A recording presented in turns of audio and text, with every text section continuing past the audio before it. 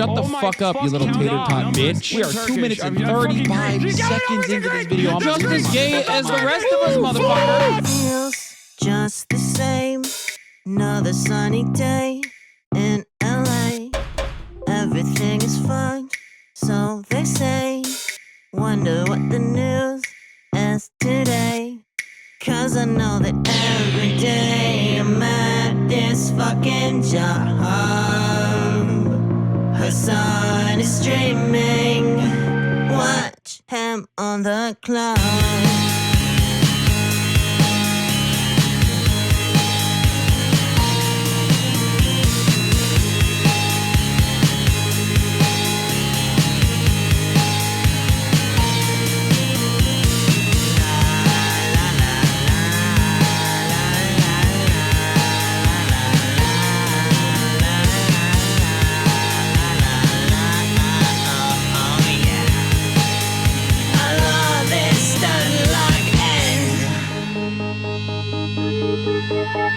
Listen, bro, the Lyra does not need this. Trans people love playing Hearts of Iron 4. Eating pussy is the basic bare minimum thing you can do. You can be like, you Where have a did they fucking fat find these penis, people, dude? and At the women want to trash have sex store? with Your you. job is posting, you're gay. Okay, God, I don't I make hate the fucking women rules. so much.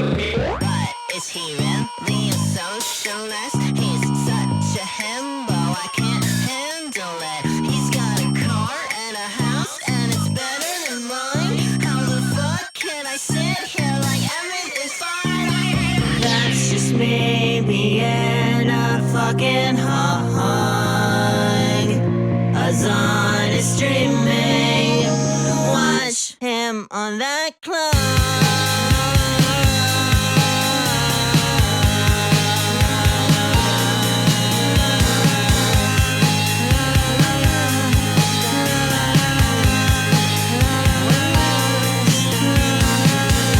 What's going on, everybody? I hope everyone's having a fantastic evening, fantastic afternoon, fantastic pre-noon, no matter where you are in the world. I'm Hasan Piker, and this is the HasanAbi broadcast coming to you live from sunny California, Los Angeles, folks. It's 69 degrees and sunny here in California, Los Angeles, and I'm live and alive, and I hope all the boys, girls, and MBs are having a fantastic one because today's a beautiful day. Today's a wonderful day. Today is Saturday, October 28th, 11:54 a.m., and I'm a little late, and I apologize. And I'm also a little groggy, and I apologize for that as well. I'm a little sick. But today is a wonderful day. We have a very special guest here that will be joining me in a little bit on the broadcast. His name is Alex, also known as LOLOverruled, the public defender, the number one pro-crime. We fucking did in a video game. Number one pro-crime individual out there. He will be going through your ban appeals in a little bit, possibly at a later hour, or maybe earlier. Anyway, but wait, what is this? You jealous at all? The fuck? Of course I'm jealous. Oh my God, where is this happening? Are they in Japan? Yeah, he's a public defender and a criminal lawyer. And by that, I mean he is a criminal. Space. He's a criminal, comma, lawyer. Anyway, folks, this is part of the broadcast where I tell you a little bit about my personal news, about what's going on in my life, about what's happening in the world of HasanAbi Piker in between the time period where I press the start streaming button and press the stop streaming button in between that time frame. And let me tell you, there's not much going on except for the fact that I ended the broadcast yesterday on a rage quit on Spooderman. It was a very difficult game. It's not a childish game. Everyone says, oh, it's a game for babies. Shut the fuck up. Actually, a very difficult game. Probably one of the most difficult games I've ever played in my life. Anyway, I ended the broadcast, sat here, hung out with Austin a little bit, and then we shot the Fear End podcast. We shot the Fear End podcast last night because a lot of people were flying out. Half the cast was flying out to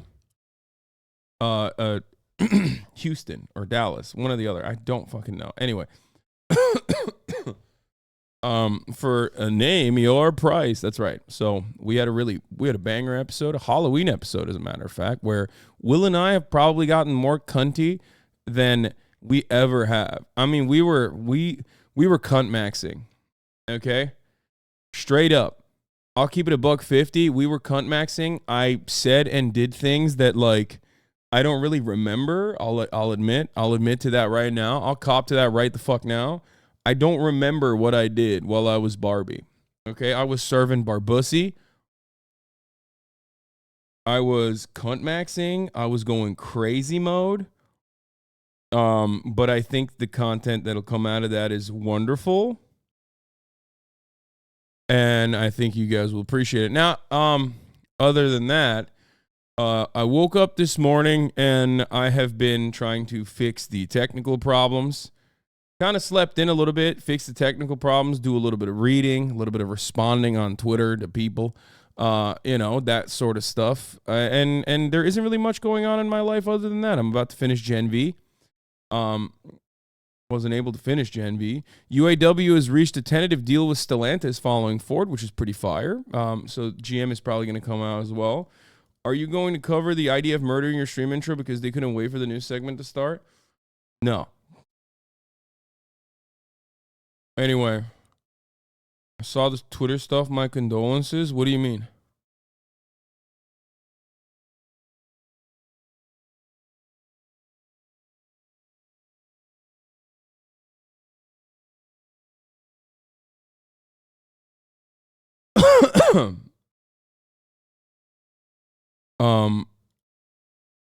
But yeah, this is what we looked like on VRN yesterday. I just want to show what cunt maxing looks like for those of you who are oblivious to that. Michael Pence is out. We're going to be talking about that today as well. Former Vice President Michael McDonald Pence is spending his 2024 presidential bid, which is devastating. For all the Pence heads out there, myself included, we really wanted a dedicated, loyal Christian zealot in the field.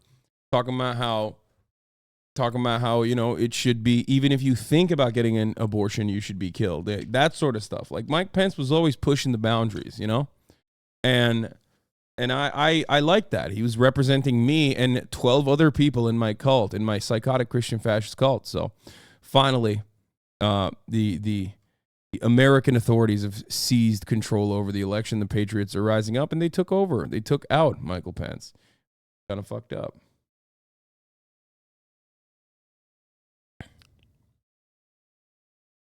Elon Musk says Starlink will support connectivity to internationally aid recognized organizations in Gaza. This is the greatest thing that Elon Musk has ever done. I'm not going to lie to you.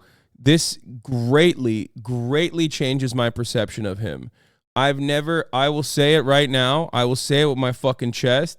This is an incredible. I don't know. Knowing Elon, I'm unfamiliar with like how he's going to operate here.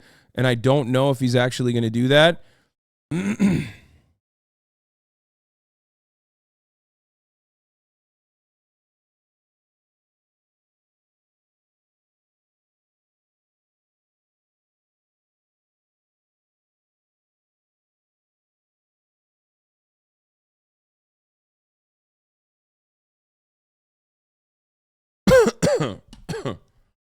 I don't know. I don't want to say anything. Especially because there are no terminals. Like you need to fucking put them inside. You need to get them inside of Gaza, and there's currently like aid is very. I mean, anything that goes into Gaza is controlled by Israel, but I don't believe that they would allow that to happen. So.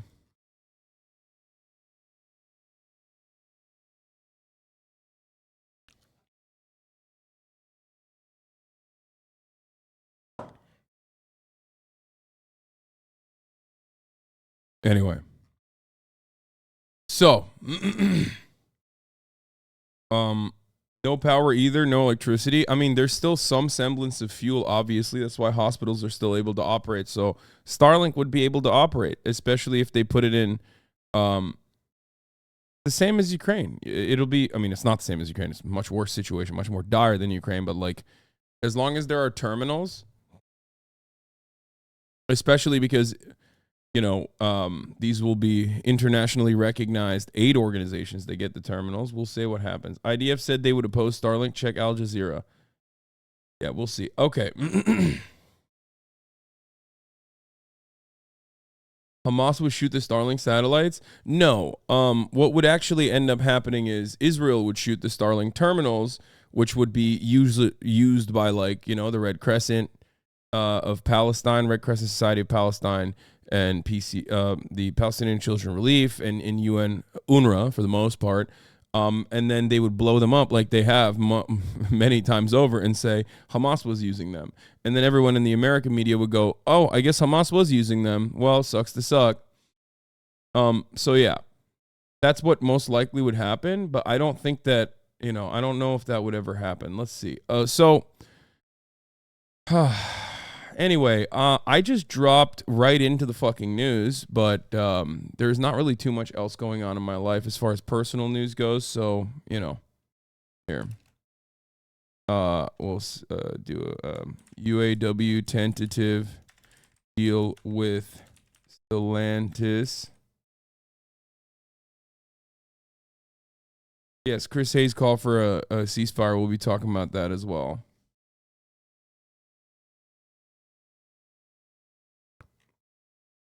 Is Kai super smart now? I mean, all videos that I've seen so far are incredible. Like, they're incredible.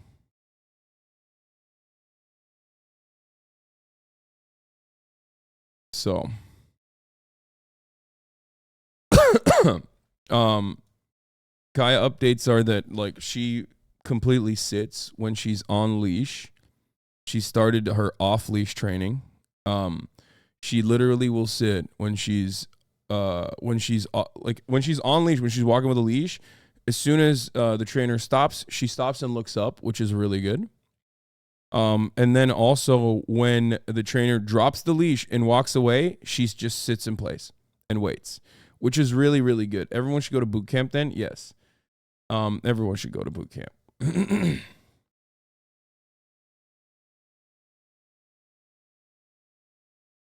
UAW tentative deal with Stellantis reached.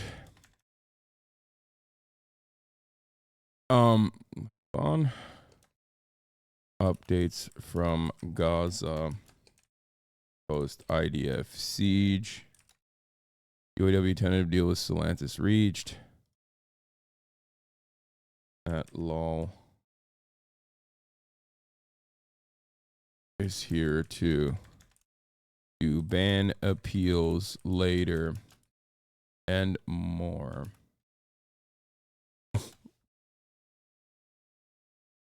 Mike Pence drops from the race.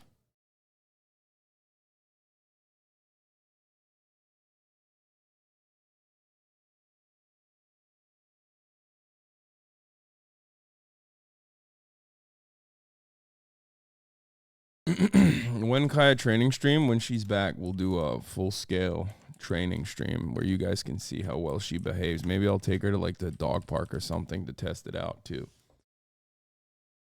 Netanyahu did another Palpatine-like post conference today. Yes, we're going to do that in a second. We're going to get to all of that. All right. But that's it. Here's the post.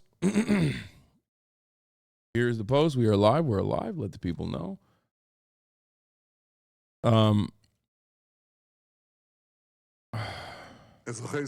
right, here. Let's get started. Let's get started with a trigger alert, trigger warning, Benjamin Netanyahu. I mean, I guess before we get started with that, one thing I will say is this.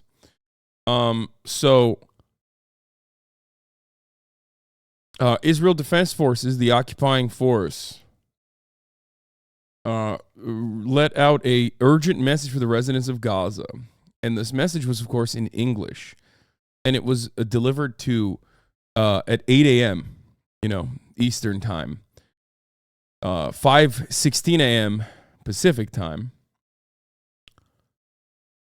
Why did you get dunked so hard? On Piers, followed by another gray name that just simply said Hitler. Very cool. We are going crazy. We just started. We just started. We haven't even started yet, and we're already started. Okay. Your rebel friend will find that this Iron Dome is very much operational. My rebel friend? This Iron Dome? What are you saying? My rebel friend? Like, is that a Star Wars reference? What's happening? Okay. I don't know anything about Star Wars. I don't believe in that nonsense. Okay.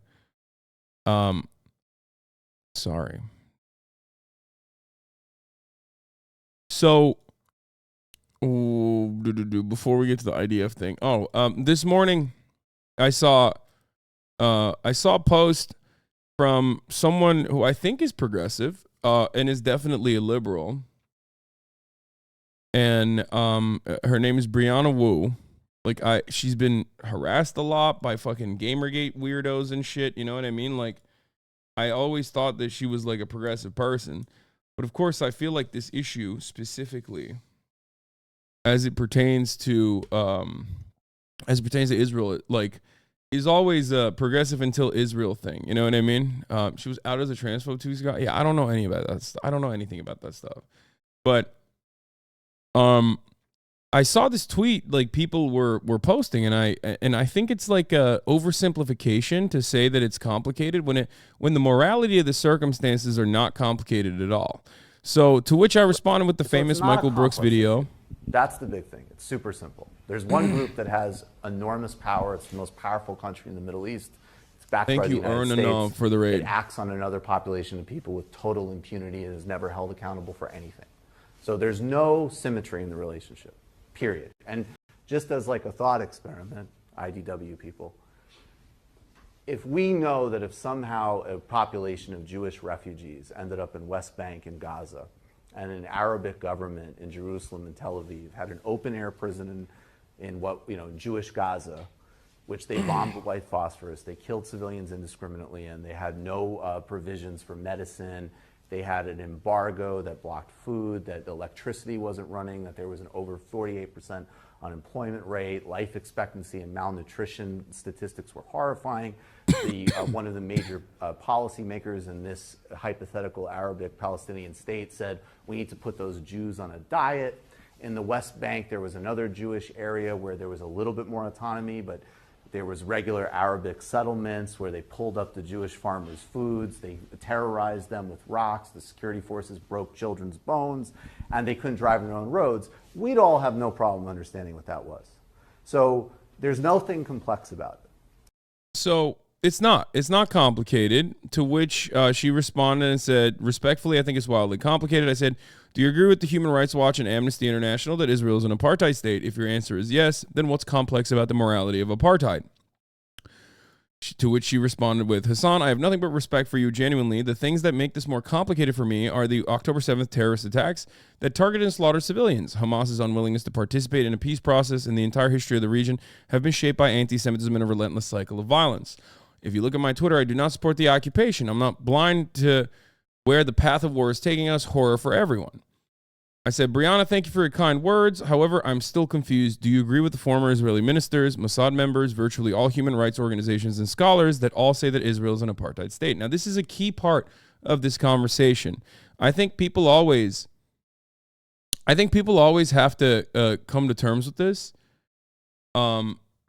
because I think that this is not a complicated situation at all. Morally, it's not complex. Historically, I wouldn't even say it's complex either. Unless you are unfamiliar with the actual historical events that took place for the past 75 years that led to what's going on. But I think this immediately reveals the position here. I think it's so loaded a term that I'm uncomfortable with that specific language. It's not a loaded term. I haven't responded to her yet. I was going to, but then when I went live, so I didn't have time to. But my sentiment on the matter, and I don't want you guys like harassing Brianna or anyone else, especially not on my behalf. I hate that people just like reply to people and go like, you're fucking crazy, blah, blah, blah. And then everybody, instead of like focusing on my words and what I'm saying, will then hyper focus on what people think are my fans that are saying. And like, and I've time and time again said, like, do not fight my battles for me unless it's like misinformation about me. You know what I mean? That people are spreading, in which case that's fine to inform people if they're wrong. But I think that like a lot of people refuse to address the words that are coming out of my mouth usually. And then immediately, not Brianna, I'm not saying she's doing this, but a lot of people end up doing this in an effort, in my opinion, to to move the conversation away from what I'm saying to like, oh, Hasan's Discord is doing this, or Hasan's Reddit is doing this, or Hasan's Twitter followers are doing this. And it's like, well, this is not me. You can come to me if you want to understand what I have to say. It's unfair, I think, that you always go after people that are maybe not as educated as I am, or have the same opinions even as I do. So anyway, she said, I think it's a loaded term. I'm comfortable with that specific language, but I certainly understand that sentiment, and I understand why you would use it. Directionally, the situation is clearly structural humanitarian abuse of Palestinians. I mean, I think it's not a loaded term. I think it's a technical term. I think it's a legal term, and I think it's a crime. And I think it's important to be able to say that crime, that it is a crime. And people have said even more ruthless, more harsh words than what I have used as well. So I would, I don't agree with this. I think we would agree Netanyahu's policies for over the last 16 years have wildly contributed to desperation and horror. But I don't think that these ideas are specific to Bibi Netanyahu. I think the Likud party, from its inception, has been, of course, a very dangerous and violent force for evil, very radical, very right-wing. And again, this far predates Benjamin Netanyahu. Benjamin Netanyahu simply has carried on that tradition. And even when we think about, for example, labor Zionism or the Labor Party, which is now feckless and completely neutered regardless, but leading up to the likes of Yitzhak Rabin, for example, they were still absolutely and entirely interested in the continuation of the apartheid structure, or at least the development of the apartheid structure, and on top of that, the continuation of the occupation, with no real interest in creating a peaceful solution for Palestinians and Israelis to coexist. There's no historical basis for this, and it's not that complicated for that reason. So I think it's important that people dance away. I think it's important to hold, at least to a certain degree, liberals who are progressive, except for Palestine, to completely understand where they're coming from. I think that this is an important thing to understand, because words do matter in this circumstance, especially when we're talking about legal structures, right? This is not necessarily just like, oh, I think it's racist, and then you don't think it's racist. I think this is a legal situation as well in the supposed rule-based neoliberal international order. These are laws that have been put in place that Israel is violated as well. So, I mean, this is certainly an important distinction to make. Why is that an important distinction to make? Well, if it wasn't important, then you would not see people who want to defend the Israeli side of the matter dance around the actual legal clarity of the circumstance. Why? Because once you establish that this is an apartheid state, which is why the Israeli government fought against this designation tooth and nail for a very long time, and have written off the UN and have written off the Human Rights Watch and Amnesty International time and time again, because they were terrified that this distinction could come, and it did. Far too late in 2021, but, better late than never, I guess. The reason why they wanted to fight this legal distinction was because once it's established legally that this is an apartheid state, which it is, okay, then the situation becomes uncomplicated from a legal standpoint, okay? So I think that's, I'm not saying that that's the reason why Brianna is specifically saying, I don't want this designation, it's a loaded term, but I do feel as though many people who are in defense of Israel's unjustifiable war crimes certainly will do that. I'm not saying that she's doing that, but the reason why they want to avoid saying apartheid and claim that it's simply too loaded a term to utilize in this circumstance, because it is a legal designation, it's a legal distinction that immediately shows every single person exactly what this is. Anyway, so the world is saying Israel has broken laws, but Russia gets away with worse on Ukrainians. If you think that Russia has gotten away with worse on Ukrainians, I don't know what to tell you. No, that's not the case at all. The entire world, as a matter of fact, collectively, with the exception of like some countries, some that actually do hold a crumb of power, like China or maybe India, that is opportunist in this regard, have openly called what Russia has done war crimes. What Russia has done in Ukraine are war crimes. I agree with that. I agree with that statement. I think that Russia's invasion of Ukraine is completely and utterly unjustifiable. It is horrific. It's monstrous. And I've said this since day one, since the first day of the invasion. Okay? Having said that, however, to say that the entire world does not give a fuck is I think ridiculous. I don't agree with that. I think that Russia's war crimes are pretty openly tracked and highlighted. Now, if we were to say that no real repercussions exist for Russia, I don't disagree with you. I agree with you. I mean, there is sanctions, right? There's wholesale sanctions against Russia, but it's shown time and time again that like our foreign adversaries, especially if they have secured partnerships with more powerful nations, can continue operating as they see fit outside of the Western sphere of influence. Obviously, there are distinctions to this rule, like Iran, but Iran still operates pretty much as well. But more importantly, like Venezuela, for example, like they get to operate, but they don't operate well, right? They suffer tremendous consequences of brutal sanctions and a blockade like Cuba. They still get to survive, but they don't survive well. They don't get to thrive, right? However, sanctions, on the other hand, for our allies, not our adversaries, but actually our allies, is entirely different. Sanctions on our allies, such as South Africa, for example, will end the apartheid regime in South Africa, as it did. Sanctions for Israel would end Israel's apartheid regime. Israel could not survive in the same way, in the same brutal occupation structure, without America's go-ahead, without America's logistical and material support. So it's very different than when you do it. When you do it to like Russia, for example, which I will admit, like I said, has not led to the severe repercussions that America thought it would lead to.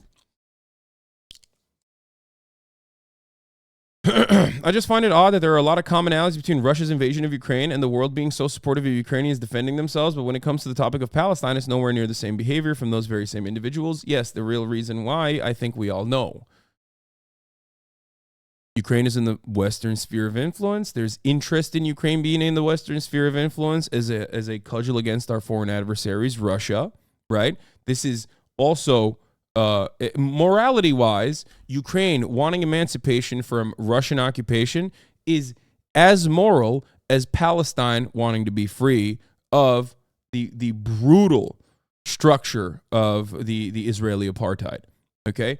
Morality-wise, they're both on the same fucking front. Make no mistake. This is something that I completely agree with. Something that I will readily admit. Okay. However, major difference here, and there's two really important ones. One is obviously Ukrainians are seen as white. That's like a racial distinction that makes it easier for people to feel sympathetic in the Western world. Also, predominantly white nations, right? But the second more important situation, the second more important reason is that Ukraine also is a asset. Ukraine is an asset to the American State Department's interests. Ukraine is a great opportunity for us to basically take some of the billions of dollars that go back into, recycle into the military-industrial complex on a new front, and on a proxy war against Russia. And this is something that American politicians will regularly admit. They'll say, with only 5% of our military budget, we've been able to erode 50% of the Russian military. This is a major goal. This is a major. Ukraine plays a major role in this front against Russia, in this war against Russia. So that is the big reason as to why a lot of American support or a lot of Western support exists for Ukraine, whereas that support is, at least in our media and in our politicians, completely and utterly non-existent. This is a flagrant hypocrisy that I think many people, as long as they open their eyes a little bit, can recognize. And that is because Palestinians do not have any kind of material wealth. They do not have natural resources, potentially. They do not have any kind of serious legal recourse. they are simply a people without a nation, because that nation, or that national independence and that national identity at a time when it was being formed in post-colonial Arab nations, it was not given to them. It was not given to them. It was not afforded to them. As a matter of fact, they were brutally suppressed and expelled from their homes. So anyway, my point is that I do not fault people. I try to be as charitable as possible, but unfortunately, the reality is that if you look at the situation like this, if you look at the situation that's happening in Gaza, and you consider that to be anything but an apartheid state, when, like I mentioned, former Israeli ministers, former Israeli Mossad agents, and of course, pretty much every fucking scholar has considered it to be an apartheid state. If you don't want to consider it an apartheid state in that situation, when NGOs, Western-backed NGOs that are not exactly fond of America's like foreign adversaries, or are definitely more sympathetic to America's own State Department interests, if you look at that information and still say, no, I don't think we can use the term apartheid, then you are in the wrong, both historically and also wrong on the facts. So yeah, this is definitely important. This is definitely important to understand. So, as far as the complications, though, obviously the solution is complicated. I don't disagree with that. The solution morally is uncomplicated, but the reality of the solution is complicated, which Archie Irving posted about as well. If you remember Archie, he was the one who was he was the one who solidified that the IDF counterclaims were completely falsified. He was the one who falsified the IDF counterclaims. One of the Os and Andes. The solution is complicated rather than bare morality of the situation, which is obvious. Easy enough to see a genocide and know it's wrong, although difficult for most on X. Hard to ensure that the solution which prevents one genocide does not, in turn, create another. Now, this take is a very commonly shared opinion. I don't think that Archie himself is like a rugged hardliner Zionist. I don't think so at all, as a matter of fact. But this take is one that rugged hardliner Zionists do present. They say there's a hypothetical genocide in the periphery. There's a hypothetical genocide if we allow Palestinians to have all matter of freedoms. So to which I responded with, the fear that the oppressed would turn into the oppressors once their shackles were removed existed in the end of South African apartheid and during Reconstruction after slavery. I do not believe a hypothetical genocide in the future should prevent us from stopping one right now. To which he responded with, but how do you do it? It's easy for me to agree with everything you say, but I want to think it's possible. But what is the practical method of giving land occupied in the West Bank back to the Palestinians without committing genocide against the Israelis? This is complicated. Now, he used the term genocide here. Taking settlers and forcibly removing them from the West Bank, the occupied West Bank territories that they're currently illegally sitting on, all 470,000 of them, is not a genocide. That would not be a genocide at all. That would just be just, right? It's just the truth. That is just justice in that circumstance, okay? And to which I responded with, pulling the 10,000 settlers out of Gaza by the IDF wasn't considered a genocide, so it can be done. Except they resettled them in the West Bank, which now has 400,000 illegal settlers. There can be no two-state solution while they remain alongside an IDF that has to defend their illegal settlements. The IDF has to maintain its apartheid regime in the West Bank in an effort to avoid complying with international law. Okay? No, the number people say is 700,000. I said it yesterday as well. It's actually 470,000 or so. It's not 700,000, I don't think. Anyway, regardless. This is why I believe in a one-state secular solution. Reparations must be given. Palestinians must have a right to return, and a Truth and Reconciliation Committee and a tribunal for all war criminals must occur. This is basically the only path forward, in my opinion, if you want to genuinely have a full-blown, permanent security and permanent peace for all of the Israelis living in Israel proper and all the Palestinians living in Palestine. This is what has to happen. That's it. And he said, I tend to agree with the one-state secular solution, but how can you not see choosing between that and a two-state solution, however many forms it can come, is a complicated decision to make. How do you integrate a place like Gaza into the one-state solution? These are not simple decisions to make, and there are decisions that might be a difference between success and failure, and they require totally different approaches to resettlement, reparations, etc. On the surface, the entire struggle is simple, but where you direct your view of a solution is not. Which I will repeat once again, something that I've said time and time again. Throughout the entire history of mankind, Europe has been at war with one another for a longer time than it has been at peace. But nowadays, living in the neoliberal order of the world, in a post-World War II universe, that sounds fucking insane. When you think about the reality that there has been a constant land grabs in Europe against those cousin fuckers on either side of the equation, okay? Sometimes literally cousin fuckers that fuck each other and then fuck one another's cousins once again, okay? The fact that those guys, those fucking charlatans, those fucking barbarians can peacefully coexist in a borderless society, okay? When the Islamic world was going through its golden age and these guys couldn't even fucking wipe their asses correctly and were dying by the fucking millions, okay? The fact that all of this is real shows me that, yes, no matter how surreal or how impossible it feels from where you're standing when you think about the endless conflict for the past 75 fucking years in Israel, that, yes, Palestinians and Israelis can, of course, coexist together in a one state, in a one secular state. It's ridiculous. No different than assuming that the natural position of the human beings is one born out of greed. Like, greed is natural. It's a way that we forget the collective actions that have brought us thus far. It's ridiculous.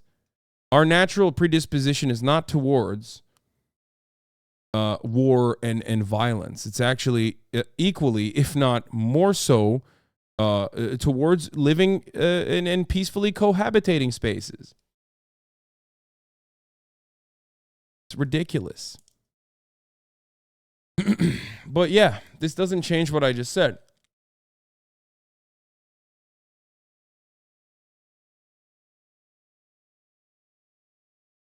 So, have you seen the Vox video on Gaza? Gaza explained. I have not, but we can talk about it.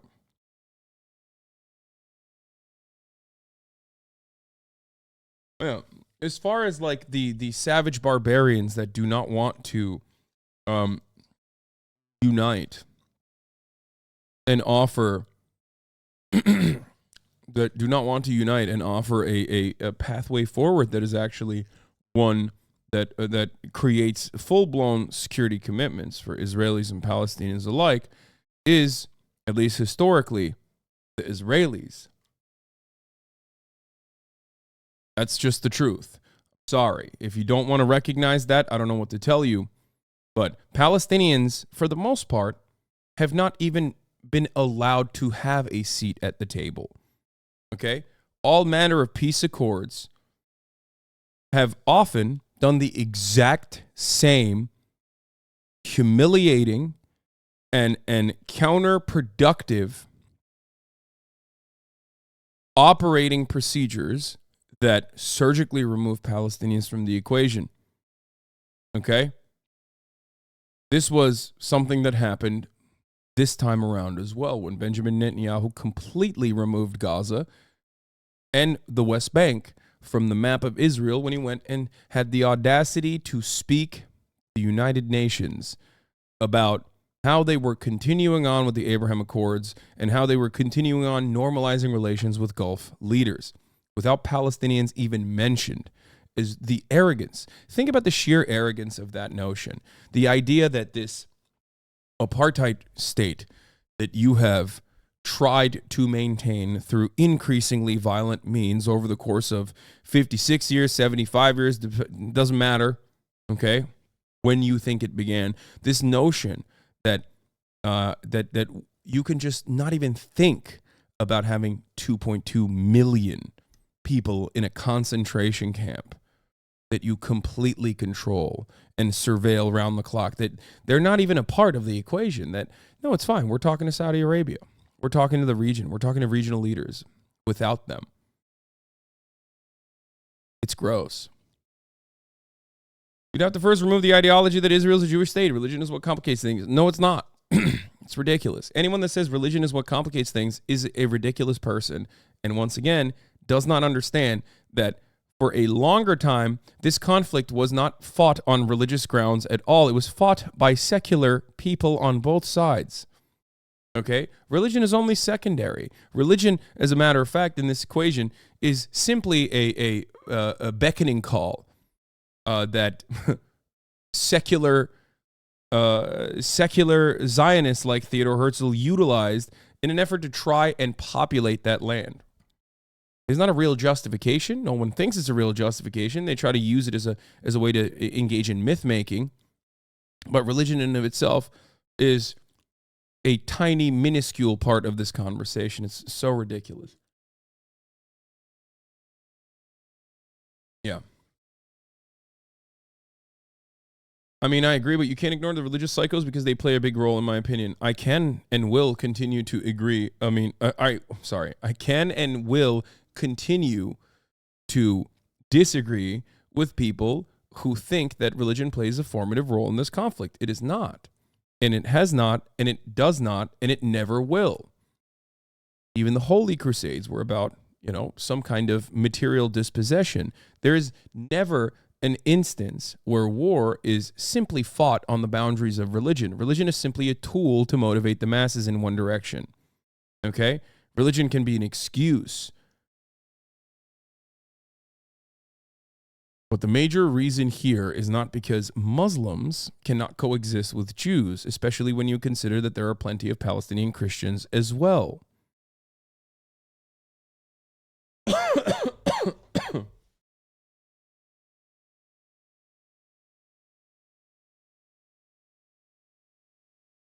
The reason why Americans like Israel and defend Israel is not simply because of religion. Evangelicals are sold this lie, right? Because of their own theological, psychotic death cult, right? They have their own personal Armageddon justifications for why they believe in the continuation of Israel's annexation and full-blown ethnic cleansing. But the idea that Muslims and Jews are enemies historically is a silly one. It's an ahistorical one. I've pointed to it already. Everybody likes to talk about the latter half, right? Everybody likes to talk about post-colonial Arab nations and the purges that occurred in said Arab nations of Arab Jews, right? This was very beneficial for the Israeli government that wanted to already take on the Arab Jews and bring them to Israel because they had an interest in populating Israel and ethnically displacing all the Palestinians, no matter what their religious background was. This part is true.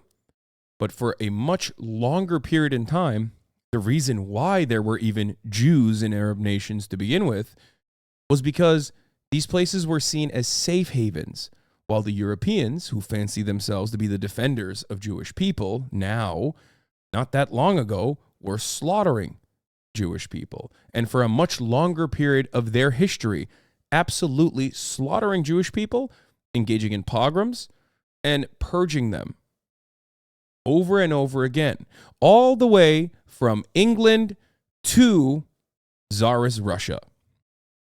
Okay? This notion that, Jewish people just simply started existing as Arab Jews in all of these lands as a consequence of anything but. I mean, I guess they've lived in that land for thousands of years as well. However, plenty of them also came to Turkey, to Morocco, and many other places to escape the pogroms. And for a very long time, Jews and Muslims and Christians peacefully coexisted in that region. Okay?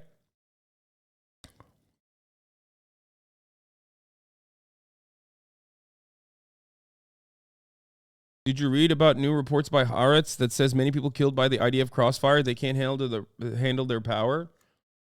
Yeah, we'll look at the Haaretz report on the matter. This is an old John Oliver bit.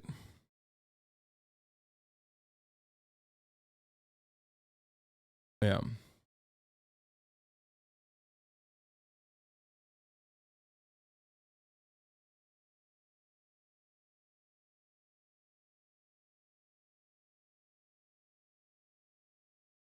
So Oliver is conspicuously silent. What do you mean? He comes out once a week. Why is he conspicuously silent? He hasn't done his coverage this week yet. We'll see what he says. I swear Europe acts like a bunch of recovering addicts who conflate Israel and Jews and yell at you for daring to attempt them to relapse into their genocidal mania if you ask for a ceasefire.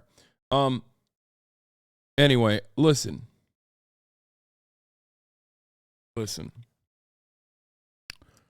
I suspect John Oliver will talk about what's going on in Gaza this episode, this time around. I assume. But anyway, let's continue.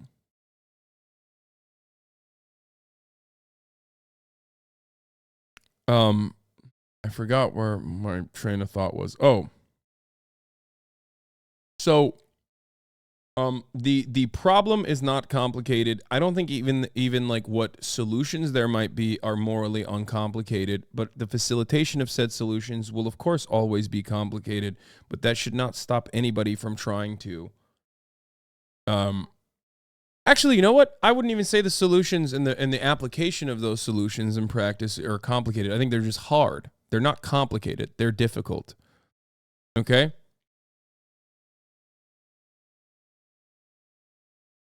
Leader of the Hamas movement in Gaza Strip, Mujahid Yahya al-Sinwar, says we are ready to immediately conclude an exchange that includes the release of all prisoners and the prisoners of Zionist enemy in exchange for the release of all prisoners held by the resistance.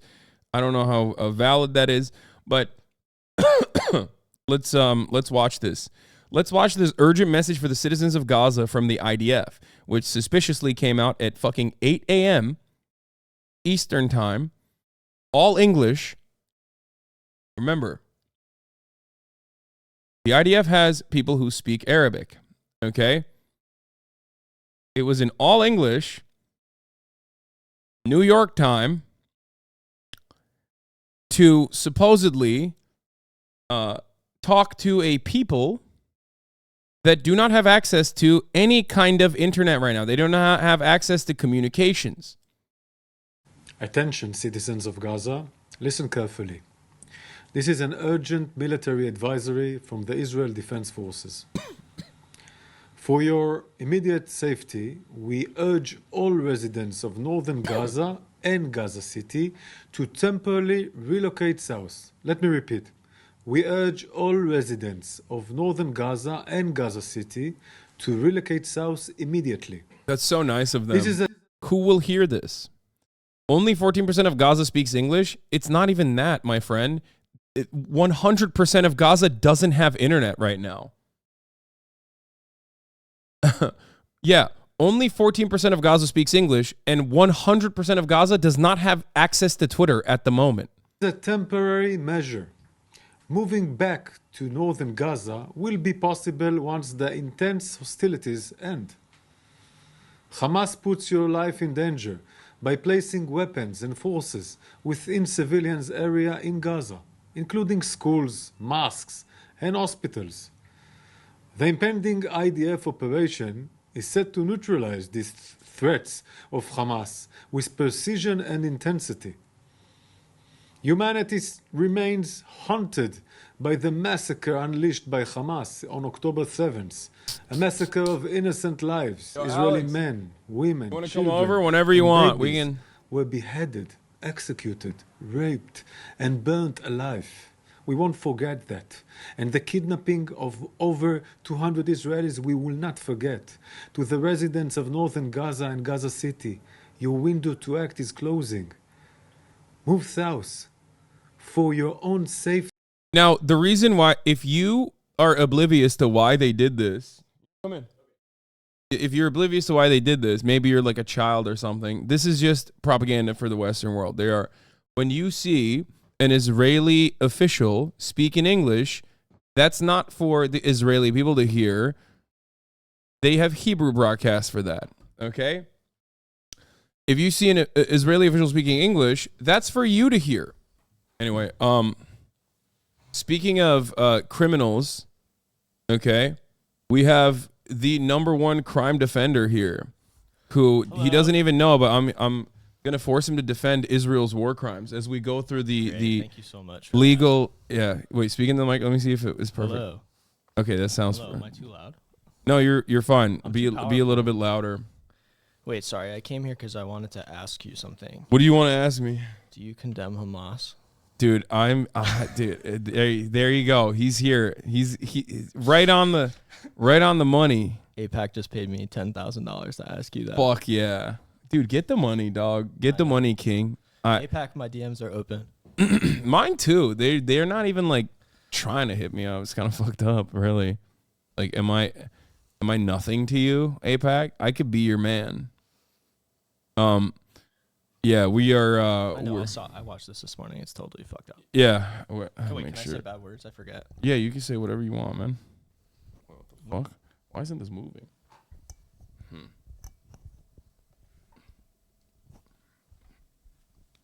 All right, try to unscrew this real quick. Condemn it. You haven't condemned it today, and I have a problem with my morality. Yeah, I know. I condemn it every day. I wake up in the morning and I condemn Hamas every morning, which is what you're supposed to do. I don't know how to fucking uncork this, but It's fine. it's not really. It's supposed to. It's like kind of fucked up. It's not perfectly. Oh, there, whatever. The hypothetical situation that you start stream tomorrow and start blasting Israeli talking points is hilarious. I could do it. It's so fucking easy. What Crocs is Lolo posting? Oh, Am I not allowed to post that? no, that's fine. No, these are Cutie gave me these. I'm wearing them right now. They're so comfy. Cutie Cinderella gave me these. She got them at TwitchCon. The Crocs that Twitch gave me, however, were fucking basic as hell. And these Crocs are sick as hell. And I'm literally wearing them right now. No, they look good. Yeah. I've been going around your house and scratching out all the photos of you, like your eyes, Oh, nice. because I was bored. Okay. Well, that's fine. Ask him if he's at a Scoop Bagel yet. I think Do you know that's about this? Scoop Bagels. I Yeah. think it's anti-Semitic I agree. to have Scoop Bagels, like to make that. That's the anti-Semitism we're not talking about. I know. Scoop Everyone's bagels. always talking about like, oh, people say free Palestine, and now I'm scared. It's like, no, man. They literally make Scoop Bagels. It's fucking anti-Semitic. Unacceptable. I brought this book. Have you condemned Hamas yet? Um, Oh. Well, yeah, go ahead. what are you asking me? Yeah, have you? Do you condemn Anyway, Hamas? so I brought this You love book. crime. And I highly recommend that everyone gets it. Have you read this? I hate I know you reading. hate reading. This Yeah. is a great book, though. The 100 Years War on Palestine, a history of settler colonialism and It's really resistance good, from guys. 1917 to 2017. It's very good. It's very good. Yeah, but Rashid Khalidi Yeah, King. seems like an Arabic name to me. Can you tell me he's not Hamas? Yeah, exactly. I reject this whole thing. I condemn. Yeah. There's something in here I like that I want. Well, I don't want to read from a book. No, you can read from a book, nerd. Go I ahead. don't know, because I heard you talking about this stuff. Yeah. And I So mean, I know it's- you've been talking about it a lot. I know a little bit about it. You know, just some I've just, covered for 10 years at this point. Just a little bit. Yeah. Not a lot. Did you know? So you know that my brother is in rabbinical school. Did you know that? I think I've heard you talk about this on Twitter or something. Yeah. So I don't really talk about it too much because it's like, it's his sort of business and his life, but they're reconstructionist Jews, which is kind of like sort of like hippie Platonic view of Judaism. It's pretty cool. Yeah. And I like it. Yeah. And actually the majority of his class, the students there at this rabbinical school, went down to DC. They were there at the insurrection that occurred Not the not What? not Wait, no, what? no, sorry. Like January. No. What the fuck? They went down to protest recently, where a bunch of Jewish people went down there and some Yeah. rabbis and stuff, and they got arrested. And so a bunch of people were down there, you know, standing with Palestinians or whatever. Okay, what do you want to read? Oh my God, so sorry. You had Well, I just thought this was. Okay. Let's hear it. I know I'm reading from a book. Is this boring? Dude, just can you read? stop? Just be Okay. normal. I'm What the trying fuck? to be. There's a people lot are of very people. excited for you to be on here. Okay, this is what I wanted to read because Okay. I thought this was useful. For all Palestinians, no matter their different circumstances, the Nakba formed an enduring touchstone of identity, one that lasted through several generations. It marked an abrupt collective disruption, a trauma that every Palestinian shares in one way or another, personally or through their parents or grandparents. At the same time as the Nakba provided a new focus for their collective identity, it broke up families and communities, dividing and dispersing Palestinians among multiple countries and distinct sovereignties.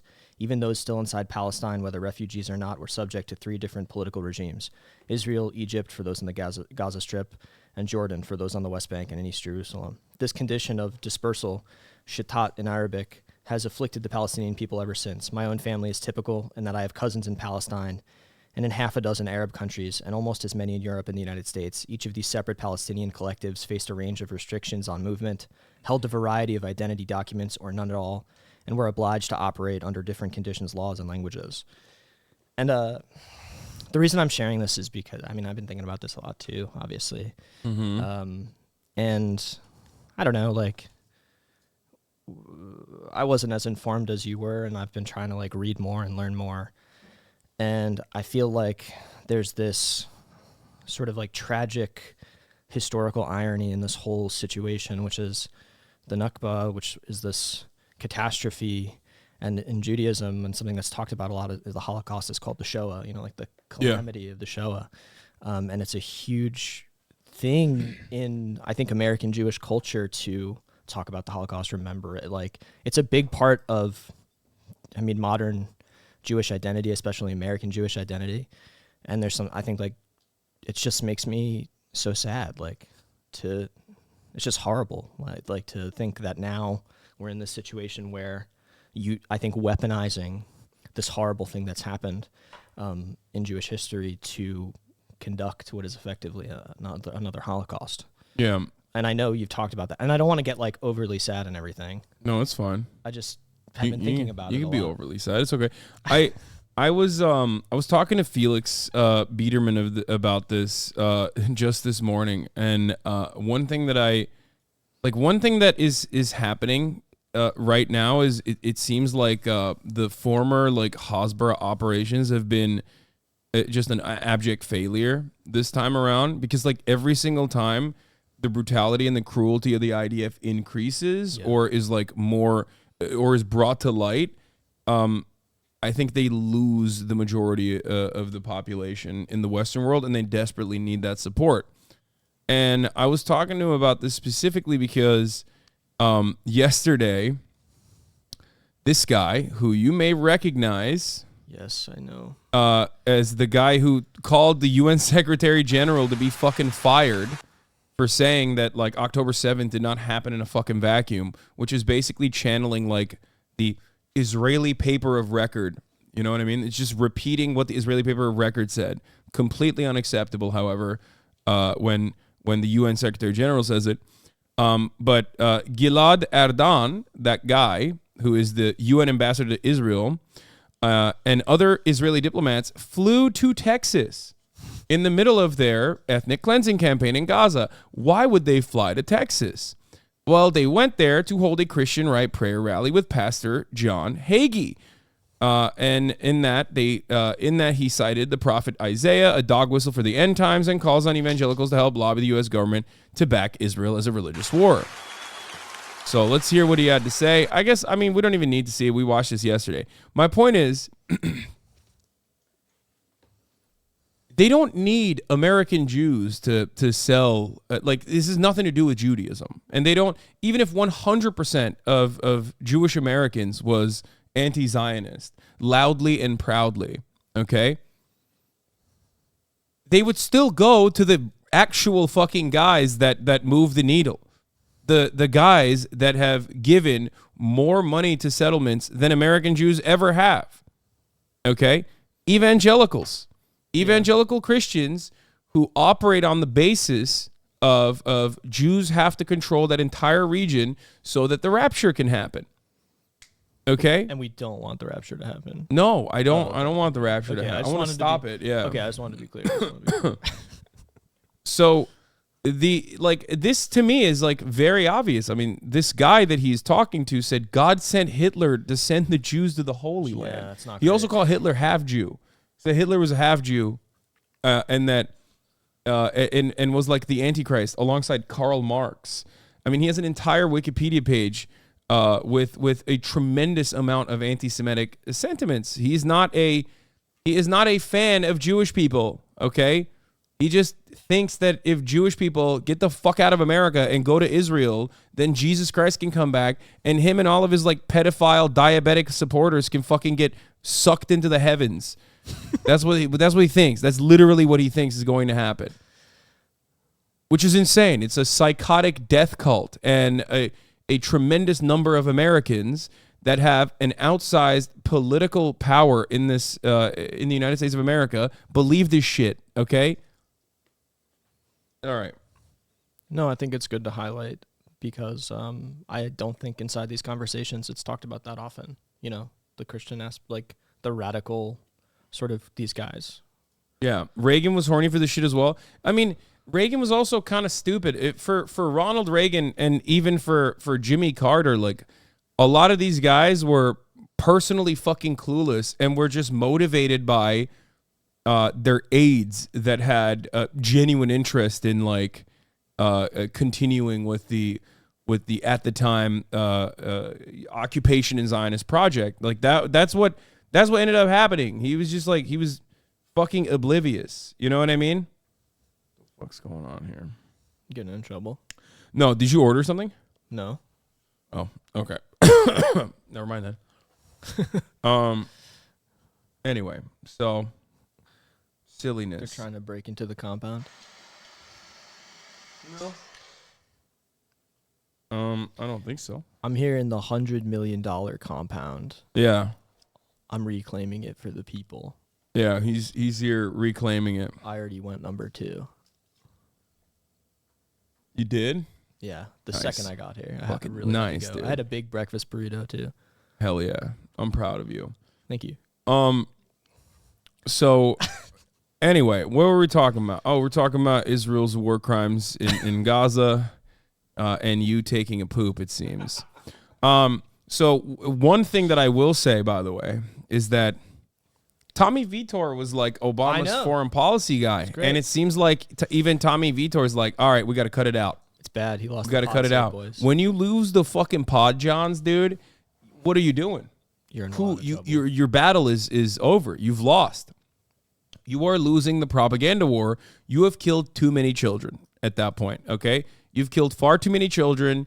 You have done far too many war crimes. Think about it. These guys literally worked in the Obama administration. An urgent message to residents of Gaza telling them to relocate from north to south, delivered in English after Israel cut off Gaza's telecommunications and internet networks. Just a completely cynical PR move for Western audiences. It's done. It's done. And John Favreau reposted the All In with Chris Hayes segment where he actually called for a ceasefire. You know? So think about that. Tommy's podcast co-host Jews and has been calling out Israel well before all this happened. I know, but I'm saying like these guys, okay, being Jewish has nothing to do with this, okay? Your proximity to like the American State Department interest is infinitely more important than you being Jewish or genteel, okay? It's not. It's utterly irrelevant. Maybe from the normie sphere, if you like went to Jewish school and camp and birthright and whatever, the likelihood that you were propagandized towards having one kind of position is entirely, I mean, it's there's a likelihood potentially there, but ultimately, you know, it has nothing to do with like a monolithic Jewish understanding that like all Jews defend Israel or some shit. Anyway, so right? I agree with you. I think it's fraught in conversation. I mean, I think you're walking an impossible line, I think, a lot of the time. Like, I think everything you're saying is correct. Obviously, I have a ton of people in my family, you know, like, and relatives and friends who have some of them have more complicated feelings about this. My feelings are not complicated, and I heard you talking about this earlier. I don't think it's complicated in terms of what needs to be done. I got a lot of people fucking... Yell louder? Yeah. Yelling they want at you me? to yell louder. I'm sorry. They want you to yell that at the top of the hour there's a 3-minute ad break. And if you no longer want to see those ads, all you need to do is subscribe for $5 or for free with the Twitch Prime. That's what they want. They want you to yell. Here, I'll do it now. Oh, you're going to make me louder. I'm soft-spoken. I'm sorry. Israel's propaganda campaign failed to consider Snapchat maps. Yeah, I mean, that's a big part of it too. I don't even know if I can show this. This is like probably really gruesome, but I thought you meant Alex Press, not Lolo Lamau. I didn't know his first name. They know you as Lolo. That's fine. LOLOverruled. Lolo.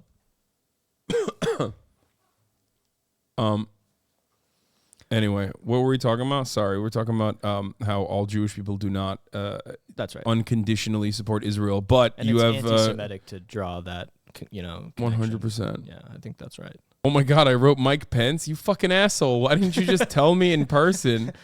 You fucking dick. I didn't even know.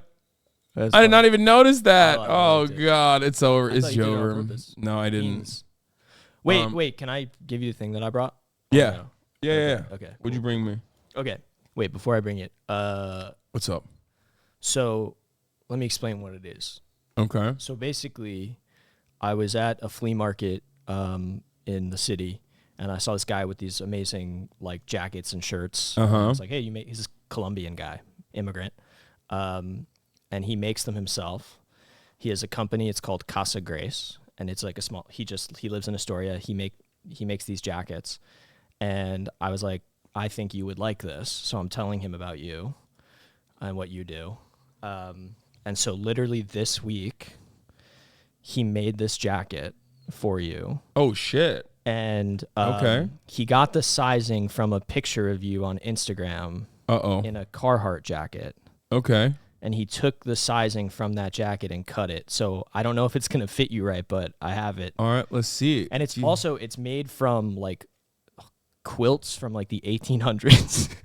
What? So it's like smallpox quilt that I'm bringing to you. Okay. And it's got a vintage kimono on the inside. I love that. Okay. Just hold on. Ready?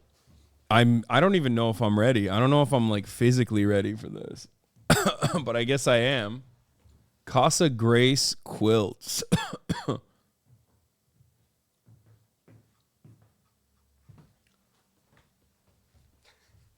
That's crazy.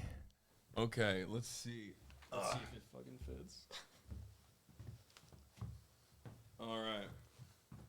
It's heavy. I know. It's so heavy. What the fuck?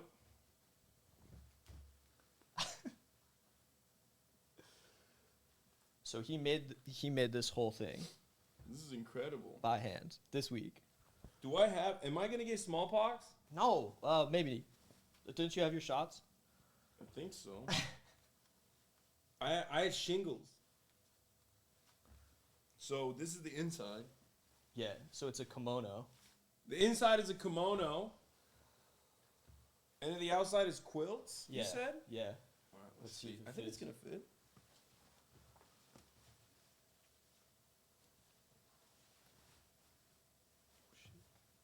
It fits. It's perfect. Let's go.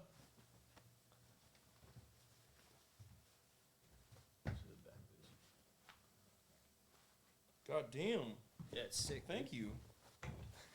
Oh, this is fire. Thank you so much.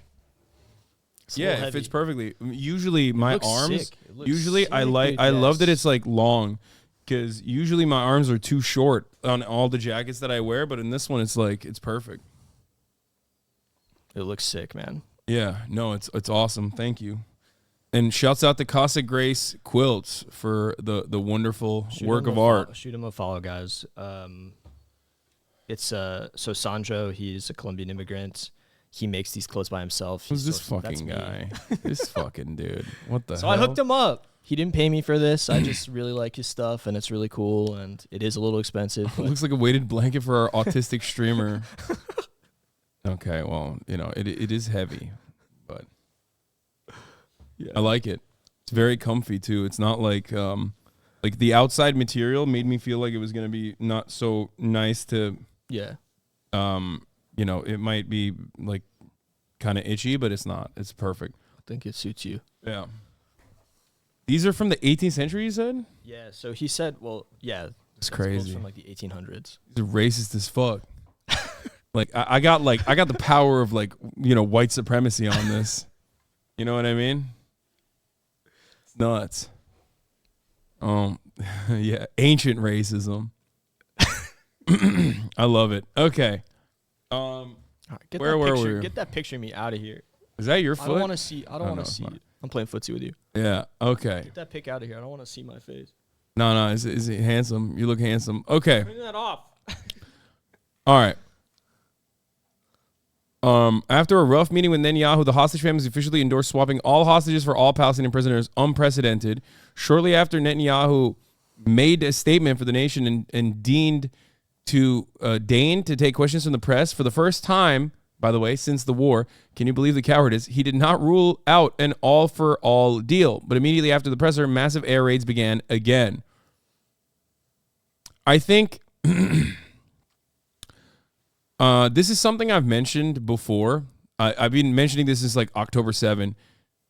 Once you come to the recognition that the Israeli government cares more about ethnic cleansing of Palestinians than they care about the security of Israelis even, then you start to understand why they take actions in the way that they do, both in their internal conduct, in the maintenance of an apartheid regime, which understandably is a security threat to Israelis, which, the fucking Shin Bet also openly told the Likud-backed Netanyahu government, and they were called woke at the time.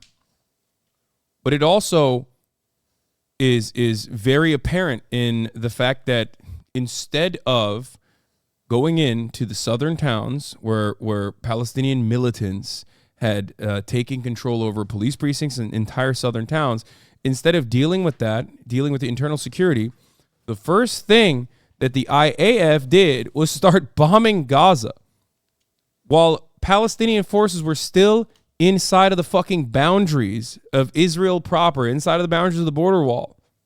So that should show you that they never gave a shit. They don't give a shit about Israeli citizens. They obviously don't give a shit about Palestinians. We know that already. But they don't even give a shit about Israeli civilians. They only care about taking up more land. They only care about seizing as much land as possible. Honestly, I think Israel trying to prevent Elon from doing what he wants will just make him want to do it more. Yeah. Elon Musk actually came out with a fucking fat W, which I will openly admit, an incredibly rare, but What do you do? he said that he wants to send the internationally recognized aid organization Starlink in Gaza. Yeah. Now, Is that gonna work? well, Israel said no immediately. So no. So the way that this works for those of you who don't know, is that you have to have terminals on the ground so that they can beam the Starlink satellite internet to, right? And in order for that to happen, then through the humanitarian aid convoys that are going in through the Rafah border, Israel has to allow Starlink terminals to be sent in to the Gaza Strip. Of course, Israel's not going to allow that. I'm not handing him a W on that. I'm sorry. Yeah, not because yet. I think Until he's I full see of it. shit. Until I see it.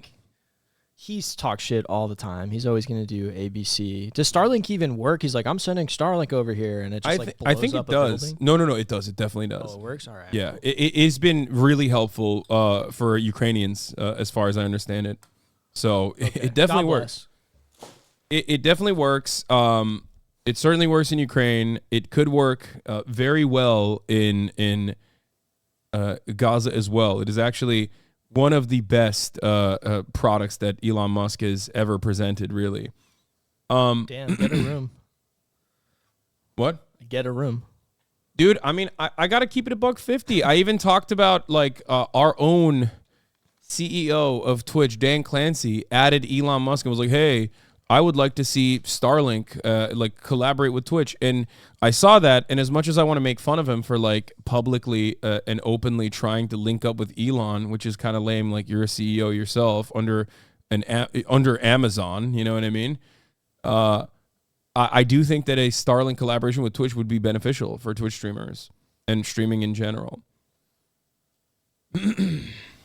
Compared to flatten them all, I guess saying you want to supply them Starlink is an OKW. Yes, 100%. It's like not even a question. Elon Musk offering Gaza Starlink is a fat W. And even if it's simply for PR purposes for himself, it's still a fucking fat W. Like, because think about it. Who does PR that recognizes the humanity and even the humanitarian aid of Palestinians? Nobody. Sure. Like, no one in actual proximity to power, nobody that has like literal defense contracts right now with the American government is going to go out of their way to be like, we should help the fucking Palestinians a little bit. So the fact that he is actually doing this, I think to me shows that he sees value in it in as far as PR goes. Like, he sees value in even saying that, which... You think is an indication of... God, dude, suck his butt more, Haas, lol. I mean, I fucking despise him. I do. So you think it's an indication of a tide change? I think so, yes. I think that... I think that's fair. Yeah, I think that the fact that they're saying, the fact that like someone like Elon Musk who is a defense contractor for the American government could say that. Also, before you turned the stream on, you were kissing. You had a picture of Elon Musk, and you were just kissing. Well, I saw the tweet, and I was like, he deserves it. He deserves these kissy poos. You're on the wrong side of history when you were trying to prevent Elon Musk from doing something beneficial. Yeah, like literally. Elon Musk yesterday was talking to a dude. You're gonna get me banned on Twitter. I'm gonna get banned as soon as I walk. If I don't get fucking banned on Twitter, you won't get banned. I literally had his like wife on the broadcast, and I shit on Tesla. And I know his ass watched that fucking stream. So, like, It's fine.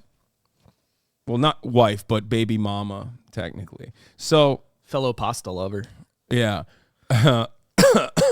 Ultimately, what I'm trying to say is that even if it's for PR purposes with, like, no real interest of, like, actually following through on that, the fact that he would come out and make a PR statement that is, like, ostensibly on the side of Palestinians is wild. And it is a genuine tide shift. Okay? I feel you, and I think you're right, but I'm never going to hand it to that man as long as I live. Yeah. No, I mean, he's... just yesterday, he literally said the melting of the Robert E. Lee statue in Charlottesville... Oh, God. ...that was at the center of the Unite the Right rally in 2016... was actually yet another indication that they are trying to exterminate white people in America. He literally replied to some fucking fascist, anti-Semitic weirdo who was like, yeah, they're trying to kill us. They're trying to kill us all white folk. And then the guy replied to Elon going, yeah, you of all people know better than anybody else what happens when you capitulate to these forces. Like when they take your diamond mine away, when they take your apartheid state away, like that's what he's saying. He's saying like South African apartheid was really good, is what he was saying to Elon Musk. So I don't know. We'll see. I think Elon's doing a PR stunt. He's not going to help anyone. No shot. I agree with you, but I'm saying the fact that he's doing a PR stunt on the direction of Palestinians being considered humans, when the overwhelming majority consensus in media and those in fucking those with actual proximity to power has been unconditional support to Israel, that means something. Point is, this isn't tit for tat.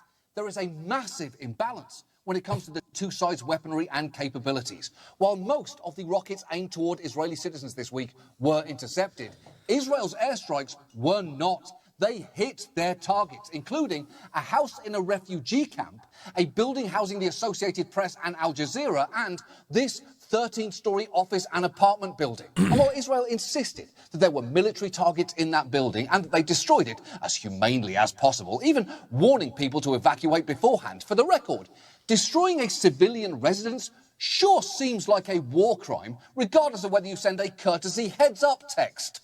And when dozens of people have seen their homes or livelihoods destroyed, it doesn't really help that the Israeli military posted this triumphant meme showing the explosion and the rubble labelled before and after. Look what we did. People lived there before and now they can't. You get it, right? And obviously, in general, you should probably never meme a war crime. But if you absolutely have to, at least go with something less boring than the before-after template. Maybe use the Drake meme or the disaster girl. There's a building coming down, so checkmark already there. And it's... I mean, they do that all the time. They literally, they looked at this and were like, bet. Well, they're doing the, did you see the stuff of Harry Potter memes? Yeah, or they were like. the Hitler, they had Hitler on one of them. No, that was, I don't was think fake? that was real. That was fake. Oh, Come on, oh my dog. God. No, I got fake news. They didn't go that fucking far. But the Voldemort No, I know. one. Someone made a meme like making fun of the Voldemort meme with Hitler crying. Oh, shit. No, only dude, Bibi I Netanyahu. Only Oh Bibi. my God, only fake news. only Benjamin motherfucking Netanyahu actually unironically said that in the past. Guys, I fell for fake news. I'm Holocaust sorry. revisionist Benjamin Netanyahu famously said that the Palestinian Grand Mufti is the one who told Hitler to exterminate the Jews, like that Hitler was not actually planning on exterminating the Jews and he was simply going to resettle them, okay?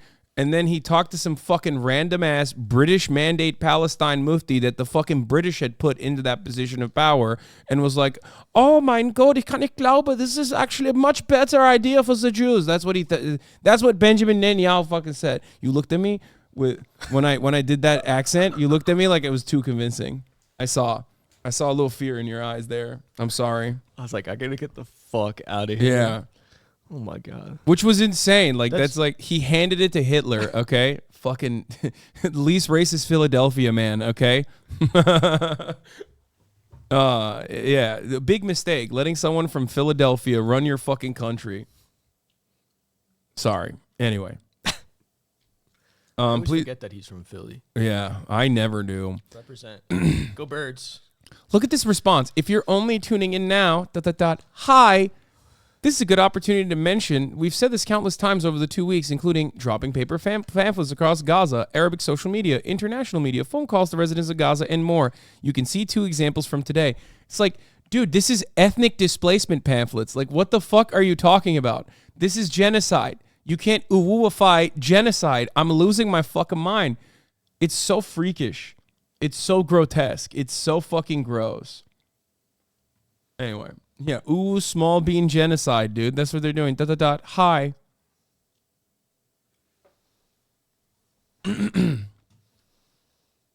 What is this?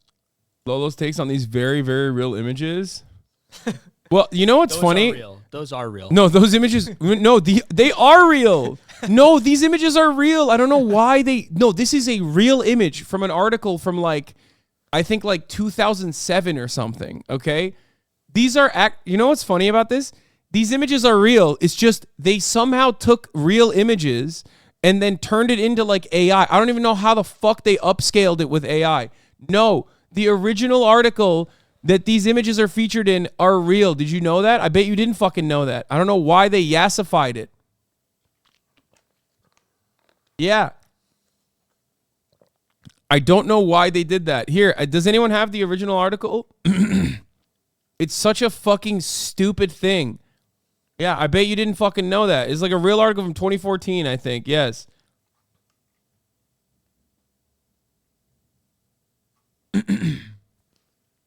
That's the funniest part about it, is that it's like this.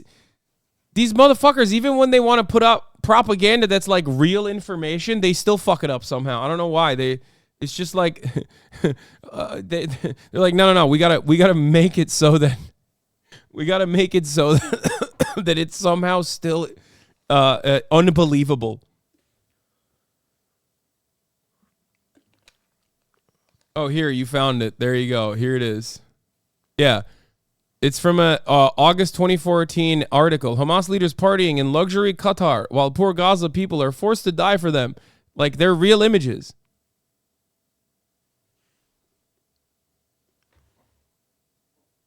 Muslim infidel servants of Satan, murder, rape, molestation, sodomy, domination, the commandments of Islam. Wow. It seems like this guy's got a normal take. Anyway, it's wild though that like even when they have like real verified intel, they still fucking do this like random stupid shit to make it seem like it's fake. So maybe they just had AI technology back then. You ever consider that? No, I have not. It was AI from 2014. Yeah. You gotta wake up. You gotta open up your third eye. Here is let's talk about let's get to Benjamin Netanyahu. Here he had some more genocidal takes today. I'm gonna go pee while this. That's not like him. Israel. Yeah, it's so he must be going through it right now. That's why I think he doesn't feel too good, it seems. People of Israel, last night, additional ground forces from Israel entered Gaza at the gates of the complex of evil, the hall of evil, and the goals of this war are very clear: to completely eliminate the military capabilities of Hamas and to bring back the captives home. We decided on expanding the ground operations unanimously, both in the War Cabinet and in our Political and Security Cabinet. We did this in a very educated manner, taking into all the considerations out of responsibility to guarantee the fate of this country and the safety of our troops. The troops that are fighting in enemy territory right now know that the people, as well as the leadership of this country, are behind them. Over the past few days, I met with the troops in their bases, both in the south and in the north, and we have a wonderful army. We have exceptional soldiers, real heroes, both Jews and non-Jews, secular and religious, from the left wing, from the right wing. They are all united and filled with a combat spirit that I've never seen before. They are willing to fight full force against an enemy that there is no other enemy as cruel as it is. They want to retaliate for the horrific acts that these people conducted against our children, parents, sisters, brothers, and friends. They are committed to completely eliminate this evil from the world for our existence, and let me add, for the benefit of all of humanity. The entire people and all of Israeli leadership, we all embrace them and believe them. You must remember what Amalek has done to you, says our Holy Bible, and we do remember, and we are. Yeah, when you start talking about Holy Bible and like God being on your side while simultaneously doing an ethnic cleansing, you've really kicked it up into high gear, okay? Really doing a great job here, man. Really normal stuff, really cool. Dog, what is he talking about? For the record, this is Hebrew. So it's not for you. This is like Sky News is translating it, but it's important to understand like the Israeli government's communications that are English are always going to be for the Western world. And there's a massive amount of this kind of communication. There are entire ministries dedicated to doing that. Okay? But the fact that this is Hebrew means that this is specifically for the Israeli audience. Okay? It's for the Israeli audience. So that's why his rhetoric is going to be less tempered, as a matter of fact. There will be certain things that he doesn't even bring up. Are fighting, our brave troops and combatants who are now in Gaza or around Gaza and in all other regions in Israel are joining this chain of Jewish heroes, a chain that has started 3,000 years ago from Joshua ben Nun until the heroes of 1948, the Six-Day War, the 73 October War, and all other wars in this country. Our hero troops, they have one supreme main goal: to completely defeat the murderous enemy and to guarantee our existence in this country. We've always said, never again. never again That shit is so evil. is dude. now. That's And Yeah. maybe the most. What cynical using aspect of using this. the the never again shit. weaponizing the Holocaust to like engage in ethnic cleansing against a population that had literally nothing to do with the Holocaust. No, it's completely fucked. Yeah. Yeah. So I mean, and interesting. you could. And today- you could also frame it. I mean, now the way that I look at it is for Zionists at least, and people who use that, I look at it as saying they meant never again.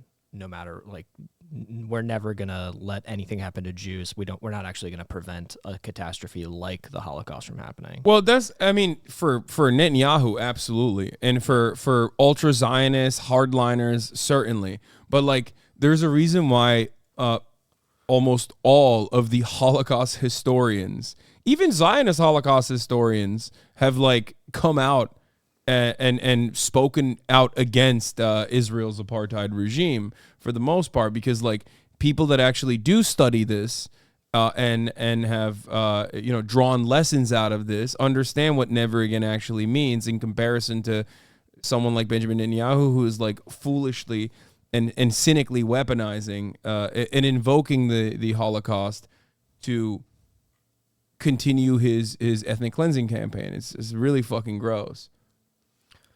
Wait, hold on. I'm gonna grab something here real quick.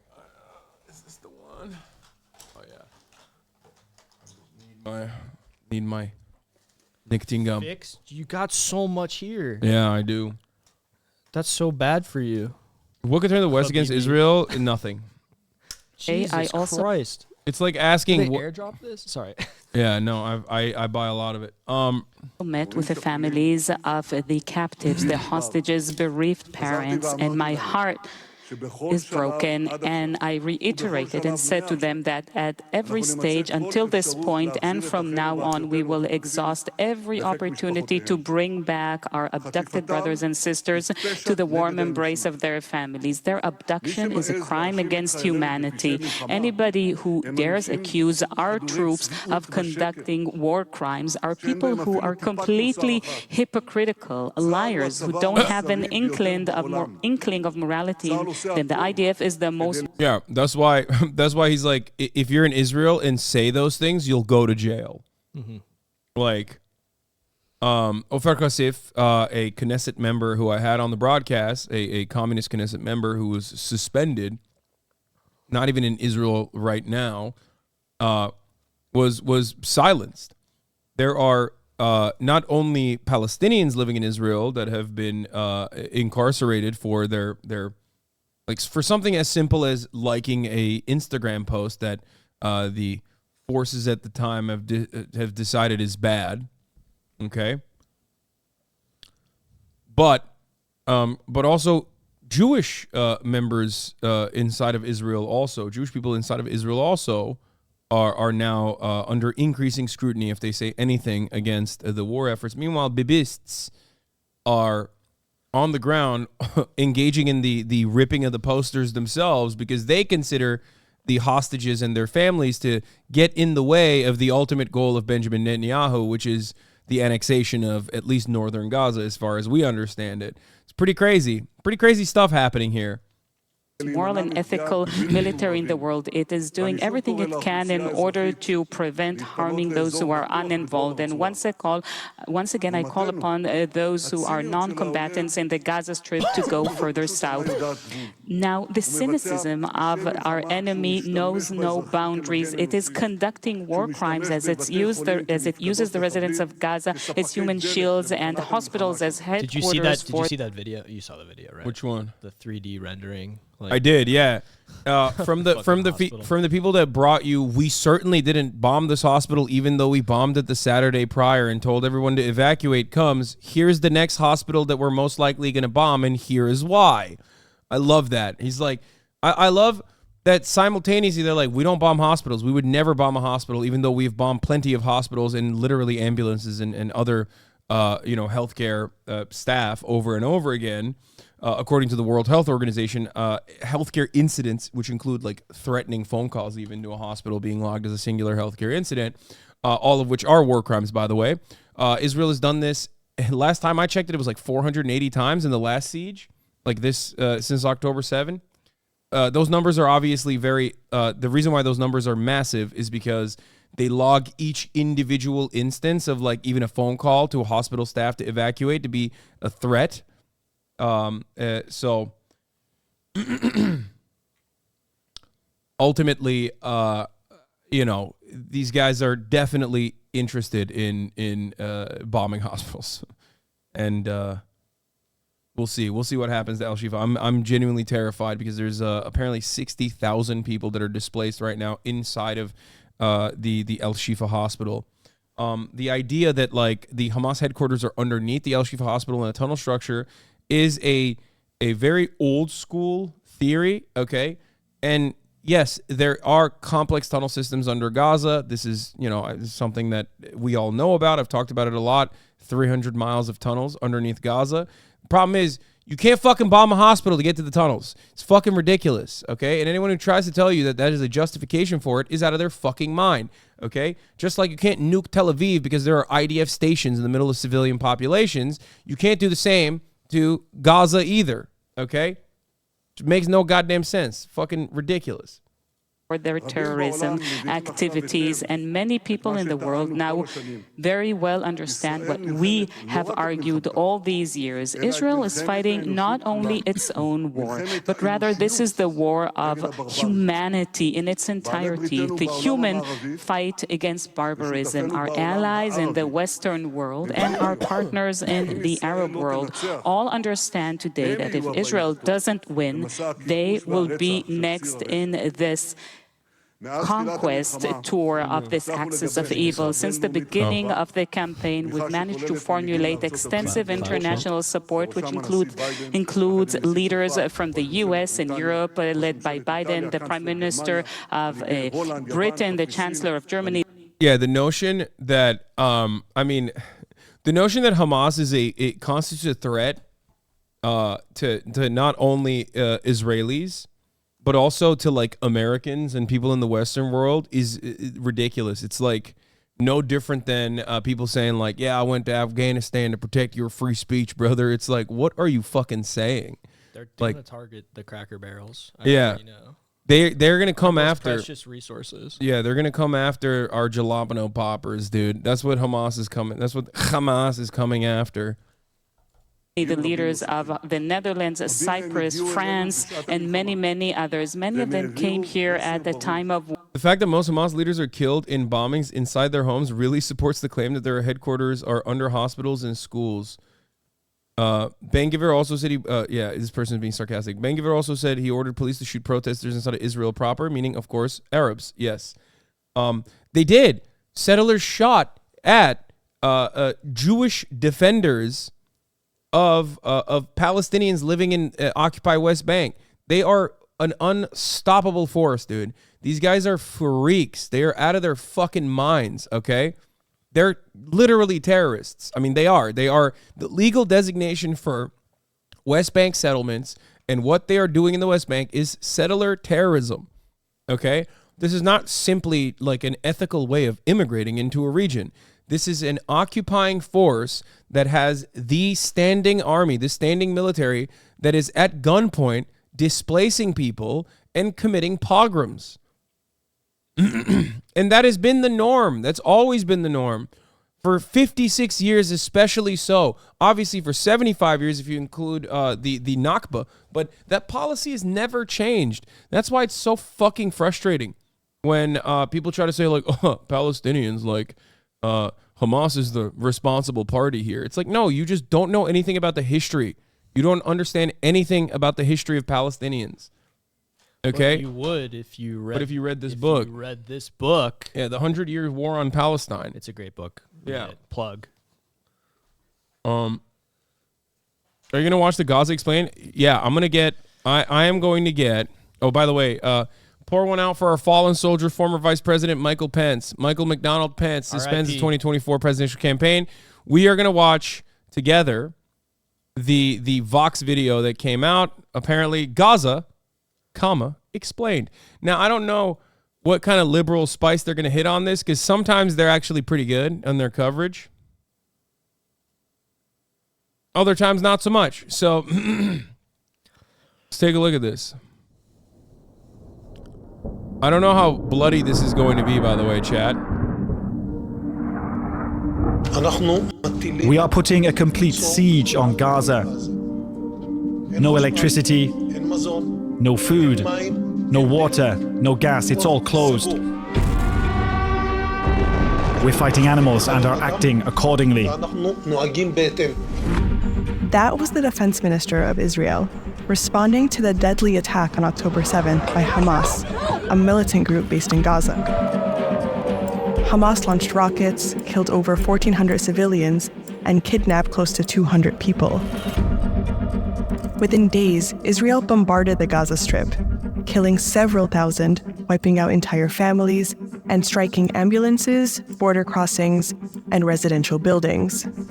At the same time, Israel told over 1 million civilians to leave their homes and militant, not terrorist. I mean, that's the correct description. So move south, warning them of an escalation of violence.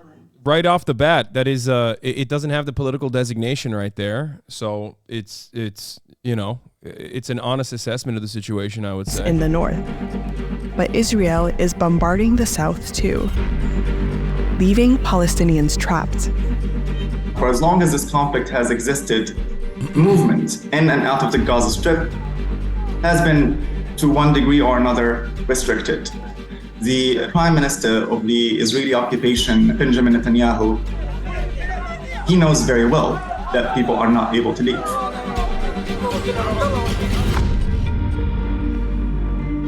Yeah, it's a concentration camp, an open-air prison, if you want to call it that. I know a lot of people will say, well, the Gaza Strip. Prison implies that they did something wrong, but like, not really, right? I brought him here specifically so he can fucking tell you that no, open air prison is an apt designation because not every single person has done something egregious and they're in prison for that reason. And nobody should be in prison. Yeah. Oh, okay. Well, I don't know about all that. Even though I am wearing my crime is not a crime shirt today. I do love that shirt. I want one of those. This is, you know, I wore this for you. Thank you. God bless. Is the smaller of the two Palestinian territories occupied by Israel since 1967.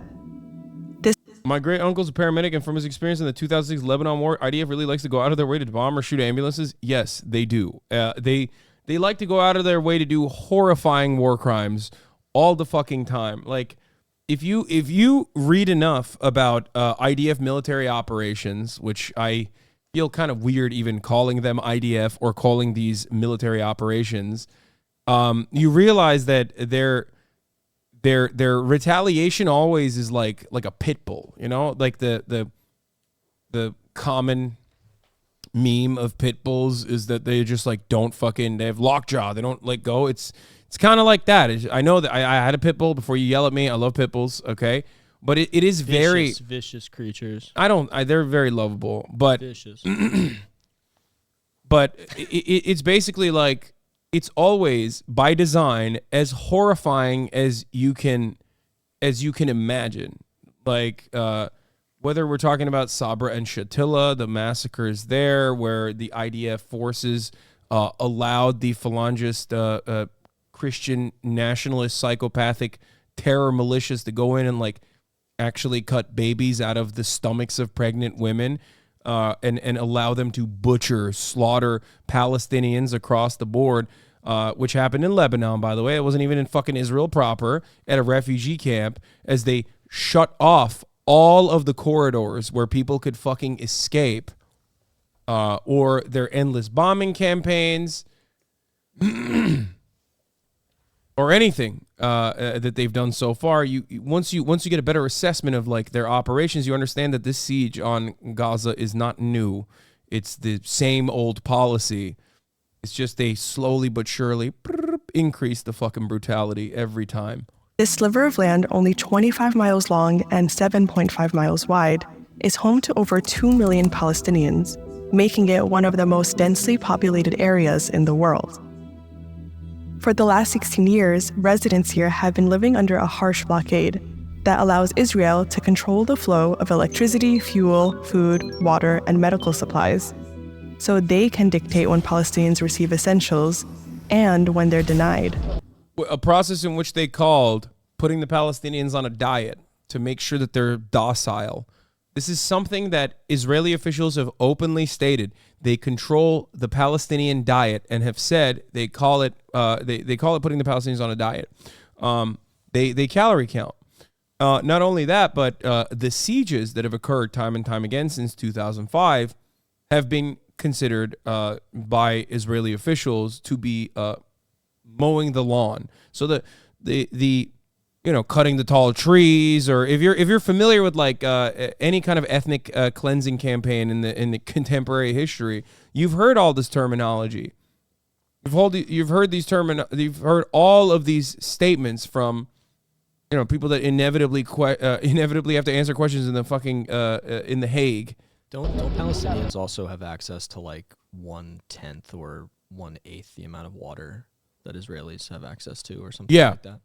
They have aquifers. I mean, 97% of their water is toxic, and the only way that they can actually have water is by either paying Israel for the water, or by operating desalination plants. And Israel has a desalination plant, and Palestinians have a couple desalination plants that have been bombed that they cannot rebuild. Part of the reason why they can't rebuild it is because when they rebuild it, Israel will bomb it, and also because they can't get fucking concrete into Gaza. It's illegal. Cement is illegal in Gaza. Why? Because Israel says, well, they're going to build tunnel systems. Well, they've already fucking built the tunnel systems. They might build hospitals that they have to bomb. Yeah. That control is rooted in violence and destruction that goes back decades. Before the establishment of Israel, Gaza was part of what became known as historic Palestine under Ottoman rule and later under British occupation. It was so good under Ottoman rule. Let's be fucking real, dude. Bring it back. In 1947, as the British prepared to leave, they left the fate of Palestine up to a newly formed United Nations, who voted to... Every single crime, every single historic crime over the course of the past 500 years of history, 400 years of history, you can always fucking go back and point the finger of blame at the British, and you will be right, okay? The more you read about history, the more you read about global affairs, the more you recognize that these fucking assholes they had their finger tilting the scales. They had their finger on the scales every single fucking time, whether through direct involvement or indirect involvement. And America is simply a continuation of that imperialist mentality. To divide Palestine into a Jewish state and an Arab state. Soon, Zionist forces and militias began to forcibly expel hundreds of thousands of Palestinians from their land to establish the state of Israel. They're not getting too deep into this, but if you want to understand the Nakba, I would say Deir Yassin is like one of the most horrifying massacres that there are still survivors from on both sides, both the Zionist brigades and also the Palestinians that escaped, that have recounted the horrifying experiences like brutal rapes, people getting thrown in wells, people getting thrown in ovens, and things of that nature. And the brutality of Deir Yassin basically caused this massive effect through word of mouth in every single Palestinian village from the river to the sea, that made it easier for the Zionist brigades to then turn around and forcibly expel people from other villages. And the number in the Nakba was, of course, 700,000 Palestinians who left with their home keys and the deeds of their houses in their fucking pockets, thinking that they would be able to return, which they were never able to. This is a major point of contention. You see this? Oh no, Josh Androsky fucking, oh no, he resigned from his post Friday after. Wait, what did he say? He was tweeting at friend of the show, Josh. Yeah, well, he was tweeting at the TRU account, and he made a Auschwitz joke about Amy Schumer. Auschwitz joke. Oh, he did. He made a bad. Well, he made it was a bad. joke. Like it wasn't really that funny. Oh, really? And also probably extremely tone deaf considering the moment. Oh, okay. Okay, I'm disavowing Josh Androsky. that vicious, rabid anti-Semite. He got fired for making a joke that wasn't funny. Yeah. Shit, wait, I don't have any beef with this person. I'm sorry. No, Josh is the man. He is very involved in Los Angeles politics. Yeah, he's Jewish also. Oh yeah, of course. Yes, Josh Androsky is Jewish. For those of you who don't know. Do I condemn Josh? Oh, absolutely. It was a TRUanon thread. Yeah, I like that. He was replying to racial Jake. Here's the audacity that I personally love watching. Like, oftentimes, like white Christian Zionists, they get so far ahead of themselves in their endless defense of Israel that they like literally start saying that like Jewish people are bad Jews, you know what I mean? Like, where they're like, please, can you condemn your Jewish friends right now for their gross crimes of anti-Semitism? I'm like, I'm Muslim, you're Christian, you're asking me to yell at a fucking Jewish guy for the crime of being anti-Semitic from your perspective. Like, neither of us have a say in this conversation as hard as you know, what he has to say. What the fuck's going on? It's the same principle behind like Germans literally fucking arresting Jewish Palestinian protesters. It's like, I've seen this play out before. You guys are getting a little too horny right now. Well, that's one of my gripes with German people generally is,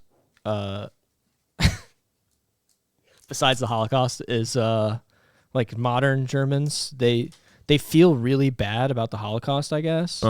But then they want to like police Jewish people on like making, you know, edgy. Yeah, like the SDP stuff, you know chick, I mean? like the SDP lady who is fucking a Christian German woman who was like criticizing Bernie Sanders for his like what I would consider a tepid response to the ongoing ethnic cleansing campaign in Gaza. And she was like, "This is a bridge too far, sir." I just don't. It's kind of funny. I say SDP, sorry, SPD. It's kind of funny that you'd be like, we're the most sorry that we did the Holocaust, so you actually should feel bad because we're really sorry that we did it. Yeah, it's crazy. It's like the fucking psychotic like German Antifa that like dumped pork fat in a German bakery that was like housing immigrants or something, and like allowing some Muslim immigrants to hold like a seminar or something. And they were like, yeah, we're doing this. Like, we're fucking, we're doing this for the Jews. And it's like, what are you doing, brother? You know, first of all, that shit ain't kosher either, okay? It's like, we have only one, to some Germans, it's hard. I get it. It's hard not to, like, hit the fucking Holocaust button, it seems, for some of you. But you got to dial it back, brother. You're getting a little too comfortable, okay? Calm down. What the fuck? It's so, it is enticing for them, though. Yeah, it's just like, I don't know. This is what I know. This is all I know. What do you mean? It's my culture. It's my culture. I'm getting fired for sure. Lol is incorrect, by the way. Germans are not ashamed anymore. AFD, and I keep saying it's not an overcorrection, it's genocide Butler. It's called Anti-Deutsche. It's a phenomenon that makes me want to... Oh, yeah. We have some German leftists in the chat as well. But I'm sorry. I don't hate all German people. I love your leader, Hasan. Who? Lederhosen? Lederhosen? Oh, okay. I've never been to Germany. Really? I want to go to Berghain. You know Berghain? Yeah. You want to go? Bro, what do you... I've been to Berlin a bunch. Have you been to Berghain? I have not been to Berghain, no. Let's go. I've been to Germany a lot, and I'll tell you, it's very Turkish. So, especially Berlin. Germany is Turkish coded. It's the largest Turkish diaspora outside of Turkey. Really? Yeah. You know, there's a lot of Turkish people in Worcester, Massachusetts. I did not know that. Just a why fun do you fact. know? Why do you know that? Because that's where I went to college. Oh. Berghain is super overrated in my opinion. They're very stuck up and purist there. Yeah, Okay, sorry. I've never been. They're blaming me. Well, anyway, there's for me, I don't like Germany. I feel like it's very I feel like Germany is very bland. I'm sorry, it's not my favorite. Like I've been there a lot, and I know a little bit of German, but I don't even need to speak it in order to get around in Germany because literally everyone's Turkish. So it's kind of dope. However, I do find it to be quite bland. I don't like brutalist architecture either, which is my most anti-Soviet opinion, I would say. Yeah. Do you like brutalist architecture? I fuck with brutalism sometimes. Okay. I mean, you can have it. Vienna and Prague are way cooler cities. Yes, Vienna is beautiful. I like I was about to say Österreich. I think Vienna is much I mean, I don't know. I like Vienna. Vienna is cool. Red Vienna, baby. A lot of public housing there. So we're going to Berghain. Okay, cool. Sick. Anyway, yeah. Disgusting trash take. I'll tell you this as a man currently in a Soviet bloc apartment building. Not a single problem ever. I just don't like the aesthetics of brutalism and brutalist architecture all that much. You like the what? Like a ranch kind of not like sliding doors. One not of those necessarily open concept houses like Chet and what are they from the they make the houses down in Austin, Texas. You know what I'm talking about? I'm trying to insult you, but I'm doing a bad job. McMansions? Not really. I mean, I think that I think London is beautiful. I mean, nothing beats. I would say I love the Netherlands. I love Amsterdam, probably one of my favorite cities in Europe in general. I love Spain. Barcelona is incredible. You know what I mean? There are a lot of I have a lot of armchair urbanist takes. Okay, that many of the you just don't like big public housing projects that provide stability and housing for large groups of people. No, I do like it. I do like it. I don't like the aesthetics of it. I love the principle of it. I just don't like the aesthetics of it. That much is clear. I mean, I've hyped Red Vienna quite a bit here. It's like one of my major points of contention with American housing is in our understanding of the housing market here is that we do not have any social housing. I do not give a fuck if all matter of housing in America was brutalist and ugly and boring, but at least it was adequate for eliminating the problem of homelessness in this country. I would be perfectly fine and perfectly happy with that. You know? So, yeah. Anyway, what the fuck were we? Oh, we were doing the Gaza video. I can't believe we just got derailed so aggressively. I'm so sorry. 2 minutes and 50 seconds in. This is literally all your fault. Internally displaced Palestinians fled to this narrow stretch of land that would later become known as the Gaza Strip. So these refugees became refugees because they were pushed out of their towns and villages. Yes. Some of them literally live a mile away from what used to be their towns and villages. Many others were forced to flee to neighboring Arab countries. Overwhelmed by refugees, these countries immediately declared war against the new state of Israel to support Palestinian Arabs. They eventually lost to Israel, but Jordan ended up occupying the West Bank, and Egypt occupied Gaza City and nearby. This is also very important to understand. You want to give? I think I know. No, it's not a hot take. Well, give us your historic I think that this is an perspective. important aspect of Israeli propaganda inside the history of Israel, which was this is also often sold as this thing that Israel was this weak and feeble power that had no support, and all of these big, bad, scary Arab states, came in and lost this war. But the reality was that they had tremendous support, and actually President Johnson was briefed on this, and so was McNamara, and McNamara told Johnson that they would get fucking washed, that Israel would wash Egypt and all these countries when they I'm proud of you. I'm just saying. Okay, go on. Yeah. No, so I'm saying this is an important aspect of it though, because this is often touted in part of the history and of legitimizing the Zionist project is this idea that they were valiantly defending themselves against this encroachment, but that really wasn't the case. Yes. It's an important. Yeah. Okay. Now you go. Another aspect. Another aspect of this also is the reality that under no circumstance was this the will of the Palestinian people being represented adequately in almost the entirety of the history. in every single circumstance, whenever there was supposed to be some kind of deal making happening, especially leading up to the 90s, like all the way up until the 90s, most of these conversations were happening without Palestinians actually having a seat at the table. The PLO, just like Hamas now, was considered under similar circumstances a terrorist organization that was not allowed to be a part, to play a part in the conversations whatsoever. Their leadership was also, of course, assassinated regularly. So that's something that you have to understand here, is that while there was a voice for Palestinians that literally, regardless of what Israel claims in their propaganda, was 100% conciliatory, 100,000% conciliatory to the unjustifiable demands that this occupying force was making, okay, that their voices were regularly never heard. Towns along these ceasefire lines. Then, in 1967, another war broke out. Amid Palestinian resistance and fearing threats from neighboring Arab countries, Israel launched a full-scale attack on Jordan, Syria, and Egypt.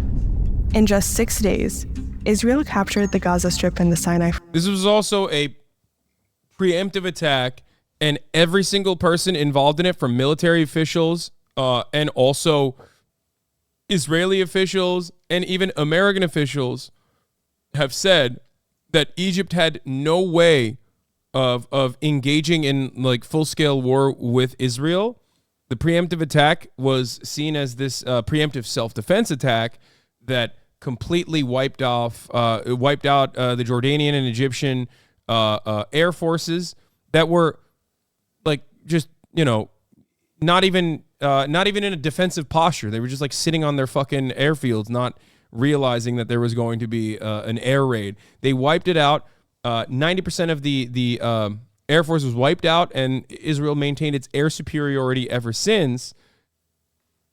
And but this is seen as like the most important, I would say, military conquest, because it's like against state actors in the region. And it's like, I guess it's kind of like Israel's World War II. You know how like America uses World War II to justify all of the other military conquests that they engage in? This is kind of like that, where they're like, we had to do it, and we fucking won, and we showed everybody our military might, our superiority in the region, and that's and you know, going forward, it's an important part of Israeli myth making, I would say. Yeah, and I think also like what was wrapped up inside of this process at the same time, which you kind of mentioned before, was through every stage of this process, Palestinian voices were not really heard or prioritized or put out there in any way. And a lot of the state actors, you know, especially in Jordan, like the king in Jordan had all these interests to kind of absorb, you know, part of the land into Jordan, and was always undermining the interests of Palestinians who didn't want to actually be part of like that government, who didn't, you know, the leadership there didn't like him. The Jordanian occupation killed more Palestinians than the Israeli one did at the time for its duration. Like they, instead of fighting against like Israeli forces, they routinely squashed any kind of Palestinian uprising. And not only that, but also, I mean, this example is quite similar to even the Palestinian Authority. There's a reason why in contemporary Palestinian politics, people despise the Palestinian Authority, because it's seen as a part of the Israeli security apparatus, because the Palestinian Authority collaborates with the IDF and gives up the names and places and allows Israel to conduct raids, for example, in occupied West Bank and places like Jenin. They are not seen as being on the side of Palestinians, but instead being on the side of Israel. And that is also by design. Israel had every opportunity throughout this process to allow the nation-state development, a just Palestinian nation-state developing, with their collaborative project with the Palestinian Authority under Fatah, the secular regime that literally was anti-Hamas and fought against Hamas quite brutally, as a matter of fact. But they chose to not do that because they wanted to utilize the two-state argument as a way to continue engaging in land grabs, as I've talked about quite a lot. B'Tselem shows it by way of showing you the maps and how that occupation worsened and the permit regime, the permit tyranny worsened over the course of 50 plus years. From Egypt, the West Bank from Jordan, and the Golan Heights from Syria. This was the beginning of the Israeli occupation in Gaza that continues today. Israel took control of all movement from and to the Gaza Strip by land, air, and sea. It placed troops along this line and inside the Gaza Strip and allowed Palestinians to travel between the Gaza Strip, Israel, the West Bank, and East Jerusalem. But just a few months after the war, even though Palestinians now lived under Israeli control, they began to be referred to as non-citizens or foreign residents in official Israeli documents. You inherit this status from your parents and grandparents, being stateless, unrecognized, with no rights. And, this impacts your life. This was also when Israel started to build settlements for Jewish Israelis inside of Gaza. To Palestinians, this meant even more land being taken away from them. And they were 100% right. So settlements inside of Palestinian territory that Israel occupied in Gaza and the West Bank was a deliberate design of the Zionist state. They did this specifically in identical terms, in identical circumstances, both in Gaza and also in the West Bank. They created settlements that they defended with the IDF, with the occupying force, that partitioned off, or at least tried to partition off areas where there was, a lot of Palestinians living there. Now, it was much more difficult to do so in Gaza because Gaza was so dense to begin with, was so densely populated due to all of the internal refugees living in Gaza. But they very successfully did this in the West Bank over the course of 56, almost 60 years. And they were being closed in. Israel did not allow Palestinians here to operate their own seaport or airport. Within the Gaza Strip, Israel developed key industries like agriculture to cater to Israeli and West Bank markets, taking advantage of Gaza's cheap labor market and paying Palestinians very little. These economic challenges led to the rise of a prominent Islamic social charity, Mujama al-Islamiyya. At the time, this charity, partially funded by Israel, built schools, mosques, clinics, and provided more food for Palestinians in Gaza. But tension simmered. Israel feared a growing resistance movement, and in response, soldiers often frisked, arrested. This is really fucking good. I'm surprised at how incredibly well done it is, that down to like the inception of Hamas and how it became a violent resistance movement and as well. Detained residents.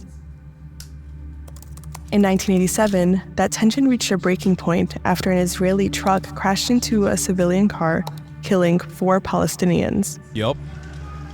Palestinians immediately responded with protests, strikes, and boycotts against occupation. It would become known as the First Uprising, or Intifada. And that same year, Mujama al-Islamiyya transformed into a militant group, Hamas. Hamas was a group that came about during the first Palestinian uprising and was not really a part of institutional politics for some time. They weren't in charge of Gaza yet, but they wanted to liberate Palestinian territories from Israel's control and considered Israel an illegitimate state. After the first year of the Intifada, during which over 140... Remember, the first Intifada was fought with strikes and stone throwing, in which case the Israeli government, of course, always and forever responded with disproportionate force, opening up live ammunition fire upon these protesters. So that is really important to understand, because the second Intifada was a lot more brutal. And then the response from Israel, of course, was also a lot more brutal. But one thing that they haven't mentioned here that we talked about was the policy of bone breaking. Okay? 1/3 of the people protesting that were severely wounded in these protests were children. I think like an insane amount of children. And when I say children, I don't mean like under the age of 18. I mean literally 5-year-olds, okay? 40 Palestinians in Gaza were killed. Hamas and other militant groups began to attack Israelis like more directly. Babies. Then the Intifada grew more violent in 1991, which is also when Israel introduced a permit system that greatly restricted Gaza residents' ability to work, travel through Israel, or access the West Bank and East Jerusalem. By the end of the first Intifada, Israeli forces had killed over 1,000 Palestinians, and Palestinian militants had killed over 100 Israelis throughout Israel and the occupied territories. The uprising ended after the internationally brokered Oslo Peace Accords between Israel and the Palestine Liberation Organization, Friend of the or show, the Bill Clinton. PLO. Yeah. A big friend of the show. Good guy. Never done anything wrong. There's a lot more, I would say there's a lot more American involvement in the entire process here, all the way from Camp David to Oslo to every other step of the way. But that's, I feel like, too long to explain in a 15-minute explainer. So that's, it's chill, I would say. But America was involved every step of the way in this process, for those of you who do not know. And of course, our fucking leaders are stupid as hell, so they didn't know shit. And they also rarely ever factored in the Palestinian position in their dealings, and very much the competing interests on the American side, which had, of course, all of the influence, always revolved around, Christian, Jewish, Zionists that had a security interest and wanted to maintain a security commitment to like Israel maintaining its occupation. And then on the other side, you had people who were, again, Christian for the most part, that had trade interests in the Gulf states.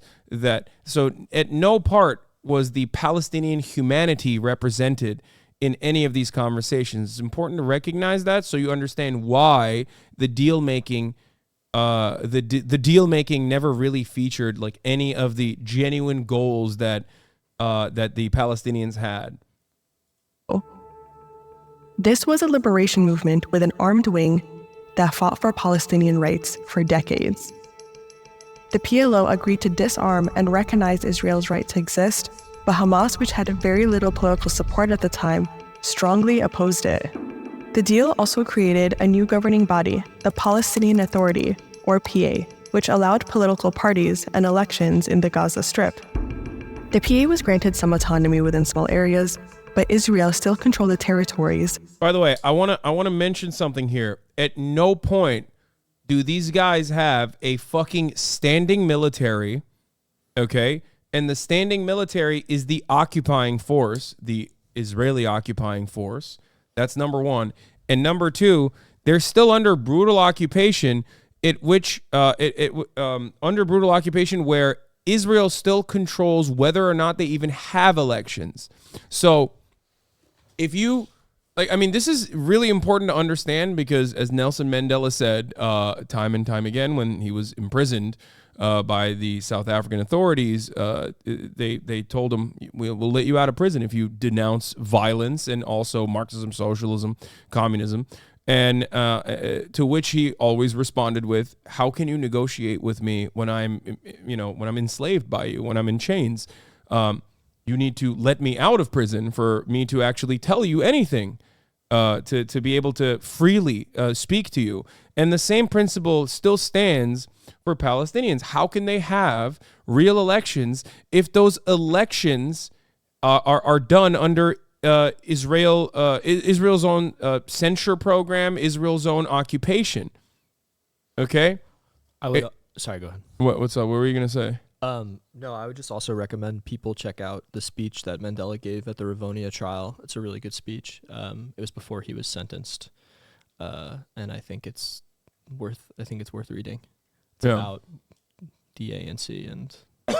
I mean, you're a public defender. You Yes, sir. You understand this better than anybody else. Like you can't you can't have fair and free elections under occupation when you're literally imprisoned. You can't have, you are still in the custody of the state at that point. Like, yes, you don't have any freedom. You don't have freedom of speech. You have a totally different set of standards where your humanity is robbed from you. You're under duress. Yeah, you're under duress. There's no way. You can't consent to sex, for example, which is why it is under almost every single circumstance considered sexual assault. You have no way of consenting to engage in labor that is meaningful, that you personally want to engage with. And that's why it's still considered slave labor, and the wages reflect that reality. These are all very real circumstances for those who are incarcerated. And the reason why I'm mentioning that is because, you know, the entirety of the Gaza Strip and West Bank is basically incarcerated. You can't engage in contracts at that point. You can't have fair and free elections at that point if Israel controls all matter of media, and also on top of that controls whether or not you can even have elections to begin with. I think also not to mention the psychological toll of having an occupying force there that will kill you, that does kill your friends, family, loved ones regularly. Yeah. You're in a constant state of being in danger, which is a reality for all the people there. Mandela also said, "We know too well that our freedom is incomplete without the freedom of the Palestinians." And he was right. Also, I'm going to run the 3-minute ad break now, and we're going to continue on with this video because you need to go soon, right? Yes, sir. Yeah. I'm just holding on to Alex here, not letting him leave. And the flow through these crossings. The Oslo Agreement also promised Palestinians some level of autonomy and a path to statehood in 5 years. But that never happened. Yeah. Instead, what followed was more Israeli settlements on Palestinian land.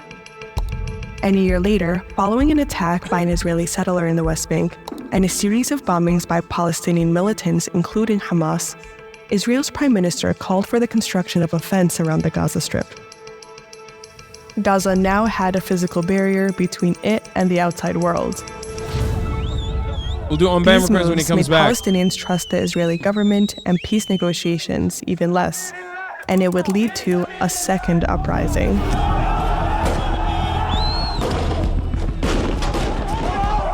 On September 28, 2000, Israeli politician Ariel Sharon visited Al-Aqsa Mosque, a Muslim holy site in Jerusalem that's largely inaccessible to Palestinians in the Gaza Strip. Like, Ariel Sharon is like is also again a very war criminal, a very important, very pivotal politician who was the guy responsible for Sabra and Shatila, the massacre that I talked about earlier in Lebanon. Okay, so much so that he was actually taken away from power by the Israeli authorities, even though he still, of course, maintained his prominent position. So, like, understand that Yitzhak Rabin, for example, who was assassinated, okay, who was fucking assassinated because he wasn't right-wing enough for the Freaks in Likud, and also the Jewish Power Party, like Itamar Ben-Gvir, was the guy responsible in the first Intifada for, like, the bone-breaking policy, like break their hands, break their bones. Like, none of these guys were good guys, okay? They are not good guys by any standard. And his name's Ariel, which is a girl's name. Fucking got him, dude. Go! Let's go. I mean, you said it, not me. He's anti-Semitic. I disavow his anti-Semitism. Okay? Also, your name is Alex. That could go any kind of way. That's what I mean. Gender is a construct. Okay. Biden spoke at Sharon's funeral as though he was a respectful politician. I mean, Biden has eulogized many people. So, he's an equal opportunity eulogizer where he went and did a eulogy for white supremacists too. All right. This visit sparked widespread protests and violent clashes, resulting in Israeli forces killing 4 Palestinian children the next day. And Palestinian militants carried out suicide bombings. Back in the Gaza Strip, Palestinians broke down much of this barrier. The Israeli government soon built it back up and heavily militarized it with more troops and observation posts. They further canceled travel and work permits, restricting movement through this crossing even more. and eventually destroyed Gaza's only major airport and its under construction seaport.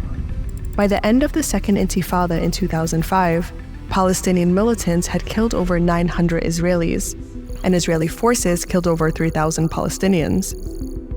The Second Intifada gradually came to an end as Israel dismantled all Jewish Israeli settlements in the Gaza Strip and withdrew the ground troops. Then they not only dismantled the settlements in the Gaza Strip, but there were 10,000 Israelis, like 10,000 Jewish settlers living in the Gaza Strip. They did not want to leave, okay? And they were forcibly removed by the IDF. And the reason for that is obviously clear, because then they started their sieges over and over again. So understand that like this wasn't done, even though Israel presents this as like this fucking olive branch. Dude, shut the fuck up. I'm not reading your chat, okay? Here, there you go. Here, I got it. Democratic mindset of supporting the actions of Israel, Gaza, Iran, Iraq, etc. is a crime. We all have sacrificed too many tax dollars and war reserves to support this stuff. Got it, dude. Thank you. Thank you for a brilliant fucking analysis in the situation, okay? That's it? That's what you really, really wanted me to read? I read it, okay? Thank you for your $20 chat. Jesus Christ. Don't be mean. I mean, it's just like... motherfuckers are out here being like me, and then the thing that I want to hear, the thing that they want me to hear is like something that is just like fruitless. Don't be mean to my sweet chatters. Okay. Anyway. I forgot what I was saying. God damn it. Fuck. Okay, whatever. But yeah, there's a lot that gets lost in this conversation that is important to understand how horrifying the conditions are, even though this... while it's a short and sweet way to describe everything, it directly counters all matter of propaganda that you've probably heard that tries to desperately justify the current brutal occupying force that Israel is. But yes, the settlers did not want to leave. Another internationally brokered agreement gave the PA control of this crossing with Egypt on the Gaza side, and allowed trucks and convoys to flow between the Gaza Strip and the West Bank. But Israel didn't let that happen. At the time of the first legislative election after the Second Intifada, Fatah, a party backed by the PA and PLO that had negotiated with Israel, was in power. But many Palestinians saw Fatah and its approach as ineffective. Hamas, which was now a political party... The reason why Palestinians saw Fatah and its approach as ineffective was because Israel made it ineffective, okay? Because any kind of conciliatory action with Israel literally led to nothing, not even a fucking olive branch, nothing whatsoever. Just more occupation, more partitions in the West Bank, more settlements popping up in the West Bank that specifically and surgically cut through. So there was no contiguity in the West Bank for the Palestinians living there. It was just a loss of land and a more brutal occupation that removed all matter of fucking free travel from Palestinians that created the permit tyranny to begin with. So 1,000%. The reason why Palestinians were like, what the fuck are we doing? We try to like deal with you guys and we disarmed ourselves. We try to deal with you guys. And then you took our resistance and you personally neutered them and then basically turned it into a part of your security apparatus. Okay? This is very important to understand. And this was by design, okay? This was deliberate. Not like deliberate in the sense that Netanyahu considered Hamas to be the most important way of thwarting any kind of Palestinian national movement, but it was by design in the sense that all matter of violence in the West Bank and all matter of continued occupation and the apartheid regime tightening its fucking grip on the necks of Palestinians and utilizing the conciliatory, collaborative Palestinian Authority as a way to do that would inevitably push people directly into the hands of a more violent means of emancipation, no matter how impossible it is to go up against one of the most militarized states with a fucking nuke. Okay? That was deliberate. Okay? That was deliberate. That is by design. They purposely, knowingly radicalize Palestinians. They had every opportunity to not do that. They had every opportunity to show Palestinians, like, look, we are going to allow the Palestinian Authority to be a force for good, be a force for peace. In every single instance, in every single circumstance, the Palestinian Authority tried. Okay, they tried to meet Israel's increasingly worse demands over and over again, and it didn't matter. In addition to being a militant group, won most of the seats in 2006. People voted for Hamas as a way to express their disapproval of the ongoing status quo, which was that the peace process had failed and they had had two uprisings and no state was in sight. In response to an armed militant party winning, Israel banned laborers from leaving Gaza for work. Then when militants captured an Israeli soldier, Israel carried out airstrikes in Gaza and tightened its control on the sea, limiting fishing capabilities to only 6 miles. Politically within Gaza, Hamas had won the election, but the PA was still the governing body, with Fatah under its wing. A conflict broke out between Hamas and Fatah, and Hamas seized power of the entire... This is not a conflict. This was a coup. It was a coup because Fatah and the Palestinian Authority were collaborating with the American government. The election itself was only allowed to happen, to take place, because George W. Bush wanted the election to take place against the best interest of Fatah, which told the American government, we are not ready for an election at all. Okay? It wasn't even an Israeli coup. It was an American coup. This is not speculation. This is just really what happened, okay? Hamas won this election because in most circumstances there were multiple secular parties, multiple parties that were conciliatory to the Israeli position, that wanted to continue on with a two-state solution that allowed Israel to basically keep maintaining their occupation and the violent grip that they had on the Palestinian people. Okay? and Hamas was like, no, fuck that. Hamas also ran an anti-corruption campaign. Now, it's not even, and of course, the votes were split in many different elections amongst multiple secular people running for that same position against one Hamas guy usually, and they won by a slim margin. However, in the exit polls, which were conducted after, it was very clear that the overwhelming majority of Palestinians who still, even though they voted for Hamas, wanted a ceasefire and wanted to continue pushing for a peaceful solution. Okay? This is 2006. After the elections went in the direction that America had not foreseen it would go in the direction of, they then tried to do a coup d'etat. They tried to facilitate a coup d'etat with the Palestinian Authority, with Fatah party members, and they failed, which led to Hamas seizing control of the entirety of the Gaza Strip. And there's never been really anything ever since. There's never been any political movement ever since. Entire strip in 2007.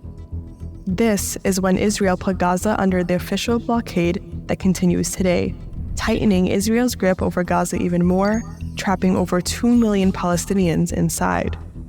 This time, Israel closed the main crossing for commercial goods, made travel even more restrictive, banned exports from Gaza, and imposed restrictions on the import of essential items such as fuel, medicine, and food.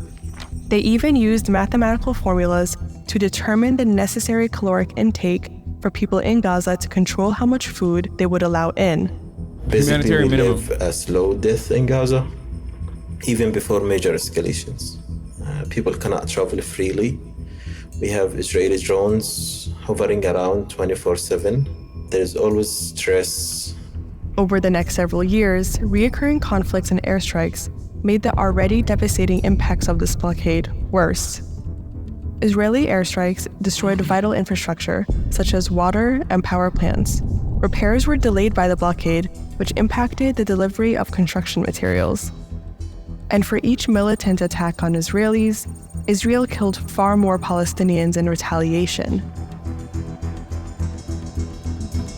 Operation Cast Lead, 2008-2009, 1,398 Palestinians were murdered, 14 Israelis. Operation Pillar of Defense 2012, 167 Palestinians to 4 Israelis.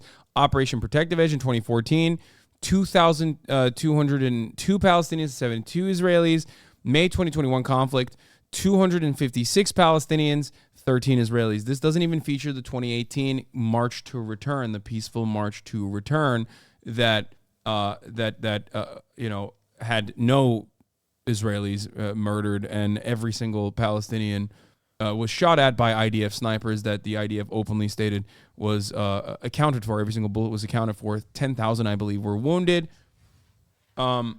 I mean, this is the violence is asymmetrical because one is a militarized state with a standing army and also nukes.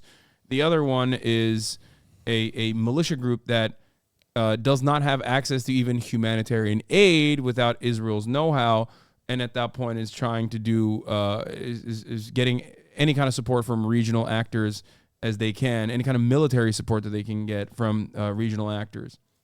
Yeah, I just also want to add one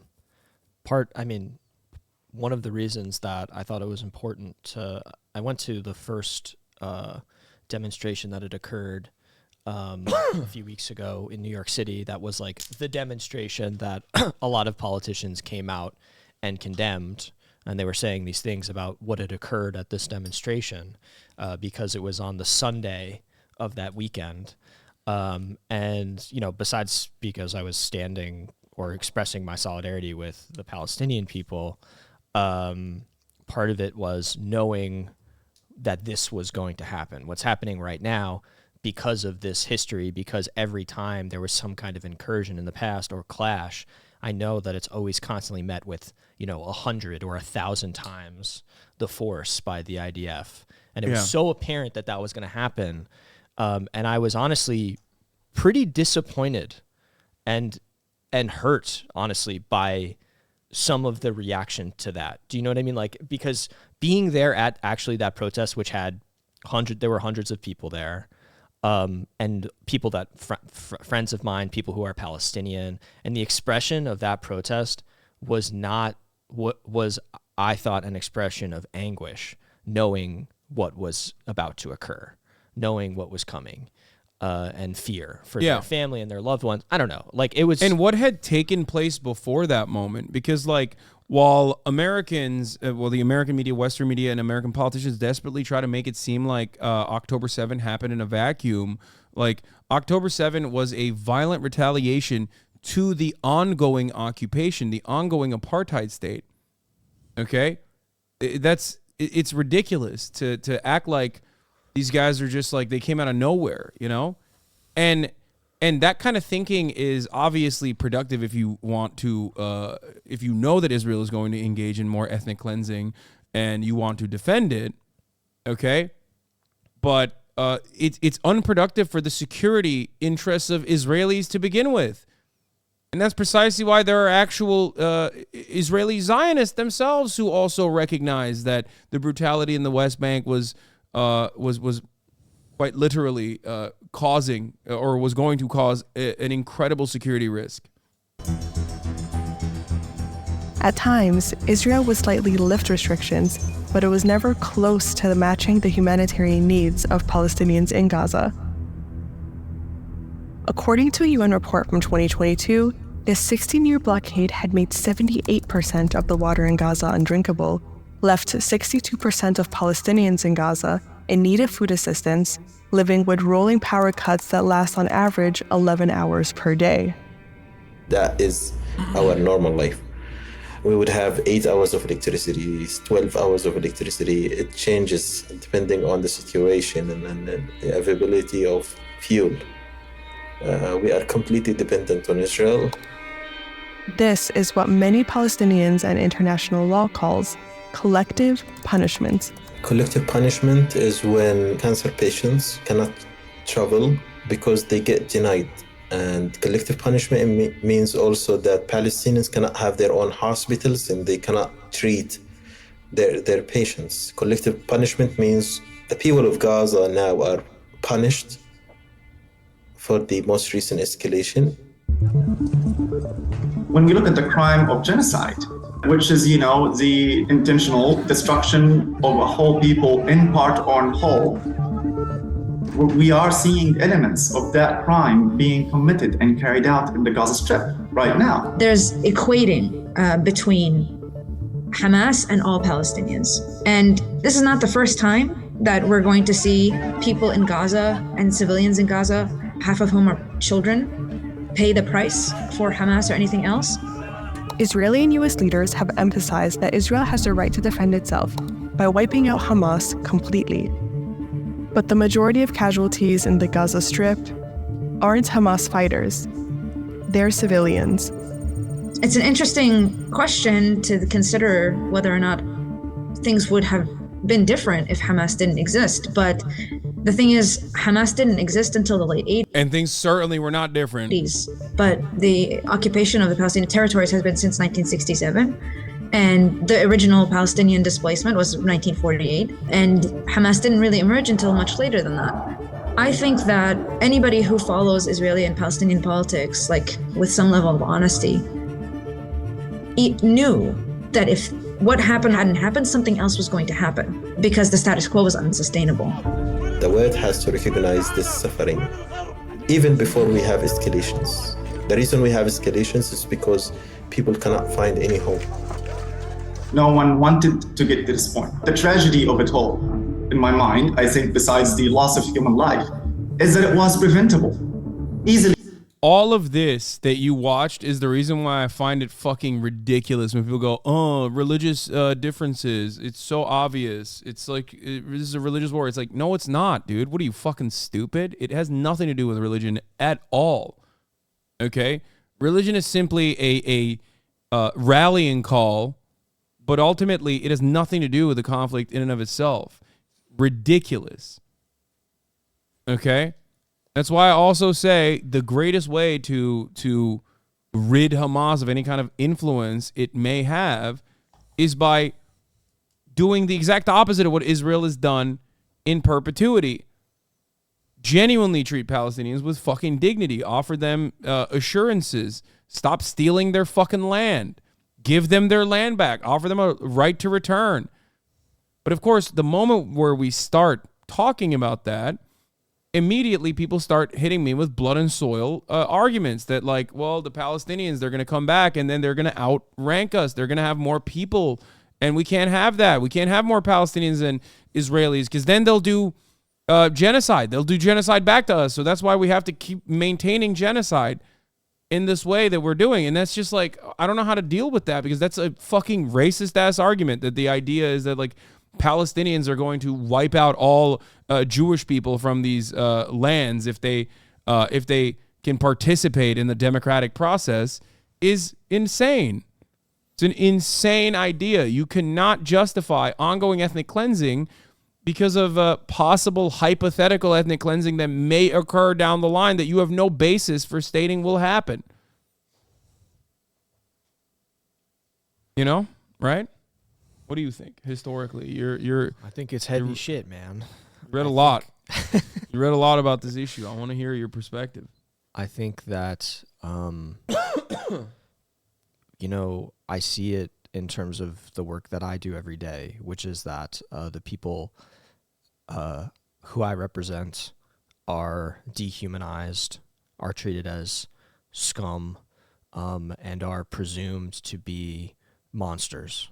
And the truth is, like, obviously they're not that, but they've also been failed by a system that, creates a situation where they're in these horrible situations. And I think it's the same. People are fighting for their humanity. They're fighting to be seen as human, and they deserve, dignity and respect and a life, like, which is what all people deserve. And sorry, it just makes me upset. Yeah. But yeah, there's this like fundamental disconnect I feel, and I realized it. Sorry, I don't want to be overly sentimental. yeah, I represented this person one time who had been in jail for like 40 years. And so they had been through the system for a long time. And I'm just trying to connect it to this. And I don't normally let my clients speak in court because it's not good for them. You know, they'll say something and they'll incriminate themselves. But we were trying to get him out of custody, and he really wanted to say something. So he asked the judge if he could speak, and he gave this very inspiring speech, and he talked about his life and how he lived on the street, but that he, at least when he was on the street, he was free. He wasn't incarcerated. And what I realized in that moment was it was such a foreign concept to me, like that someone could live this life, the majority of their life incarcerated, and just a horrible, tortured life, but still feel like, wow, being out on the street and looking up at the sky, like that's free to me. And I realized that the disconnect that existed, that disconnect and my lack of understanding of that allowed that world, like that disconnection allowed his world to persist in that way. And so I feel that our disconnection, the American disconnection to the plight of the Palestinian people, allows this to continue. Yesterday, so someone who recognizing the humanity that is implicit in their existence is required of us. And I think, so to what you're saying, I think it's gross. But I also don't think it's true, and I have more faith in people. I think people just want to be treated like human beings. Yeah. And I'm sorry for going on and on, but... No, not at all. No, this is very important to hear. Volibear Zelansky says, I think it's a very relevant quote for the replacement theory as concerns. The cruelties of property and privilege are always more ferocious than the revenges of poverty and oppression. For the one aims at perpetuating resented injustice, the other is merely a momentary passion soon appeased. And the greatest way to appease that momentary passion, that violent retribution, the revenge fantasies that may or may not exist, is by allowing them to succeed in their ultimate goal, which is emancipation. There has never been a time where this kind of violent retribution has literally occurred. It has not happened. It's not, like, it didn't happen in Nazi Germany even. There is no reason that people would behave in the same exact ways that they are currently being subjected to. I'm just not that cynical.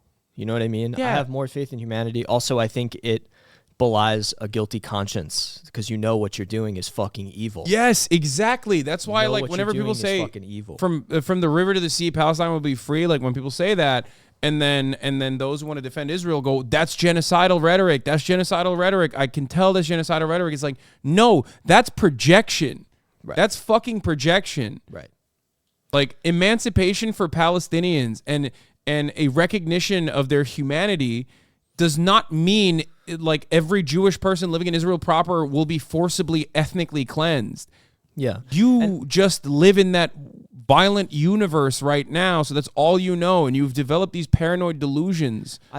I don't try to, and I would never try to speak to the entire Jewish experience. It's impossible. It's so diverse. It represents so many different people and points of view. But I will say I think there is a thread in the modern Jewish experience, and especially in the American Jewish experience, which is that Jews have been hated for a long time, which is true. They've been historically chased out of places. That's my heritage. Pogroms in Russia, chased out of here and over there. My dad, when he was young, he grew up in Scarsdale. He got the shit beat out of him because he was Jewish. That stuff is real. It's real. But that doesn't entitle you to, first of all, I think, be so cynical in your outlook on the world that there's someone waiting behind you, behind every corner for you. And I think you also have to recognize your own privilege when you're a fucking American living in the United States, living a perfectly stable and fine life. And I think it also calls upon you to recognize when things are being done in your name that are horrid and evil, fundamentally evil. And like, we need to stand up for those, against those things, you know? Yeah. And it's been something that I've been dealing with in my life with people trying to bring them along to just make them see that more and to act out less out of fear and more out of love, honestly. Yeah. No, absolutely. It is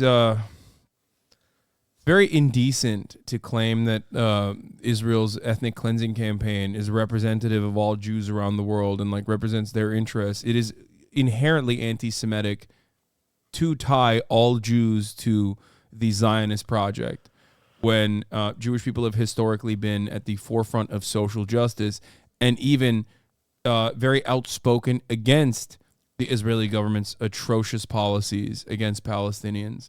So it's ridiculous, obviously, but it's really hard to get that point across, especially in America when the media deliberately refuses to talk about it on those terms and will purposely avoid all relevant, important thinkers, writers, scholars that do come from that Jewish tradition that speak out against these things, but they're fucking blacklisted.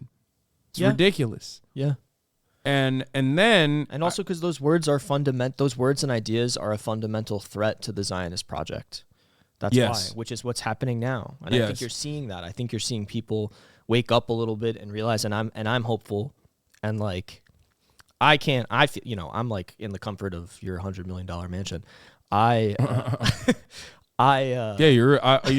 You're being housed by HamasAbi, dude. Watch out. I will never lose hope as long as there's a single Palestinian. Like I have hope for the Palestinian people. Yeah. There was another thing I wanted to say about this. It's like Amy Schumer going fucking insane mode on the timeline over this has been so crazy where I feel like that.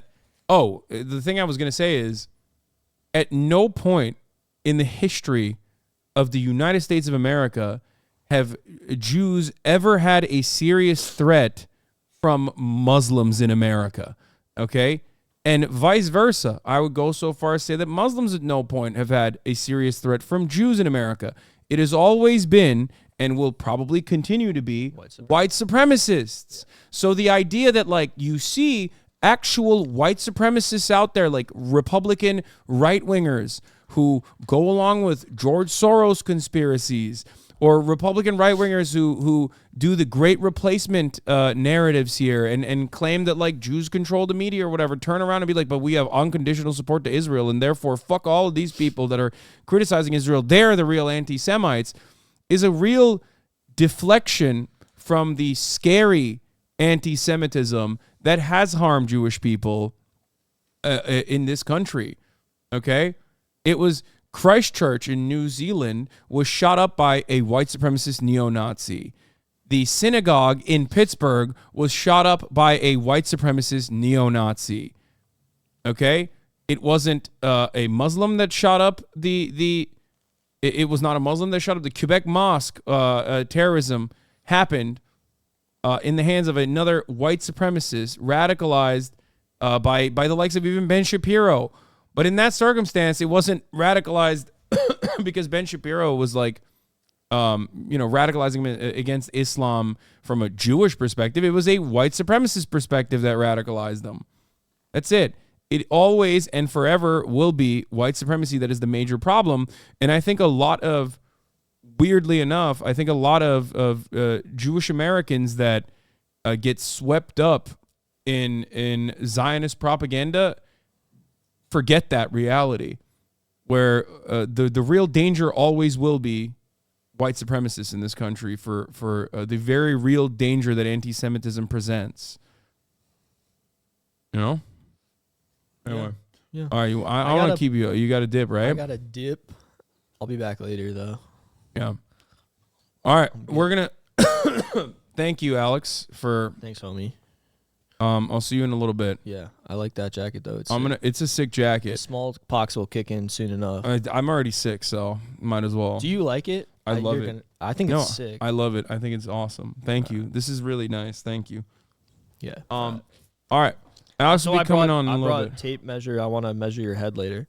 Oh my fucking god, dude! I really did look, dude. Classic. No, it's not craniology. Yeah, it's not he's craniology. doing phrenology. It's not craniology. He's doing phrenology, dude. It's not. I knew you were an anti-Semitic Jew from the start. I was gonna buy the calipers, but then I'm like, I can't bring the fucking Dude, calipers. that'd be pretty funny. You're about to get fucking fired, dog. I know. Yeah. No, I just was curious about how big your head was. Yeah. Okay. I abhor this. Okay. Stop trying to measure my head. It's a normal head. It's a normal size head. It's perfectly fine. Okay. Get out of here. I'm gonna call you from the. I'm gonna call you from the protest. I want you to be my on the ground reporter. All right. Who I think in good faith was coming into my. Here, this is a really good counter to the whole like great replacement narratives that some people that defend Israel engage with. Comments to learn. Ask the question, okay, Israel's an apartheid state. What do we do? Like, how do we make it right? And I said, well, first give all Palestinians full citizenship, full voting rights, and restore their freedom of movement across the entire country, and restore the land that was taken from them over the last 75 years, give it back. And then they replied, okay, but if we do that, how do we ensure we keep Israelis safe from Palestinians? I think that's the exact wrong question to ask. And let me tell you a story from US history to explain why. So contrary to many people's popular beliefs, before and during the Civil War, abolition was not a popular point of view, even in the North. The centrist liberal position in the North was that slavery was wrong and abhorrent, sure, but it was absolutely necessary. Because if you suddenly just like freed all the black people, oh my God, what would happen? It would be so scary, right? These people who've been treated so violently as slaves, if you even saw them as people, would just be let loose on the country? Like, what would keep them from just killing all the white people and causing total mayhem? Lincoln himself was not an abolitionist. He only passed the Emancipation Proclamation because he saw it as strategically necessary. He had to bring the Southern economy to a grinding halt, and by freeing slaves, in the same time, he could recruit many of those slaves to serve in the Northern Army. This was considered so extreme. The idea of arming black people, freed slaves, was totally terrifying to many in the North. And some of the border states even had political movements to try to leave the Union over it. And they believed their fears were totally justified because there was a ton of violence from slaves towards slave owners. This is a very suppressed history, but there were over 250 slave uprisings involving 10 or more slaves attacking slave owners during the antebellum period. And there were countless more cases of individual slaves, you know, killing a slave owner and then running off into the night. Like, I don't think we have good numbers on how many there were, but there was definitely like a lot of precedents of slave on slave owner violence. And this was part of the justification for why we can't free slaves. They're just so violent. But Lincoln took his gamble. He passed this outrageous Emancipation Proclamation law, and it was in fact essential for. Hasan, your take is insane and inaccurate. Ben Shapiro definitely uses a Jewish background to justify and indoctrinate hate towards Muslims. Yeah, it's fucking ridiculous, okay? That is ridiculous to say. Ben Shapiro does not defend Judaism when he also is like advocating against abortion, which is totally permissible in the Jewish religion. So no, Ben is not doing that, okay? Ridiculous to claim that. No part of the robust, multi-ethnic, long Jewish culture has ever been inherently anti-Muslim. And the same would go for Arabs and Muslims against anti-Semitism in general. Okay, this is a invention that this is a relatively modern invention. The anti-Semitism born out of the post-colonial Arab nationalism, specifically as it pertains to the Jewish state being developed as a Jewish state, specifically the Zionist movement advertising itself as a Jewish state for all Jews around the world, is the beginning phase of anti-Semitic sentiment Not that it is justified. I don't think it is, for the record. Not. For winning the war. But after the war was over, the fear in white people's imagination of black violence did not go away. But it was not black people who formed a paramilitary army to terrorize another race. That was the Ku Klux Klan. It was not black people forming lynch mobs, killing people by the thousands in a spectator sport. So when you say, if we free Palestinians, if we free Palestine, who's going to keep Israelis safe? Do you see that you're using the same logic as liberals in the Civil War era saying, if we free slaves, who's going to keep white people safe? It's the wrong question to ask. Yeah, it's an inherently racist one because, sorry, Zionist nationalism, especially in its modern inception, or especially it's like, especially how it is experienced now and how it's dished out now, is an inherently supremacist ideology. It's inherently a fascist supremacist ideology. Okay? That's it. History teaches us we should be much more concerned if we free Palestinians, who's going to keep them safe from stochastic terrorism from Israelis? Who's going to keep Palestinians safe from Israeli police forces that have been brutalizing them for generations? And we know from looking at South Africa that you can end legal apartheid and not make a dent in economic apartheid. Yep. And so just restoring the land that was taken over the last 75 years will not be enough to upend this economic apartheid. Especially knowing that many of these Palestinian families made their living through agriculture before Israel came and kicked them off their land. And Israel has unfortunately irreparably destroyed much of this land. The major crop out of Palestine was olives. Olive trees can live for hundreds of years, and Israel regularly bulldozes or cuts down hundreds of year-old groves of olive trees to try to break Palestinian spirit so they'll have no reason to return to the land and no way of making a living if they do. And through land and water mismanagement, Israel has desertified much of the country over the last 75 years. Polluted water sources, overused water, drying up aquifers. For a really good look at how devastating Israel has been to the ecology of Palestine, check out Raja Shahada's Palestinian Walks. So another question asked is, if Palestine is freed, if all Palestinians are given full equal civil rights, and their land is restored to them, how are we going to keep them safe from Israeli hatred and violence? And how are we going to ensure that they have economic security? What do you say to the strawman that Palestine was an early country before 1948 and had no Arab leader? I laugh at the notion of people thinking that there were established state formations in a pre-colonial setting. The idea of nation states is a relatively new phenomena in the long history of world affairs. So, yes, Palestinians, much like many other ethnic groups living in different territories, did not have an established nation state. You are correct on that, except that much is literally true for pretty much every single fucking group, not just Native Americans. I'm talking like there's no concept at that point. There was never a concept. They were robbed of the opportunity at a time when other post-colonial movements were occurring. Okay?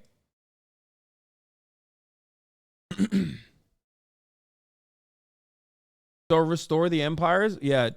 Well, yes, that's what I'm saying. That's exactly what I'm saying.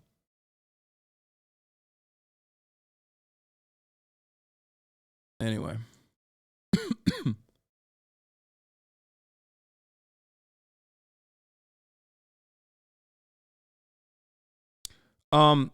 Ironically, this is the same argument that has me on the fence about a two-state solution versus a one-state. I don't think Israelis would ever do a one-state in good faith. I don't think Palestinians deserve a civil rights struggle. Palestinians going through a civil rights struggle would literally be better right now than their current conditions. That is the unfortunate reality.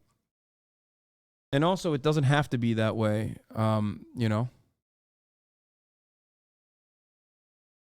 So there it is. If we look at the history of apartheid in South Africa and the freeing of slaves in the United States, we realize these are much more pertinent questions to ask than how are we going to protect the colonizers from the colonized people once they are freed. I've been watching all day, but I'm sick. We haven't gotten any updates on the butchering occurring in Gaza at the moment, or is it still complete radio silence? There have been patches, like there have been some dispatches from Gaza as Israel expands its ground operations. Breaking news going on right now as we come on the air. There have been some dispatches from inside of Gaza, but it's very, very limited, unfortunately.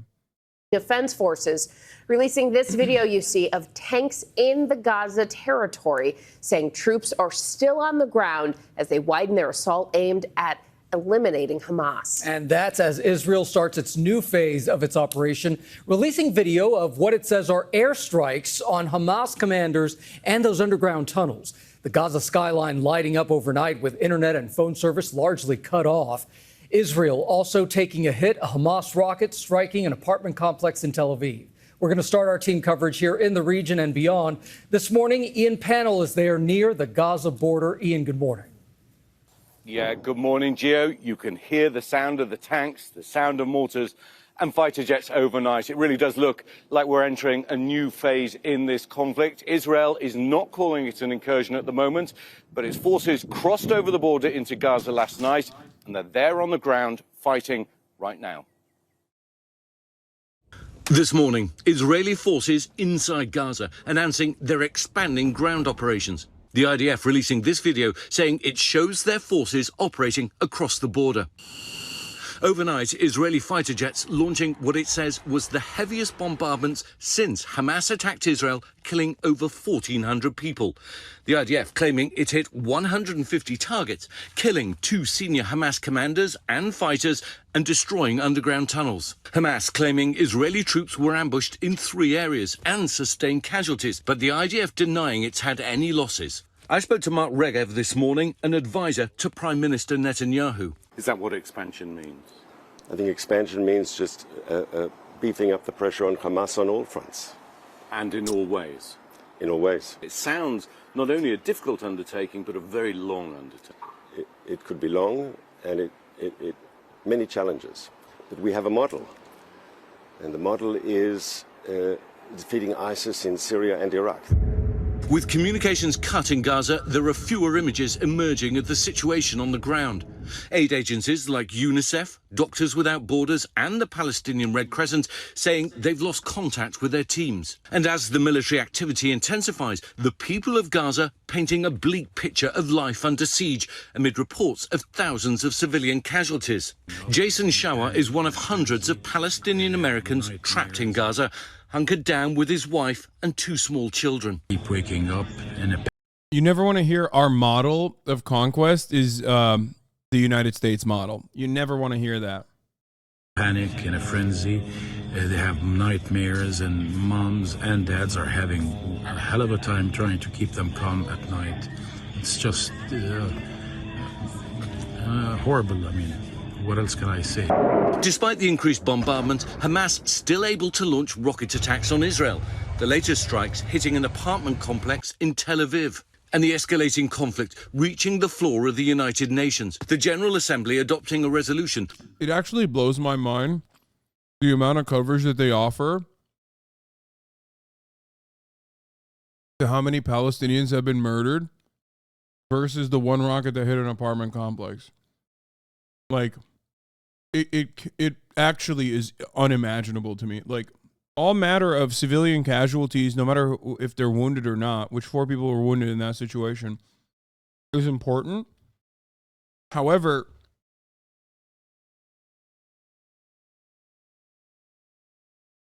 it's like looking at someone stubbing their fucking toe and then going on a mass killing spree and then giving equal coverage to both. It's crazy. It feels like I'm going insane. Calling for an immediate, durable and sustained humanitarian truce between Israeli forces and Hamas militants in Gaza. But Israel responding, this is a black day for the UN, which has finally lost all relevance or legitimacy. While military operations expand, the families of the more than 200 hostages holding a vigil, calling on Israeli leaders to talk to them immediately. How does a land operation help to get hostages out? Hamas isn't going to suddenly become a humanitarian organization and decide, to do the right thing and the release the hostages are hostages. leverage for them. And so we believe the correct way to get the hostages out is just to keep beefing up the pressure on Hamas. Militarily and politically, diplomatically. They're literally killing hostages. They're killing hostages. With their allies. A number of ways they're trying to beef up the pressure, but what we're hearing here is mainly that military pressure. The sound of intense activity being launched into Gaza. As we said in that report, very limited communications, but we do know from a couple of voices inside Gaza that it's been an incredibly difficult, dangerous and stressful night. Incredibly difficult, no doubt about it, Ian. And what do we know about those 229 hostages? Because there's a real concern here about how they can get to safety if this ground invasion or operation intensifies. We know Qatari officials, they've been negotiating with Hamas, but having Israeli forces on the ground may really change things, right?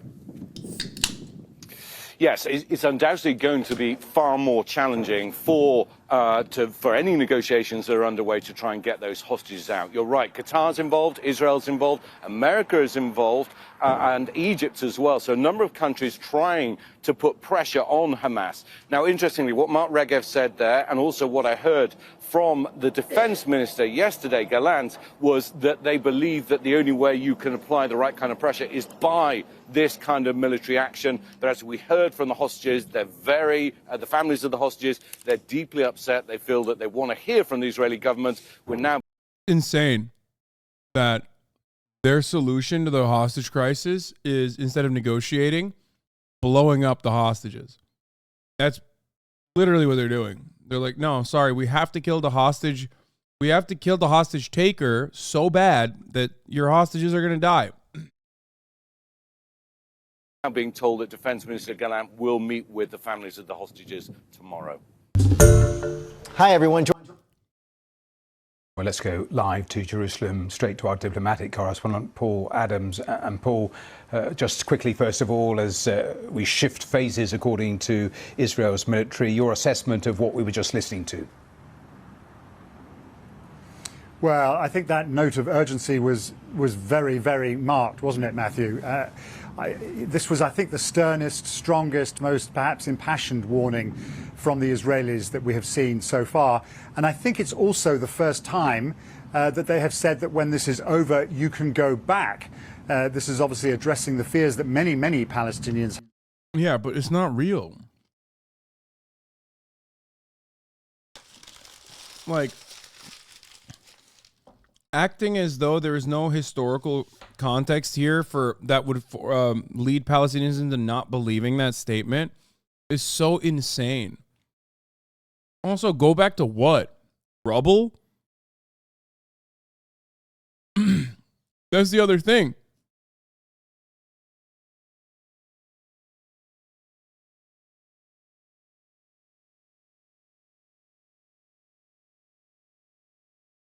Hamas said basically bring it on. Were they just talking a big game, or do they have an actual plan to play? I don't know. I don't know what their plan was beyond what they've said so far. Of course, they understand that there was going to be brutal retaliation, I'm certain.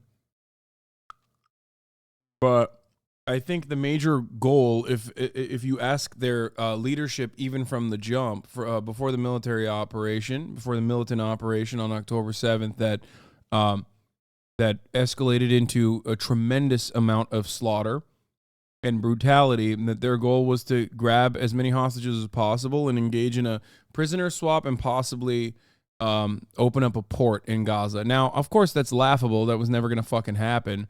I think the secondary interest there was striking at a time when, like, America's political influence in the region is waning and they're stretched too thin, and they have regional superpowers that or regional leaders that would most likely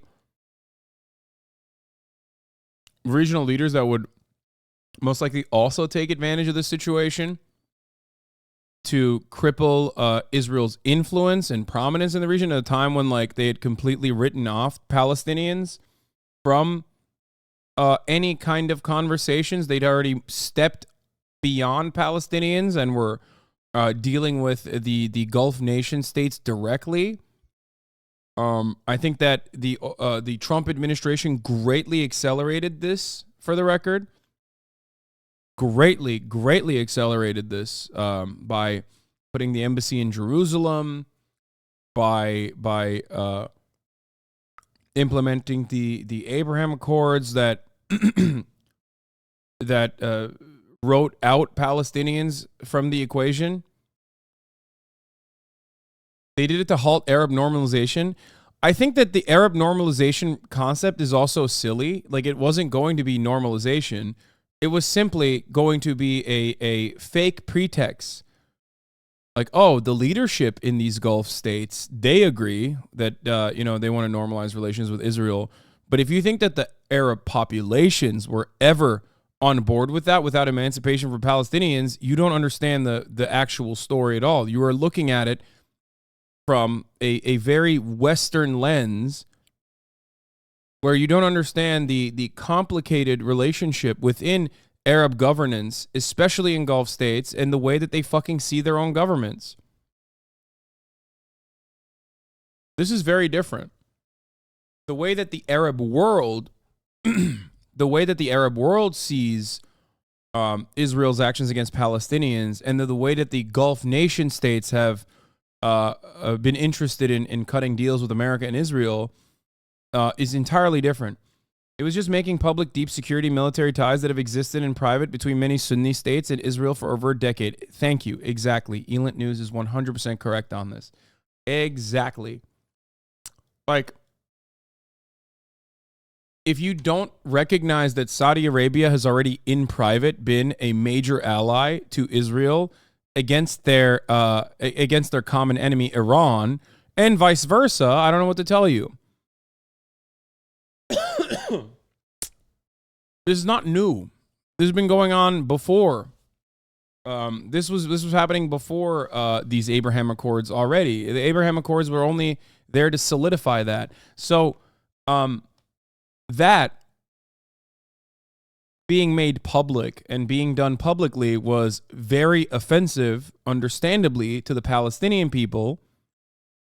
But I see this rhetoric all the time from liberals, like, I guess, well-intentioned liberals who don't fully comprehend the situation, that look at that and go, oh, they did this to, like, ruin the Abraham Accords. Like, they did this to ruin the normalization agreements that Israel was, like, doing with Gulf nation states. It's like, yeah, that wasn't going to change the major amounts of protests on the fucking ground ever, okay?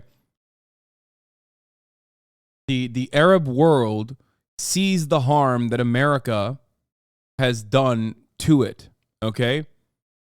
They see it. It's impossible not to. It's impossible to be blind to that, okay? This is not like the top of the hour when you're subscribed and you just fucking forget that it even exists at the top of every hour and you just move on, you know? Because at the top of the hour, there's a 3-minute ad break. If you no longer want to see those ads, all you need to do is subscribe for $5 or free with Twitch Prime by connecting your Amazon Prime account to your Twitch account. You get one free Prime subscription a month. You can also get gifted a sub. Here's the 3-minute ad break now.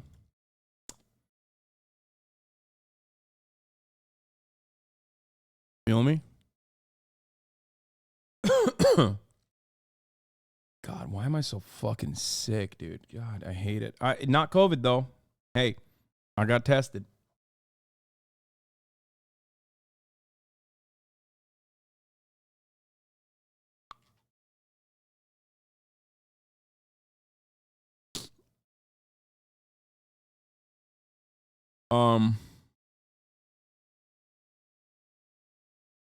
You could only be blind to it as a Westerner, someone completely detached from it. No, I mean, like, thinking that the Abraham Accords or normalization agreements with Gulf states that kickstarted under Donald Trump with Jared Kushner at the helm was actually a really good deal for everybody involved and would not have led to serious complications is an opinion you can only have if you're completely oblivious to the dynamic that Arab people have with their own government. Okay.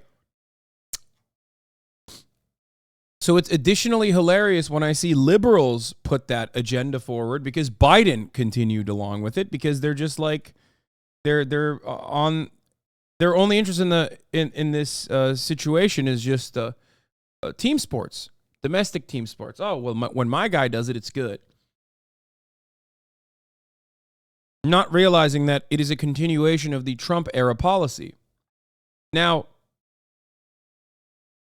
that was one of the reasons. You asked me why, like, what is Hamas's game plan here? And I don't know.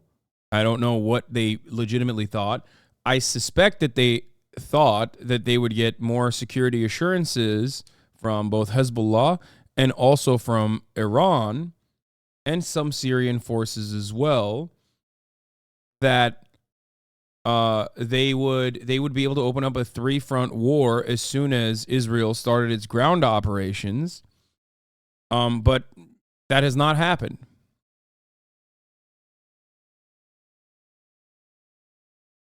I think maybe they mistakenly thought that because Israel doesn't, even though Israel doesn't care about Palestinians, maybe they care about Israelis and foreign nationals, and they'll come to the table and bargain with them for a prisoner release, as they have done before.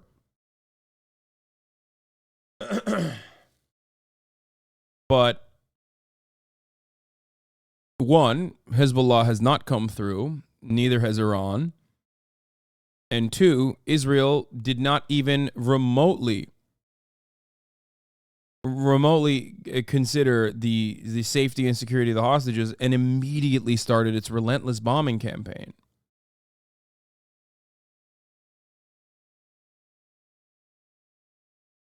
Yeah.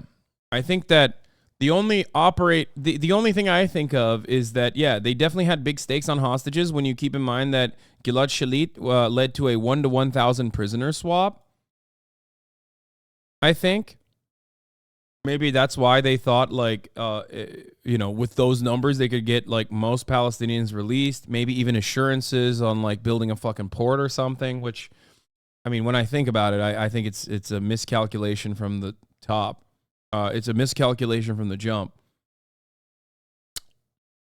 Because it worked absolutely in favor of the already far-right Israeli government. For Itamar Ben-Gvir, this was an opportunity to continue doing more pogroms in the West Bank and continue arming the settlers in the West Bank with weapons and helmets, and even arm Israelis in Israel proper, from what I understand as well. That's something that's also being considered.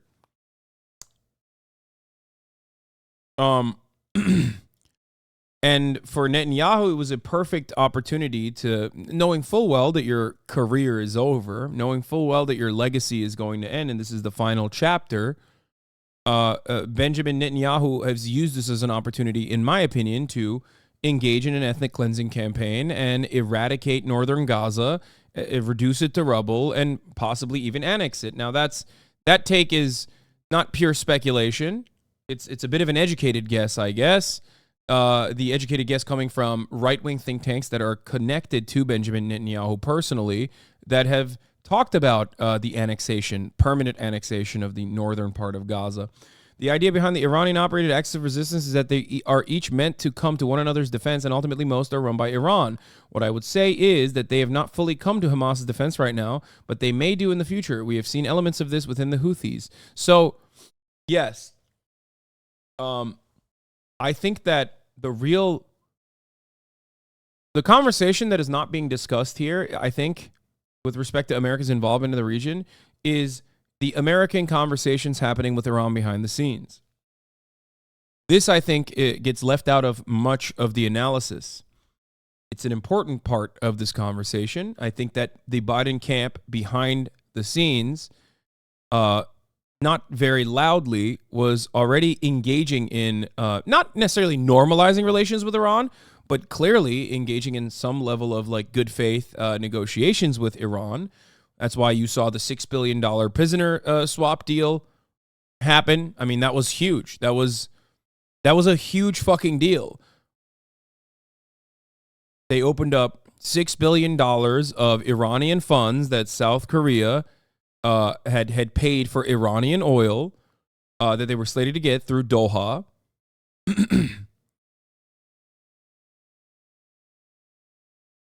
And I think that is probably part of it. Part of the reason why Iran has not joined the battle.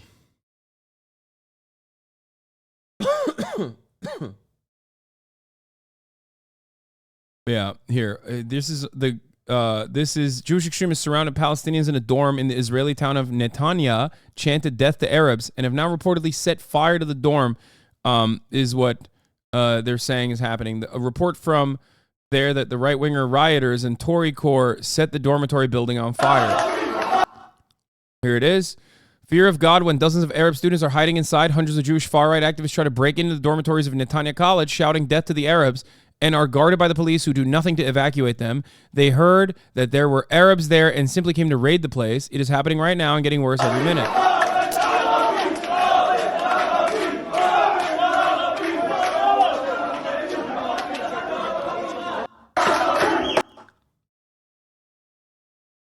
Hey, dude, so you know it's not a fire, but it's a flare that's been put out? Yeah.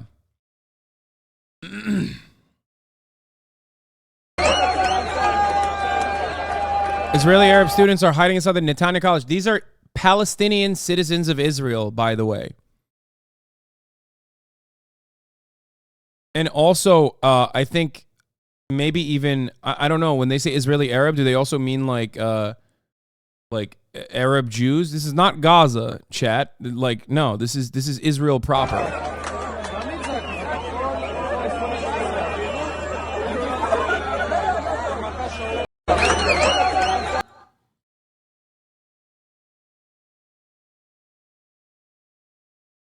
Israeli Arabs are either Jews or Christians.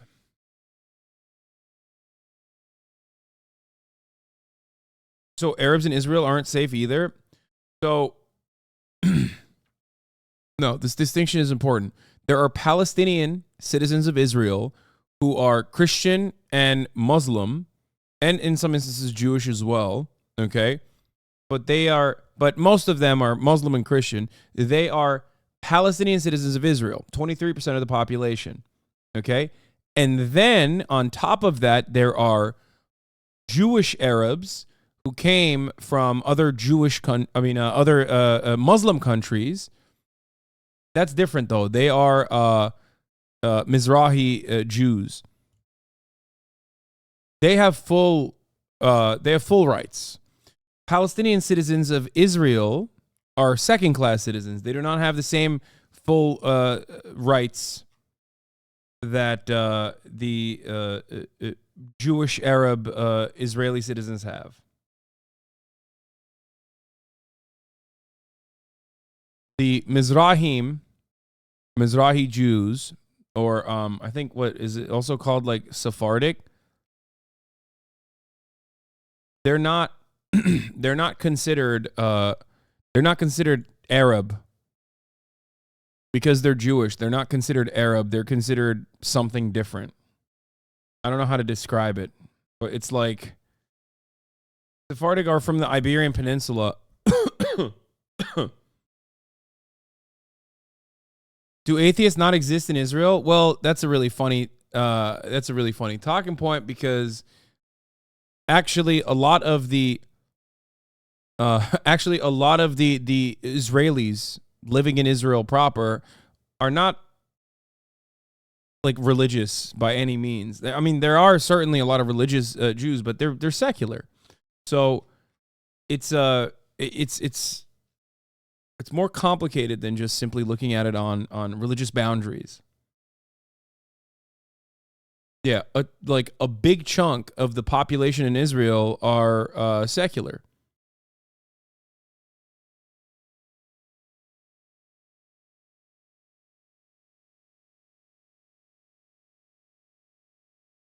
The use of Arab sounds like some whiteness is a concept shit. It is. It is. That's why they need round-the-clock identification. To be specific, within the 1.9 million strong Israeli Arab community, many of the Palestinian Arabs who are Druze and Christian, who are in the minority, are often treated in a very different manner to the Palestinian Sunni Arabs, I think. Yeah, but even then, not like it's not like the Christians are treated very well either. They're just treated less bad. Because, like, especially depending on where you go, like a lot of the settlers, for example, don't necessarily love Christians either. They very openly will, you know, do horrible shit to Christians as well. Like, it's especially if we're thinking about the West Bank, right? There are Palestinian Christians that live in the West Bank. There are Christian tourists that go into the West Bank. Christians literally get spit on. Like, Itamar Ben-Gvir straight up fucking defended the hate crime of spitting on Christians by saying it's a fucking tradition. Like, this happened a couple months ago. So, it's not like, yeah, those motherfuckers are crazy. They don't give a shit.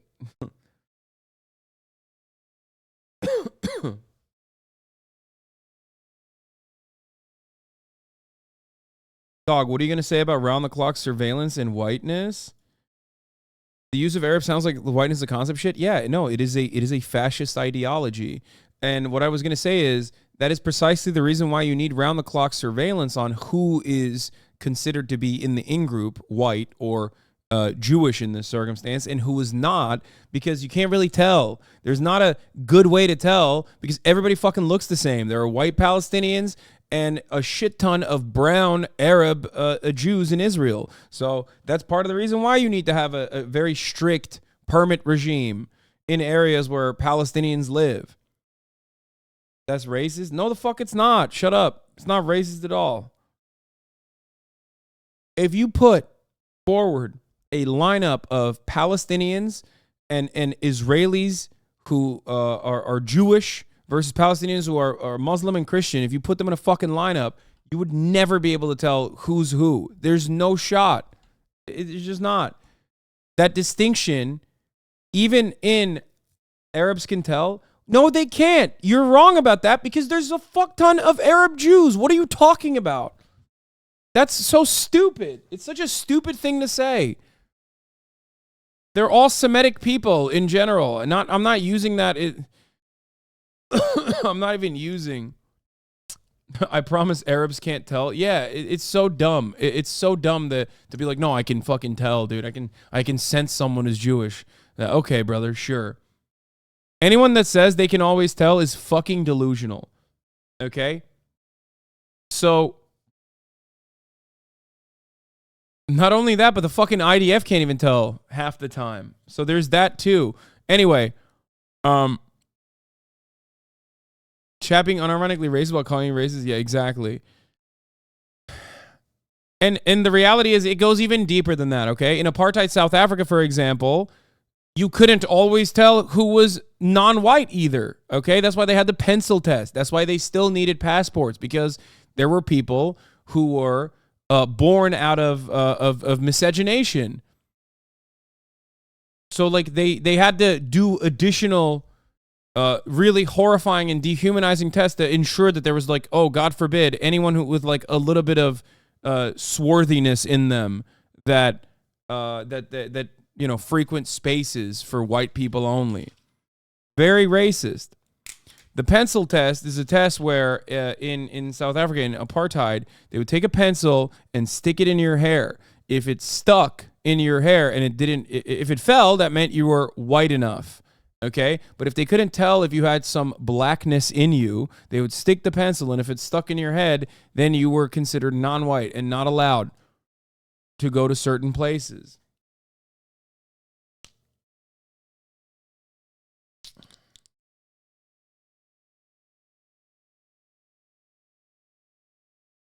Have you talked about the Jewish expulsion from Arab nations? Just curious, has been a talking point people I know have been constantly mentioning, relatively new around here.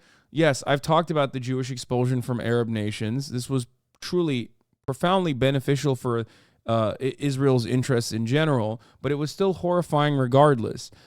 None of which justifies the current nation state of Israel behaving in the way that they are. Yeah.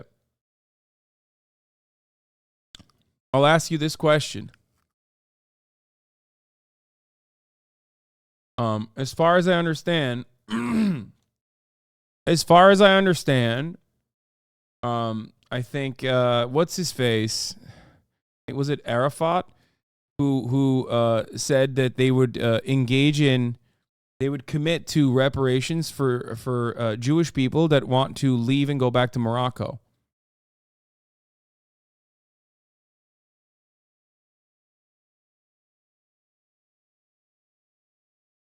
And like nobody fucking took it up.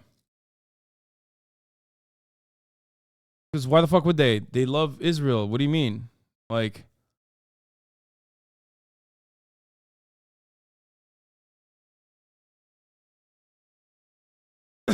no, not all of the pogroms were a consequence of the Nakba. No, pogroms that happened in Arab nations were done in Arab nationalist uprisings in their own post-colonial efforts. However, they continued after the Nakba, and anti-Semitism was certainly much more prominent as a consequence of the Nakba in the Arab world, in the Muslim world in general. Anyway, where is the fucking video that I wanted to watch? How racism was invented in the Middle Ages. This isn't necessarily what I want to watch. This seems like a cool video though. But there was also the one. Where was it? There was the. Hey Hasan, did you watch the YouTube video travelingisrael.com free Palestine? No thanks. He was talking about the conflict and claiming he's saying facts and challenges anyone to prove him wrong. Yes, as a matter of fact, I did watch that with a famed Palestine historian. We watched that video together and responded to it. It's right here. This pro-Israel video is insane, featuring Zachary Foster. We went through it piece by piece. If you want to go watch it, it's an hour and 45 minutes long, but it's, I think, very informative, very instructive.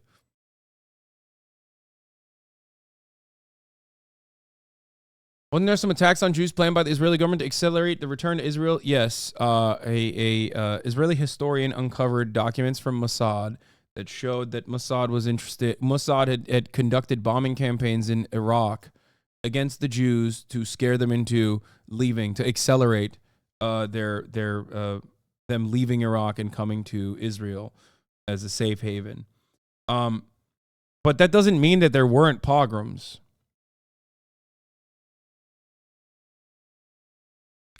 Separate from that. Was Avi Shleim?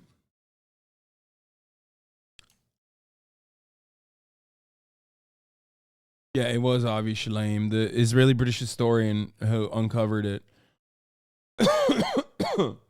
He also wrote The Iron Wall, Israel in the Arab World.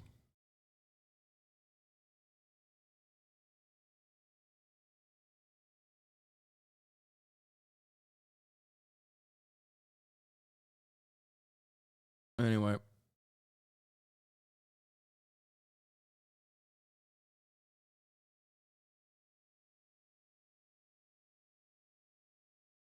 Wrote a bunch of decent books.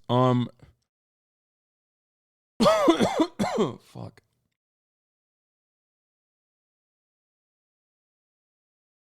I watched this video of regular Israeli opinions on Palestinians. It's scary how they just say openly that they want them dead. Yeah, I mean, we've watched this a long time ago about like how what the Israeli perspective is on here. We're here in Zion Square in Jerusalem, which the government has actually declared to rename Tolerant Square. And we're just going to ask everyday Israelis what they think about the situation.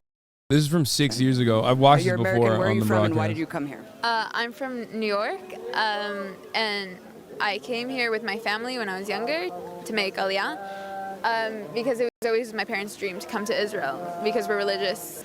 So, are you American? Yes. Oh, cool. Why? When did you move here and why? She said, "Why are you here?" Here 11 years ago. My family moved here because this is the country of the Jewish people and the future of the Jewish people, and we want to be here. How old are you guys? 18. We're 18 years old. Now we are here in Israel taking a leadership course, and we're going to the army for a few months to see how life's here. And then we hope to bring back some of this knowledge to our youth movements. So you're like an internship with the army? It's about 2 months, and they show you everything about the army. Israel is a great place. It's a nice place. You should come and visit. I love Israel, and I feel safe here. All that misconceptions are not true. Like, there's not people with knives every day, and there's not, people exploding. Palestinians? Yeah. No, but pretty much the life here is really good. For people living here, it's just normal to see people in the army walking around with guns, and you feel completely safe and protected. I feel like we know who the threat is, and it's not coming from anyone random. Oh, here. Well, let's watch the everyday. I covered this in May 15th of 2021, and the video has 800,000 views if you want to see it. These Israelis sound like fascist is the name of the video from back then. I've been at this for a very long time. I've been covering this stuff for a very, very long time, okay? Random, as opposed to in the rest of the world that could be anyone. Here we know who our enemy is, and we know that they are out to get us. Who is the enemy? Who's the enemy? That's a very good question. I don't think it's specifically any nation. I think it's the people that are so interested in being politically correct that they won't actually go after the people that are trying to cover things up. I think that the Islam is it's a very bad disease, not just for Israel, for all around the world. We can see it. If you ask them that same question about Judaism, that would be understandably anti-Semitic. But of course, the double standard is what I mean. They think they... And you keep saying one-state solution. Bro, you are so stupid, okay? If you think that there is any way, a one-state solution is quite literally the only way forward, okay? A two-state solution is impossible because, you know what? They're in fucking Jerusalem right now. And half of those guys also then live in the West Bank. And the guys that live in the West Bank are way more fucking aggressive than even these guys, okay? The guys that live in the West Bank side or directly in the West Bank are settler terrorists that have infinitely more violent perspectives. Now, that's something you have to remember. There's no two-state solution without taking that 470,000 fucking population of violent settler colonialists and taking them out of there forcibly and putting them inside of Israel proper. They will never stop. They will literally terrorize their own government. They will blow up their own fucking government with the guns that the government gave them. Yeah. And also, how the fuck is there going to be a two-state solution when Gaza and the West Bank are separated? Like, what are people supposed to do? The two-state solution is what is happening right now. This is what you get with a two-state solution. Nothing.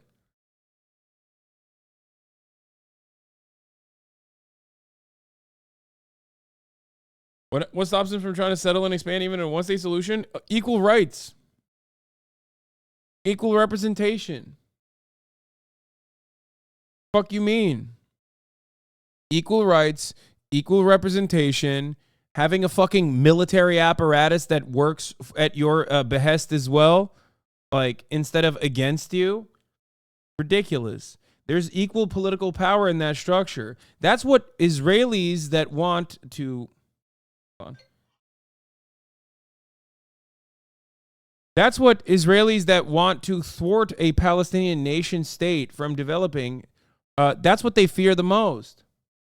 No, I didn't get a phone call. My food is here. That's what they fear the most. Netanyahu hates that concept.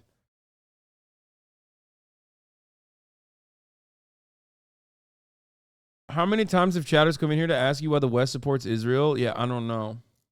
They all have to be Islam. If you're not Islam, they will kill you. This is so funny from this fucking asshole sitting in the middle of Jerusalem saying that when there's fucking Christian Palestinians too.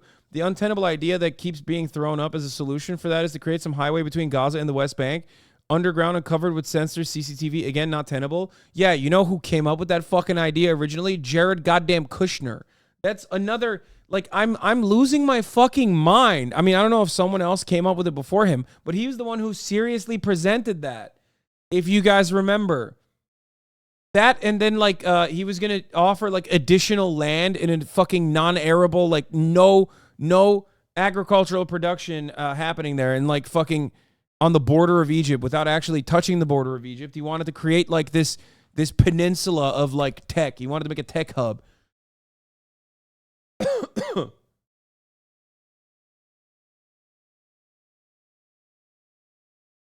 Does anyone have the fucking link? Does anyone have the Does anyone have the photo? It's a really funny one. A lot of Americans don't really understand what Israel's like. We hear a lot of things in the news. I feel like you just ate and you're getting food already. Yeah, I ate your mom, dude. No, I had a fucking half of a sandwich from yesterday, and I ordered chicken for myself and while I was waiting for it because I was hungry. A lot of people are sympathizing with the Palestinian plight. Oh, here it is. Can you talk about what it's like to kind of live in this situation? This is the brilliant plan, dude. The Vision for Peace conceptual map. Okay, are you ready for this? They have these. First of all, none of this touches the Egyptian boundary. There's only one lane into this, like, area.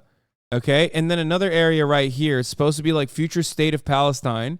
There's a West Bank Gaza tunnel that they would build.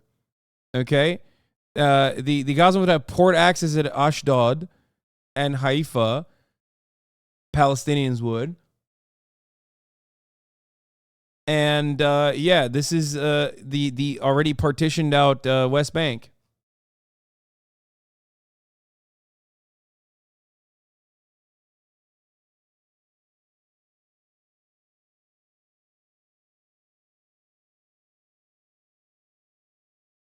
Those two areas near Egypt are supposed to be tech company towns. Yeah, I know. Hey, I really appreciate your efforts. I'm your new fan from Jordan. Hell yeah. Also, a lot of the Islamophobia in Israel is normal. Everyday people stems from separation when the only image of Palestinians you see on TV is villainizing them. Yeah, exactly. The way that Israelis see Palestinians is like the way that in apartheid South Africa, white people saw black people. Or in a way that Americans saw black people in the Reconstruction period, just like violent barbarians that are subhuman, that only want to do violence and crimes to those who they recognize have oppressed them. Situation. First of all, it's very hard. I'm in an organization. It's called Lahava. It's against the Jews shouldn't marry Arabs. Did you say the organization? Yeah, that's anti-miscegenation. Did what again? The organization is the thing of it is that Jews shouldn't marry Arabs. Shouldn't marry Arabs. Why do you feel strongly about that?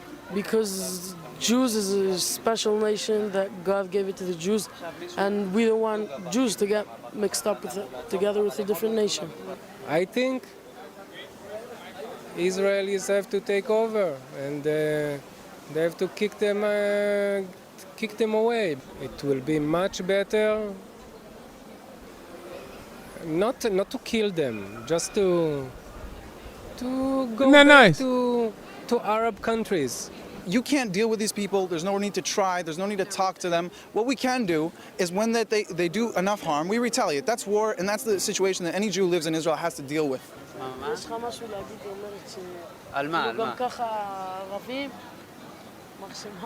אוקיי, בסדר בעברית? פשוט מאוד, צריך להיכנס לשטחים, וכל מחבל שעושה פיגוע צריך להרוג אותו. צריך להרוג את המחבלים, ואז הם יפחדו ולא יעשו לנו בעיות, והכל יהיה בסדר. הם יהיו בכפרים שלהם, אנחנו נחיה פה, לא צריך להיות ביחד, והכל בסדר. I think also that every Arab that doing a terrorism attack, we have to kill him, and not because he's an Arab, because he's a terrorist. I think you should also kick out the family, because it all begins with chinuch. How you say it? Education. It's like how you say the kids does, it's families. I'm think that we need to... איך אומרים לאיש בערבית? כן, תגידי לי את המילה הזאת. How do we say, like, incredibly fascist shit? How do we say this? Fuck. I don't have the command over the English language enough to tell you how fucking Hitlerian my perspective is. I don't know how to translate really well. I think we should give them a country. If you're doing any problem, you just go in there to give them a country, and then it's going to be a war between countries, you know? If they're going to throw rockets, we're going to throw one big one and done. I don't think there's any answer to it. Really? There's only one way, like, I would carpet bomb them. You would carpet bomb them? It's the only way you could deal with it. Like, or try to stop them a different way. It never worked. You mean all Arabs or Gaza or? I believe that they, like, I hope to believe they're not, but I do think they are, because I don't trust them. You can't trust them, and that's the only way I believe. Guys, he's the most tolerant one of the bunch. Believe that the only way is just to stop it completely. I think that we're miserable.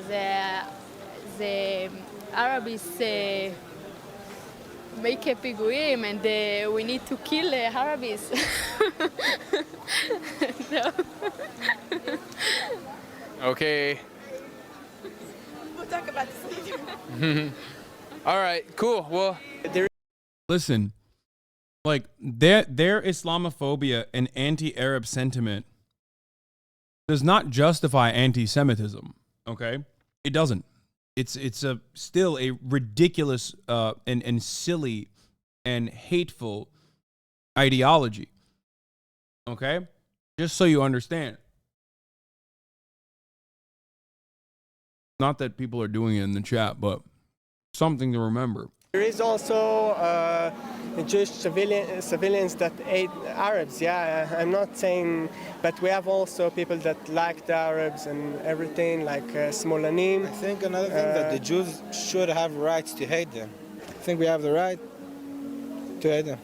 I don't see a reason why not. I wouldn't trust any of them. To better understand this mentality, I also talked to Ronnie Barkin, a Jewish Israeli citizen who grew up in the country and is now an ardent critic of the notion of a Jewish state. Like anyone growing up in Israel, I went through the whole indoctrination mechanism. And we're being trained to be soldiers from kindergarten, literally from kindergarten. The moment I realized I managed to sort of overcome that indoctrination, then everything became very clear, because the situation is crystal clear. One of the main successes of Israeli propaganda is to convince the world that the situation is complicated. But it's far from being complicated. It's probably the least complicated conflict in the world today. Yep. And it's all about basically those who have the power, those who oppress and subjugate and tread over the indigenous people of the land who have been oppressed and subjugated and expelled from their land. And this is what it's about. The situation here is not very different other than the way it is perceived in the world and among Israelis. Yeah, and anyone who's well read on the situation that doesn't immediately want to take on the side of Israel will openly tell you that it's not very complicated. But the side that is doing the oppression and those who want to defend that side are like, oh, it's so complicated. It's not. Society themselves, they like to perceive themselves as being something else, as being, liberal and progressive and all of that. And I also thought of myself as such until I realized that actually, this is not the case. The case is very clear, and I'm not on the right side of history. And that's when, the moment I managed to overcome this type of brainwashing, then the rest was very easy. The State of Israel is all about creating a place which is for one select group and only that. It's not only... By the way, once you eliminate that mystery, you can go in the other direction as well. Like the liberal notion that like this is simply something that has to happen because Arabs are backwards and scary is what prevents a lot of people from recognizing that it's inherently a fascist ideology. However, some people do actually demystify the horrifying nature of an apartheid structure and then become even more ardent supporters of it, like the Itamar Ben-Gvirs of the world, who are like, no, this is sick. Like, it's time to do more fucking death. Like,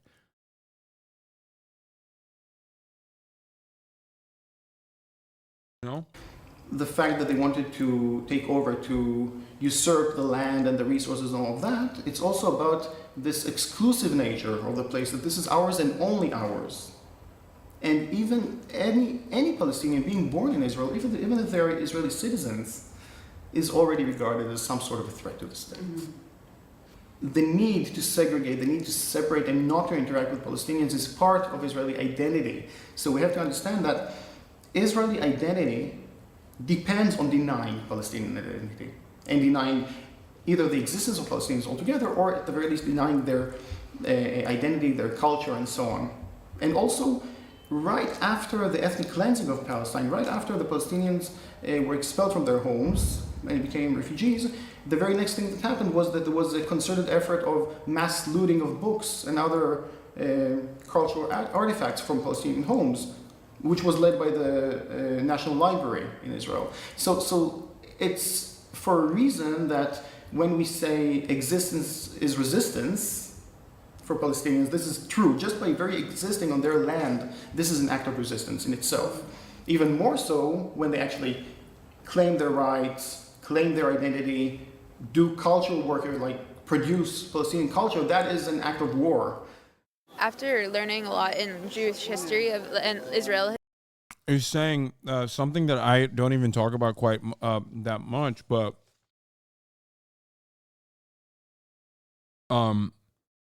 a lot of the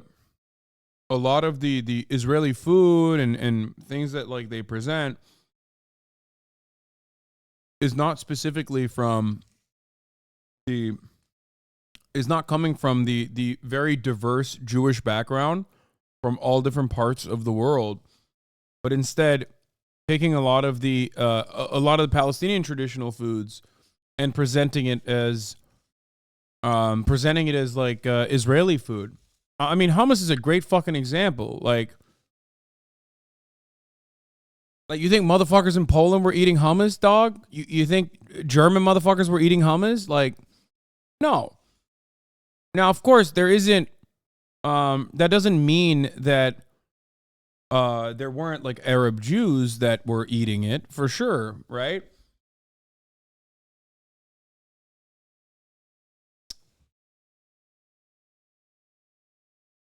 Falafel, hummus.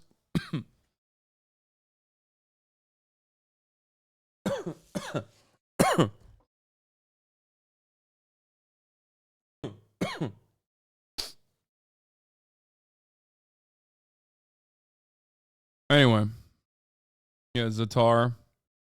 history, I've like seen that people make But those Arab Jews ate it because they're Arab, not because they're Jewish. Yes. a big deal about a lot of different areas.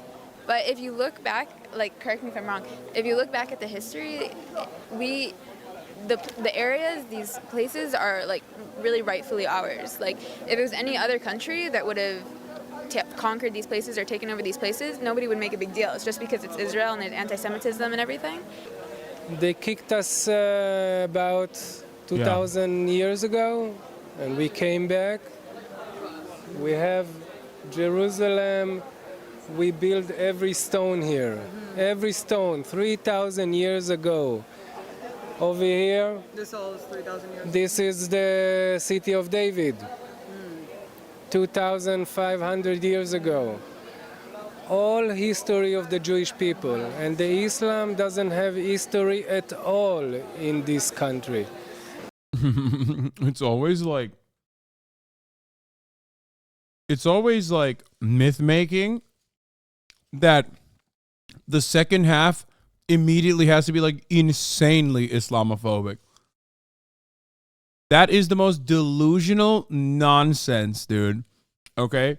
To say that Islam has had no impact in that region is so fucking insane.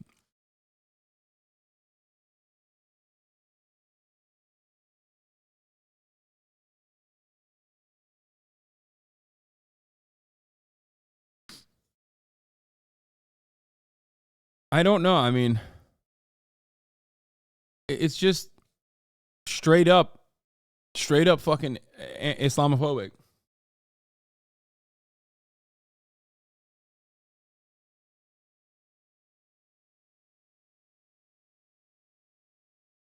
I think that they should actually look at a history book and look at the progression of history and who occupied Israel, go further back. So if it could be that the Palestinians occupied Israel, that's true, but who occupied that before that?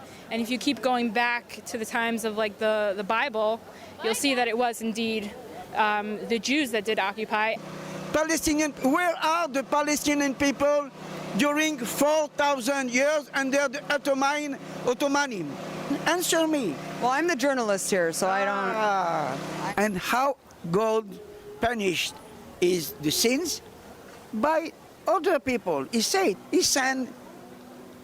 the Nazis, and now he sent Palestinians. Okay. But it's really rightfully ours if you look at he goes, okay. and like the wars, and we didn't even start a lot of the wars, and we conquered these places rightfully, like it's ours. We brought. We didn't start any of these wars. We conquered these places rightfully. It's ours.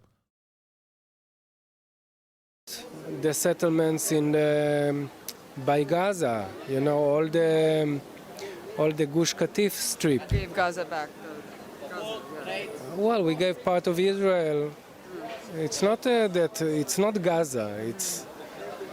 It's we do things. I mean, it's crazy that like this lady that you just saw with like a very clear fucking like Soho, New York ass accent is like, we conquered these places. It's ours. Like, what do you mean? Like, you're literally an American, okay? Say you conquered Manhattan, okay? Even that's ridiculous, but at least you have more of a statement there. You know what I mean? You have more history there, at least. In Manhattan, you have a longer history. For peace. I think that the Jews came here, they took this land, and this is our land now, and I don't think there should be here no Arabs. Like Arabs, they want, we gave them Gaza, they should go live there quietly if they want. They should go back to Iraq, I don't know, to wherever they want. But this is a place that God gave it to the Jews, and it's so funny because this little 14-year-old Fortnite shithead is most likely an Arab Jew. Okay? Like, it's such a funny thing for him to say, especially. Like, incredibly high likelihood. Incredibly high likelihood that he's an Arab Jew, right? And he's like, yeah, go back to the Palestinians that lived here for fucking hundreds of years. Go back to Iraq or something. And it's like, bro, what are you saying?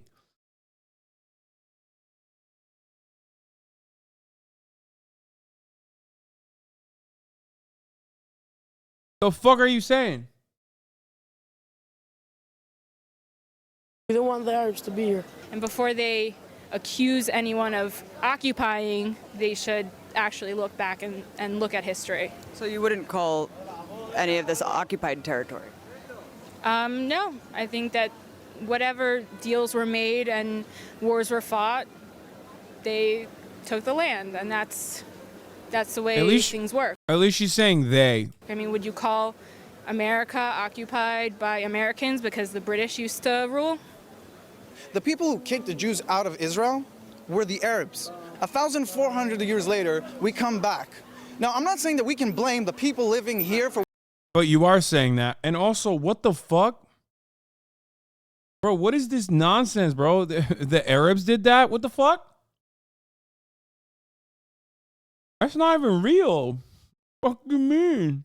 What happened, but you gotta accept that that's some kind of divine justice, that their great-great-great-great-grandfathers kicked my great-great-great-grandfather out of here, and then we come back, and all of a sudden they're like, well, no, we don't want it, it's not fair. They took the land from us. He's kind of base. He's saying the Romans are Arab. Like, Which, you know, I mean, they're brown enough. He said, why is Sanji in Jerusalem? Don't say that. Sanji would never.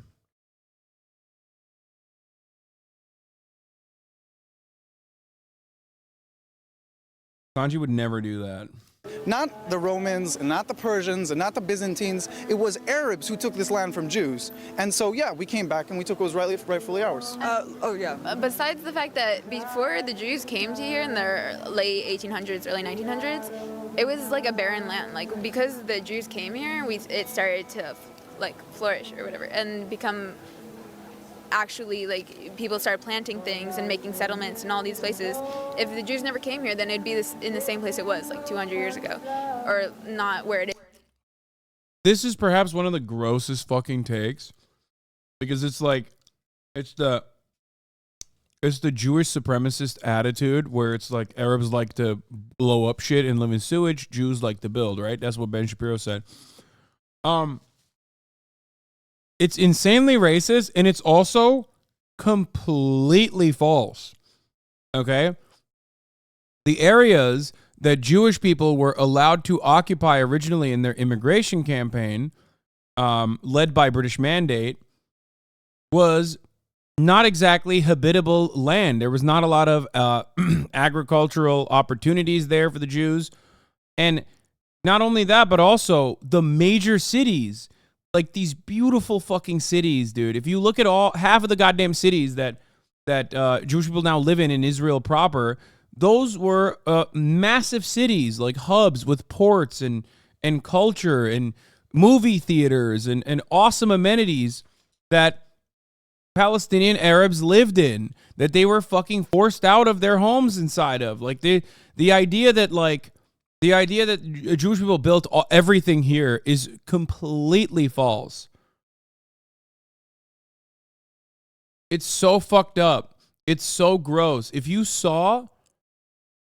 actually saw the markets, the nightlife, the shops, the bazaars, the fucking movie theaters, the art, these communities were vibrant and they were beautiful.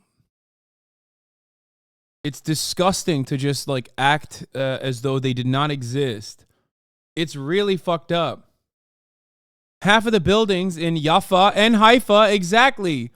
Half of those fucking buildings, more than half of those, every single building in those fucking cities are much older than the people living in them now, okay? They've been around for a significantly longer time.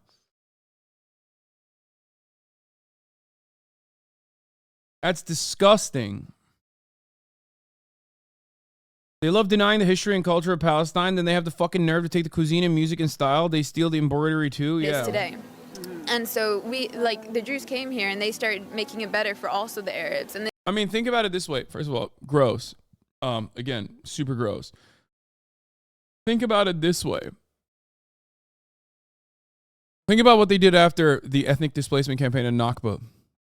They burned down some of these villages, the Arab villages, and burned the olive trees that existed, these olive orchards that existed everywhere, okay? And planted pine trees that were not even that were not even like region specific. It's not even good for the area. Non-native trees were planted specifically so that it had a more European look. That, for me at least, is very symbolic. I feel like it shows exactly what the early Zionist movement was all about. Pineapple in Europe, huh? Pine trees, not pineapple. I don't know if you know this, but pines and pineapple are different things.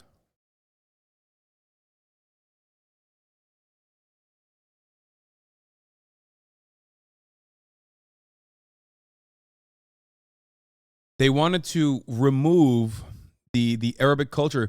In areas that they did not completely destroy, they gave new names, Hebrew-sounding names, to old Arab historic landmarks. It is very... It feels like there's a lot of hatred and resentment there in the inception of the Israeli nation state. And it's really interesting to think about because, like, these are people that did not do anything to the Jewish people as a whole, or, you know, the Zionists even. Like, they didn't do nothing, dude. They were just there. And they only start to be an issue because the Arabs started to make it more of an issue. How many people think like you? What is the state of the left wing within Israeli society? So the people who think like me are a negligible few, and I would argue that there is no left in Israel and never ever existed. What you have are those self-proclaimed leftists, liberal Zionists, who basically speak the language of peace and human rights and so on in order to sugarcoat their racism and supremacy. And they speak a very different language than the acting government, for example, because the acting government is clearly a right-wing government. They are shameless about their racist attitudes and so on. They say this is ours and only ours. Many of them are decent enough to say, yes, there was the ethnic cleansing of Palestine, and that's a good thing. The problem is that we haven't finished the job, that there are still Palestinians left in Palestine. With the other type of Zionists, with the so-called left in Israel, we cannot even agree about the basic facts. But for them, in order to feel that they are both Zionist and moral at the same time, they have to keep lying to themselves all the time, every moment of every day. So they have perfected this whole discourse of lies in order to lie to themselves and also in order to lie to the international community, in order to justify their existence here in that. I think the occupation does have a role, a big role, and important. I don't think there should be no occupation at all, but in the occupation, things needs to be more human. Do you get called a leftist a lot? Yeah, I am a leftist. Is leftist a slur sometimes? Yes, it is. It is not a good way to be called in Israel. Israel doesn't want to compromise on security. They have to do a blockade. They have to kind of cut this off. Like, come on, dog. This dude is literally like, my boy, you're an accountant that worked for PricewaterhouseCoopers for like 15 years in Manhattan. What the fuck are you doing right now? Like, what's going on? Like, he's just like over there being like, Israel's right to defend itself unconditionally. It's like, dude, what is going on? Tough. It's, you know, it's ridiculous what people have to go through there, but it's also ridiculous what we have to do to keep ourselves safe. We don't want to fight with them. But if they ask for it, they will get it. And we're much stronger, much stronger. We behave very gently and morally, very gently with them. It could get a lot worse, is what you're saying. If the Russians was here, 2 days, they will kill all of them. If the Americans will be here, they will kill them 2 days.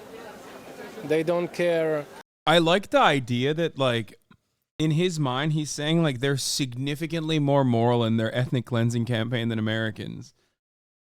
Like, who's letting you do the ethnic cleansing, dog? Americans. Like, what do you mean? You're doing it with the American weapons and the American go-ahead anyway. They just outsourced it to you. About human rights, they don't care about nothing. Israel's holding back. Very, very.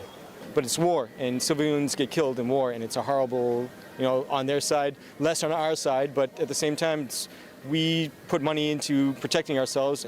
Well, look, the refugees, their situation. Yeah, dude, Palestine wanted a fucking Iron Dome. And Israel totally allowed it to happen, but then they were like, haha, instead of an Iron Dome and bomb shelters, we're going to spend this money on evil. Yeah. I like the idea that Israel's like, yeah, we spend our money on missiles. Okay. But then you fucking turn around and get mad at Hamas for doing the same thing? Israeli missiles, that's good. Defensive.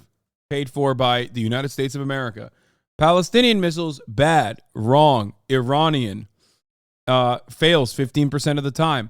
Does not have the 90% interception success rate that the Iron Dome has. It doesn't cost $4 billion a year. You know? Israeli missiles, defensive, good. Palestinian missiles, offensive, very bad. Kills real humans. Israeli missiles, doesn't kill humans, kills Palestinians.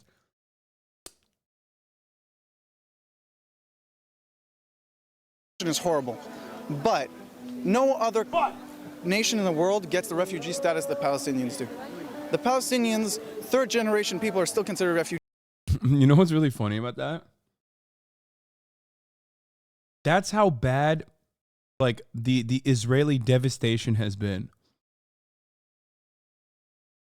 And yet, instead of having that be a moment for self-reflection from this fucking goober, he just continues on saying, like, well, the Palestinian Arab is a unique type of, inferior being. Different than the other inferior beings that have been made refugees due to not being powerful. Refugees. I had friends that were... Dude, privileged refugee literally is an oxymoronic statement. It's like saying privileged slave, okay? It's literally like saying the American slave had a profound amount of privilege. After all, sometimes there would be less whippings on Thursdays. Like, what the fuck? What do you mean, privileged refugee? What are you saying? How does one become a refugee? How? How does one stay a refugee? Violence, man. It's the same shit as slavery. It's violence. It's subjugation. Canadian, they went on their passports. They wanted to see what the refugee camps were. They wanted to see what it was all about. They came back, they said it's nothing what I imagined it. Like better than they imagined? Or? They said people were driving around with nice cars, people had nice houses, villas, things like that. They thought people were being oppressed, like living in tents. It was like they probably were, like maybe 10, 15. Damn. Yeah. Dude, Palestinian refugee camps are sick. First of all, let me tell you something. If Palestinian refugee camps were sick, Israel would take it over, okay? Sorry, that's just the fucking truth. That's how you know that shit ain't sick, dog, okay? They'd be like, oh, this is mine now. This is my fucking camp. Sorry. This is mint. I forgot. There's a 8,000-year-old coin I found in your camp. It's actually also, turns out this is also Israel. Fuck, my bad, bro. Okay? And for the Jordanians out there who think that their days are perfectly solid, your days are number 2, bitch. Okay? Remember, Transjordan, motherfucker. Remember.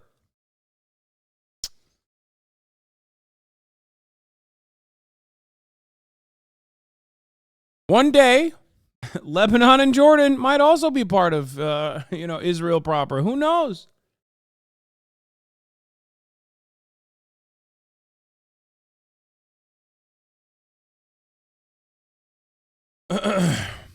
But yeah, the idea that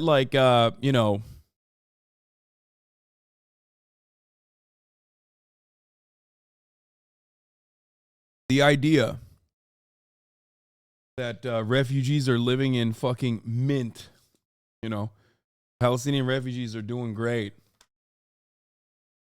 is of course insanely stupid. Luxury car comment sounds like Reagan at welfare comment. Yeah, this is like the same thing that racists say on Fox News when they see fucking refugees coming in, like migrants coming in. Thank you for calling me a bitch. You're welcome.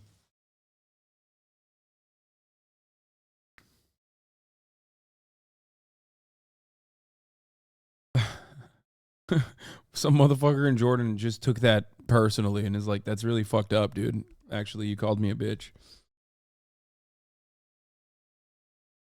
Yeah. It's a universal racist lie. 15, 20 years ago, like in the past. For them, in order for them to be Zionist and moral, in order for them to have a Jewish and democratic state, they needed, first of all and foremost, to create a Jewish majority by force. by driving away the indigenous people from their land. And this is how the state was founded. And immediately afterwards, they created a whole legal system that will make sure that those who have been expelled will never be allowed back, and those who remained on their land, because not everyone was expelled, will never be equal citizens. Unfortunately, what we hear on mainstream media, this so-called discourse or so-called debate between the right and the left is about that. It's about, do we want a large Israel, which is Arab-free, or do we want a small Israel, which is Arab-free? This is the debate that's taking place. Last question. There's this whole international movement of leftists and activists who want to boycott Israel for human rights violations. Being here, seeing that, and what do you just think about that? I think the BDS movement, the leaders of the BDS movement, or everyone that thinks that Israel is bad. This is what the camps look like in Lebanon? Palestinian refugees trapped in a 1 square kilometer walled camp in Lebanon. But Ain al-Halwi also shelters armed factions that have repeatedly battled for control and power. The latest truce has been holding for more. Damn, bro. These guys are fucking popping, dude. God damn. Seems like they're living in luxury, brother. You got fucking, first of all, think about how sick it is when someone blows up a storefront, because that's like air conditioning. You know what I mean? Now you have bullet holes. Again, that's good, clean air that you can get. And yeah, look, she's got a fake Chanel bag. More than a week, but there's no guarantee the fighting has ended for good. Repairs and reconstruction to an estimated 400 homes and businesses, as well as facilities run by the United Nations Relief and Works Agency, have not begun in earnest. Staff aren't able to reach half of the camp to assess the damage, particularly a school complex, which was one of the front lines during the recent violence. Reason for that is it is still too insecure. We have armed fighters, including around our installations, inside our installations apparently as well. One school complex, which reportedly has been violated, hosts over 3,000 children. It is very unlikely that these children will be able to go back to the school when the school starts in October. UN assistance is vital for Palestinians who are denied Lebanese government services. But the agency has been struggling with a budget crisis for years. The agency as a whole does not have a view on its income beyond September. So any additional costs that are incurred through the hostilities in Ain al-Halwa and any damage and humanitarian support will have to be found in addition to the money that we already need to run our regular services. The latest outbreak of violence was the deadliest in years. It involved the mainstream Fatah movement and a group calling itself the Muslim Youth. People in the camp are in many ways held hostage to the divisions within the Palestinian leadership. There's criticism of a long-standing agreement that... Look, they even have political infighting. I mean, truly a sign of robust democracy. Up! Chat. Look at that.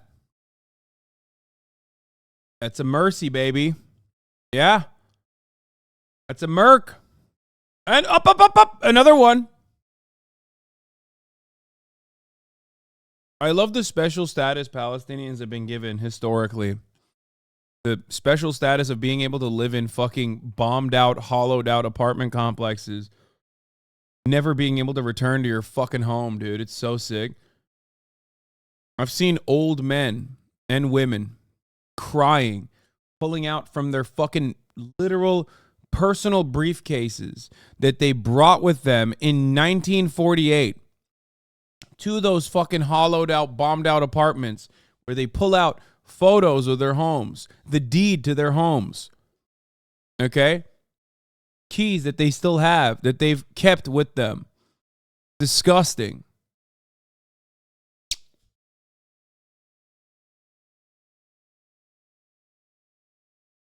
In tears, thinking about a life that they had that was just stolen from them overnight.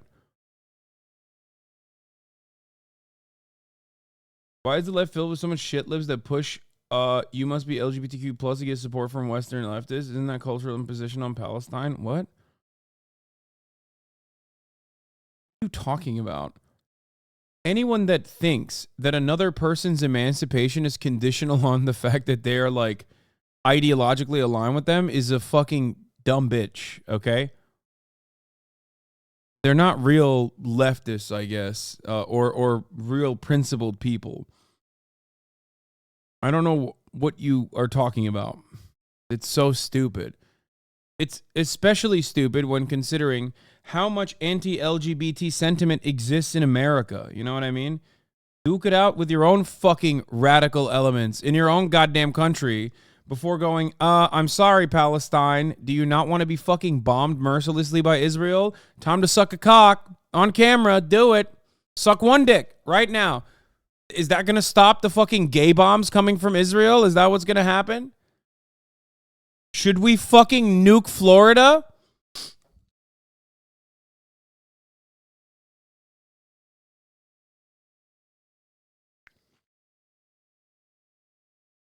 Prevents Lebanon's army from imposing law and order inside the camps.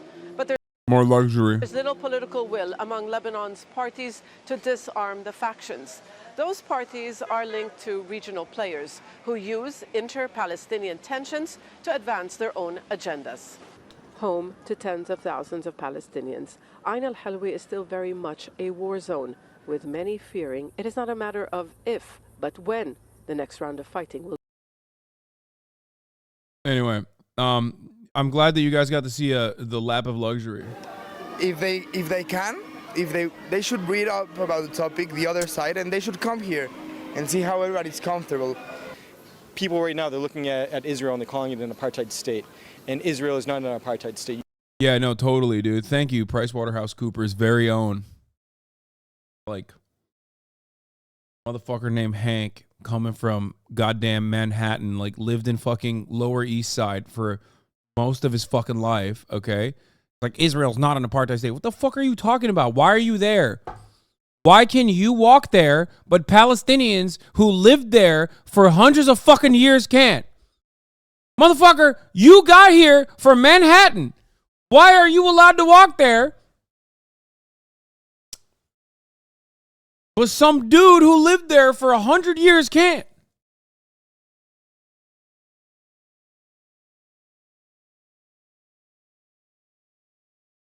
There's places, I mean, my family from 5 generations ago, they were from Jenin. You can't find one Jew in Jenin right now. I mean, it's totally... Oh, Jesus Christ. First of all, that is not a Jenin accent, okay? I'm sorry. That's just not a Jenin accent. I don't think this motherfucker is still from Jenin. So that's number one. Number two, I love when Zionists present this argument like, there's not a single Jew in Gaza. It's like, bro, you want to fucking be there? You think that it's sick? It's nice, dude?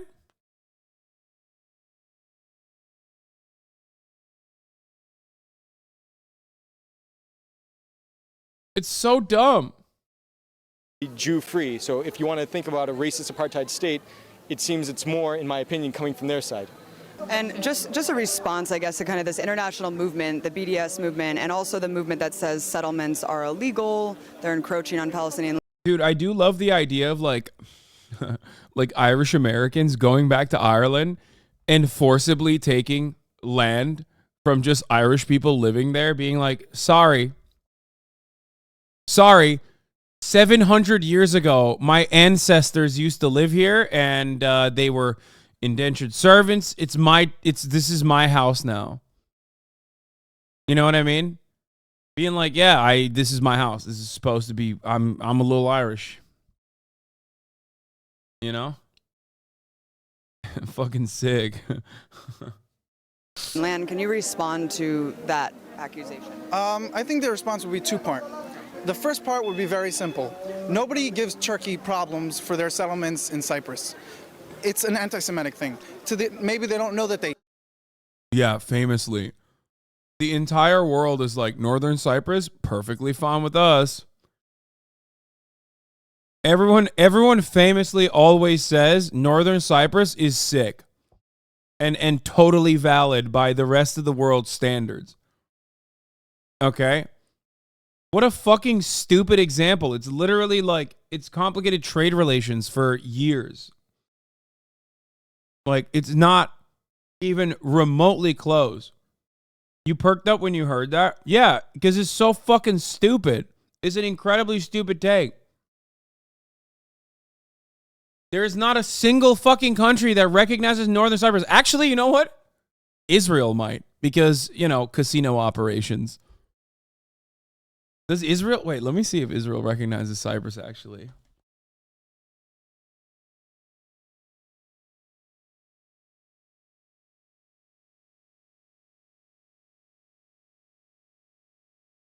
Cyprus-Israel relations refers to the bilateral relations between Cyprus and Israel. Israel has an embassy in Nicosia.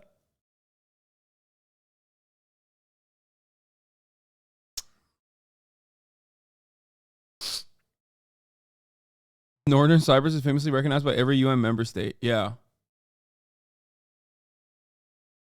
Yeah, I don't think there's any country that... Who recognized Northern Cyprus? In the 1980s and 90s, Cyprus expressed concern over Israel's then close defense relationship with Turkey. Cyprus outwardly backed the Palestinians in the Arab-Israeli conflict and officially recognized Palestine as a de facto state based. Cypriot First Lady Androula Vasilou, wife of President George Vasilou, was declared a persona non grata in Israel when a delegation was leading...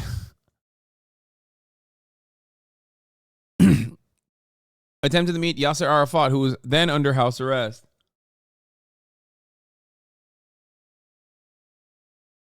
What is this? The second Israel. Israelis are streaming into Cyprus and trying to buy anything in sight.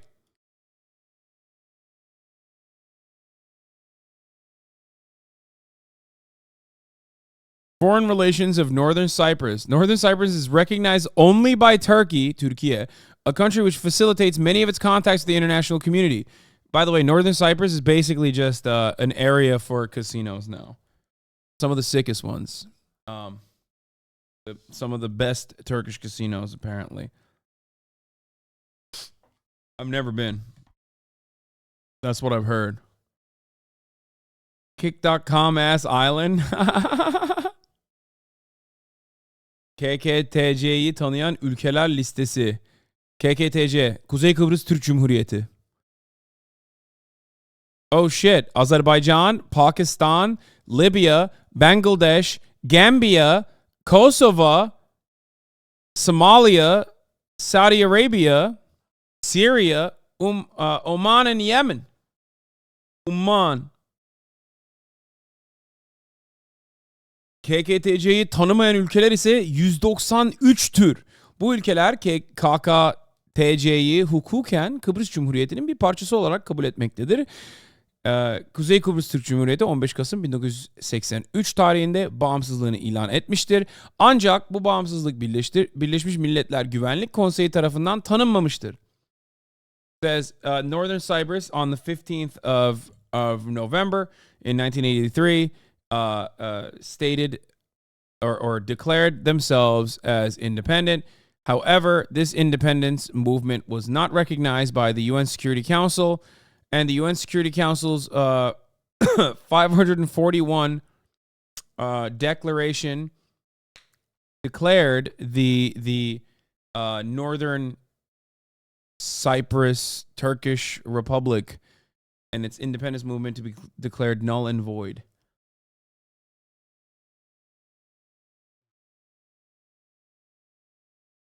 Stop speaking an imperialist language and start speaking today's imperialist language. Yeah, I mean, I speak both.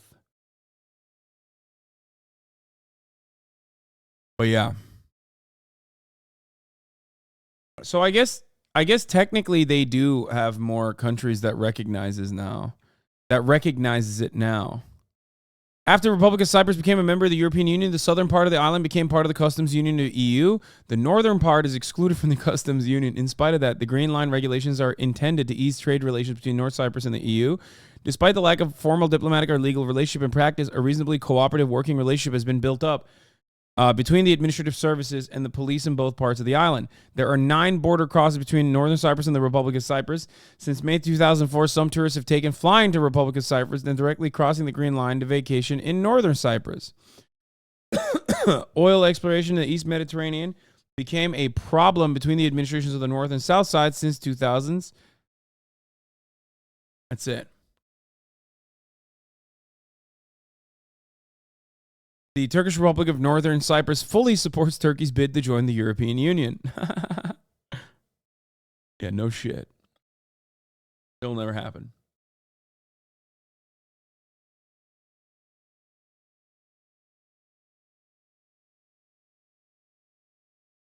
Anyway, a funny thing to just like, a funny thing to consider because he just said that. They hate Jews, but they give us so much trouble. The UN only talks about Israel. What about North Korea? What about... I've heard this so much. Yeah, dude.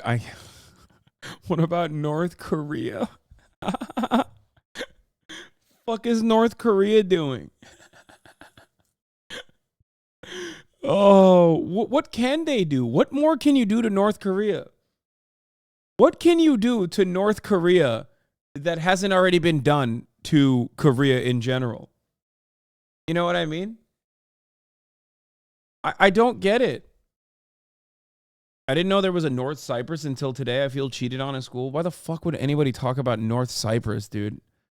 Like, he's like, wow, I can't believe the UN is not talking about North Korea. Meanwhile, like, what can happen to North Korea that hasn't happened to it already? What are they going to do? Put more sanctions? The fuck? You can't. It's like, not because it would be a severe human rights violation. There's just no more sanctions to place. You know what I mean? About Russia. Then the second thing would be to say is that... Even from the UN? Completely from the UN. I mean, come on. You're talking about that we're worse than the North Korean dictatorship? Like, nobody in the world thinks that. So those people in the UN and all these peace activists, I mean, look. He also said Russia, which, again, same as North Korea. Like, historically speaking, what the Western world did to the USSR and to Russia in general, like the development of Russia as a nation state in the aftermath of dissolution of the USSR is quite literally an incredibly brutal, exploitative, shock doctrine ass strategy of parsing the entire country and selling it off to whichever Western loyalist, like Western banker-backed loyalists would steal everything. Russia, as it stands currently, is already a fallen nation that is a Western project. What more do you want? You say Jeffrey Sachs, you murderer, but he's kind of like goated at being a Democracy Now! Person now. He's like one of my favorite Democracy Now! Guys. After, you know, cutting up the entirety of the fucking USSR, he became woke.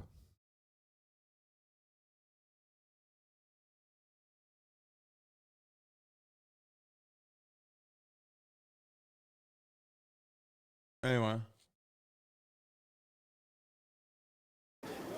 She's a woman. She's walking around however she wants here in Israel, right? There's female genital mutilation. Wait, what? Wait, okay, first of all, kind of weird for you to say that because, listen, brother, your people, my people, we still do the male genital mutilation. Like, what's happening? Like, very weird for us to be having this conversation, okay? Very odd when we're both fucking circed up. We are both quirked up white boys who are circed up white boys, okay? We're brothers in bond like that. That's number one. Number two, the greatest danger for a Palestinian woman is not like Islamic repression or whatever. It's the IDF.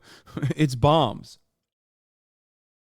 Also, another thing to talk about with respect to genital mutilation is what the Israeli state used to do to Ethiopian Jews. forcible, not circumcision actually, but forcible sterilization under the guise of giving them vaccines. In Egypt, not very far from here. Why don't people talk about that? I think that we should have not more rights. I think we have rights to build more houses for our citizens, and a lot of things that Israel gets criticism for, other countries will never get it. אני רוצה להגיד פה לראש ממשלה פה בארץ, בישראל, אין מצב שיהיה פה שלום בארץ. אי אפשר לעשות איתם שלום, הם תמיד שונאים אותנו. אם אי אפשר לעשות שלום והמצב ככה לא יכול להישאר, אז צריך לטפל בהם בדרכים אחרות, אין מה לעשות. It's irrelevant. The views of Israelis about the situation are totally irrelevant to the question of how do we change the situation. Did it matter what white people think about apartheid in South Africa at the time? The question is, how do we end apartheid and how do we end Israeli crimes? You know, every Israeli official will claim to speak on behalf of the Jewish people and will even demand of Palestinians to recognize Israel's right to be a Jewish state and so on. I don't recognize Israel's right to be a Jewish state because it is not Jewish by religion. It is only Jewish by supremacy. Israel is Jewish just like South Africa was white in the exact same context, with the exact same meaning. And obviously any decent person around the world should oppose that because it is inherently racist and more than that. And it also happens to be very much against international law. So when we talk about Israel as an apartheid state, even though it's not exactly like South Africa, it neatly falls under the legal definition of the crime of apartheid, which is a very serious crime. Whoa. That's a loaded term, actually. I wanted to go through it, but the International Criminal Court's definition of the crime of apartheid, Article 7 of the Rome Statute of the International Criminal Court defines crimes against humanity as, for the purpose of the statute, crimes against humanity means any of the following acts when committed as a widespread or systematic attack directed against any civilian population with knowledge of the attack, murder, extermination, enslavement, deportation, and forcible transfer of population, imprisonment, or other severe deprivation of physical liberty in violation of fundamental rules of international law, torture, rape or sexual slavery, enforced prostitution, persecution against any identifiable group collectively on political, racial, national, ethnic, cultural, or religious gender as defined in paragraph 3, or on other grounds that are universally recognized as impermissible under international law, enforced disappearance of persons, the crime of apartheid. Ooh, ding, ding, ding. Later in Article 7, the crime of apartheid is defined as means inhumane acts of a character similar to those referred to in paragraph 1 committed in the context of institutionalized regime of systematic oppression and domination by one racial group over any other racial group or groups committed with the intention of maintaining that regime.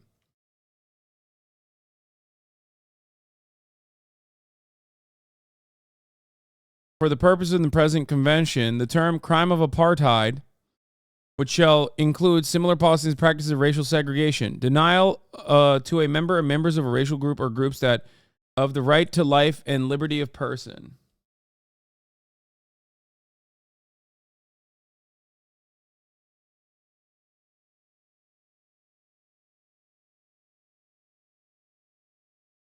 By the infliction upon the members of a racial group or groups of serious bodily harm or mental harm, by infringement of their freedom or dignity, by subjecting them to torture or to cruel, inhuman, and degrading treatment or punishment. Would you want a Gaddafi or an Arafat?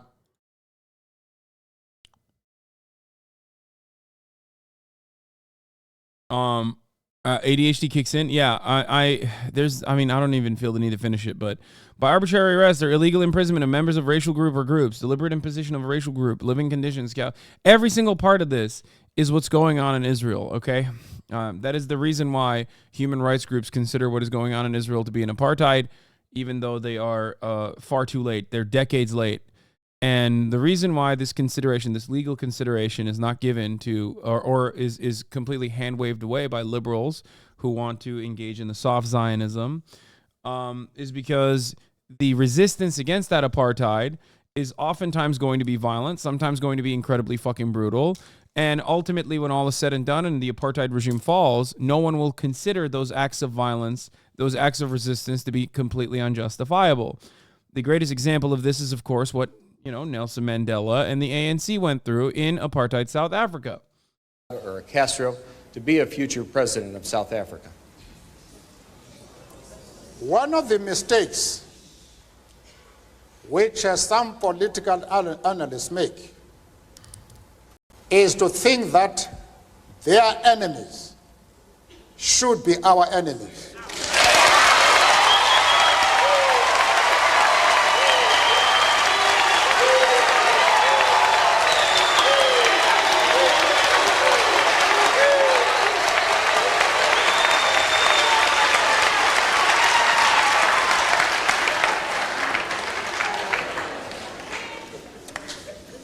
That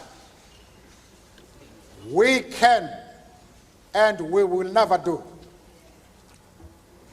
We have our own struggle, which we are conducting. We are grateful to the world for supporting our struggle. But nevertheless, we are an independent organization with its own policy. And the attitude of every country towards, our attitude towards any country is determined by the attitude of that country to our struggle.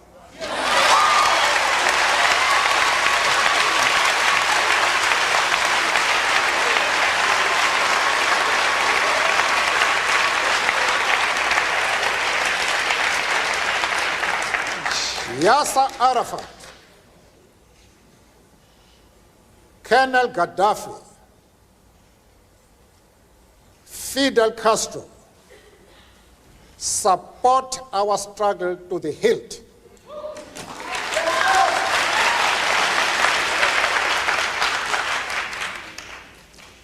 There is no reason whatsoever why we should have any hesitation about hailing their commitment to human rights as they are being demanded in South Africa. Our attitude is based solely on the fact that they fully support the anti-apartheid struggle. They do not support it only in rhetoric. They are placing resources at our disposal for us to win the struggle.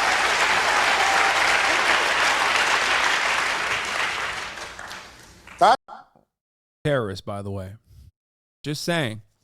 He was a terrorist. He is a terrorist until 2008. He's on the terror watch list. He's fresh out of prison at this point. Comes to America to push the BDS movement to apply pressure from the American government to end the apartheid in South Africa. After 27 years of being in prison, twice they asked him that they would offer him conditional release as long as those conditions were that he denounced the violence that the ANC, his supporters, were engaging in, and offer assurances that no such violence will exist in the future. Twice he said no and sat and ate the rest of the fucking prison sentence. Twice. That is the position. Having said that, I think I would be dishonest if I did not express profound disappointment with the answer that Mr. Mandela gave to the previous question, because it suggests a certain degree of amorality. It suggests that what these people do in their own countries, what a Gaddafi does in Libya, what a Castro does in Cuba, is totally irrelevant. Yeah, famously, post Gaddafi, Libya has been mint, dude. Shit's been so sick. Post Saddam, Iraq, on the up and up, okay? Post Gaddafi, Libya, so sweet. Fucking nice, okay? Fucking sick.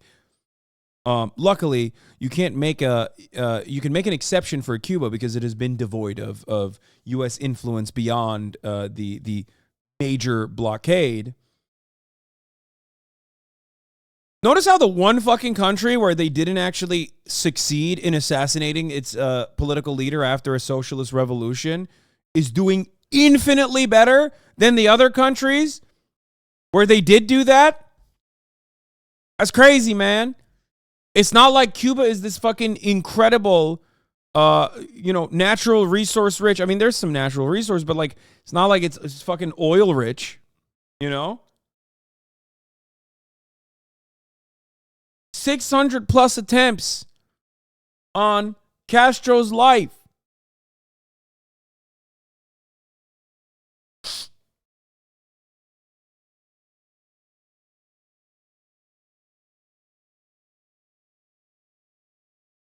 Anyway, Gaddafi was a fucking psycho in many different respects. Okay, don't misunderstand me.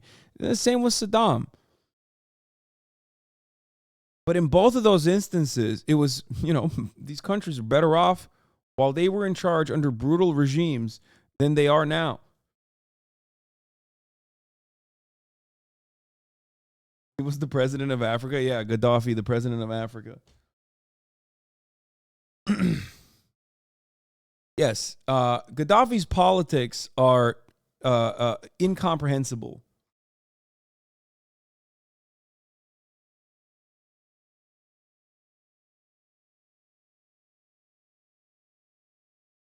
Even in terms of the issue of human rights, as long as they support the cause of the ANC. I hope that is not what Mr. Mandela meant, and I would hope that he would clarify that issue further. Mr. Mandela. And at the same time, want me to be involved in the internal affairs of Libya and Cuba. I refuse to do that. As far as Yasser Arafat is concerned, I explained to Mr. Sigmund that we identify with the PLO because just like ourselves, they are fighting for the right of self-determination. Bro, the gall of an American right-winger telling a political prisoner who's still on the terrorist watch list at this point, who just came out of a 27-year prison sentence, okay, and is still begging Americans to keep applying pressure on the apartheid South African regime to end it, to be like, hey, why don't you condemn the people that you consider your fucking political allies? Can you denounce Cuba, please? I can't listen to your I can't listen to you describe, just abject cruelty in ways that are so deep and personal to me as an American and that I understand to be, at least theoretically, unimaginably wrong, right? The apartheid is a more devastating legal structure than even the Jim Crow South. Okay? Basically, a complete codification. We here in America at this point understand that that was unacceptable. So we know apartheid South Africa is completely unjustifiable. So while you're here telling me your brave struggle against that unjustifiable regime, I will ask you to tell me what you think about Cuba. And if you don't give me a good answer, maybe you should be subjugated and continue to live under an apartheid structure. I don't know.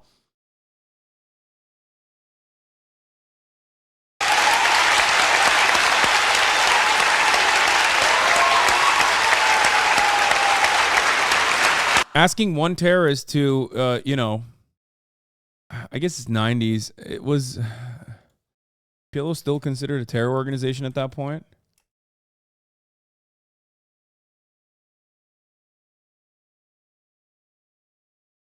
Oh, yeah. I mean, I guess it still is. Palestine Liberation Organization, founded in 1964.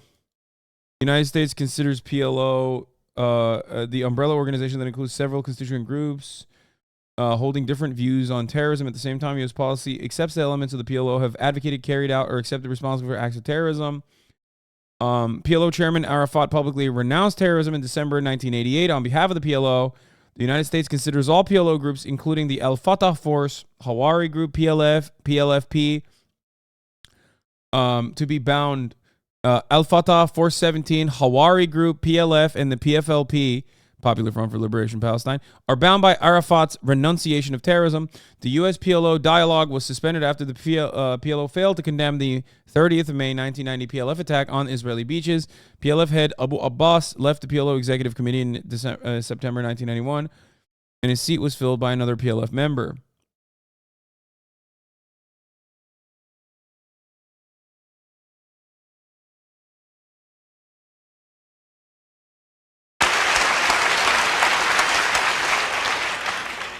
I went further, however, to say that the support for Yasser Arafat in his struggle does not mean that the ANC has ever doubted the right of Israel to exist as a state legally.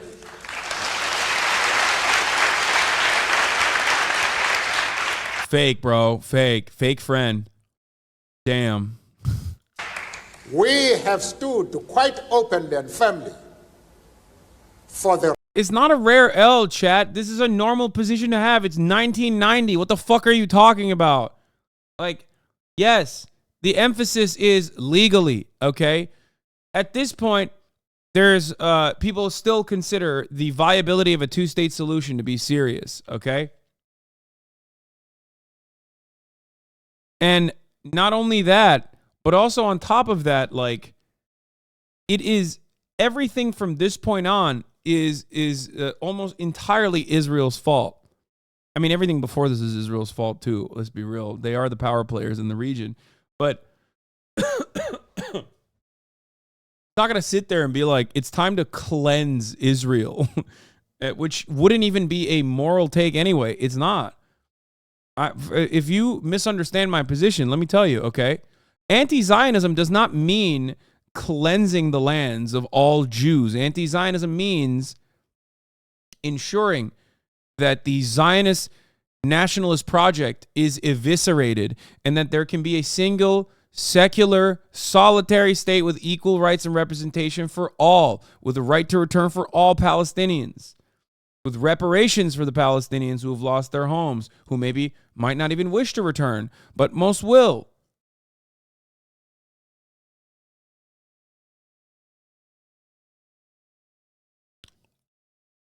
The right of that state to exist within secured borders. But, of course, as I said to Mr. Sigmund in Geneva and others. And what does river to the sea mean? You know exactly what it fucking means. Everything I just mentioned falls under that umbrella, okay? From the river to the sea, Palestine will be free implies that Palestinians will be free to live on that land from the river to the sea. If you look at that and you think, well, that means ethnically cleansing Jews, okay, and then you point to like fucking the 1988 Hamas founding charter, okay, and then you go, well, look, they want to fucking ethnically cleanse Jews from a time when like they literally had no support whatsoever, and assume that this is actually representative of all Palestinians' perspectives when they say from the river to the sea, is just pure projection. You're saying we need to keep doing ethnic cleansing on our own side so that we can avoid an ethnic cleansing that might happen later down the line. That we carefully define what we mean by secure borders. We do not mean that Israel has the right to retain the territories they conquered from the Arab world, like the Gaza Strip, the Golan Heights, and the West Bank. We don't agree. Damn, nothing has changed. With that. Those territories should be returned to the Arab people.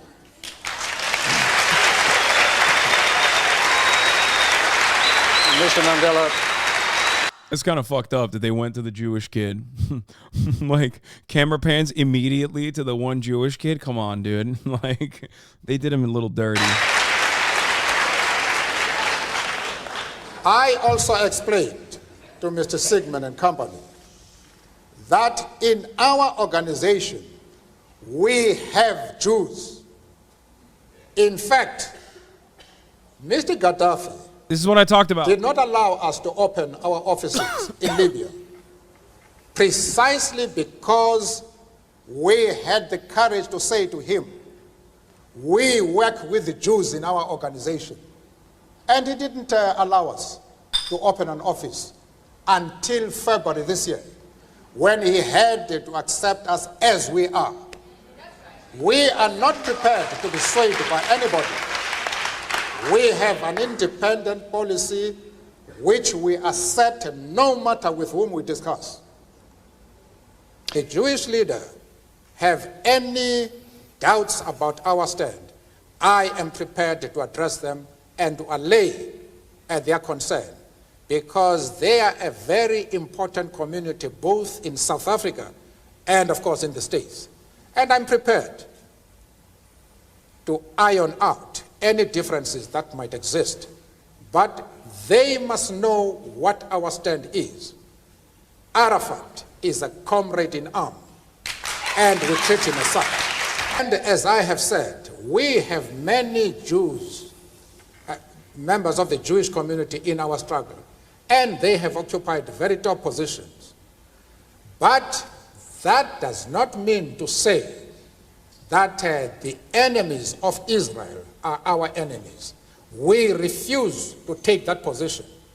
You can call it being political or a moral question, but for anybody who changes his principles depending on whom he is dealing, that is not a man who can lead a nation.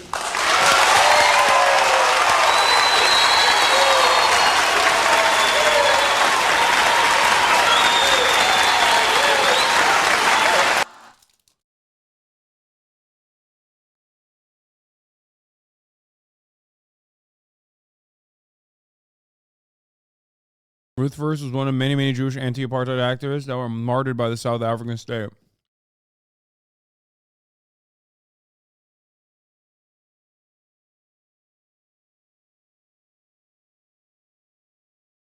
Here's a unique take from MSNBC. Probably seen these images over the past 3 weeks pasted on lampposts and held up at vigils around the world. They're the faces and the names of the more than 200 Israeli hostages taken by Hamas terrorists when they attacked southern Israel and committed a mass atrocity, slaughtering men and women, children, and the elderly. Recently, there have been a number of despicable incidents of people so full of hate of Jews, they've actually ripped these images down as if that could erase the humanity of the people whose images are on them. And for anyone who lived through 9/11, those images bring back memories of the thousands of flyers of the missing put up all over Manhattan. Wait for it. In the frantic days after that terrorist attack, where so many family members left grieving.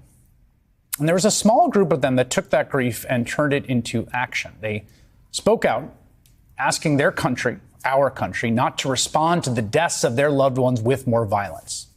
They founded an organization called September 11th Families for Peaceful Tomorrows. At that time, in the wake of 9/11, supporting a nonviolent response to al-Qaeda's mass murder was at the very fringes of public opinion. And I remember being struck by the sheer grace, moral witness of those who had personally lost loved ones. I also thought, as many did at the time, that was not how the world works. Terrorists slaughtered Americans. America had to respond with force. But as the war on terror dragged on, thousands of American service members and hundreds of thousands of civilians were killed. And radicalization spiraled into ISIS and a new round of brutal wars. As all that happened, the call for peace and nonviolent solutions began to seem not just idealistic, but in retrospect, wise. Now there are Israeli families who've loved... Like, I mean, Chris Hayes has to be super libbed up. Obviously, I wouldn't use this language when talking about it. But this is the closest you're going to get to one of the main anchors on MSNBC appealing to the humanity, like the humanitarian side, whatever remains of fucking libtards who will then see potentially the humanity of Palestinians. But of course, I wouldn't speak like that because I don't have an MSNBC anchor job. And I never will because I don't speak like that. Loved ones were murdered and kidnapped by Hamas who have somehow found the same moral grace. In her eulogy, the sister of one victim called on Israel to, quote, not use our deaths and our pain to cause the death and pain of other people or other families. Another victim's son said, do not write my father's name on a military shell. The mother of a victim pleaded, quote, war is not the answer. In my name, I want no vengeance. Reservations about a full-scale ground invasion in Gaza have grown in Israel. Nearly half of Israelis now saying in a recent poll it would be better for the military to hold off, to delay at least. And today, yeah, flyers are being removed in America by people who are angry and saying it's like propaganda to justify the bombing campaign of Gaza. And it's wrong. It's wrong to do that. It's wrong to remove the flyers. It's even more wrong to fucking constantly talk about the flyers instead of what is currently going on. Flyers, however, that are removed in Israel are being removed by Benjamin Netanyahu's side. They're removing the flyers because they want the bombing campaign to happen and they don't want anybody to think about the hostages.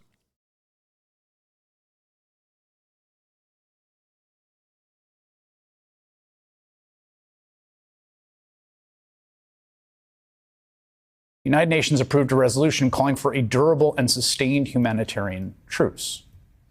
Israel's government, though, as you heard, is vowing to destroy Hamas, saying they simply cannot tolerate the threat on their border.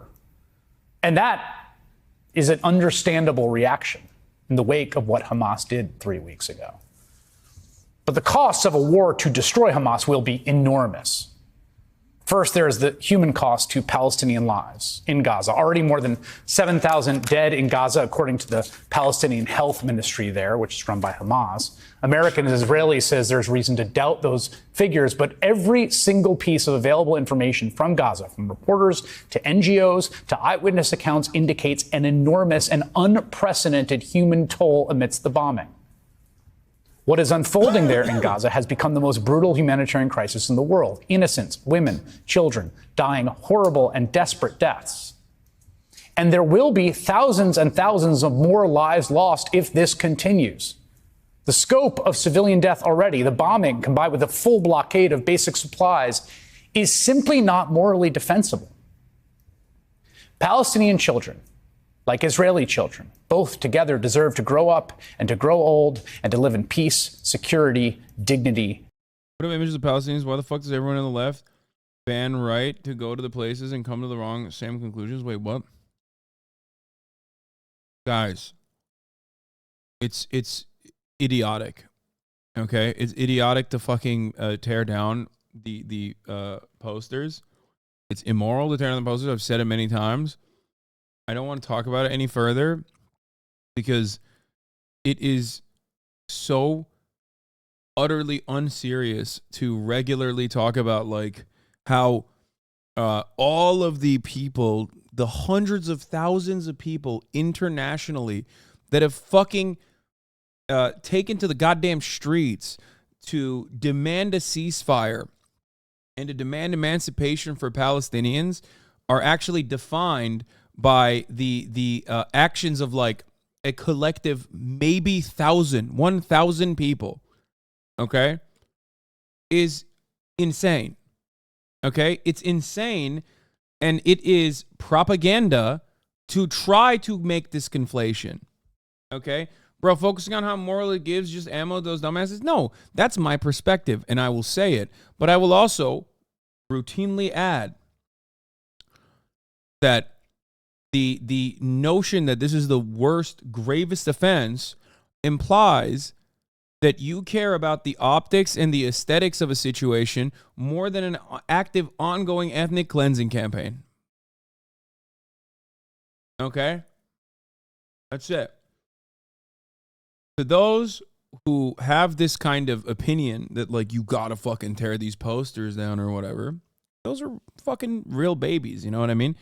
It doesn't justify the bombing campaign, but it also doesn't change the reality that they're currently being bombed by Israel. And if you don't think about it from the perspective of morality, then think about it from the perspective of being a fucking patsy. Because when you do that, play in to the propaganda campaign in general. Understand that no matter what happens, those who want to defend Israel's unjustifiable acts would find a different way to smear you. But there's no reason to give additional reasons. Okay? That's it.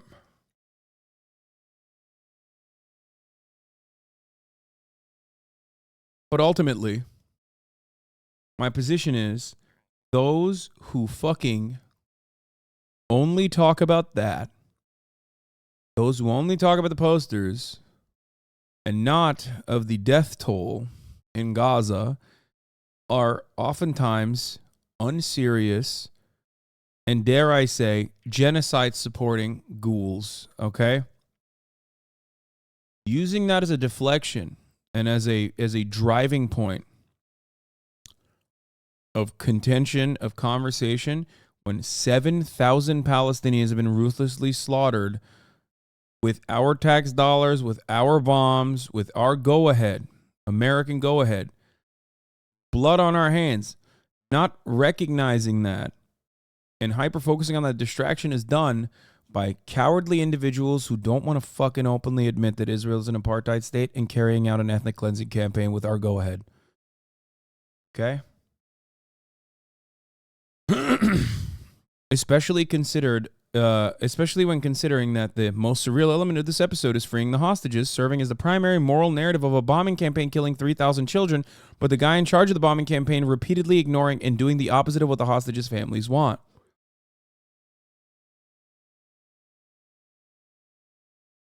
Do you understand?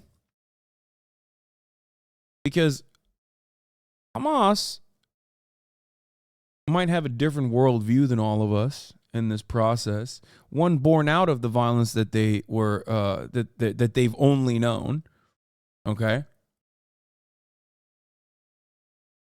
But they're still self-interested, and they tried to appeal to a more humane side that would be theoretically interested in the preservation of the health and safety and security of Israelis that are currently being held captive, not realizing that the hostage negotiator in this process was way more interested in killing the hostage takers and was willing to kill the hostages to get to the hostage takers as well.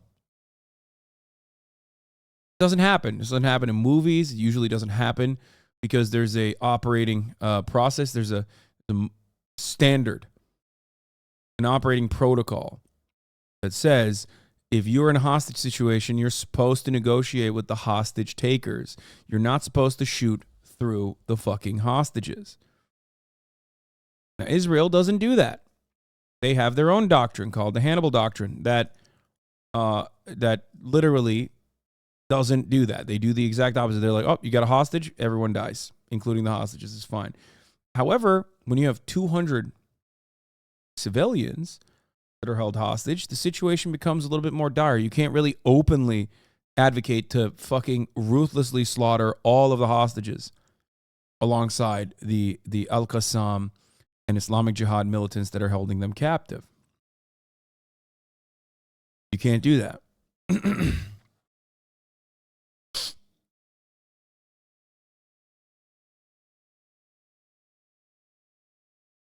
The Hannibal Doctrine was recently revived. That name is revised. That name is old, by the way. Yeah, the Samson option, isn't it? Isn't that what it's called now?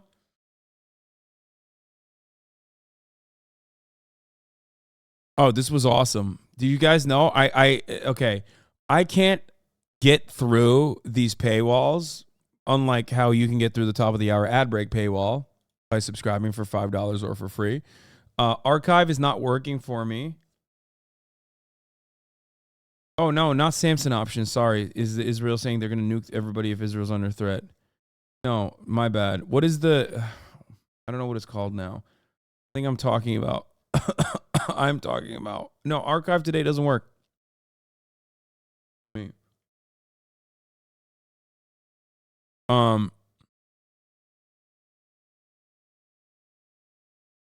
The Hannibal directive is the one that Let me see. Fuck, maybe I can do that. I'm pressing escape a lot. So this was a funny thing that happened where families of the kidnapped Israelis met Netanyahu and found that Netanyahu had fucking hired a fake family to burst into the meeting and say, Prime Minister, do whatever you want. Kill everybody. Kill as many hostages as you want.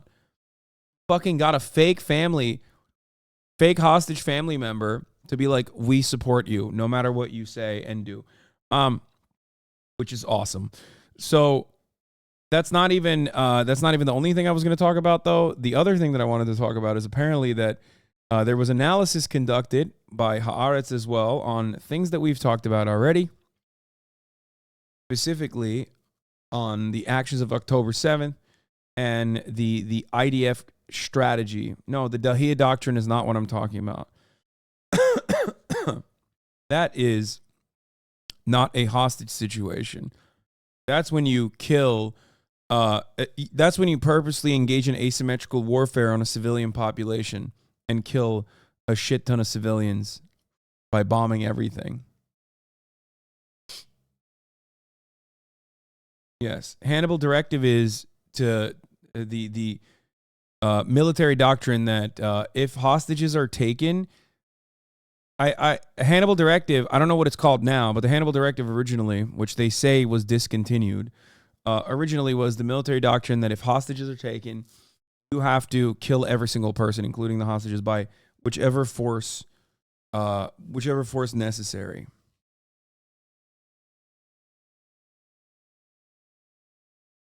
Here it is. The procedural protocol was a controversial procedure used by the Israeli Defense Forces to prevent capture of Israeli soldiers by enemy forces, introduced in 1986 after a number of abductions of IDF soldiers in Lebanon and subsequent prisoner exchanges. The full text of the directive has never been published, and until 2003, Israel military censorship even forbade any discussion of the subject in the press.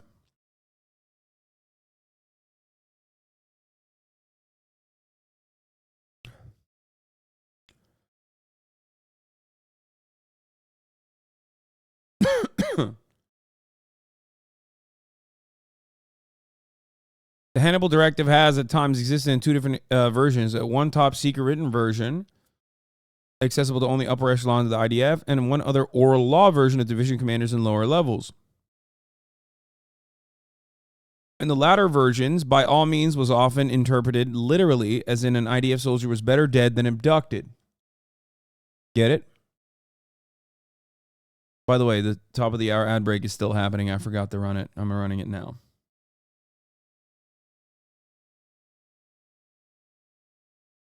Apparently, some injuries, burns, shells, and ballistic impacts are similar to tank artillery, and Hamas doesn't have them. I want to fucking read the goddamn article that Haaretz wrote, because the only previous writing on the matter was done by Electronic Intifada, and they're a little bit biased, okay? Not a little bit biased, they're very biased. So I want to hear from a biased source that at least does a lot of objective reporting, and a bias source that favors the Israeli side. And I hear that they covered the same thing. October 7th, Kibbutz Be'eri and other kibbutzim,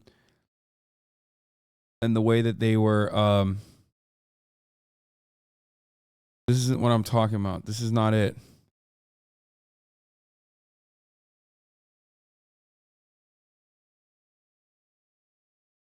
Anyway.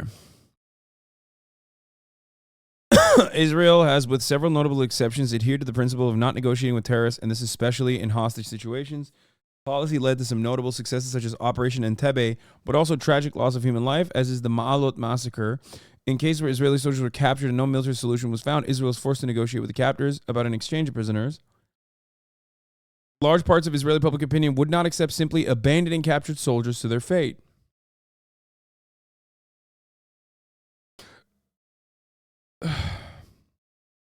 According to Haaretz reporter Leibovich Dar, the motivation for the directive was the capture of 2 Israeli soldiers during a Hezbollah ambush in South Lebanon in June 1986.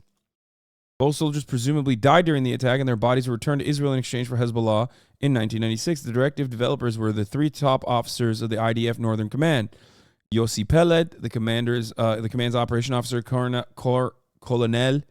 Colonel Gabi Ashkenazi, and the intelligence officer Colonel Yaakov Amidror. Oh my God, I'm so fucking. I sound like Eran Marad every time I try to read these names.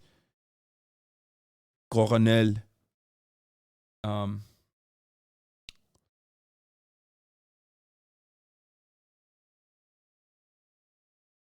This article has not been updated. Oh, Haaretz denied it. I've seen this post in photo that contains blatant lies about the atrocities committed by Hamas on October 7th. It absolutely has no basis in Haaretz reporting then or since. Oh, God damn it. You guys got hinkled? That's why you kept saying to me that the fucking Haaretz article covered that it was the Hannibal doctrine. Oh, I hate you guys. Oh, God. No, you got fucking dinkle-dicked? God damn it, dude. Stop. We fucking banned his links in the goddamn chat, and you motherfuckers still come in and repeat shit that you read from his Twitter feed. Oh, God, it's so bad. Oh my God, dude. What's next, dude? Is Sean King releasing all the hostages? Is that what we're doing?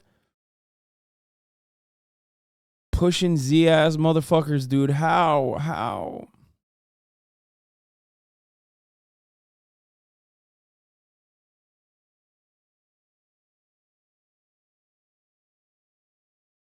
Yeah, we just got dinkleberried, dude. Fucking dinkled all over me. Oh, so bad.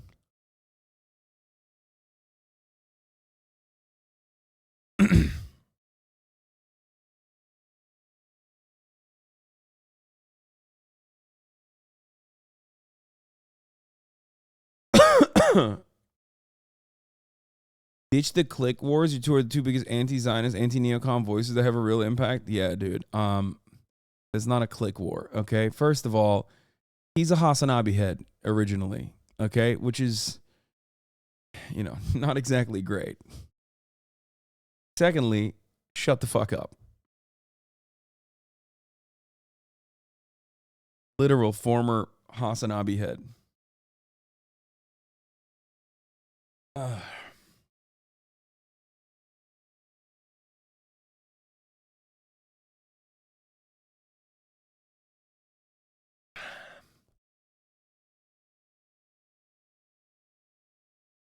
My biggest L? Not really. I usually will see the misinformation ahead of time, so I know how to fucking hand wave it whenever people come in here. Like, I know the day he posted like Chinese aircraft carriers are going into the Middle Eastern Sea, I knew that he had posted that because hundreds of people trickled in here to be like, dude, did you see like China is going to go and fucking defend Palestine? And I was like, you guys are not right, okay? If anything, China is entering the fold to defend Israel, okay?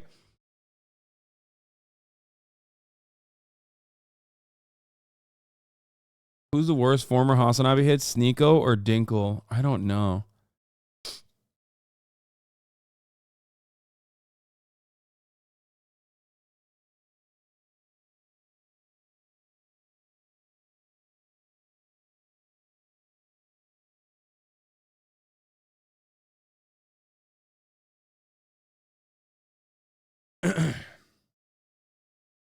Why would China defend Israel? They're a US-backed regional power. I don't know. Maybe you should look into the trade relations that China has with Israel to develop a better understanding of how many weapons purchases happen. China is Israel's #1 arms trading partner. Did you know this? Probably not. You don't know this because you get your news from Dinkelberg.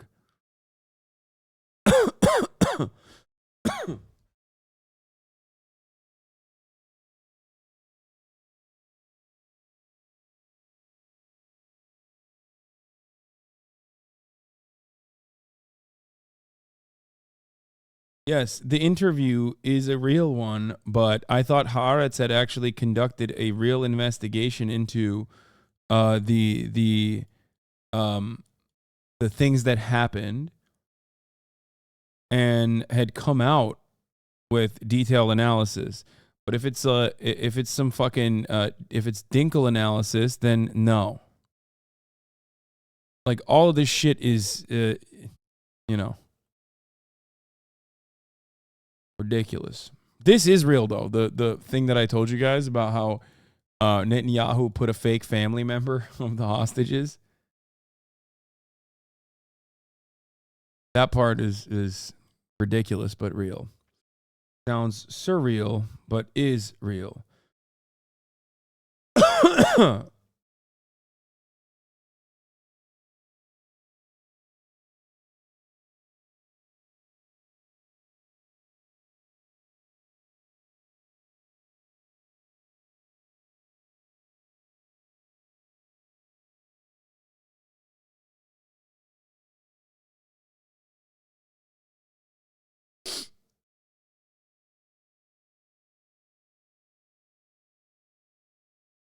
The entire article.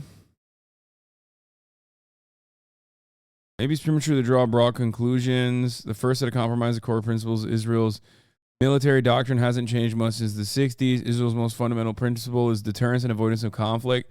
Israel will always prefer a preemptive strike with superior firepower. The posture is offensive and the goal is to control war dynamics.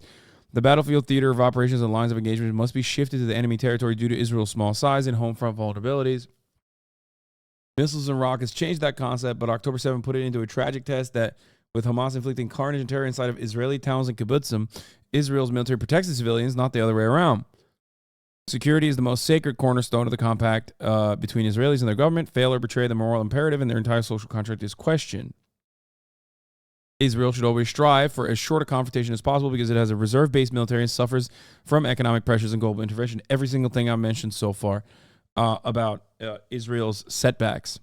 The prevailing conditional wisdom and statements indicate a lengthy conflict. If Hamas is indeed ISIS-like, let's remember that the war against the Islamic State, a non-territorial, non-state actor, lasted 5 years and included a coalition of over 80 countries. Israel should minimize the possibility of an escalation so it doesn't become militarily and economically stretched while fighting on 2 or 3 fronts, or 6 if you ask Thomas Friedman, who provided a tour of the force on what Israel is facing. 6 fronts? 6 fronts would imply Yemen. That's insane. Thomas Friedman. Anyway, I can't believe it.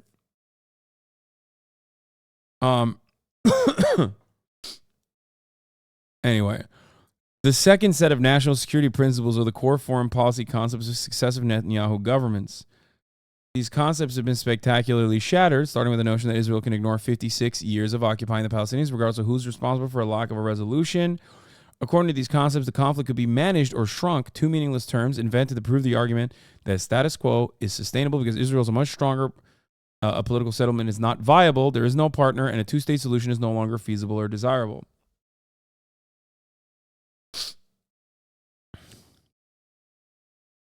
According to these concepts, the PA could be weakened to the point of dysfunction by strengthening Hamas, a policy Benjamin Netanyahu boasted about publicly. You know what I hate? I hate that these articles all say the same shit that we've been fucking saying non-fucking stop. And I hate that like a lot of people that read Haaretz, which is like what, the 3rd most circulated paper, the Israeli paper of record, the oldest newspaper in Israel, is seen as like left-lib nonsense, as far as I understand, inside of at least Israel. And then also that like when you say the exact same things that is being written in the Haaretz editorial team, like on their op-ed side, when you say that in America, you are met with like ruthless, slanderous takes about how you're anti-Semitic. Every time I say a fact about Haaretz, someone goes, someone will correct me and go, it's not the oldest. Okay, 2nd oldest. I think it is the oldest, isn't it? Someone told me that it wasn't the paper of record, and we found out it was. Most of the stuff I talk about is things that members of the cabinet have said themselves openly. It was founded in 1918, making it the oldest running newspaper currently in print in Israel.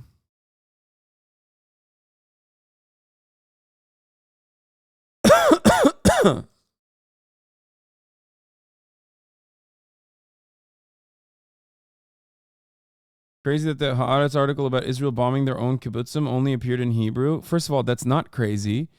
And secondly, find me the fucking article and translate it, and we'll read it then.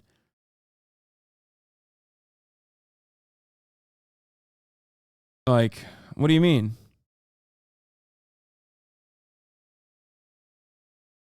We'll translate it. Just send me.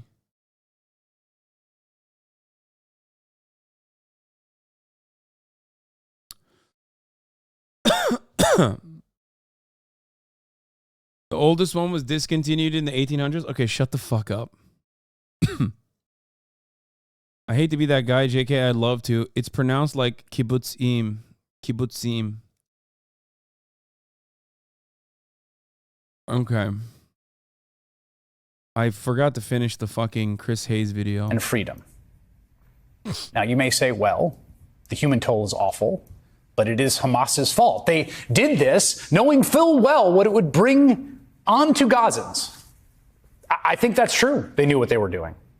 And if Hamas wanted to de-escalate, they would immediately... Yeah, bro, if they didn't know what they were doing, they wouldn't have been able to penetrate the fucking border and kill 1,400 people. Immediately and unconditionally release the nearly 200 hostages they took. But if you think Hamas wants the spectacle... Like, that doesn't happen by accident. Of course, they fucking worked really goddamn long and really goddamn hard. No, that's not... Maggie Pie, this is not what I'm talking about, okay? We already listened to this on October 15th when it first came out. No, that's not what I'm talking about. I thought there was extensive analysis on conducted by Haaretz, maybe in Hebrew, that showed at least like that some of the burns and some of the people that died in the kibbutz died due to tank shelling and crossfire. I already listened to the interview on Israeli public radio that was immediately censored. I listened to it when it first came out. We know that already. The mass death of Palestinians, of children in the rubble, then it is worth asking what will be achieved by giving them that. The deaths of civilians in Gaza buried in rubble are already echoing and will echo throughout the region, further inflaming public opinion, likely drawing in other states and proxies already committed to harming Israel. There is a real possibility of attacks expanding on Israel and on U.S. soldiers who are stationed in the region. Not only that, Israeli soldiers will be facing enormous risk and peril.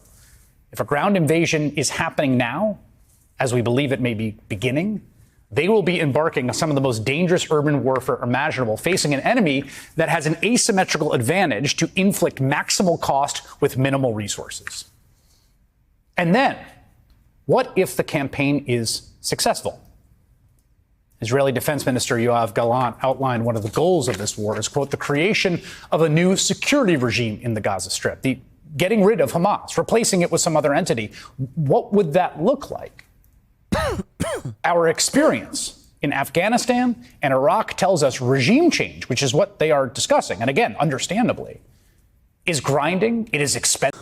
Yeah, this is this is so stupid. Brute forcing this does not happen. Brute forcing it and trying to brute force it has literally led to the situation at hand. And brutal. It is a vortex from which it is very difficult to escape. In fact, reporting suggests that these concerns, what happens after, what about the day after, are front of mind both in the Pentagon and Israel's own war cabinet. Now, you might say to all of this, as many do, well, what's the alternative? And I'll be honest, I don't know. I don't know. I do know. I do know. Ceasefire. One state. No, but the most dangerous reasoning in politics. Anyway, listen. A lot of this stuff is really stupid. I saw someone be like, "Oh, well, it's complicated because of like Iran's interests," and it's like, really, that's what's complicated? You know what the fucking best way to to completely laser any kind of Iranian influence over Israel would be by destroying Hamas politically, not militarily, because military action has only led to more support for Hamas. Any kind of real effort will create permanent security measures and absolutely ruin Iran's chances of trying to destabilize Israel by utilizing Hamas. That's it. You have to end the apartheid. But they don't want to do that because they want to ethnically displace all Palestinians. Policy is something must be done. This is something, therefore it must be done. Yes, this campaign of bombing and maybe ground incursion to Gaza is something. But no, it does not need to be done. And I fear, and many people with way more expertise than me fear, it will usher in far, far worse. And this time, we should listen more closely to those who are calling for peace, who are calling for a ceasefire. And they're creating Hamas too. Like, people that live through this will get radicalized really fast. That's funny because that's how Hamas 1 was created. Hamas 1 was literally created because of the violent ways of Israel dealing with Palestinians who were sick and tired of being fucking slaughtered. Anyway, this is the best you're going to get from MSNBC. To those still in mourning now, calling for no more civilian deaths on either side of the line. You've probably seen these.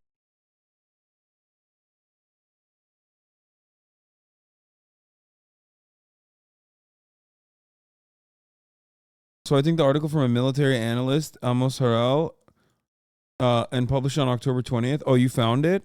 Oh, hell yeah. Okay, the article's from a military analyst giving his opinion, it seems, and was published on October 20th. Trying to find it now. Let's go. You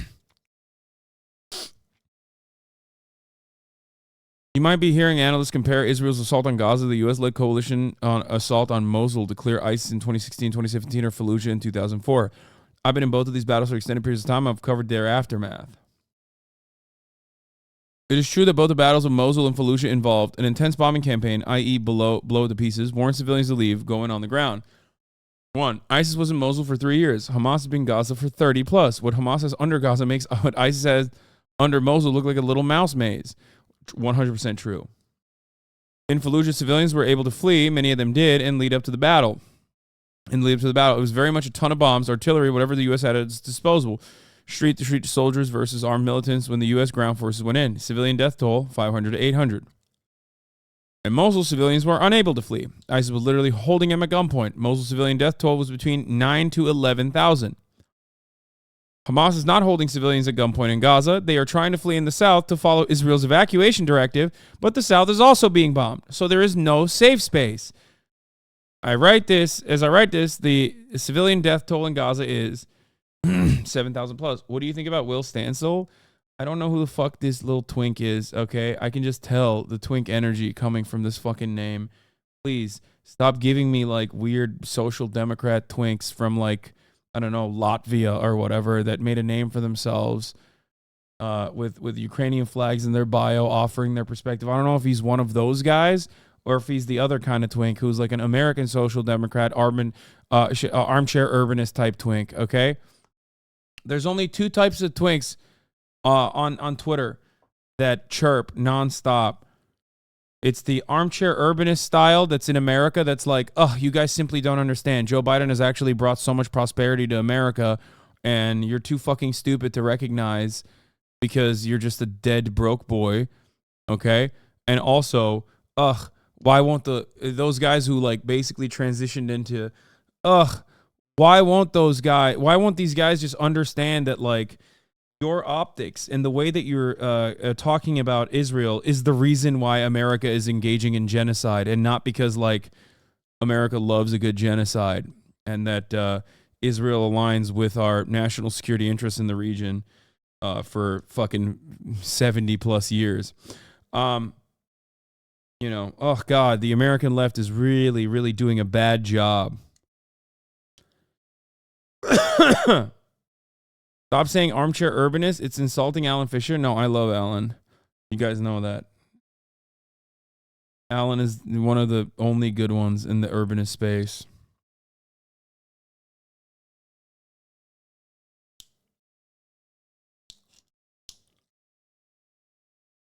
Stencil is actually the economy is great guy. Okay, there you go. You forgot like 9 other flavors of Twitter twinks. Come on, no, those are the only interesting ones. There's one that's like Latvian or some shit who constantly posts about Ukraine and is like a sock dem who thinks I suck. Secretly thinks I'm hot, but thinks I suck as well because like he thinks I want Ukraine to be fucking reduced to rubble. And then the other one I don't even know about, but I don't want to.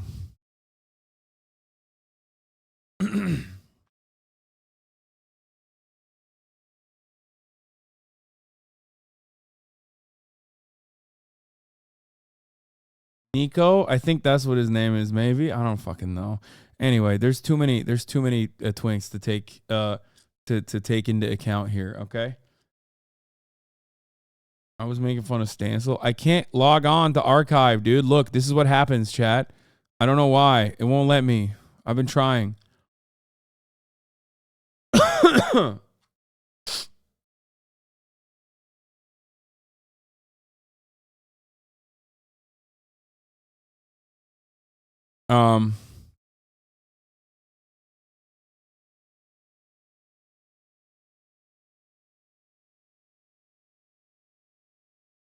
Imagine a genocide too brutal for this guy to participate in.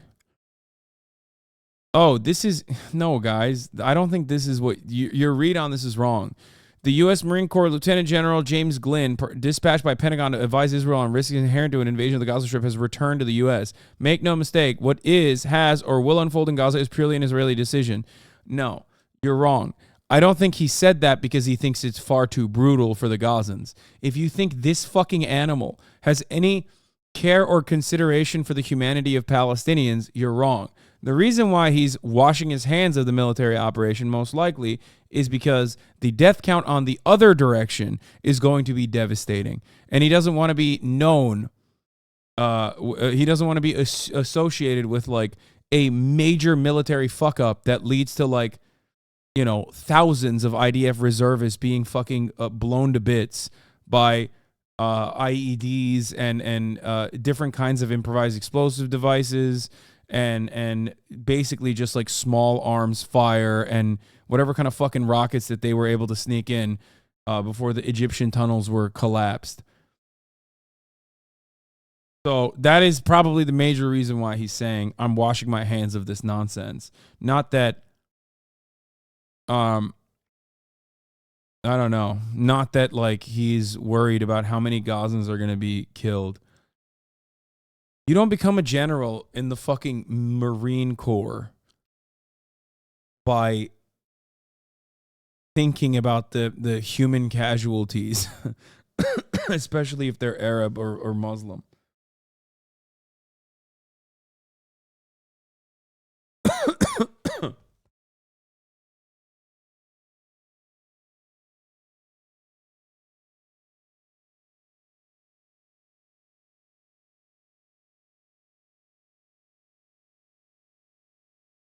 Look at his words. He said the plan, make no mistake, what is or has or will unfold in Gaza is purely an Israeli decision.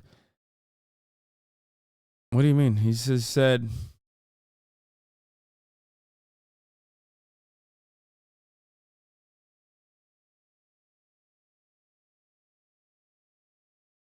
I fear that there will be a lot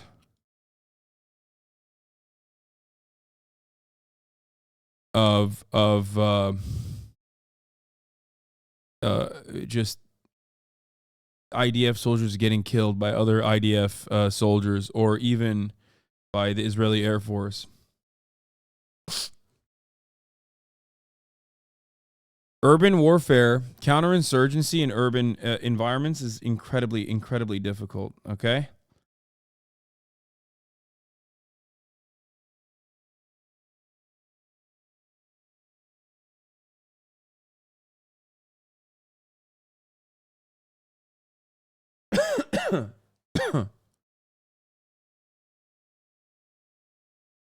Anyway, I can't read this because there's a fucking subscription that I do not have to Haaretz.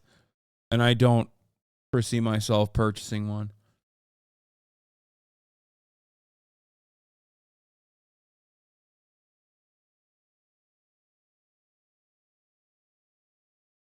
According to him, only on Monday night and only after the commanders in the field made difficult decisions, including shelling houses and their occupants in order to eliminate the terrorists along with the hostages, did the IDF complete the takeover of the kibbutz. The price was terrible. At least 112 Berry people were killed. Huh.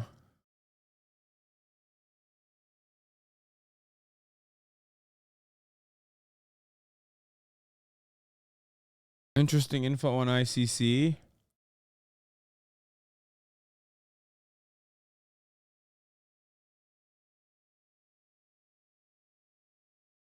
Wait, what the fuck? On Israel, lawyer who applied genocide convention for Bosnia recommends it for Palestinians. The U.S. government has twice vetoed calls for a ceasefire during the current crisis of the UN Security Council. Boyle is a professor of international law at the University of Illinois College of Law. His books include The Bosnian People Charged Genocide, Palestine, Palestinians and International Law, and World Politics, Human Rights, and International Law.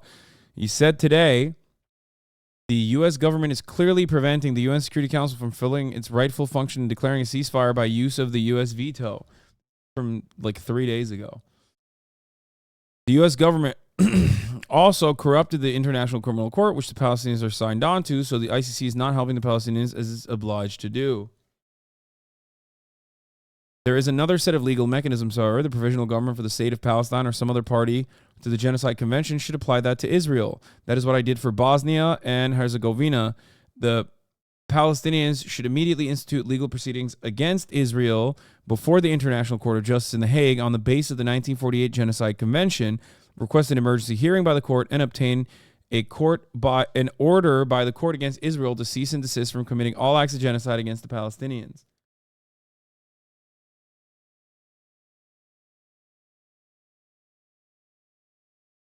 He also says Israel is not engaging in legitimate self-defense under the UN Charter, as it and the U.S. government continuously claim. It is a belligerent occupier under the Fourth Geneva Convention and other relevant legal statutes, which Israel falsely claims doesn't apply to it.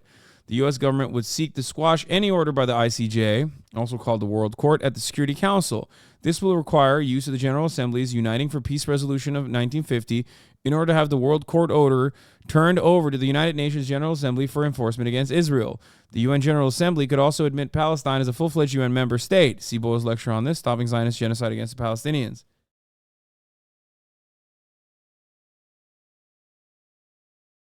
Someone in the chat found it before me. Yeah, I've been trying to get access to it, but I don't have access to it.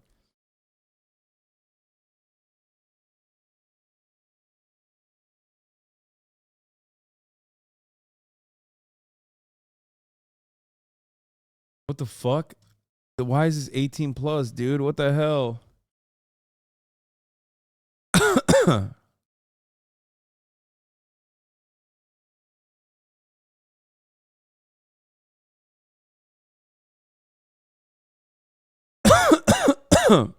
This Tuesday, Iskapa and the team reconstituted an emergency squad after most of his members died in the battle, have taken on the task of rescuing objects in the houses. There are normal assignments, and then there are sensitive assignments, he says. He adds that there are families who said there was no chance he would find anything in their homes, but he's still looking at even small things, even a pot or an object or a child, some toy. I was in contact with a classmate of mine. I see scenes that are still bleeding. You see where they were dragged and where they were shot. Nobody wants to see it. We're a group of people with a strong soul. I don't think I'm different from everyone else, but for now, it's about me. The other day, MK Simcha Rotman came to visit the kibbutz. Occasionally, they locate body parts or whole bodies in the fields. When we accompanied them with one of the scans, they discovered a BMW in an orange grove. Bullet pierced the doors, and the seat next to the driver was covered in a large blood stain and shards of glass. A small children's guitar was placed behind. Yesterday, they found another body, one of the terrorists. He was wearing a shirt belonging to Azad Din al-Qassam, the military wing of the Hamas, but he looked African, Burrell says. I was told that they found dozens of them near Oz. I have a feeling that this is part of our falling asleep. There are mercenaries here from Africa who have gathered for this attack.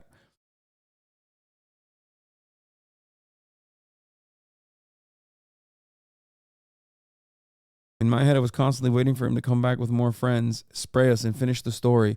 I had already accepted my fate and realized it would end.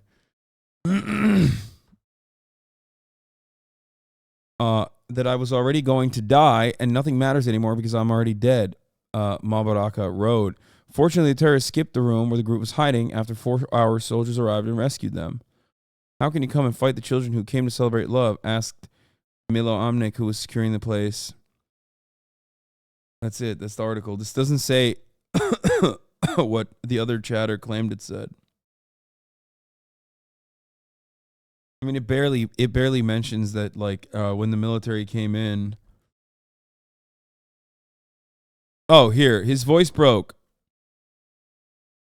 Iskapa is the caretaker of the garden Neunik and a member of Barry's standby squad. Luckily for him, on the day of October 7th massacre, he was outside the kibbutz and on occasion his bachelor party. He and other friends set up an HML to coordinate between the residents and the army forces. The recordings received from the besieged residents reminded him of those released from the Yom Kippur War. Panic shouts, "Where is the army?" And in the background, you hear clutches and the RPG.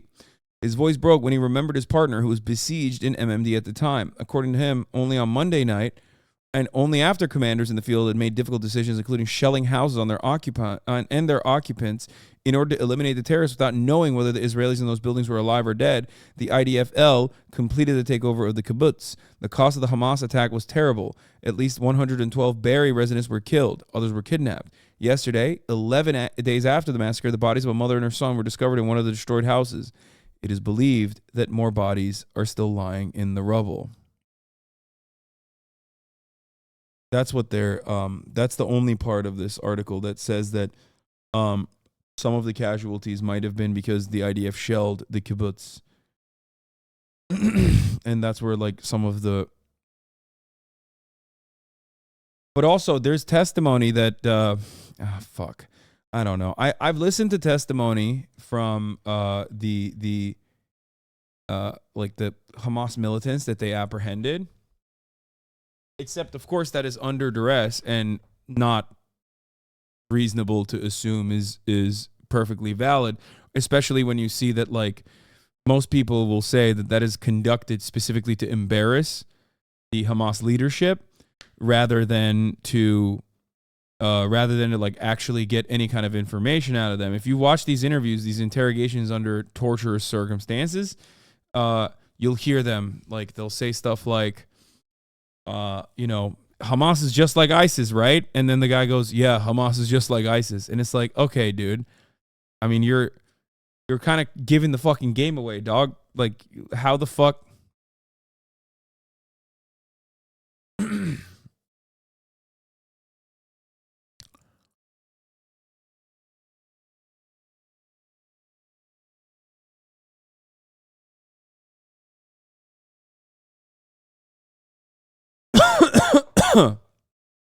Anyway, neither Mosul nor Fallujah was put under a sword of siege by a nation state like Gaza. There was no deliberate cutting off of aid.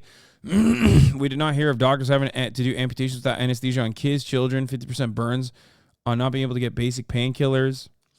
In the case of Mosul, when an area bombed and or ground forces went in, forcing the armed group out, civilians were able to flee to safe areas, i.e., they were able to leave the battleground behind. In the case of Gaza, civilians cannot leave the battleground. I mean, I guess all he's saying is that it's significantly worse in Gaza than even Fallujah, and than even Mosul under ISIS control or Al-Qaeda control. Doesn't matter. In the case of both Fallujah and Mosul, there was a deliberate escape route for fighters to be able to flee. They were able to squirt out until they ended up in more manageable numbers in terrain that was not as familiar to them, not a Gaza option. Neither Fallujah nor Mosul had the hostage dynamic. The 200-plus hostages are feeling every single one of those bombs, and Israel's at grave risk of killing its own. Israel has killed its own. According to the Al-Qassam brigades, Israel's killed approximately 50 hostages as of yesterday. We have no reason to believe that, at least operating on rationality, operating on the principles of self-interest, Hamas or Al-Qassam has no reason to kill their hostages, not on camera, and has every reason to use those hostages to ensure ceasefire, which they've tried to do, which Israel has refused to do.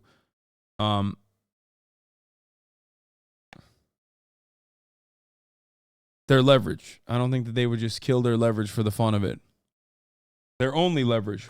Their only lifeline, as a matter of fact. So,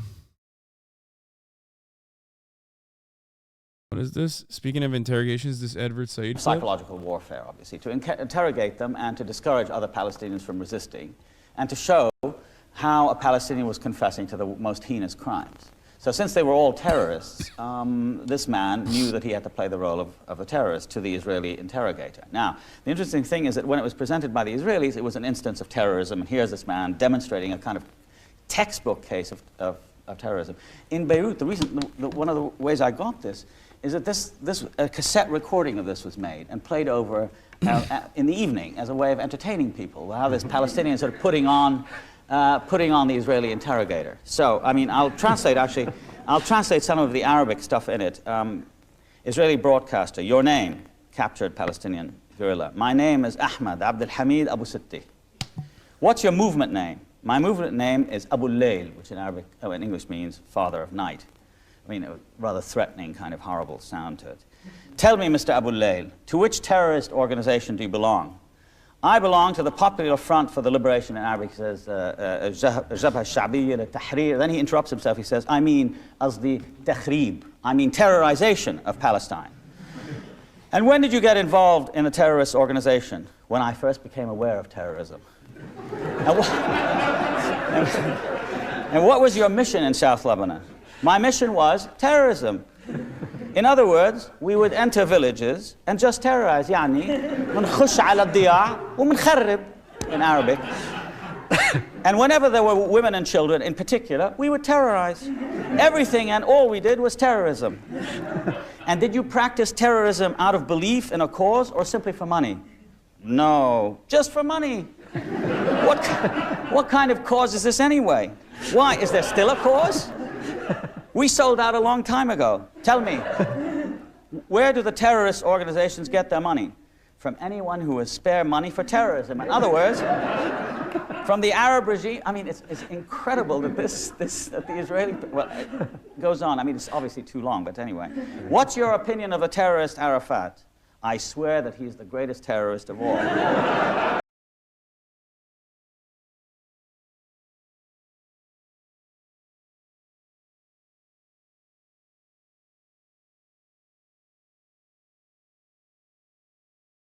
If you've listened to the interrogation footage, as I have, you will see that it is identical to everything he's talking about. The Israeli regime has been pumping out deranged atrocity propaganda, including confessions, a depraved psyop tactic they've deployed for decades. And for the record, like, the reason why I know about this stuff is because I follow a lot of Israeli accounts that also regularly recognize that these interrogation videos are purely for propaganda purposes to humiliate Hamas rather than to create a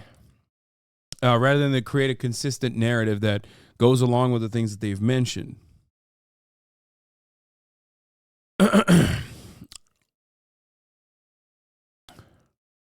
Said explains there's clips in the thread below. They're just purely racist genocidal pathology of Israel against Palestinians informs everything they do. Mass killings of Palestinian babies is like drinking water to them. They're not considered human. He came with me once to this television interview where I was to supposedly debate the Israeli ambassador about, I forget what incident it was. It may have been a Kili Laura or something. And then I found the most extraordinary thing, that not only would he not sit in the same room with me, he wanted to be in a different building so as not to be sort of contaminated.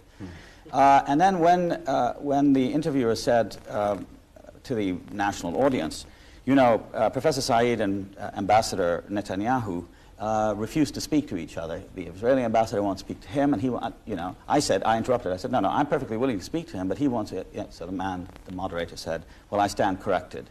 And then he said, Mr. Ambassador, why won't you speak to Professor Said? He said, because he wants to kill me. And the moderator, without batting an eyelash, said, oh, really? Tell us about it. And then he went on about how Palestinians want to kill the Israelis. And that. I mean, there wasn't any sense in which the whole thing was totally absurd.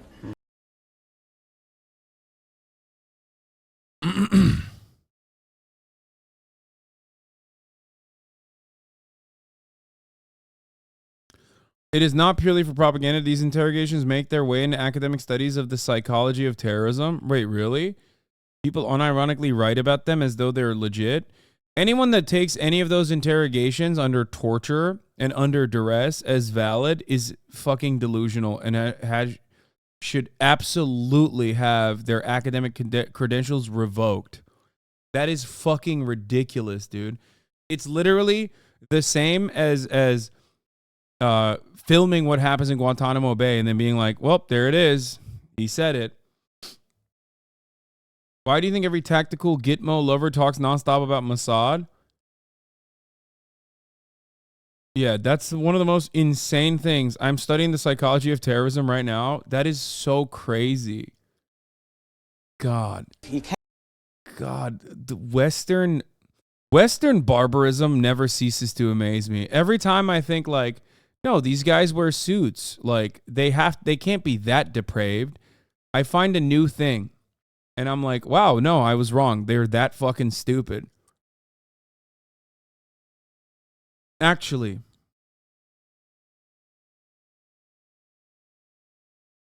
It's so, yeah, the depravity is so psychotic, dude. Anyway, let's talk about the impact from yesterday. Which is that if they leave their homes, they're never going to go back to them because the homes won't be there, or somehow they will be driven further, maybe even south into Egypt. So I think that was quite a noticeable addition to his remarks. As for how long this latest operation is going to go on, well, the defense minister has said the operation will continue until further notice, and he has referred to the fact that we have accomplished a phase in the war. So clearly the Israelis feel that they are doing something slightly different now. Whether this is something that is going to continue in the coming days, we don't know, or whether they feel they have somehow accomplished something. We also don't know that.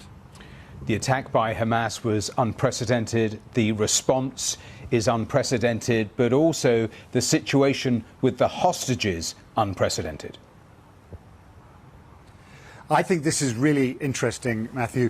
The pressure, the sense of pressure on the government is mounting day by day. It's really, really palpable. There's another demonstration going on in Tel Aviv today. As you've already mentioned, the relatives are demanding to meet with the Prime Minister and the Defence Minister. That meeting, we believe, is going to take place later this evening. And if I could just read you from the statement put out by a spokesperson for the hostages and missing families. We are tired of slogans, they say. Our loved ones' time is running out, and they have been held in appalling conditions underground in the dark for 3 weeks, some wounded, and every additional hour could be a death sentence. We expect the Prime Minister and Defence Minister to arrive with clear answers on how to bring the hostages home. Those are really strong words, and I don't think the Prime Minister can ignore that. The sense that both among Israelis but also among a number of foreign governments, including the United States, they really, really want the Israeli government to do whatever it takes to bring hostages home. And there are some people with long experience of dealing with Gaza who say we should be pausing now, we should stop the fighting now to allow an opportunity to get the hostages out. That doesn't mean we won't return to the fight eventually, but just for now, that should be priority number one. Paul Adams there in Jerusalem, thanks very much. Well, the bombardment in Gaza is continuing. I was just looking out of the corner of my eye, another plume of smoke there, and we've seen that in the intensification of this over the last 24 hours. The scene of the skyline there, you see the clouds of smoke. They have been throughout the course of the last little while as Israel moves phases, and our correspondent telling us just what that was like on the ground. And of course, at the same time, communications cut off, but we were able to finally reach our correspondent Rushdie Abu Alouf in Gaza a little earlier. He used a satellite telephone to communicate with us. Have a listen to this. It's about 13, 14 hours Gaza's without communication, without internet, and without mobile signal. The Palestinian health minister. At this point, why would anyone expect Hamas to release any hostages? What are you talking about? Hamas literally said that they would release all hostages today. The fuck? They have released hostages. Of course they would continue to release hostages. They don't want the bombing campaign to happen. They've literally, and this isn't like because they're fucking peace-loving doves, okay? They're not. They are a violent, emancipatory group, okay? They're militants, and they are willing and able to, and have demonstrated that they're capable of using violence.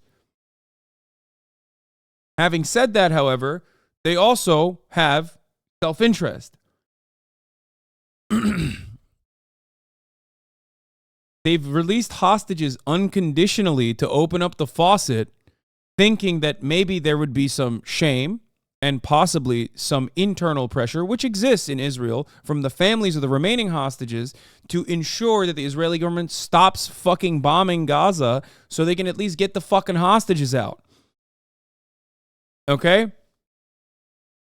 So far, according to their numbers, 50 of the hostages have died already by Israeli shelling and Israeli bombing.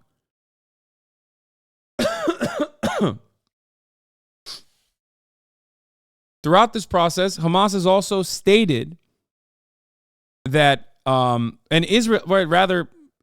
has stated that Hamas is interested in doing a slow conditional release of hostages every single day in an effort to implement some kind of, because for the duration of the hostage release, there has to be a ceasefire, some kind of ceasefire, and that is unacceptable. It's not just the Israeli authorities that have said this on American television. American generals have also commented on this as well. So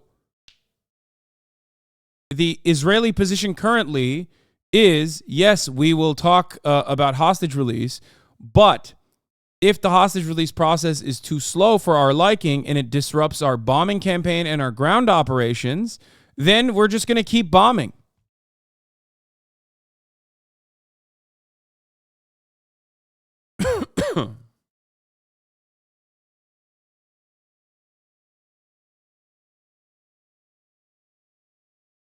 And I said this already, but I think the gravest miscalculation from Hamas was assuming that there would be a multiple front war opening up, and I feel like that has not happened. I feel like that hasn't happened. That has not happened, and I feel like it won't happen. They're also hoping, or were, to put off a ground offensive by releasing very few at a time, or a very long time to try to make the hostage negotiations inhibit a group op.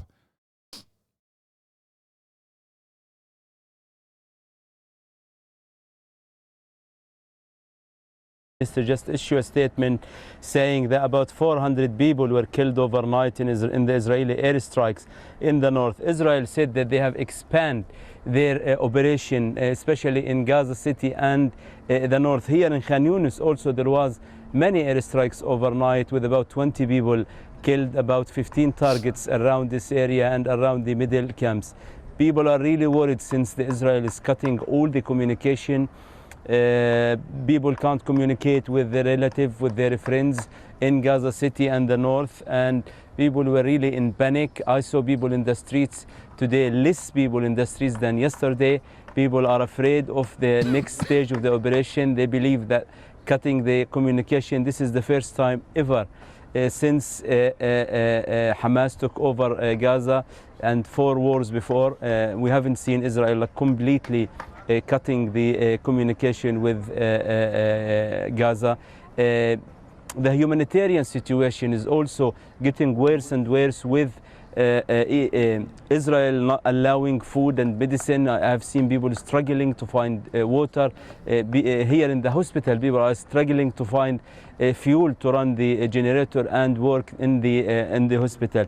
The medical crews are struggling. The ambulance services is almost shut down since the morning. They say we don't know where to go and how to communicate with the people.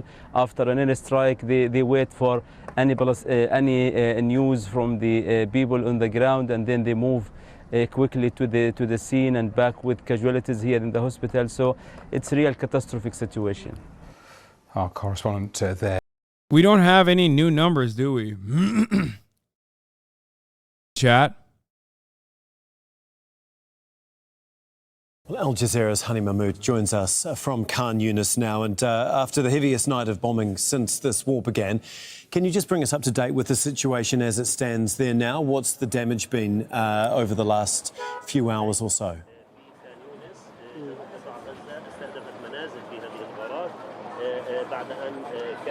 Yes, Tom. Well, within the past 30 minutes or so, 3 different airstrikes in different locations of the city of Khan Yunis, including residential homes and residential buildings. And the third one, just a few minutes ago, within the vicinity of a school, UNRWA school, with so many people taking it as a shelter. We don't have any immediate reports about what are the situation near the school, but ambulance and paramedics and civil defense personnel just rushed to the school, given how crowded it is. And there is expectation that there's a large number of casualties. But as of last night, the horror of the massive and mass bombardment of the northern part in Gaza City. Wow. Breaking health ministry in Hamas run Gaza says the death toll is past 8,000. Sorry, it's actually 11 billion. That's sick, man. And this guy makes 50% of the number, the Pallywood shit. Look, dude, these guys are fucking so gross. And I hope, I'm not a very religious person, but this is the one moment where I hope I'm wrong and there is a fucking hell and there is a heaven, because these motherfuckers are going to hell. I'm down to fucking go there. As long as these motherfuckers are going there with me, I would drag these scumbags to hell down with myself, alongside myself, for the sake of them burning there in eternal damnation, for the fucking gross and horrifying genocide denial that they engage in, every single one of them. Okay?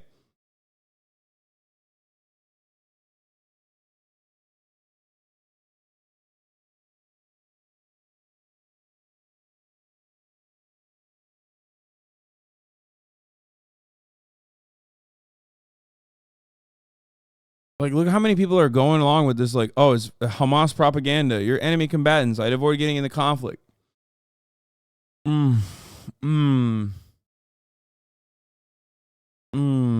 This shit is so fucking gross, dude. I will never forgive the Brandon administration for openly doing that. Hell is not eternal. That's so Christian bullshit, but I agree with you. I don't give a fuck. Okay, I hope it's like the Christian hell then, and it's eternal.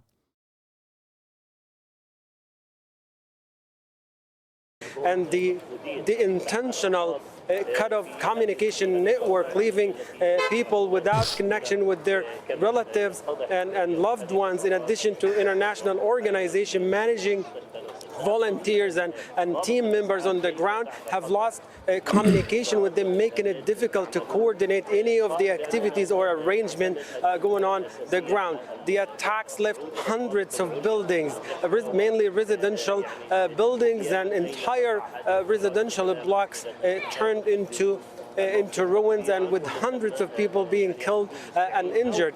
Only this morning, at about 9 o'clock, we were able to confirm a number of family members. 42 members of one family were killed as a direct result of the attacks at Shata refugee camp. And as you can see right now, the ambulance, the paramedics are rushing casualties who were injured in the past few minutes attacks near the school and in the Al-Qarara area, Al-Farra family residential home that was attacked, leaving 2 people killed and multiple injuries. This is the situation so far, and it's only getting worse by the hours, and there's an expectation that by time night we might see another night as horrific as intense as last night.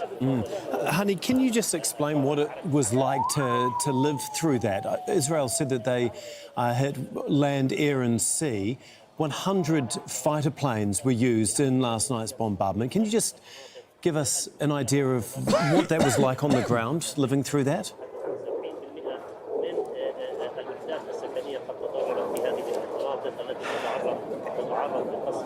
Yes, Tom, it's pretty difficult, and there is a sense of it's tarnished, shattered security among Palestinians here. There is no place safe, which is a practical translation of what one United Nations officials expressed, that there is no safe place in Gaza. What's really scary about this situation, that these bombs are unpredictable. You could be with a group of people or in your home or out in the street just minding your own business, and there is a bomb falling either directly at your vicinity or near you or at a home, and either way you're going to be a victim of these falling bombs. So we are standing here and we are not really 100% sure that we are safe or not doing this, because we haven't heard any confirmation that hospitals are safe, especially after the attack on the Lahli Baptist Hospital.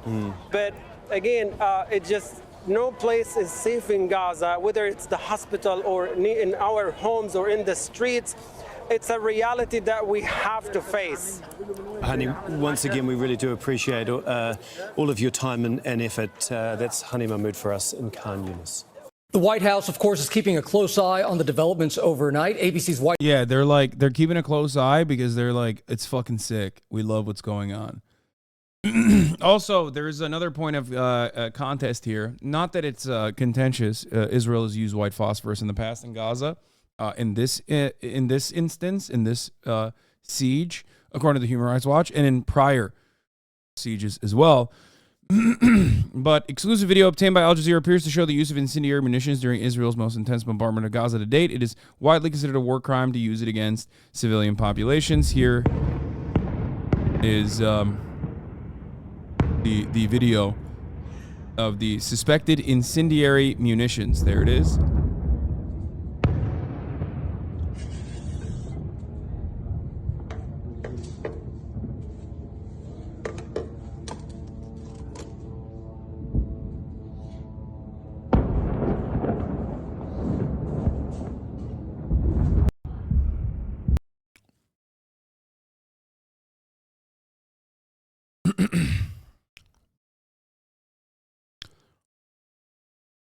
Russian Foreign Minister Sergei Lavrov says Israel's bombardment of the besieged Gaza Strip risks creating a catastrophe that could last for decades.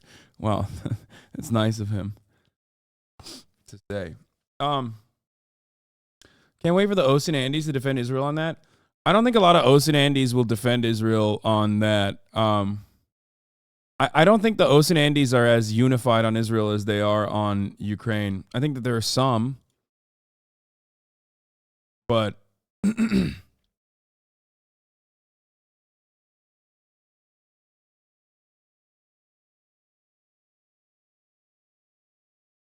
White House correspondent Mary Alice Parks joins us now from the North Lawn. Good morning, Mary Alice.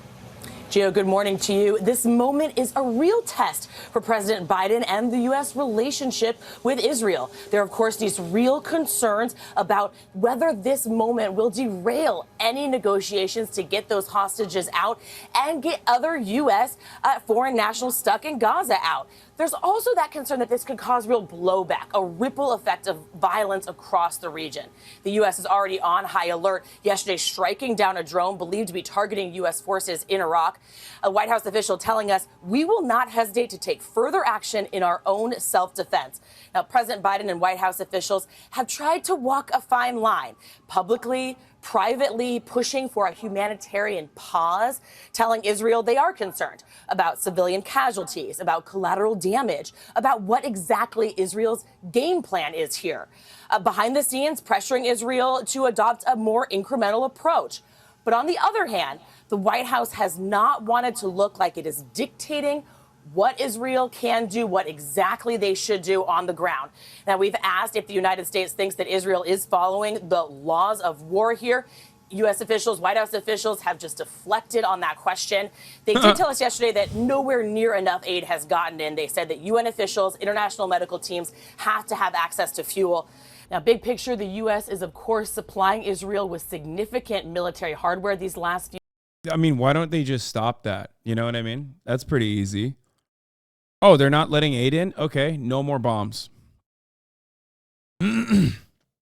Oh, they're not following They're not following the rules of war. Okay, no more bombs.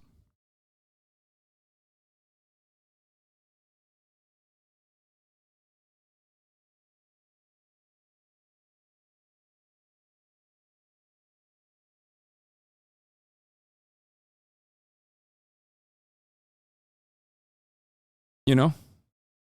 No bombs, no money. Top of the hour ad break. Frustrating you? No more bombs. Just kidding. All you need to do is subscribe in that situation for $5 or free with the Twitch Prime. By connecting your Amazon Prime account to your Twitch account, you get one free Prime subscription a month. Use it on your favorite broadcaster. Hopefully, that's me. Here's a 3-minute ad break now. No more ads for you. Few weeks, weapons, ammunition, replenishment for the Iron Dome. And White House National Security spokesperson John Kirby told reporters yesterday, we are not drawing red lines for Israel. Well, hey there, GMA.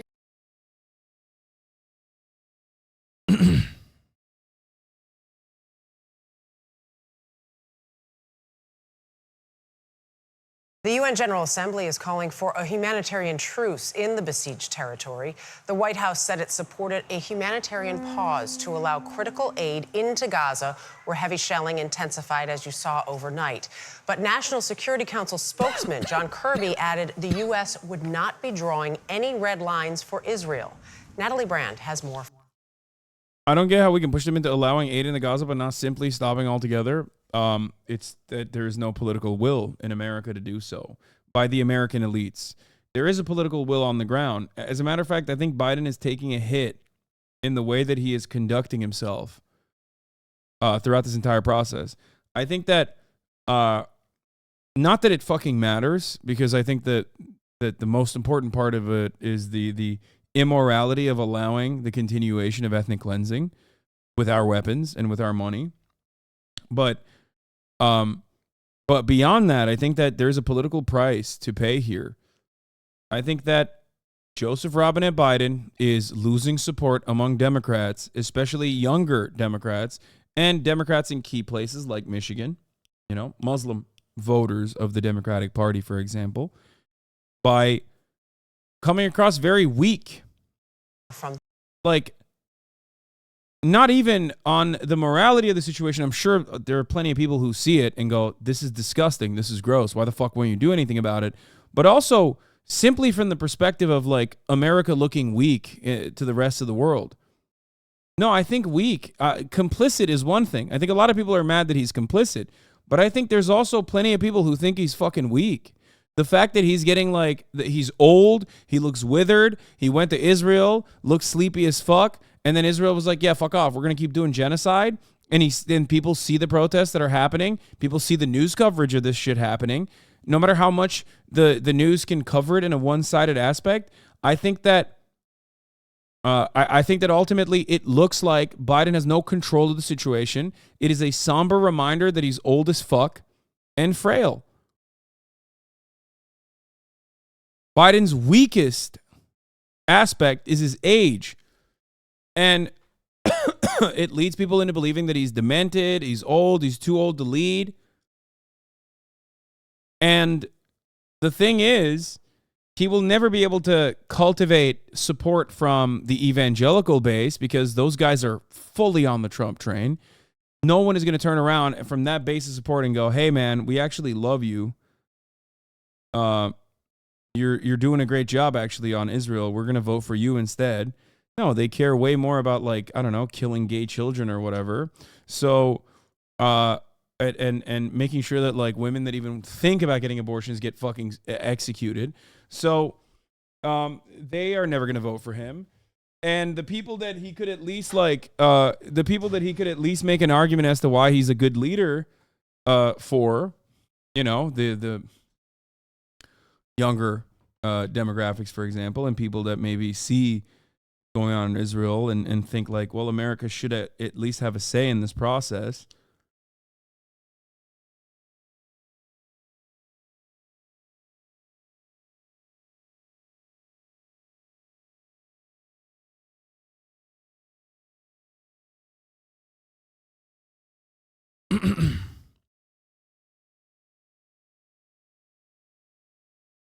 Those people are going to.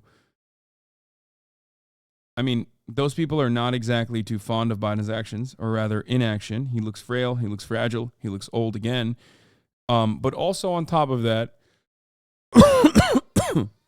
sorry, I was opening the door for Alex back from the protest.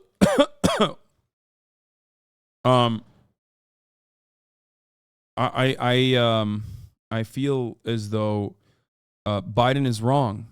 His political calculation is that, according to people close to him, his political calculation is that people are going to forget that he did this. There's too much time between now and the election. And by the time the election cycle comes around, that people will have already forgotten that he did this, that he allowed Israel to do an ethnic cleansing campaign. And I don't know. I mean, we'll see. Good. Going with the gun. Put the gun down, Alex. The fuck? This guy is walking around with a gun, dude. Do you see this? Chad, my own home, dude. This guy goes to one Palestinian protest, becomes a militant immediately. What up? Becomes a How's it radical. going? How was it? It was great. It was great. Good energy. Yeah? Great energy. I'd say like 20,000 people. Yeah, it was great. Palestinian Youth movement. They did a good job. Hell yeah. Wait, you said 20,000 people? I think so. That's I'm awesome. guesstimating. Okay. But it was great. Brother Cornell was there. Brother West. Brother Cornell West? Brother Cornell West. Talking about his favorite guy, Harlan Crow. Yeah, you know. He's like, Brother Harlan Crow. He maxed out to my campaign because. Complicated guy. Yeah. That's cool. Also, I heard a rumor. I don't know if it's true. Well, I don't want to. Well, no, never mind. I'm not gonna. What were you gonna say? I'll mute it.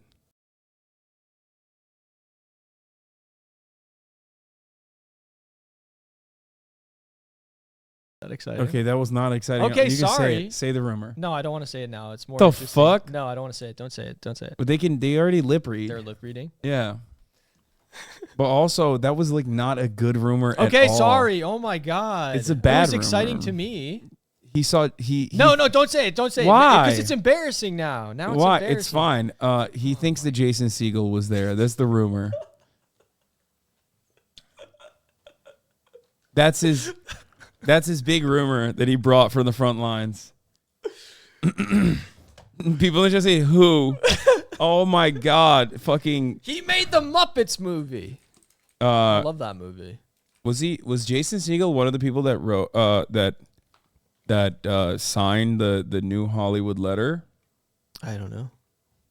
First thing that comes up on Google is Jason Segel a Greek? A Greek. The fuck? His mother is of English, Scottish, and Irish ancestry, and his father is of Ashkenazi Jewish descent. Hell yeah, let's go Ashkenazis. Undefeated. Yeah. That's my blood. Hell yeah. Let's go. Okay. Wrong Seagal we care about? Yeah, we care about Steven Seagal.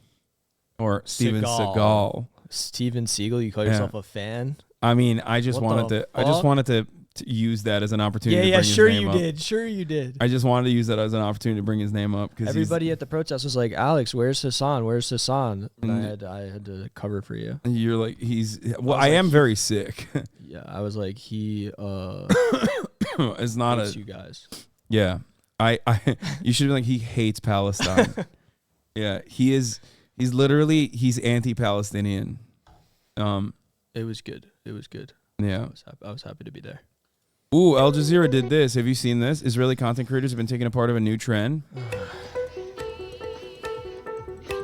Mocking.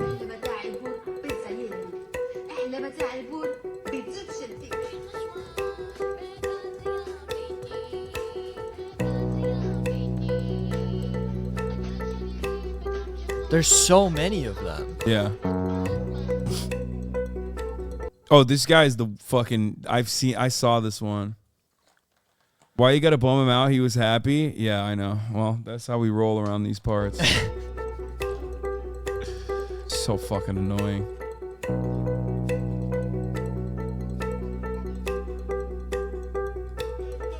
This is antebellum South levels of racism. Oh, 100%.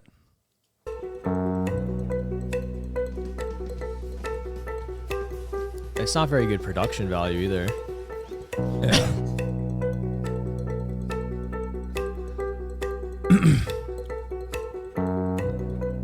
Accounts covering the suffering in Gaza have been getting taken down. Meanwhile, these guys are going around fucking making fun of the people in Gaza.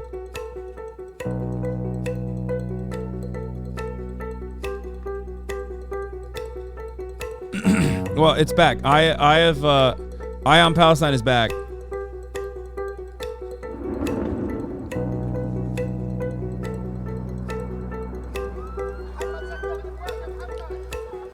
Oh, it's bringing my vibes so down right now. The untold millions of dollars Israel has energized. spent on PR over the years makes a lot more sense when you realize how genuinely awful and unlikable most Israeli citizens are at a purely interpersonal level. Not most Israeli citizens, but ones that do this, absolutely. Like imagine fucking saying like "get ready with me," doing a "get ready with me," making fun, making light of a genocide that your state is carrying out literally miles away. An Israeli woman mocking the 1,000 Palestinian mothers whose children were killed in Israeli airstrikes, whose children are still buried on their rubble as bombs continue to drop every 15 minutes. God.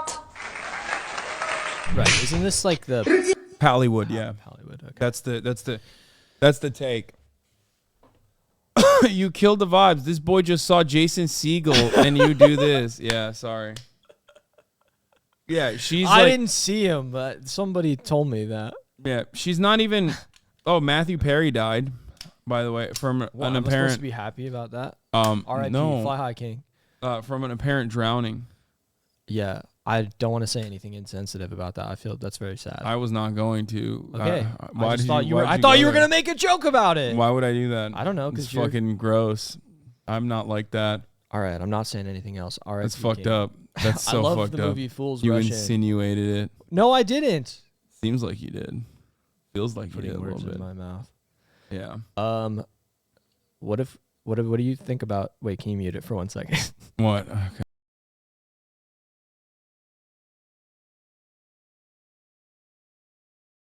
Yeah. Why did you want to mute that? You can just say it. I don't want to. What? You don't want to It's a fuck up the secret. flow? Yeah. Yeah. I'm just concerned for you. How many pieces of these did you have while I was gone? Be honest. fucking How know. many do you have of these? A lot. How many did he have? I don't know. A lot. How many? This is not good for you. He You was know, it's lying nicotine. earlier. He did see Jason Segel. They're I've saying had a 1,000. lot. Someone said 1,000. I've had 1,000, probably. Is anyone keeping track? You guys need a counter on how many of these he pops. No, don't, dude. Don't tell the fucking parasocials. Yeah, pop it. We need a pop. We need a. The parasocials are gonna go wild with that, dude. Do it. Do it. You need something to hyper focus on. Are any of you guys good at this shit anymore? I can't believe we had to use an entire word for Israeli PR protocol, and now it's this shitty. Look how much everyone hates us. That shows how bad they are. What, man? What?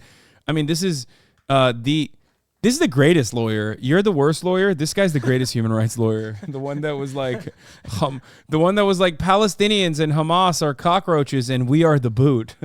Like, sorry, like that guy. He's the greatest lawyer of human rights of all time. Yeah, he's king. He really gets it. Yeah, he's like, this isn't a pro-Palestinian rally in London now. It's a pro-Hamas rally. Churchill is probably rolling in his grave. That's what I'm always concerned about, is making sure that I can honor the legacy of Winston Churchill. Yeah, who once famously said, Palestinians, the Aboriginal people, and Native Americans were dogs that were conquered by the much more civilized forces of good. He literally said that. And that he also said, no, I do not believe in giving land back to the dogs. Straight up on those terms. So, you know, he not exactly a great guy. Did some famines. Yeah, I don't think he would be fond of this anti-ethnic cleansing campaign that's being conducted in his hometown. Anyway. I gather he didn't think highly of the Jews either. I don't know, actually. I'm sure he had some words for Jewish people too, probably. There was this one. Oh, I saw this one. He said, Felix, it's insane to have a Jewish country and then have and that's also one that's producing the absolute worst entertainment the world has ever seen. This is an old Felix bit, though, about Israel. I stand with Gaza. Hamas didn't hurt even one dolphin in their attack. So Israel, stop bombing with your polluting jets. Why can't you use bicycle? How dare you? This Jew stands with Hamas. Am I your bestie now? What's with the Smurf in the background? Stands with McDonald's. This Smurf stands with Gargamel. Oh, okay. Where is Hilda from Queers for Palestine? She went to Gaza to show her support. Let's call her. And she's dead, right? I'm assuming. Like, they killed... No. Yeah. Yeah. Guess. Reach her. She's dead. Yeah. You know who killed her, though? Not Hamas. Fucking the IDF, okay? That's who fucking killed the Queers for Palestine representative. Like, oh my God. How this is so bad. Strange. This was all. Wait, was this? This is all just because of the Greta Thunberg Because Greta thing. Thunberg did the most anti-Semitic thing you can do. She had a squishmallow in the background. She had an of her autism video. toy behind her. Yeah. And honestly, I'm glad that she had to step down and apologize for that. It was a real important moment for reflecting. Her too. Yeah. That definitely looks normal to onlookers for sure. I think Hasbro strategists really haven't overextended or over-leveraged themselves by doing stuff like that. Certainly people that see that go, wow, this is a normal thing to think. I agree. Bullying a 19-year-old autistic teenager who fucking had the audacity to say, we need a ceasefire.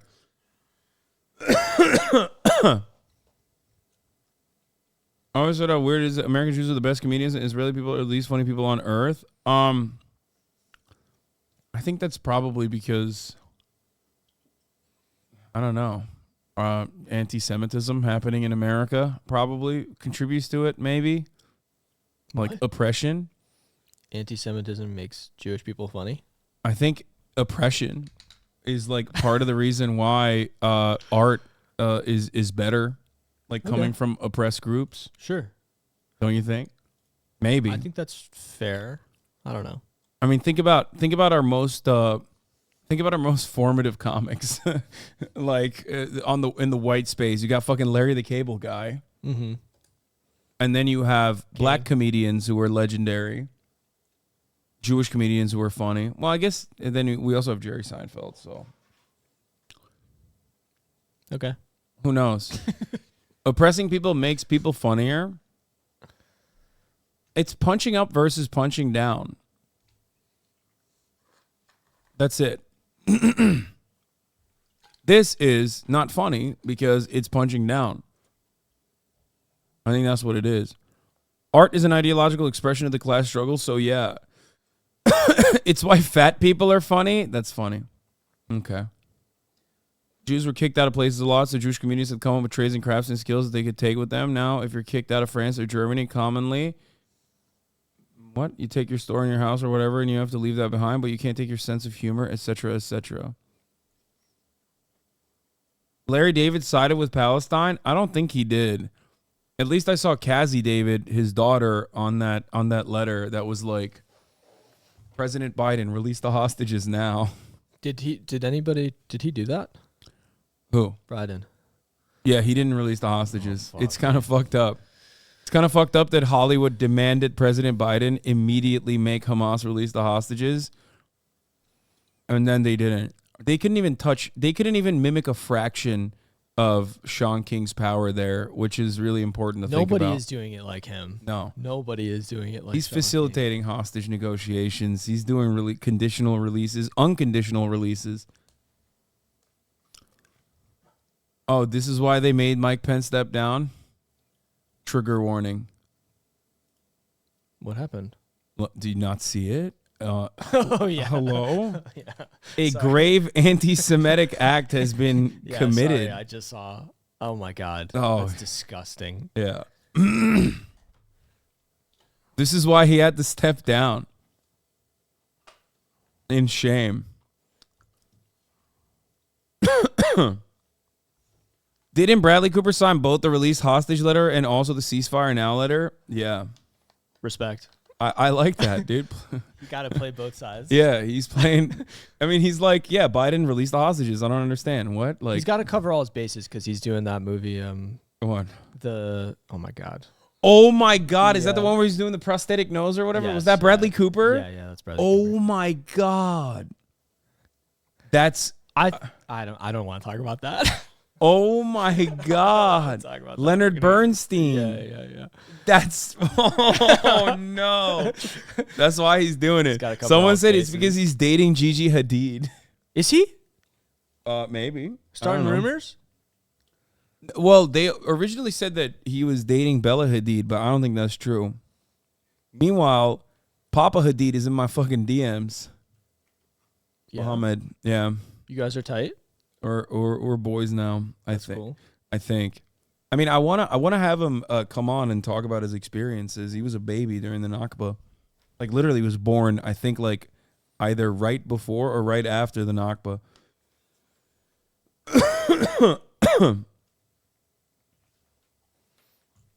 So what do you think? Ban appeals? Oh yeah, that's what we're gonna do. Ban appeals. Also, I got some he's- DMs. People sent me some DMs. About Also, he their said bans. Steven Spielberg approved of the nose, by the way. Jesus. I don't. Didn't the family like worked pretty closely with him though? I feel the family was I like. still think it's pretty funny. I don't know. I feel like if the family signed off on it, it's like whatever. Yeah. It was a big. Your friend looks like Stoic the Vast from How to Train Your Dragon. What the fuck does that mean? I don't even Don't know. look it up. You do have like a very 3D animatable face though. Oh shit. So I automatically believe it. So What do you have for tonight's festivities? What are you gonna wear? Oh, I was gonna go as sexy Peter Griffin. Wait, what the fuck? No, he doesn't look like this guy. They say you look like this guy. That's just a guy with the red facial hair. Never to be seen again. You do have Disney Pixar face. Thank you. I think that's good. I think that's a compliment. That's a good thing. You got like big eyes, you know? Ooh. It's pretty funny. Oh my gosh, someone said human Shrek. Wait, hold on. What have you've probably gotten this Yeah, I've before? gotten human Shrek, especially when I have a shaved face. Oh my god. Oh my god. Oh no. Oh no. The Shrek wiki. Of course, wait. Are you an editor on the Shrek wiki? Yeah, I am. You don't fuck with Shrek wiki. Dude, what the of course fuck? I do. What the fuck are you talking about? Are you part of the fandom or what, dude? Of course I'm a part of the fucking Yeah. fandom. I'm That's an editor. That's so funny. Yeah, you do kind of look like human Shrek. I think that's a compliment. Human Shrek is hot. Yeah. Oh shit! I should have gone as human Shrek. No, then I would have to shave. First of all, this is not Shricky. That's a different Wikipedia for Shrek. This is Wiki Shrek. Okay, figure it out, chat. God, You fucking guys got to get it in order. yeah. It's kind of nasty that you don't know about the different types of Wikipedia pages. Okay, you give Edna from Incredible Energy though. All What right, is that? Is that you? I don't know what that even. Stop is. looking up. That's you. That this is me. Wow. Yeah.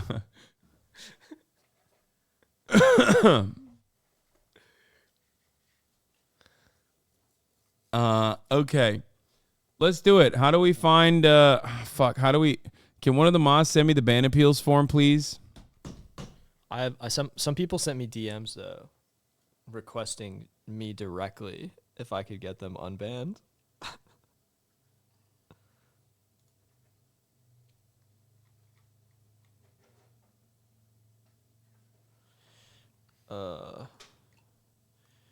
I'm looking at all the last ones from this week and they're Can that's not what we're gonna do though. Should I tell for that person to come here? Who? Chibugi. I mean, if he wants to smoke. All right, hold on. Don't show it to the camera though. I'm not showing it to the camera. Okay. We have 681 ban appeal requests.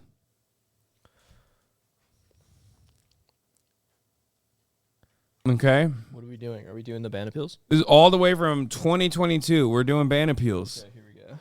I'm excited. Okay. Can you play the Law and Order music? I don't know, but it's not copyright free. Oh, never mind. Don't. Maybe. But we can play the theme for a second. Okay, that's good. That's good. That's good. All right. Okay. Thank you. All right. Spiral Speed says, you get what you deserve. Deleted by Nice Bathroom. Nice Bathroom banned him.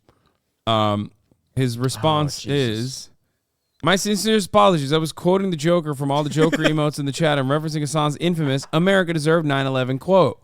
I do not think that those died at Robb Elementary School deserved their fate, and is certainly a sign of systemic dysfunction in America's government, military, and police forces. In short, it was an attempt at satire. I will not be so insensitive in the chat if allowed to rejoin. Thank you and have a good day. What a start. You have to defend every single person unconditionally. This is the court. Yeah, I know. I understand. Court's in session. I think it's clear. You know, when we're talking about bans, context is the Uvalde shooting. Yeah, I mean, look, there's a shooting every day in the United States. Okay, this isn't a unique situation. Unfortunately, it happens every day. And we're talking about a person here who is trying to bring some levity to a serious topic. They're right. We love the Joker. Everybody does. Chat loves the Joker. And referencing, you know, this is an homage to you in a way, like the America, what you said about 9/11 that I'm not going to repeat. Wait, what did I say about? Can you say that? No. Here, say it while it's zoom. No, you can't zoom in. So I think, you know, considering taking ownership of a mistake that this person had made, the fact that it was clearly satire, and it was a year ago, and it was a long time ago, I think that they've, you know, paid their price. They've done the time. Unban. All right. Unban. Unban appeal accepted. Wow, this is huge. All right. Next up, it's Subject XL, who got banned. What is this? 100 Gex is the new Mozart. Reddit Andes have too much time. Damn, I agree with all these. But they put themselves high on the scale. Who's the baseline hot guy? Most of them are sub 5'2". If you're ugly, you should kill yourself and re-roll. Hello. First, I want to say I'm sorry for what I said. It was extremely out of line and uncalled for. But to my defense, I was high as fuck, and Hasan and Murat were talking about the incels. A dumbass chatter, wanted to give my dumbass opinion. Unfortunately, I was so high, I forgot that no one gets my context and skipped over the words incels think, and I'm very sorry, and I'll make sure it never happens again. All right. I mean, we can do a fast unban here. All right. You did it. You did it by just reading it out. Thank you. Good job. You did this. I was humanizing it. I love playing that after every decision. Okay. Whole someone. Hasan reacts to himself reacting. Top tier content right here. Smile. For context, I hate those who just put smiles in the chat because it's like so cynical. It's like, Now everyone's doing it. Oh, God, I hate it. I knew that it was going to happen. Nice stream. Smile. Fuck you. So smarmy. So condescending. They're going to do it more. All right, let's hear it. I think they should do more. Chat. More smiles. Okay. Go ahead. Read it.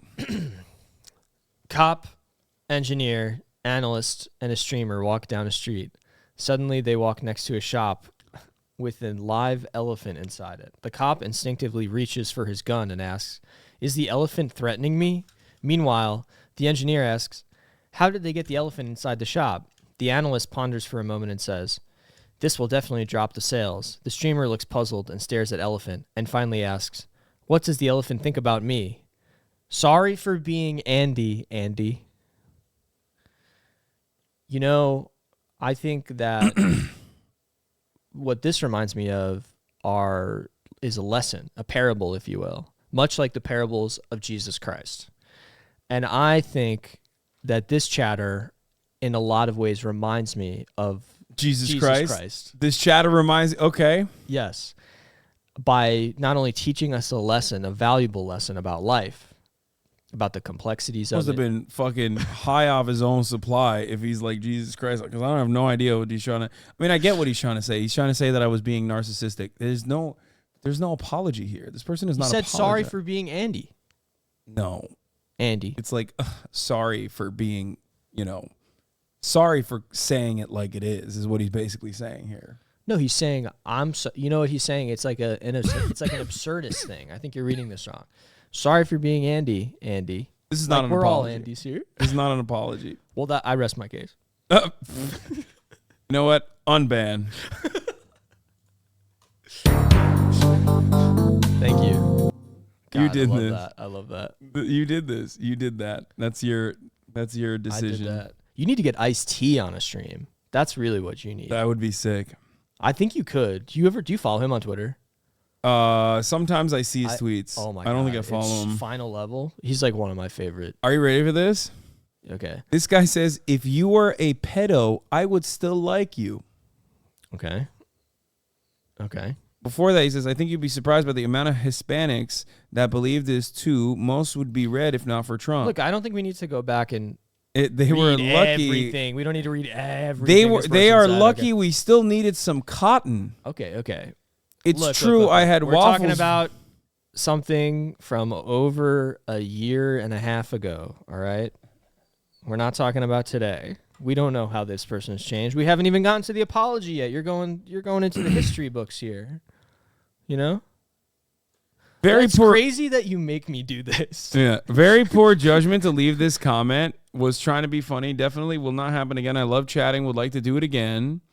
It does not excuse my actions, but I was under the influence. Your chatters are all fucked up. I've been sober for 2 months and have a baby on the Sober. way. Whoa! And nothing like this will happen ever again. Thank you.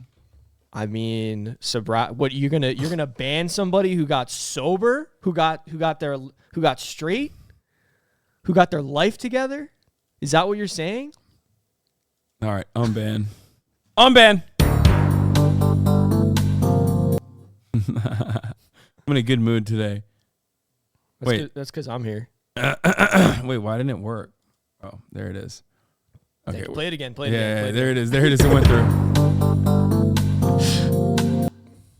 What if they pick up the booze again? Anaphase is right. Hey, they gotta have faith. They fucking. You guys, there are meetings in every city. They fell off the wagon again, or fell on the wagon. What happens? You fall off the wagon. What are you talking about? You fell off the wagon. That's like a Jerry Seinfeld bit. So being That's on the a wagon Seinfeld means bit. that you're not drinking. Right. I feel like this is a Seinfeld bit. I feel like it's way more fun. Like if I was a wagon wheeler, like I would be fucked up all the time. You were a wagon wheeler? If I was back in the day, I'm like, wagoneering. That's not what's the word? Wagoneering? I don't fucking know. Like I'm the wagon guy. That's like I'm wagoneering sounds like something you'd get arrested for in a park. Like wearing a trench coat. Driving a wagon. I feel like drinking and driving was way more permissible. You with love the drinking and driving. We talk about this every time. I do love it. I mean, I've fucking literally been arrested for it before. That's how much I love it, dude. I can run for Congress in Florida. I think my dream one day is to start my own private criminal practice and then 1-800 DUI King and like make it like on a highway, like on the Long Island Expressway, like a picture of me. This is a good target market. I think it would be sick. It's a good place. That's like where all the drunk drivers will always remember that while they're have said driving. because now fucking someone's gonna steal it. The DUI King. Yeah. Call 1-800 DUI King. Like that would be sick. It probably exists. No, it doesn't. Because I feel like I looked. Emma's right. Some people only pay attention to driving when they're drunk. What's so wrong with that? Remember, you're more focused. Remember, guys. Remember. It's not the drunk drivers that are at fault. It's the drunk crashers that are at fault. So true. 75% of vehicular fatalities occur when the driver is sober. What the fuck? What do you say to that? Exactly. Think about that. Oh, it does exist. What is the police Yeah, but no, well, he does look like the DUI king. I'm not gonna lie. Yeah, you need those glasses. He's swaggy. I need those glasses. You know what? I'm gonna reach out to this guy. Maybe we can collaborate. All right. All right, let's go. Let's go. Next up. Yo, what the guck, dude? You misunderstood me. If it happened in a Middle Eastern country, not at war, in a civil war, people there would probably feel similar too. It's not a dog whistle chat, goddamn. It's literally just because he's not used to it and it's not the norm. I don't understand what's happening here. I don't know either. Let's look at the mock comments. Context. Oh, no. Wait, what the fuck? There's a video? Damn, Lake McGroove is out of control. He like posted a fucking video. The most disgusting thing is like when people try to justify the difference between like it happening in Middle East and then it happening in Ukraine. Like I don't want to fucking keep having this conversation. If it happened in a Middle Eastern country, not at war / in a civil war, there people would probably feel similar to, dude, suck my fucking entire cock. You know what's funny? I'm so right. Like, we are literally currently covering what's going on in Gaza, and people 100% have demonstrated that, no, they do not give a fuck about it in the same ways. Okay? Please suck my dick from the back, you dumb motherfucker. I hate you. I despise your fucking point of view. Okay? You are literally saying that these bad, uncivilized Muslims in uncivilized Middle Eastern countries are subjugated because they're bad. You are literally a fucking cranium density skull measuring racist, okay? I hate it. I hate that you like try to literally fucking hide how white supremacist your fucking dumbass attitude is. You are a monkey, okay? You are a fucking baboon. Shut the fuck up. Oh my God. I feel bad. I really popped off on this chatter. I'm going to unban him. Wait, speaking of craniums.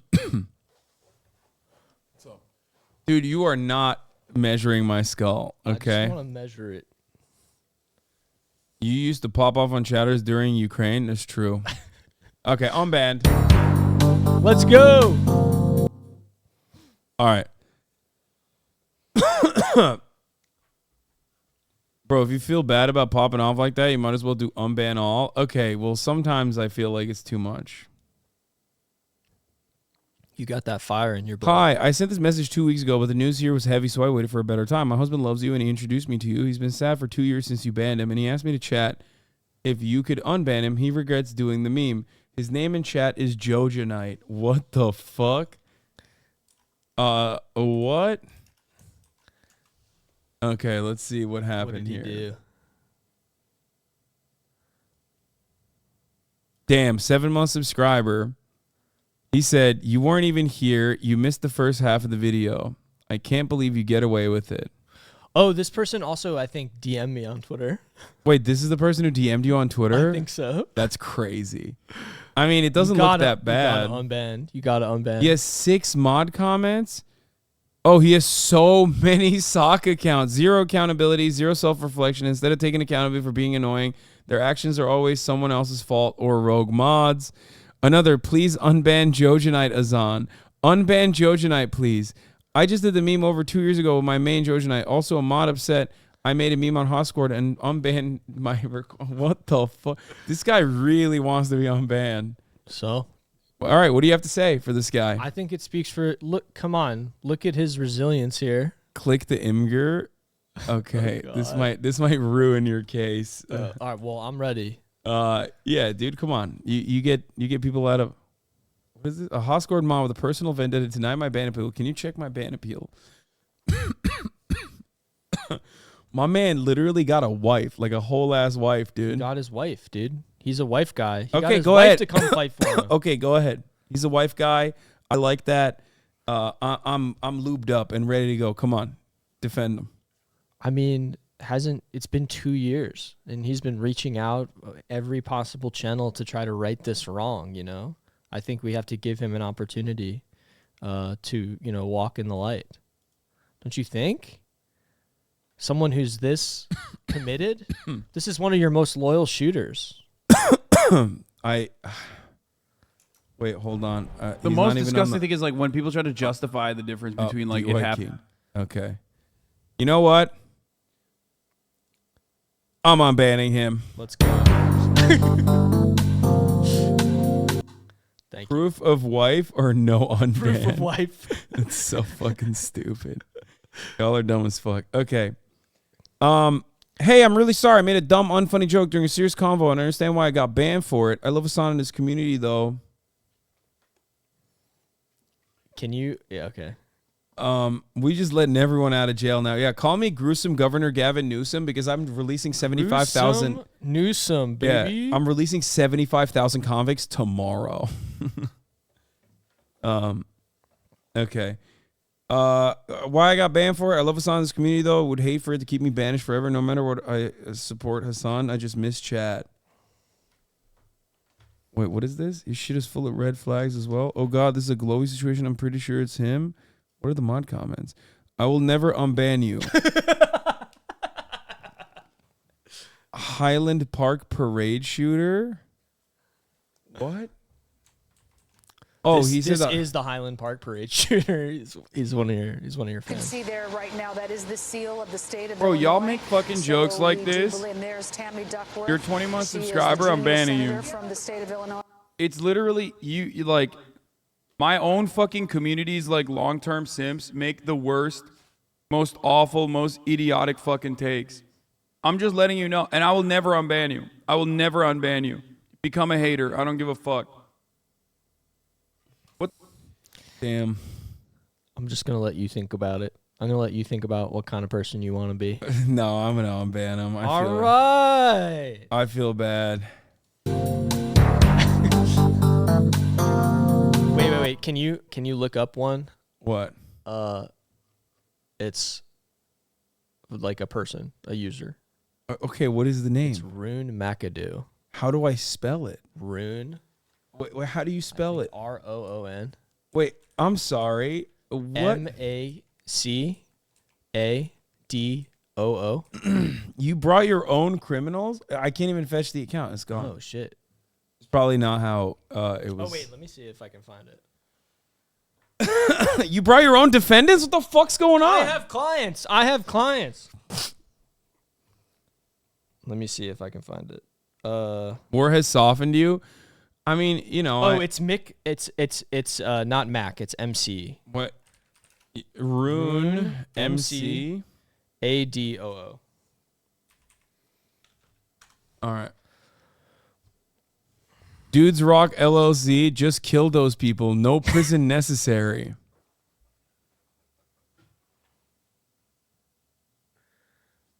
What do you think about that? Oh, did he write an apology? Let's see if I can find it in the mod view. Oh fuck, I don't know how to get there. Shit. I don't know how to see his user card and his apology in the user card. All right, well, we'll probably catch him on the unban request side. Fear not. Okay, is the person coming? Hold on. Probably not. What do you mean probably not? Coward.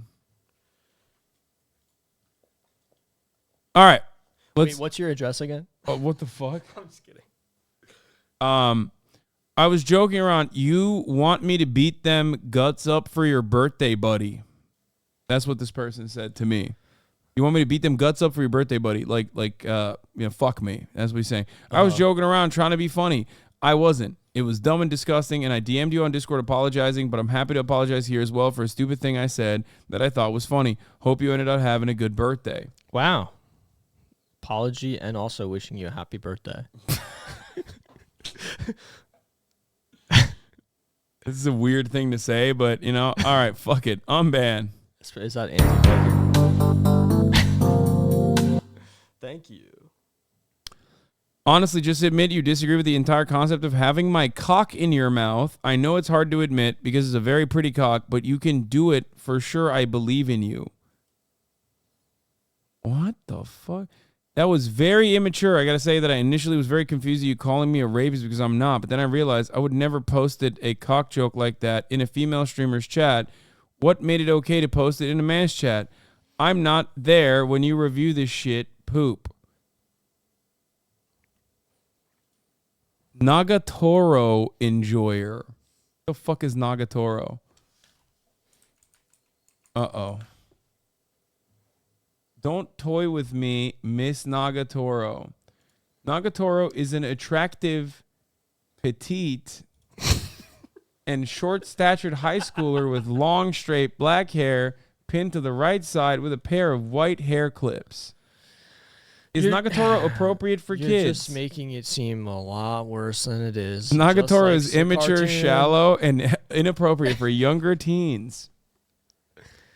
Through experimentation is considered normal in teenagers. Though experimentation is considered normal in teenagers with high school years, this show seems to be encouraging that exclusively at the expense of character development. What a toxic HasanAbi said. Wait, no, do not fucking unban that motherfucker. They like lolly. Is it lolly? Murad? Yeah. What's good, King? I don't know, bro. You didn't text me back. Well, I've been streaming. Wow, I can't believe you left this open. I'm still streaming. Hey, what's going on? How you doing? Someone said she's 14. All right, what do we think? Go ahead, defend him. Defend the arbitrary the arbitrary nature of age of consent laws. Go ahead.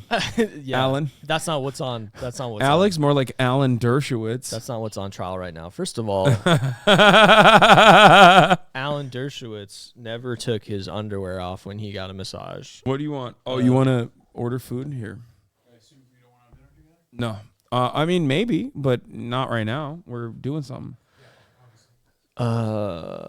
We also don't know how old he is. He's a juicer.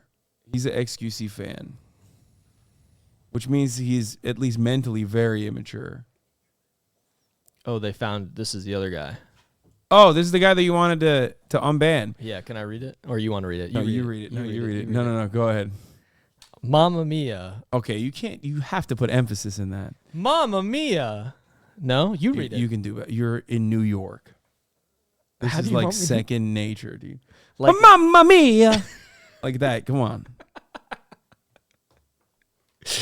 Mamma mia! That's what a awesome. misunderstanding. There you go. Ginger we were Mario. talking prison abolition with Lolo, and the question was about what to do with the serial killers. Dude, you sound like Count Dracula. And pedos. I'm not reading this whole thing in that voice. Come on. So, someone brought up a billionaire wage threfters as well, and I said, straight to the death penalty. Prisons are still obsolete. Checkmate. The mods thought I was mocking the serious discussion about... I can't do an accent. Yes, you were killing it. Come on. About the serial killers and banned me. But then Hasan made the exact same joke I made 10 seconds later, and everybody laughed. So who's really the bad guy here? God bless. All right, we're unbanning him. We're definitely unbanning Rona Makadu. Oh, that was perfect, dude. Okay. Thank you. That was like old school. This community used to have way more fun back in the day. He didn't even fucking write that much. In the past, he said Ryan Grimm sounds exactly like Bill Belichick. Okay, respect. Wait, he's not even banned. He's not? Yeah, he's unbanned. Dude, I banned him and unbanned him. Well, he's back now. Oh, Fizz unbanned him. Okay. All right. So yeah, the cock thing. Go ahead, defend this guy. The cock thing. Wait, which cock one is this? This is the fucking. I really, honestly, just the admit pretty you disagree cock. with the entire concept of having my cock in your mouth. Yeah. Well, and that's obviously he's a lolly enjoyer. We don't. First of all, that's a manga that is okay. Enjoyed by many people, and a lot of people, a lot of people watch it, children and adults alike. Okay. So that has no, bearing on his proclivities, his or her. I think as a character, I would bring that up as like a judgment of his character. What about people people watch kids shows and stuff, and it doesn't have to be all fucked up and weird. But what if it's like sexualized? Who's sexualizing them? You? Maybe you're twisted. I'm not the one on trial, sir. I'm just saying, you're bringing it up. I wasn't even thinking about that. I didn't even know what it was. I had to read it. They said it was immature. They apologized. I guess you called them a rapist at some point. Yeah. Which wasn't very nice of you. So I think, all things considered, it's a cock joke. Everybody likes a pretty cock. Unbanned.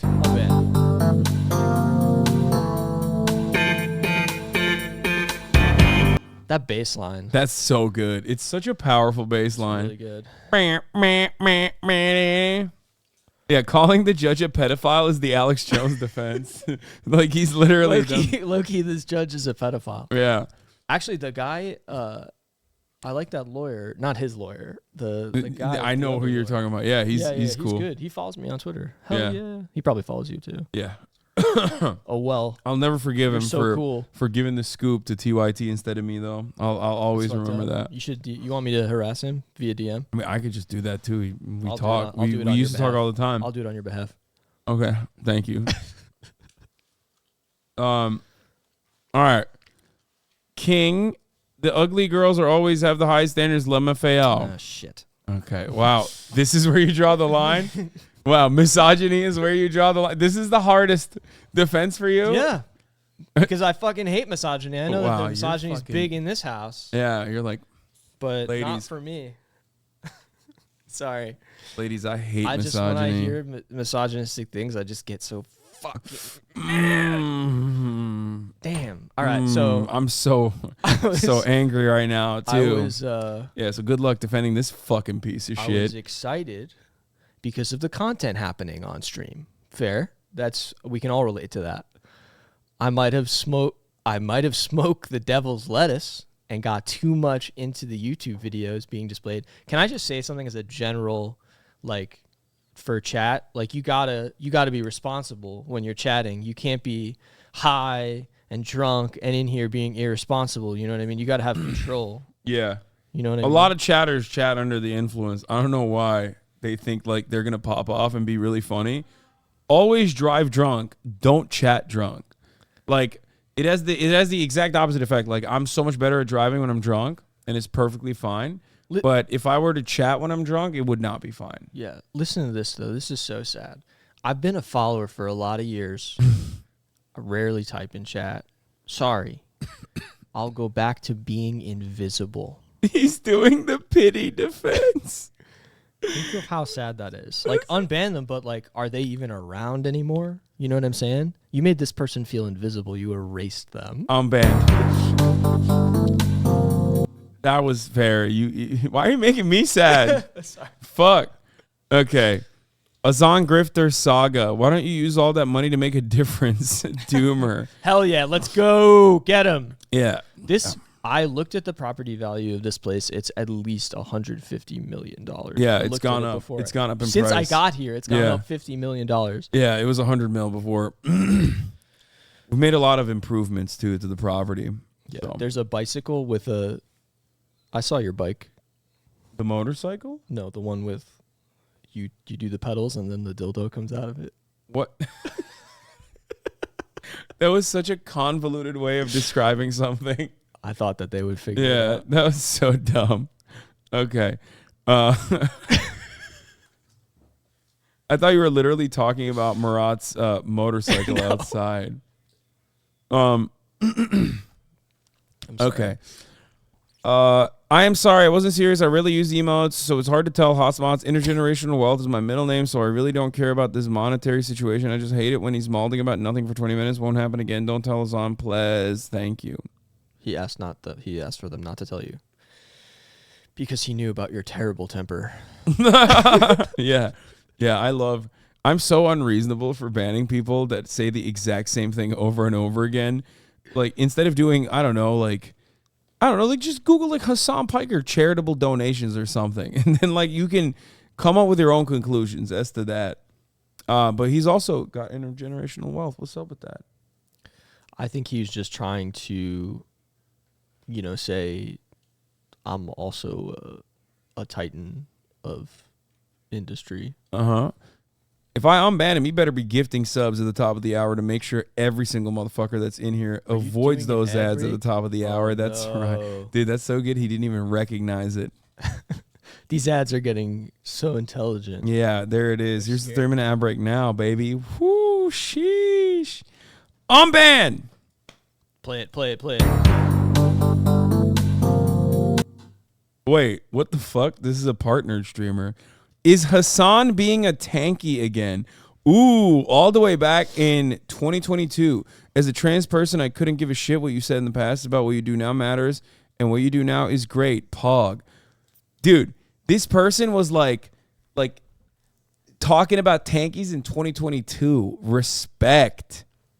I feel like people have been talking about tankies for a while though. They have, but like it's I think gained a lot more prominence recently. This is probably like from the purges have occurred in this community, just like Stalin, my favorite leader of all time. Sure. Right? And his purges specifically, something I'm very fond of, famously. And one of the purges was around the Russian invasion of Ukraine, which I, of course, supported completely because the USSR is communist or whatever. And in that time, there were a lot of people who would just like come in here just to fucking straight up stir shit up. This is 2/25/2022. I think they got caught up in maybe a mass purge. Are you going to ban a trans person? Fuck. Unban. Let's go. Gross act of transphobia could have continued to happen in this chat. Damn, dude. I stand with the trans community. Damn, that's so good. That was fire. You did that. You did that. Ally. Judge, are you being low-key transphobic?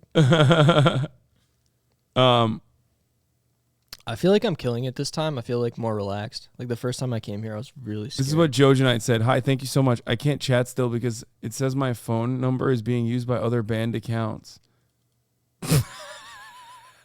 What?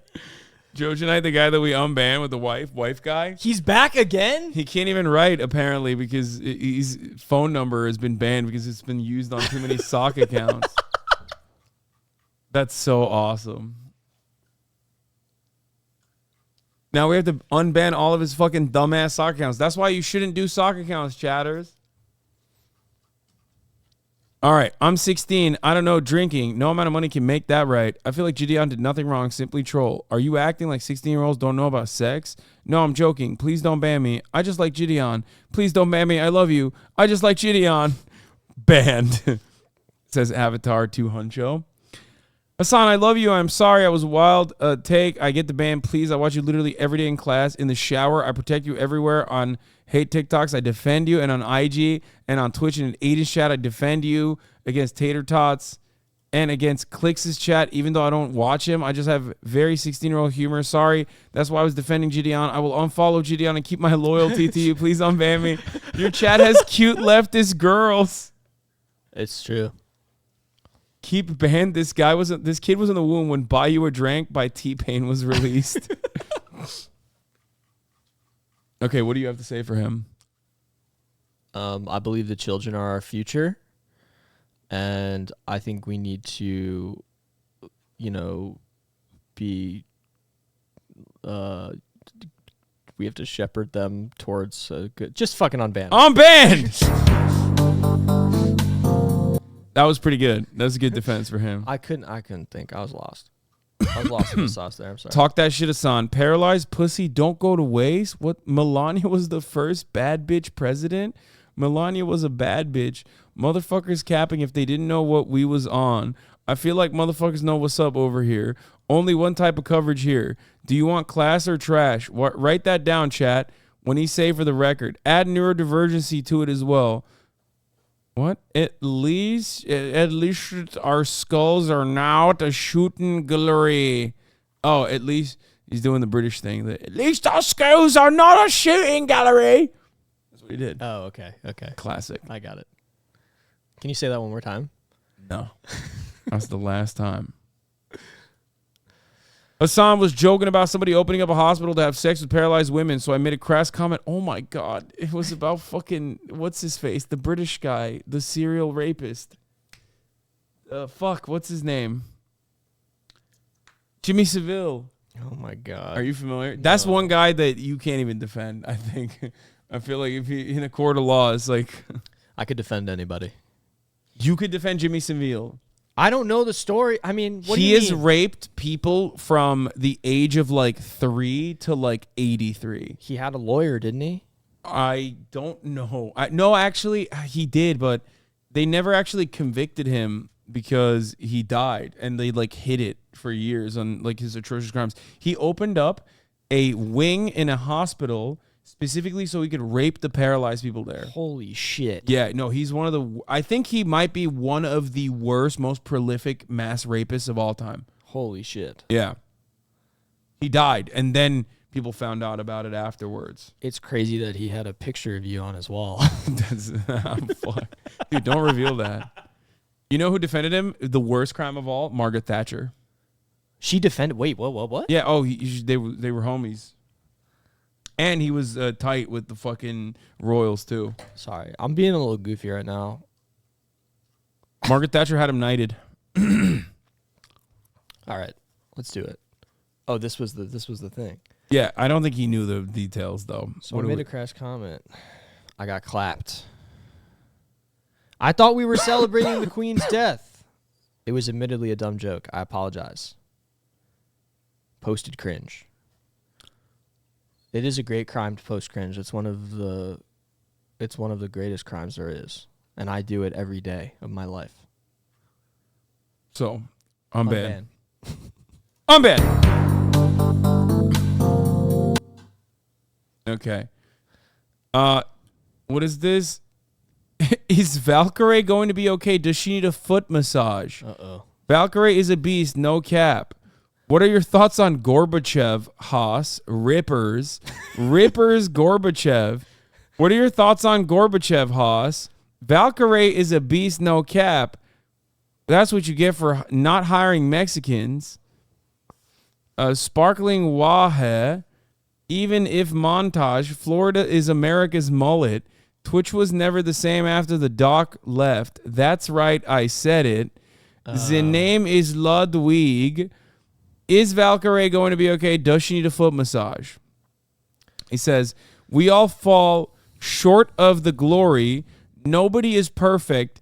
If I get unbanned, I won't chat as much. Hasan is the man. The man. All caps. The man. I want to deny, but I'll leave it for content. That's what like McGrew said. I mean, you know, the thing about the foot massage is that it's only mentioned once. And true. Because I banned him immediately afterwards. Like I did not let him continue.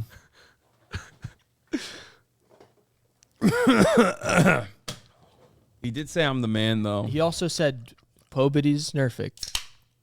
You know? I was gonna get that on so fucking lame. I'm gonna get that on a t-shirt for you.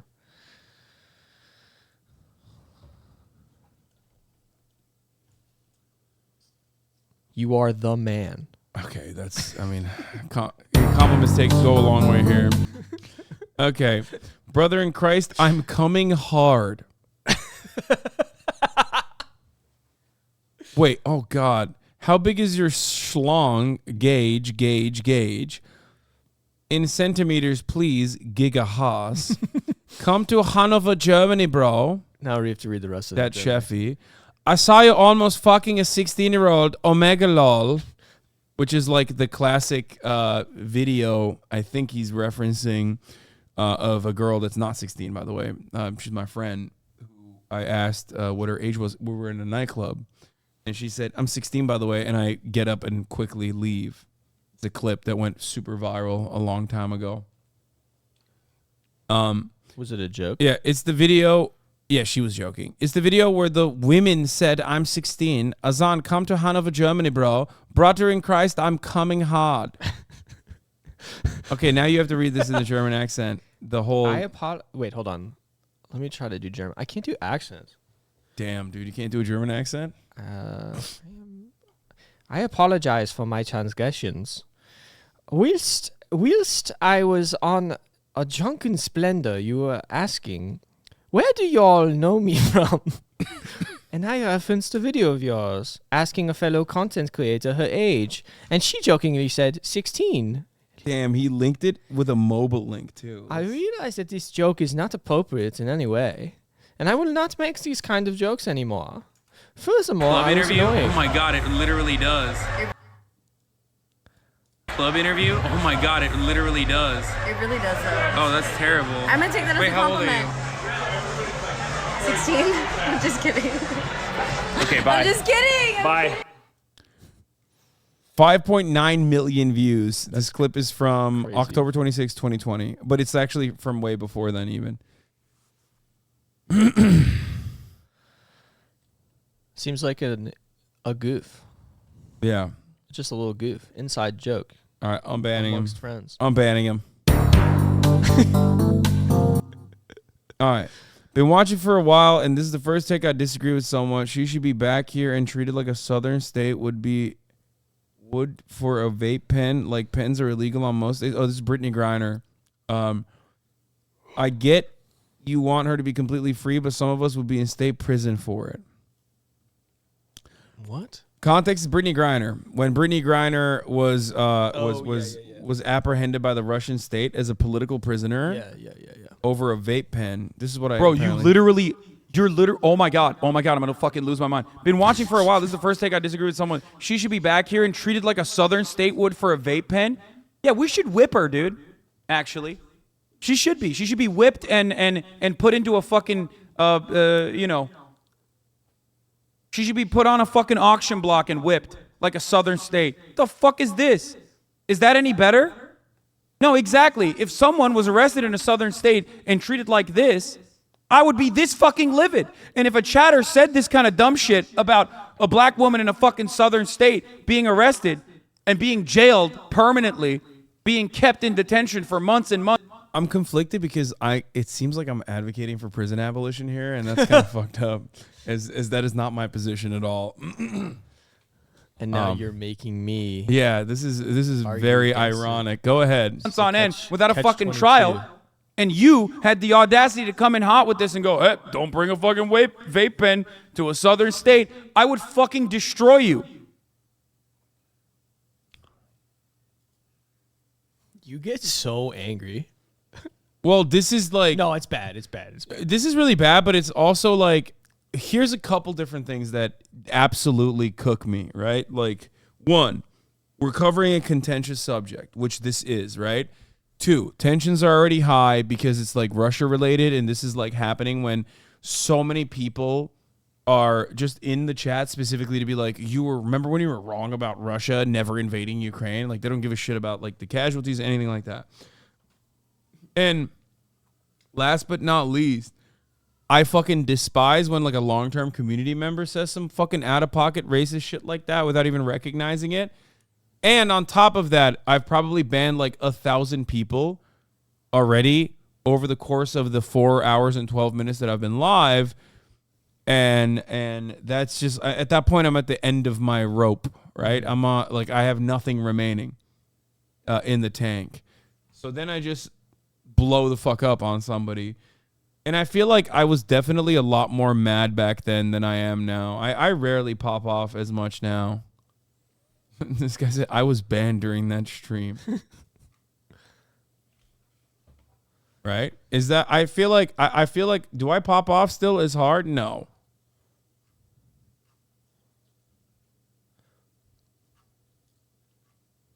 This was pre-Japan. It depends.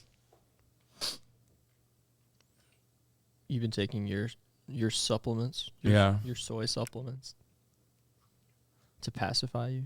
You've been different since you got vaxxed. You pop off, but not towards chat. True, but I was already vaxxed there.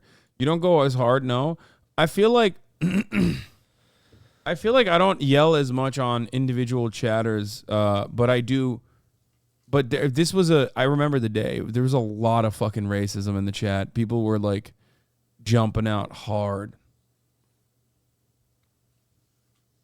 All right. Well, apologize for fanning flames. It was dumb as heck. They don't mess with drugs at all down here. I completely agree. She shouldn't be held in Russia or do 9 years in prison or be abused in prison here or anywhere else.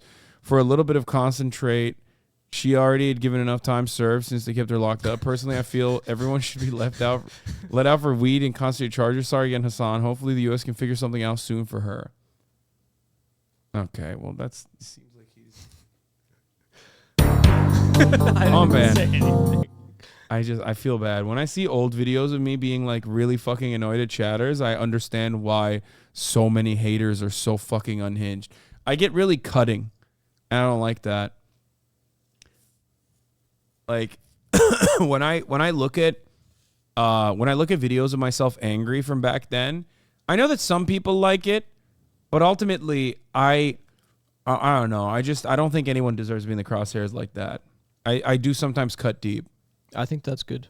No, I think it's good that you don't do that anymore. I think it's good for you personally. I don't know. That stuff always makes me feel like nasty, actually.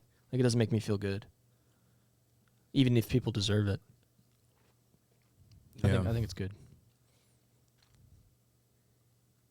Yeah. See, like in older days, you don't seem malicious, but you seem like you got a lack of self-control, which is probably off-putting to some people. Ban him!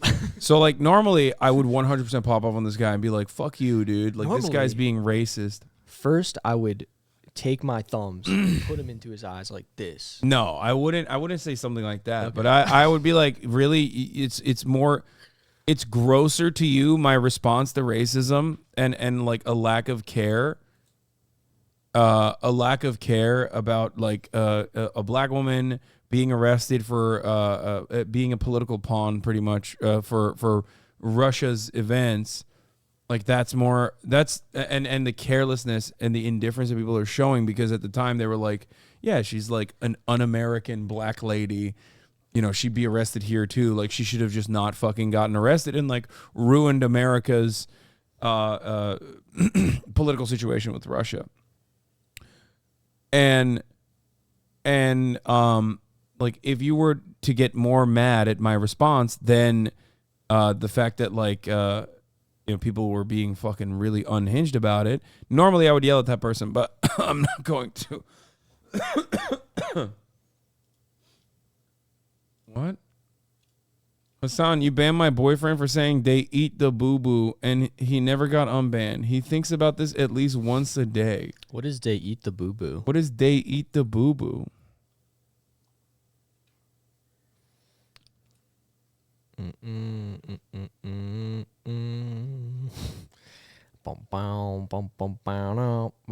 Okay. Clear your damn throat. Get this man some water, damn. They're not in a position of power. Counteroffensive, position of power. I wonder how Tatars are treated under Russian law, Russian rule. And I don't get the water point. Your land is annexed and you want them to keep sending resources to an annexed land? Why the fuck would you send my resources? Why would the fuck would I send my resources to my bloodthirsty invading neighbor, Keck W? This guy, you know what he's... Okay. You know what he's replying to? Ukraine literally damming the waterways into Crimea after Russia's annexation of Crimea. Like, what the fuck? That's just a war crime, man. Like that, and it also demonstrates that that Ukraine wasn't all too interested in what happens to the Ukrainians that they cared about, supposedly, in the territory that Russia had annexed. That's just collective punishment. Listen. Go ahead, defend this guy defending war crimes. We get a little crazy and we do some war crimes. You know, it happens. It happens to the best of us. They happen. You know, there's a war crime here. There's a war crime there. You're calling it this. I'm calling it that. You know what I mean? What are we talking about here? Yeah. You know? So I think really what I'm trying to say is, you gotta unban him because he apologized. I was libbed up and I overstepped the mark. He got libbed up. Okay, unban. He can come in here and now tell me how it's totally fine that Israel is doing the same thing. I know. Israel is I was joking. It was a joke. It was a joke. I can't wait for him to come in here and do that. I can't wait for them to clip me saying sometimes you do a war crime here, sometimes you do a war crime there. I hate you guys. Yeah. I don't hate you guys. Lollies are love. Lollies are life. Oh, shit. Go ahead. Well, let's see what else this person said. Hey, I believe I made an inappropriate joke, which is my last chat, but it was within the context of the stream. Within the context of the stream. Still inappropriate. I will do better. What was the context? Do you know?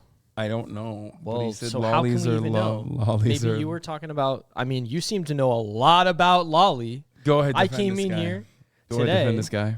not knowing almost anything about that. Mhm. You know what I mean? Mhm. I was like, I just Is like that a Dragon Ball lollipop? Z. Like, is that? I don't know. I don't know what is, what isn't.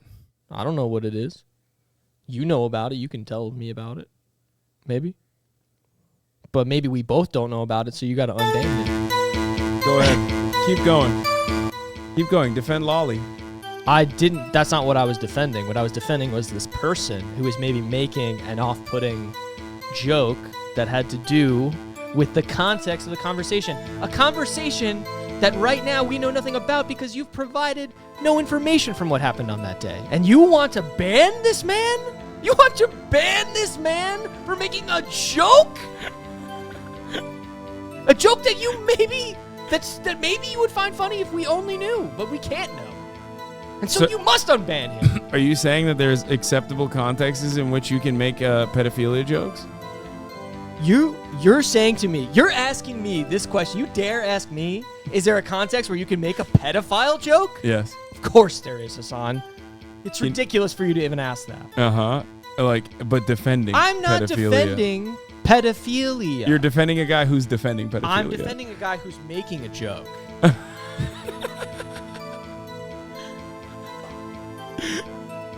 People will put words in my mouth. They'll say, this guy's defending a pedophile. This guy loves pedophiles. I don't. What I love is justice. And we need justice for hundreds. Unbanned! Thank you.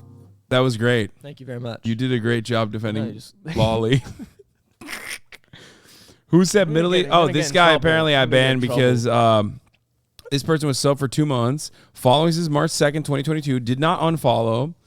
Said, annexation of Crimea was an oil grab by Russia. It did nothing to help the people there. In fact, it's harmed the world more because of it. The land is now acrid, and Russia has to ship in water just so people can survive. Which, by the way, the reason why Russia has to ship in water so people can survive is because Ukraine, dammed the waterways. Thank you for defending Crimea, though. Anyway, it does not fucking matter. What do you mean? Annexation of Crimea was an oil grab. Annexation of Crimea was an oil grab. It is absolutely relevant. Annexation of Crimea was an oil grab by Russia. It did nothing to help the people there. In fact, it's harmed the world more because of it. The land is now acrid, and Russia has to ship in water just so the people can survive. And then goes, you're fucking wrong. Take the fucking L. Would you defend this? This is just this is so loaded the way you do this. Really? This is Go so ahead. loaded. Defend the this damming. Is a kangaroo court. Defend the damming of waterways. No, because this is what you're doing. I'm defending Ukraine. an individual. I'm not defending some action far away at a different place. You know what I mean? And did we even? Is there an apology here? I don't know. Wait, mod comments. Let's see. He's a sock account. This is already a sock account. Oh, has a sock account. Well, let's see what that sock account. On-ban request was denied by Betelgeuse. Sock account said. How do you know that there's a sock account? Oh, it was Suspended or suspended. Oh no, and was banned. Deceased. I don't think I have anything to work with here. I mean, there's no. Who sent the unbanned request? One of their friends, who literally said, "Hey, this is my friend who you banned over Crimea, and you probably shouldn't unban them because they deserve it." Okay, well, yeah, people are innocent until proven guilty, and everyone deserves a competent legal defense. Give him a competent legal defense. You can't be like, oh, well, I don't have any. How can I represent? But the thing is, how am I supposed to represent someone who hasn't even necessarily availed themselves counsel? You know what I mean? Like, he hasn't even established this process. This is you know what I mean? I'm not assigned. That's the issue. Well, I'm not assigned the here. friend assigned you. No, I can't. I didn't get assigned by this other person, right? He has to make the ban request. My hands are tied here. I can't do it. Damn you! So denied. I mean, that's just not how the process works. Denied. I'm sorry, he didn't request it. He didn't request it. Denied. No, that's the paperwork didn't come in, and he's gonna stay in perma jail. I can't. He's in perma prison. There's nothing I can do. People are guilty until Hasan feels bad and pardons them. Exactly. You are a public defender, and the request was made when the unban request was submitted. Who made the unban request? They did, but I can't even see it. Well, I don't know that that's true. And they also got denied by Betelgeuse anyway. This is like an appellate level. This is an appeal. Where did you find this rule-following liberal defender? Yeah, he's fucking. He plays it by the book. It's annoying. He's not one of those guys that you see on television who's like, you know, going up to the judge's office and I break all the rules. Yeah, no, you don't. I do. Okay. Yeah, that was a real like U.S. court moment right there. Like, oh yeah, this guy fucking paperwork didn't come in. Sorry, no paperwork. I can't do it. You're still in jail. Anyway, who said Middle Eastern Squidward? Yes, he is. Love you, but I have to disagree with you to a point. The job you guys do involve a form of being intimate with the following and fans, and that's why we get attached in return. Although certain details can be kept secret about your private lives, we are intrigued about your life. That doesn't make us parasocial. It makes us fans. Banned. I mean, read it. Read what he said. What do you mean? The apology? Go ahead. Read his apology. I can understand the timing on that take was bad. This was during the Amaranth drama, but I didn't necessarily disagree with what he said. I believed he was missing a point. Streamers do have private lives outside of streaming, but there's always going to be fans who want to learn more about your life.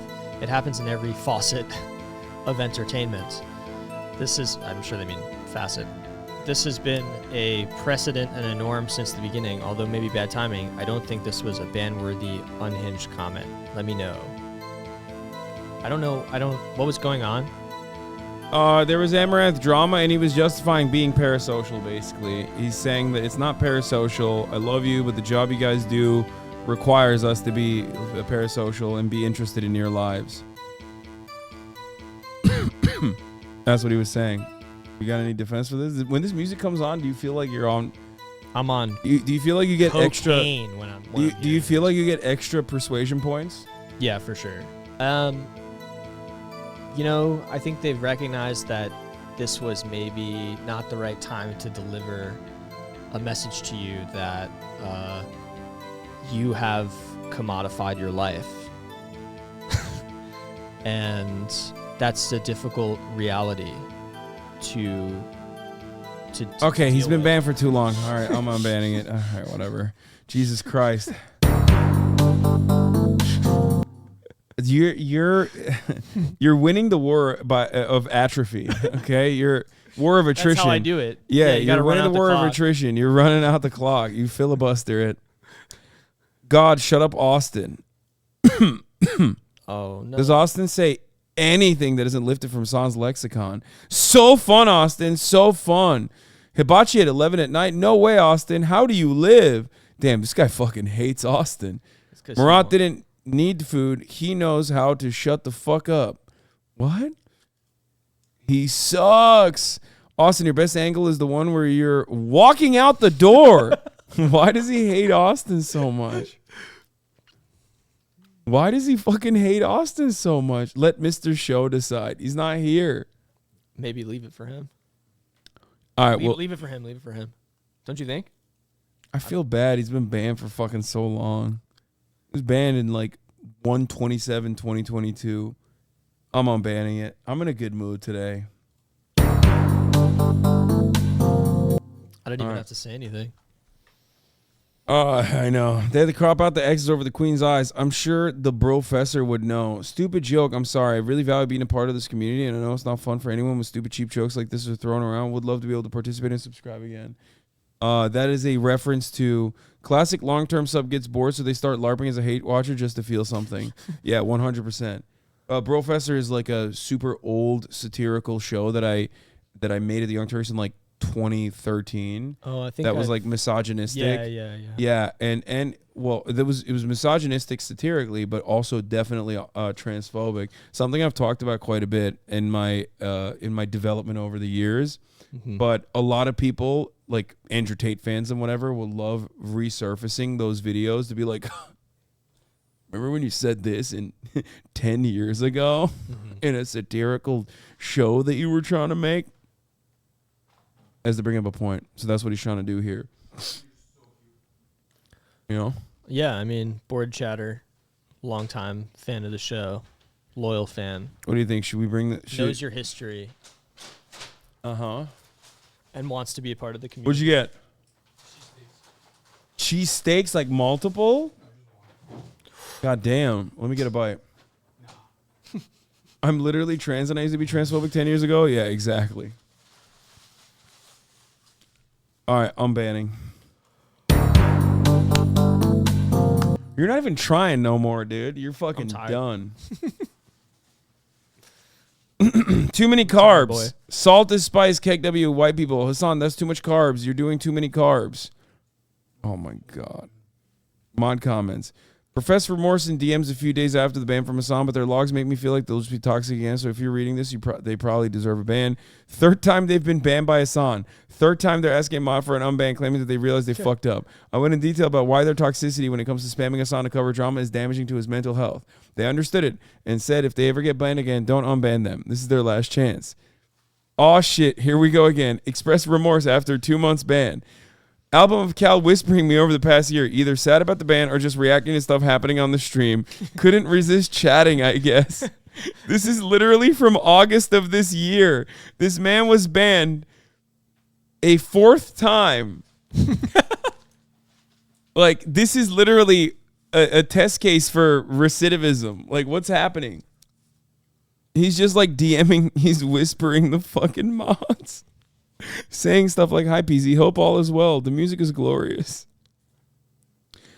I've been here for 3 years and I'm still here, still banned, but love Hasan and the stream. Daily Wire plus KW. It's actually 60% Hasan, not 40% Sag. Bro has access to the best Mexican food on the planet and is complaining about BECs. This is crazy, man. All right, go ahead, defend his ass. Defend this motherfucker who's been gone to jail 4 times now.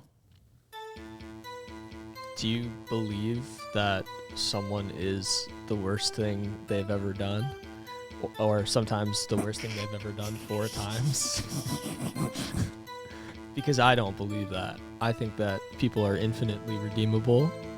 And not only did they apologize for being toxic, but they clearly missed this community. They clearly missed chat. They're still watching. I was wrong. He didn't get banned 4 times. He got banned 9 times, apparently. Well, it's still potato. Let's call it a clean 10. I'm banned because we have some new mods for him to DM now. He apologizes for all of his crimes. I think he's ready to be part of this community again. He's been watching. I feel bad. I feel bad. I don't know. All right, I'm banning him. Fuck! I'm such a sweetie pie. It smells really good. I'm being such a sweetie pie. What? Sure. Let me get it. Sure. Alex, can you give me that Philly cheesesteak? No, do you want to try it? You want to have a bite? You want to have a bite? Oh, you want to have a bite? Yeah, go ahead. Yeah. I'm so sorry. No, you're fine. I thought you wanted me to give you my hat. Oh, it's really good. It's decent, but the bread is not that good. I'm just hungry. Why don't you say so? I'll get you food. Hasan doesn't feed me here, and he has me chained to a radiator upstairs. This is true. Not sexually. Yeah, he likes it though. It's weird. You're a monster for trying to shame a chatter over sensitivity to rape. The fuck? What is this? The funniest fucking thing about these people saying Russia won't stop there is they only care about it because it's threatening the NATO's expansion. Y'all don't actually care what happens to innocent Ukrainians. Yeah, I actually did hear rape, and my brain turned off because awful things have happened to me. So getting mad at someone for being triggered by that word is so fucking idiotic and weird. How hard is it to be sensitive to that? Thought you were adequately educated on the trauma of sexual abuse, but good to know you dismiss women's opinions so easily. I was disagreeing with this man. I was agreeing with this man. Now I'm actually pissed. Context for part 1. This is a whole video. Oh my God. It's never good. Love when Hasan is anti-communist to own the anarchists. Bro, I'm a human being that recognizes that, of course, there needs to be a fucking government that sometimes tells you, no, you can't do that. Oh, you want to do rapes? You can't do that. I'm the government. No, you're not doing that. Oh, here comes my pro-carceral state attitude again, kicking in, saying, you know, someone has to have at least some rules and regulation. Mm-hmm. Uh-oh. Okay, I don't think we can just like organize coalitions to fucking finger wag the pedophile rapists away. Okay? That doesn't mean that we should have such a draconian, awful reaction. By the way, that's what this person got mad at, because I said like the word rape. I used the word rape. Yeah, I understand. Prison system, okay? Because not everyone in the fucking prison system in the American prison industrial complex is a fucking, you know. Back to the abolitionist take. But ultimately, there is still a necessity for law and order. Building the state. Disgusting. Yeah. This guy loves. This guy's so I said that, right? And then I guess I responded to the chatter when she like popped off on me, like hyper focusing on the. Not the SJW, but can we cool on comparisons to rape? Wait, what? I'm not making a comparison to rape. I'm directly talking about rape. What the fuck do you mean? Oh my God. I'm talking about rape as a crime. Dummy. Did you just hear rape and then your brain shut off? Like, you know that's a crime. I was actually being very reasonable. I wasn't even being that aggro. Was I being aggro? I think contextually, maybe. Really? Well, no. I mean, you don't know who's writing a message, obviously. Anyway. Right? But clearly, this person probably had a bad experience and is obviously sensitive, and that's why they. So that's not even the person who got banned, though. The person that got banned was writing hysterically in the chat about the word. The word. Fuck you. Stop claiming you're pro-women and invalidate sensitivity to triggered language, idiot. Ayo, you're a dick. Flop. This started off at 1437, and she just kept spamming. Ayo, you're a dick. Flop. You're a monster for trying to shame a chatter over sensitivity to rape. And they got banned at 1458. What's the apology say? Yeah, Hasan asked the chatter if they become an idiot when they hear the word rape just because they asked him to stop mentioning it as an irrelevant anecdote. I thought it was mean. People are sensitive to rape. I'm a victim of sexual violence myself, so I got upset. Unban. Defend him. What do you mean defend? That's clear as day. That's an unban. Are you kidding me? They got like, what are you talking about? Just unban. No, I'm gonna unban him. I just wanted you to get a good one in. You know what I mean? Unban.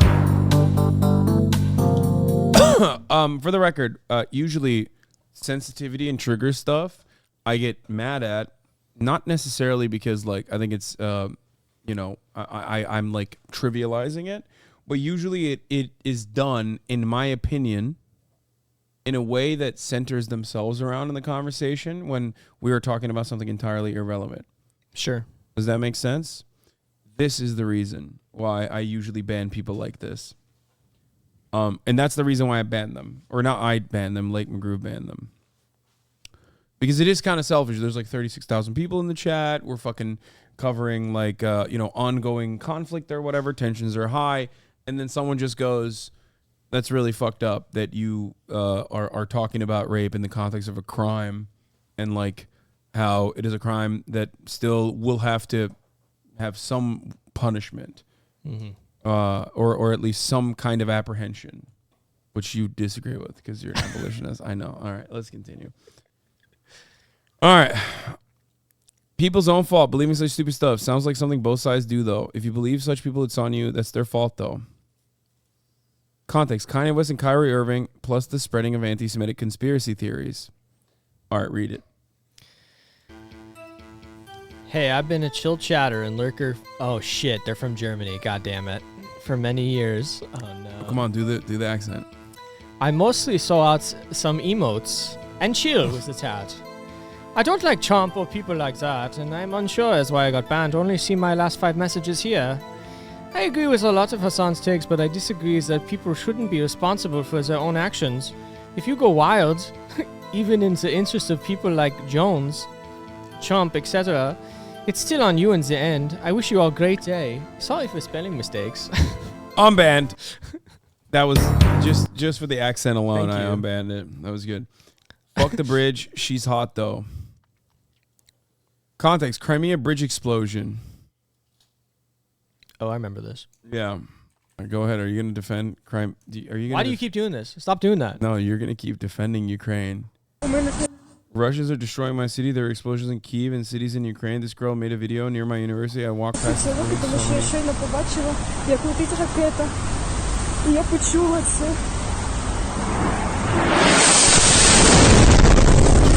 Christ.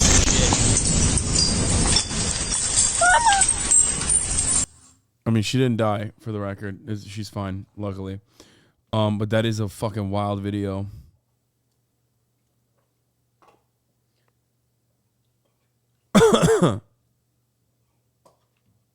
All right, let's see what he had to say. So this happened when a whole rocket attack was going on in Ukraine. Ukraine blew up the bridge in Crimea. There was a girl, and I said she's hot. I guess that got me banned, so I apologize for my words. It won't happen again. Thank you for your time. Thanks for reading my request. Go ahead. Fuck the bridge. She's hot, though. Yes. All right, give it to me. I think that this was maybe a form of mania that this chatter was experiencing at this time.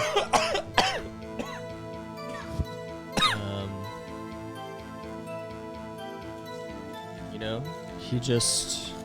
Oh, the classic mania defense, dude. Here, you want he wasn't in his right mind. What? Here. What? You eat it. No, you have it.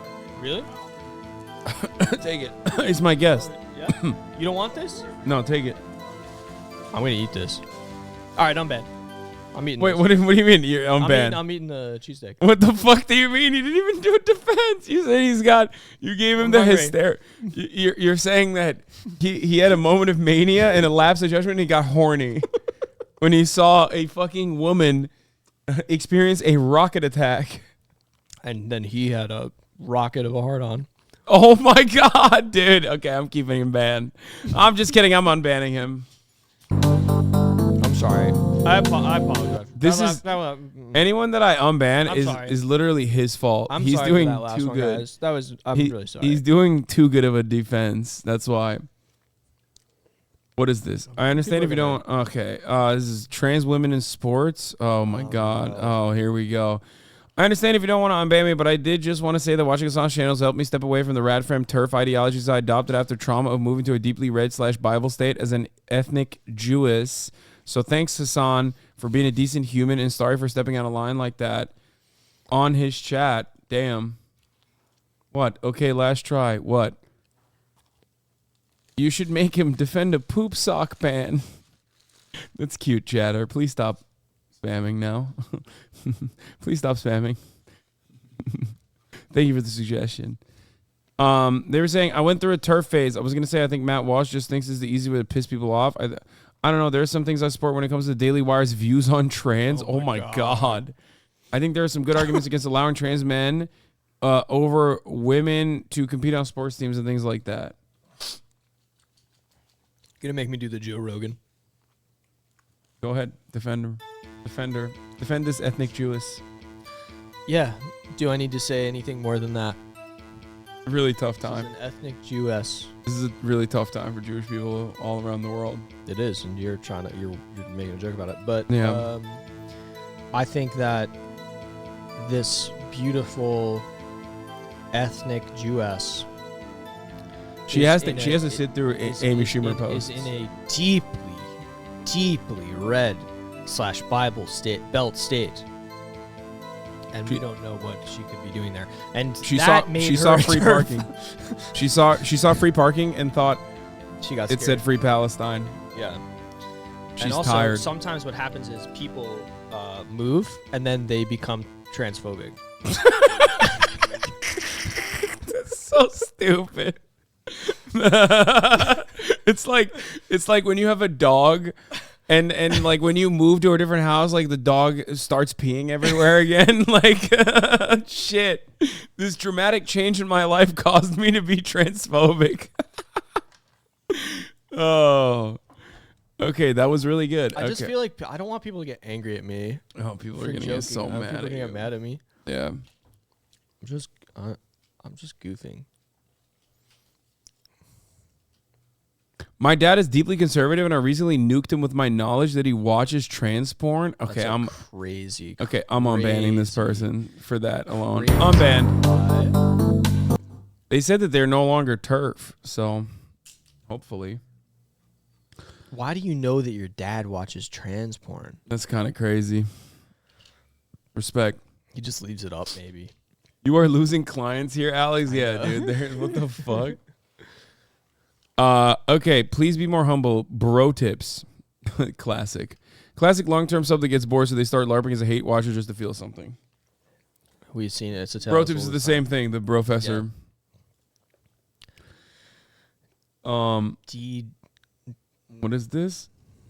Lama. Okay, dude. She has a lot of reach. Please be more humble, Lama. What is this? President Biden speaks after 2022 election day. What the fuck? Thanks for the link. Brandon. Yeah. He was just expressing support for Brandon. Okay, it says, I was being an idiot that day and typed a phrase DGG users use and instantly got yeeted. I knew it was dumb to type. I promise I'll be a good chatter from now on. I apologize.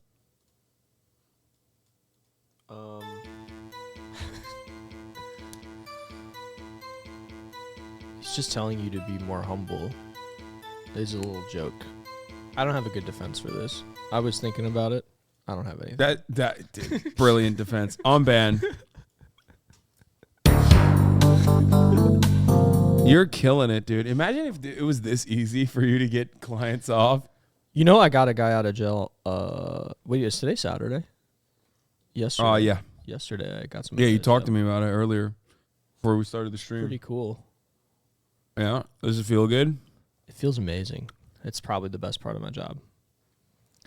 Anyway. Letting criminals walk, chat. That's right. He said it, not me. That's one of those right. George, one of those George Soros types right here. And I give him a gun too. Yeah. he's like, here you go, sir. Crime time. Let's go, guys. Get back to it. Run it up. Get out all there. all those years of staying indoors. Do me proud. Yeah. Oh, Jesus Christ. I've just been going around giving guns to people on the subway. Itamar Ben-Gvir style. Just here's an AR, That's sir. Get me in trouble. Unperps his clients walk. The Rock. No, it doesn't. Abi başka bir şey hakkında konuşuyordum. Ona no it doesn't dedim. Sonra 5 saniye sonra siyahlar hakkında bir şey dedim. Ona demişim gibi oldu sanırım. Banlandım. What does that mean? He says that that's so funny. He says, I was talking about something else. And I said, no, it doesn't. And then 5 seconds later, you said something about black people, and it sounded like I was responding to that, and I got banned. I believe this guy, though. Because you know why I believe him? Because he used the politically correct way of saying black person in Turkish. Siyahi. What? Evet. Yeah, that you didn't know that, did you? So when we were growing up in Turkey, Murad and I, and this is actually the Sapir-Whorf hypothesis that you learn in comms class, chat. But like our language is very determinative of your culture. Like it's completely shaped by your culture. Not that the hypothesis I agree with, but I do believe in this part, this aspect of it. But when we were growing up, we never even thought about this being like an inappropriate thing. Are you leaving? Yeah. Are you taking Fiona? Yes. Oh, no. All right. Bye, Fiona. But anyway, I'm going to unban this guy, but this is a good educational moment. So, like the term in Turkish for black person that we would use, which I now apparently is wrong to use, is zenci, which is like, I think it's a bad word in Arabic, but it was never like considered a bad word in Turkish. But there is a more politically correct way to say black person in Turkish, siyahi, that even he didn't know. And I didn't know at the time as well. But this guy was using it. In it's literally the N-word. No, not in Turkish. But from what I understand, it's actually a really bad word in Arabic. But it's not like it's not considered that in Turkish at all. But it's still apparently Trigger warning next time, please. But it's still apparently it's very bad in Arabic. It wasn't considered bad in Turkish. But explain to us what the word means, dumbass. I already said it. For black people, what do you mean? The Z word is a bad one? Yeah, apparently, yeah. Wait, what? That's crazy. Yeah, I didn't know that either. I don't buy it. Murat doesn't buy it. Anyway, but he's using the politically correct term siyahi, which to me still feels in my brain to be like weird. That because feels you're so racist. It's because I'm so racist. Anyway, here I'm unbanning this person though. That's the point. Anyway, fun times. Yeah. But a person that would use that term, my point was not going to be racist in that moment. All right, XUC's 5 times larger, kek W. XUC's 5 times larger, kek W. XUC's 5 times larger, kek W. Z-Zoomer, hyperclap. Juicer, Z-Zoomer, kekel, hyperclap. Channel points is the only acceptable gamba. Poor, kek wait. Fellow wage cucks, kek wait. I've been banned for a very long time over some dumb shit. I've been a huge fan and very active community member. I wasn't banned for a fucked up shit. Can I be unbanned, please?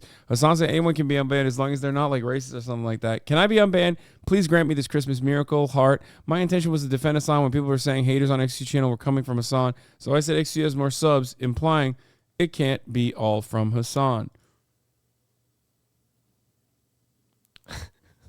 Hasan banned him for spamming Halloween gaming mod check while he had guest Spencer Ackerman on the stream. Do you know who that is? No. He's like a great journalist. Anyway, I explained to them why they shouldn't ever do that again and how disrespectful it is to guests. Clarified they were telling Hasan not to watch the AMP video. They went about it in the worst way, but I see where they're coming from. We should keep them on a short leash if unbanned. Gaming mod check in the chat right now. Don't unban per HasanAbi. Don't unban Fakatis. Sock account. Reformed Fakatis. Oh my God, I remember this person. This was the shit poster Fakatis. You were finally done with them here. Okay, this is a funny chatter. I'm going to unban him. We've lost so many fucking funny memers. God damn it. Unban. What's this mustache one? Cheester? I don't know. Russian Jewel goes hard. Russia, how did you pay? Were you groomed? Okay, read his response. That song is dope. I heard it on the broadcast a couple years ago. I was making a joke, as right-wingers will often claim that wholesome behavior from adults towards children is grooming. I am a teacher, and I see this critique from the right often. I know Haas and the chat have too, and I was just trying to make light of the current rhetoric. I meant no harm, but this was Thanksgiving and chat was wild. I can see that I made it worse. I apologize sincerely. Please consider unbanning me. Thank you. What it was you were just... As a teacher, dude. He's a teacher. You're going to ban a teacher? Unbanned. A teacher who is not a groomer. Yeah. Very explicitly. Yeah. Are you okay, Hasan? Can't take a joke, bitch. Yep, it's chat. Do you also think movies are real? Leftism is when no jokes. Context. Uh-oh. Let's see what the fuck this is. I feel like I popped off on this person. It's stuck in your head, isn't it? Dude, I don't know what compels people to just like be rapists in the chat. Straight up. Oh, that's the guts guy. It's like very strange behavior. You want me to beat them guts up for your birthday, buddy? Like, what? I thought we already unbanned him. We unbanned him. This is the other guy that I banned for defending the guy I banned. So would you ban me for defending him? Yes. Absolutely. But today I'm in a good mood, so unban. A black person cannot be racist. True and valid. True and valid. 6,000 slaves died, but the focus is gay rights. What is this about? I don't even know. Okay, yeah, a black person I cannot be know- racist. How Okay, about okay. How about nice bathroom disproved you, chatter, by fucking banning you in a racist manner as a black mod? That's right. That's real meta right there. Okay. I know that 6,000 slaves comment looks very bad. He said, I'm gonna sit my white ass down and listen respectfully. Yeah, it's time. It's time for us to sit our white asses down and listen respectfully to Alex defend this take. I know that the 6,000 slaves comment looks really bad, but I don't remember the context. The quote, a black person cannot be racist, quote, it's a sarcastic reference to the lib discourse. Hasan read it and didn't get the sarcasm, unfortunately. He also said 6,000 slaves dies. The focus of gay rights is about Qatar. Like, people were talking about how like the stadium was built by slaves and like 6,000 of them had died, but like everyone is talking about gay rights, right? Like and how bad gay rights are in Qatar. I think those things are both bad. Yeah, brave. Thank you. That's so good. You have the good takes. Proud of you. I don't like either of those I'm gonna things. unban this guy. And I want to be clear, when I said that I don't like either of those things, it was... Yeah, he meant gay people and black people. That's what he meant. That's what he was saying. Just so you guys know, I'm harboring a racist under my roof. It's fucked up. It's not funny. Okay. Why does Hasan look like a pedo? Fair question. Oh, yeah? Defend this now. Go ahead. Guess what he said. Read out what he said.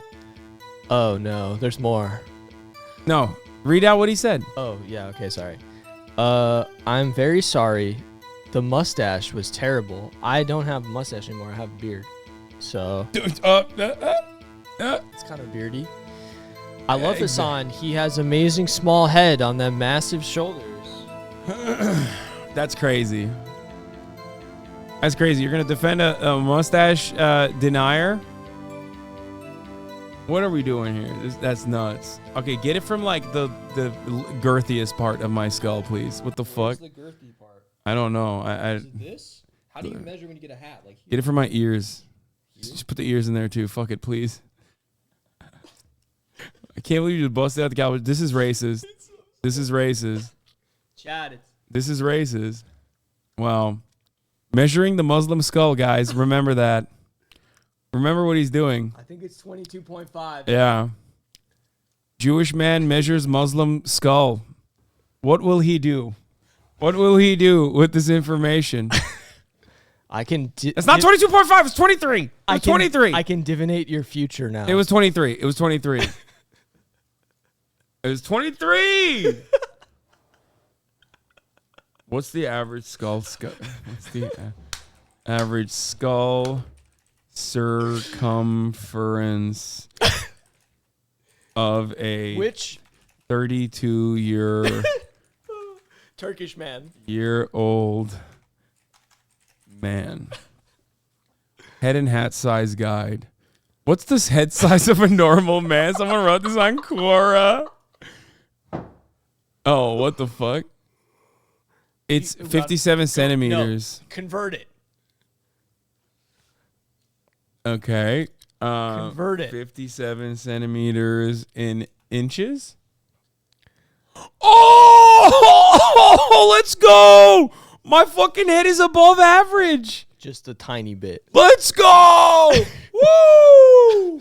Woo! Woohoo! Let's go.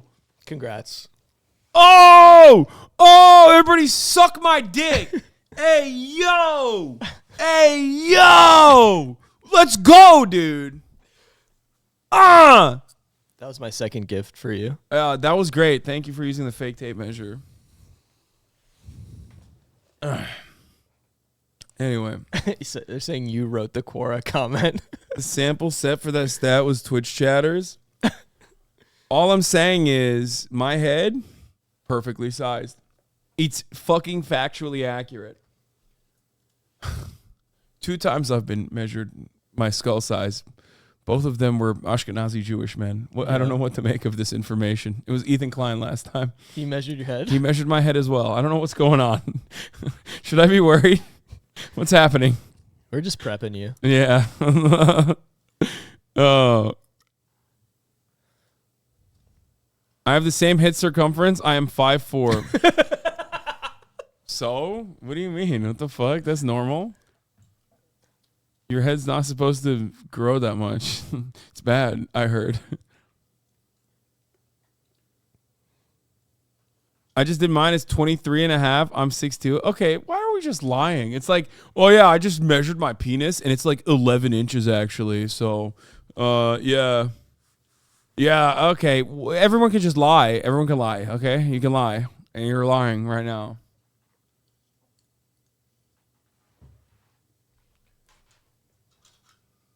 Cool. Anyway.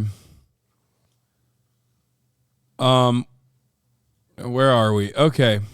Oh, I unbanned this guy. That's my Barbie glasses. Oh, I like them. Yeah. I have a Barbie fit for you if you want. Oh, really? Yeah, I have like 2 different Barbie costumes. Okay. I was going to go as like a set. Well, I don't. Maybe that's better. Maybe I should just do that. I don't know that anybody would know that I was Peter Griffin. People are just going to think you're you. I know. So we can both go as Barbies. I was just going to wear the green. Did you see that happen? I have a wig as well if you want to use the wig too. I have everything. Okay. Cool. Yeah. I don't know why I'm putting you in a wig again, but I fit helmets at work. Your head is tiny. Shut up, free big brother. Ban him.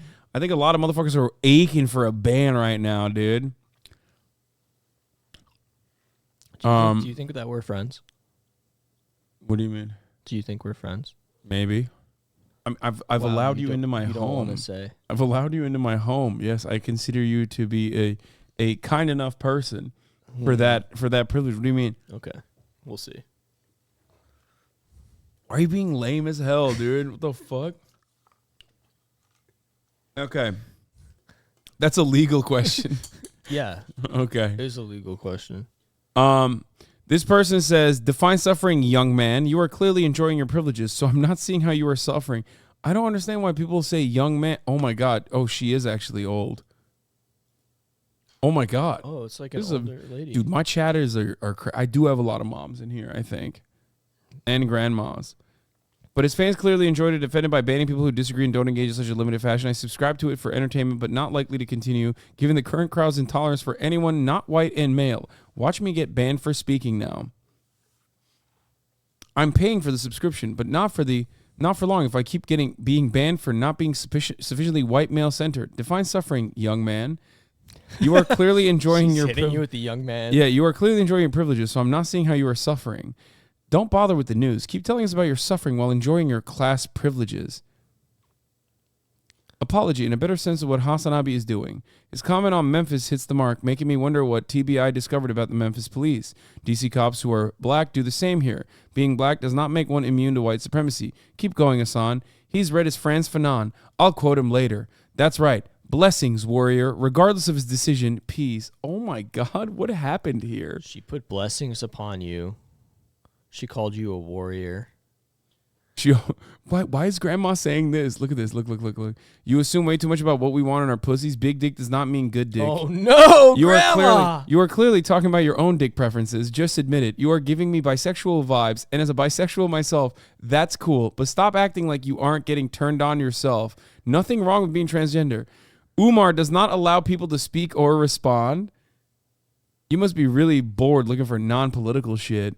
But his fans clearly, what the fuck? This is crazy. I have to unban her because this is my most goated chatter of all time. The strong black woman is raised that she was banned in the first place. No, this is literally like she's incredible. I really hope that she hasn't like completely left. Dr. Turpin, what an awesome person. Holy shit. I'm unbanning her. She's a doctor. Unban. Unbanned. I love that she went from being like, oh, you're, so white male centered, to being like, actually, never mind. I was misguided, and sometimes even as a black person, white supremacy can cloud your judgment or something. It was an insane thing to admit. They've been banned for 9 months, bro. She ain't coming back. Dude, her grandkids are here. No wonder the percentage of black people in your chat shrinking yearly. You banned them all. This is literally Nice Bathroom's fault, okay? He's the one who keeps banning all the black chatters. He wants to be the only black chatter in here, even though he's not even in here lately. So I don't know. That was it. That was his final goal, was to also leave the community. Oh my gosh, she's a Columbia professor. Oh my God. Okay, guys, don't look her up. But that's kind of cool still. The fuck?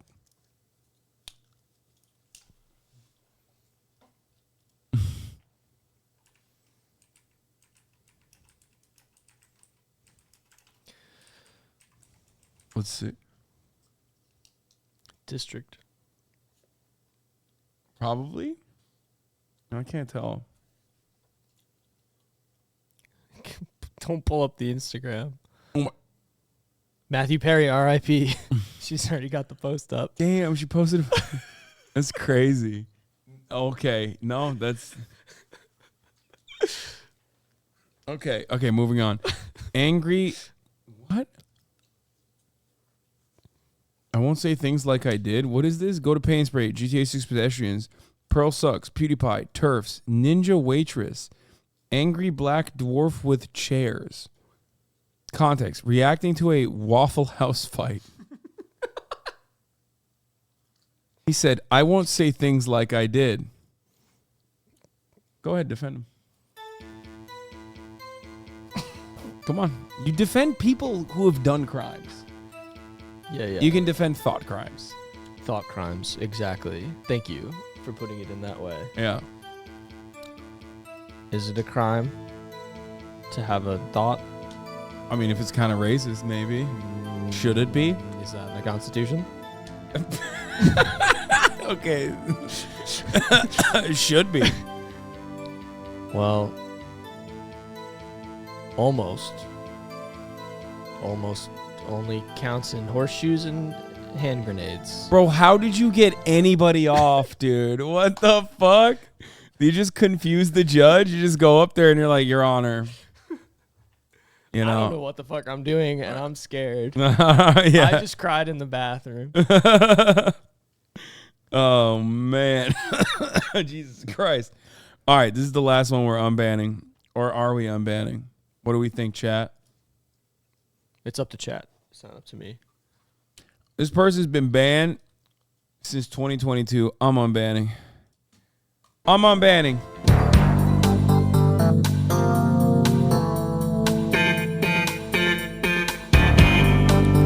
And that concludes our Law and Order Banana Peel segment for the day. Thank you, Alex, also known as LOLOverruled, for coming to the broadcast and unbanning a bunch of psychos, including people who love lolly, which was weird. You were like very active and very aggro about unbanning lolly defenders or something. I don't know what that was about. What was that about? I think that you are once again taking things out of context, and it really is just kind of sort of funny. It makes me laugh a little bit. Like Does it? I don't know. You're not laughing. Weird. Yeah, like that. Because, you talk about people taking you out of context all the time. Oh, no. The streets are calling you lolly overruled. No. The streets are calling you lolly overruled. Do not fucking do that. Oh, no. Dude, what? That's really bad. Shit. Don't Imagine do you pull up to the court and the judge says that because the judge's a fan. Like, I watched you do a horrible job. I watched. So one time when I was working in Suffolk County, I walked in the courtroom and the judge was like, hey, it's like Mr. Clavering or, oh, shit. That's fine. I don't like saying my real last name. What? I don't know what just happened. Oh, I thought you were, okay. No, I just don't like saying it. Or should I call you LOL overruled? That's what the judge said to me. And that's kind of sick. The judge knows you. It was horrible. What the fuck are you The talking judge about? knows your TikToks. He knows your phases. Yes. Yeah, I dox myself. Yeah. That's fine. It's very easy to find me, unfortunately. Okay. Why do you collect people named Alex for friends? It's like, I gotta catch them all. I know. I don't know why everyone that stays in my house is like a version of Alex names. Alex and Alexa, both Australian. Alex Press, labor journalist. And you. And you. Yeah. Yeah, I don't know what the fuck that's about. HasanAbi, you were in Suffolk. I did a grand jury there. It sucked ass. What? Grand jury in Suffolk, yeah. I was just talking about you. Yeah. Alex and Alex adjacent names, yes. If you collect the fifth one, you can form a Megazord. Maybe. But for tonight, that'll be all. That's 8 hours and 30 minutes. A banger stream overall. I hope you guys enjoyed that. I will be here tomorrow. And so will Alex. You will be here tomorrow as well. At gunpoint. Around the house. Yeah, no, you're going to be Don't here point tomorrow that as at well. me. No, I would never do that. I'm giving it to you to show you. It's a Brace Belden technique. Yeah. When you have someone over at your house, you give them the gun and tell them it's loaded to show how it works. It's not a real gun, chat. Anyway, love you guys. Thank you, Alex, so much for coming on, and we'll be back tomorrow for more content. Free Palestine. Free Palestine. Yeah, man. It's scary anti-Semitism coming from this guy. I mean, I didn't say it. He said it. Okay, everybody chill out. Anyway, love you guys. See you tomorrow. Peace. Hasan is streaming. There he is again. Hasan is streaming. Hasan is streaming. Review in the P.O. box. Uncle Uger's face. Sudden discord at your prop. Great names take embrace. Tiny Bernie Sanders, LGBTQ Air Force. The whole left at your fingertips, Ane at your door. H3 crowded debate, the Young Turks online show. 3 full fucking years of this, plenty more to go. 90-day fiance talks of champagne bourgeoisie. A Trump rally live reaction, a mass riot at DC. There he is again, Hasan is streaming. Hasan is streaming. There he is again, Hasan is streaming. Hasan is streaming. Reading a live stream, fair comments, Austin show chat advice. And all the ways the right-wing pipeline can suck you in online. JCS react, Lord, frame gets broken, cover blown. A full-blown mass pandemic, monster streaming at your home. Total radicalization coming out to find. The system you were taught to trust in was broken the whole time. All these daily streams, whether big or whether small, have helped me and so many find the meaning through it all. There is again, Hasan is streaming, Hasan is streaming.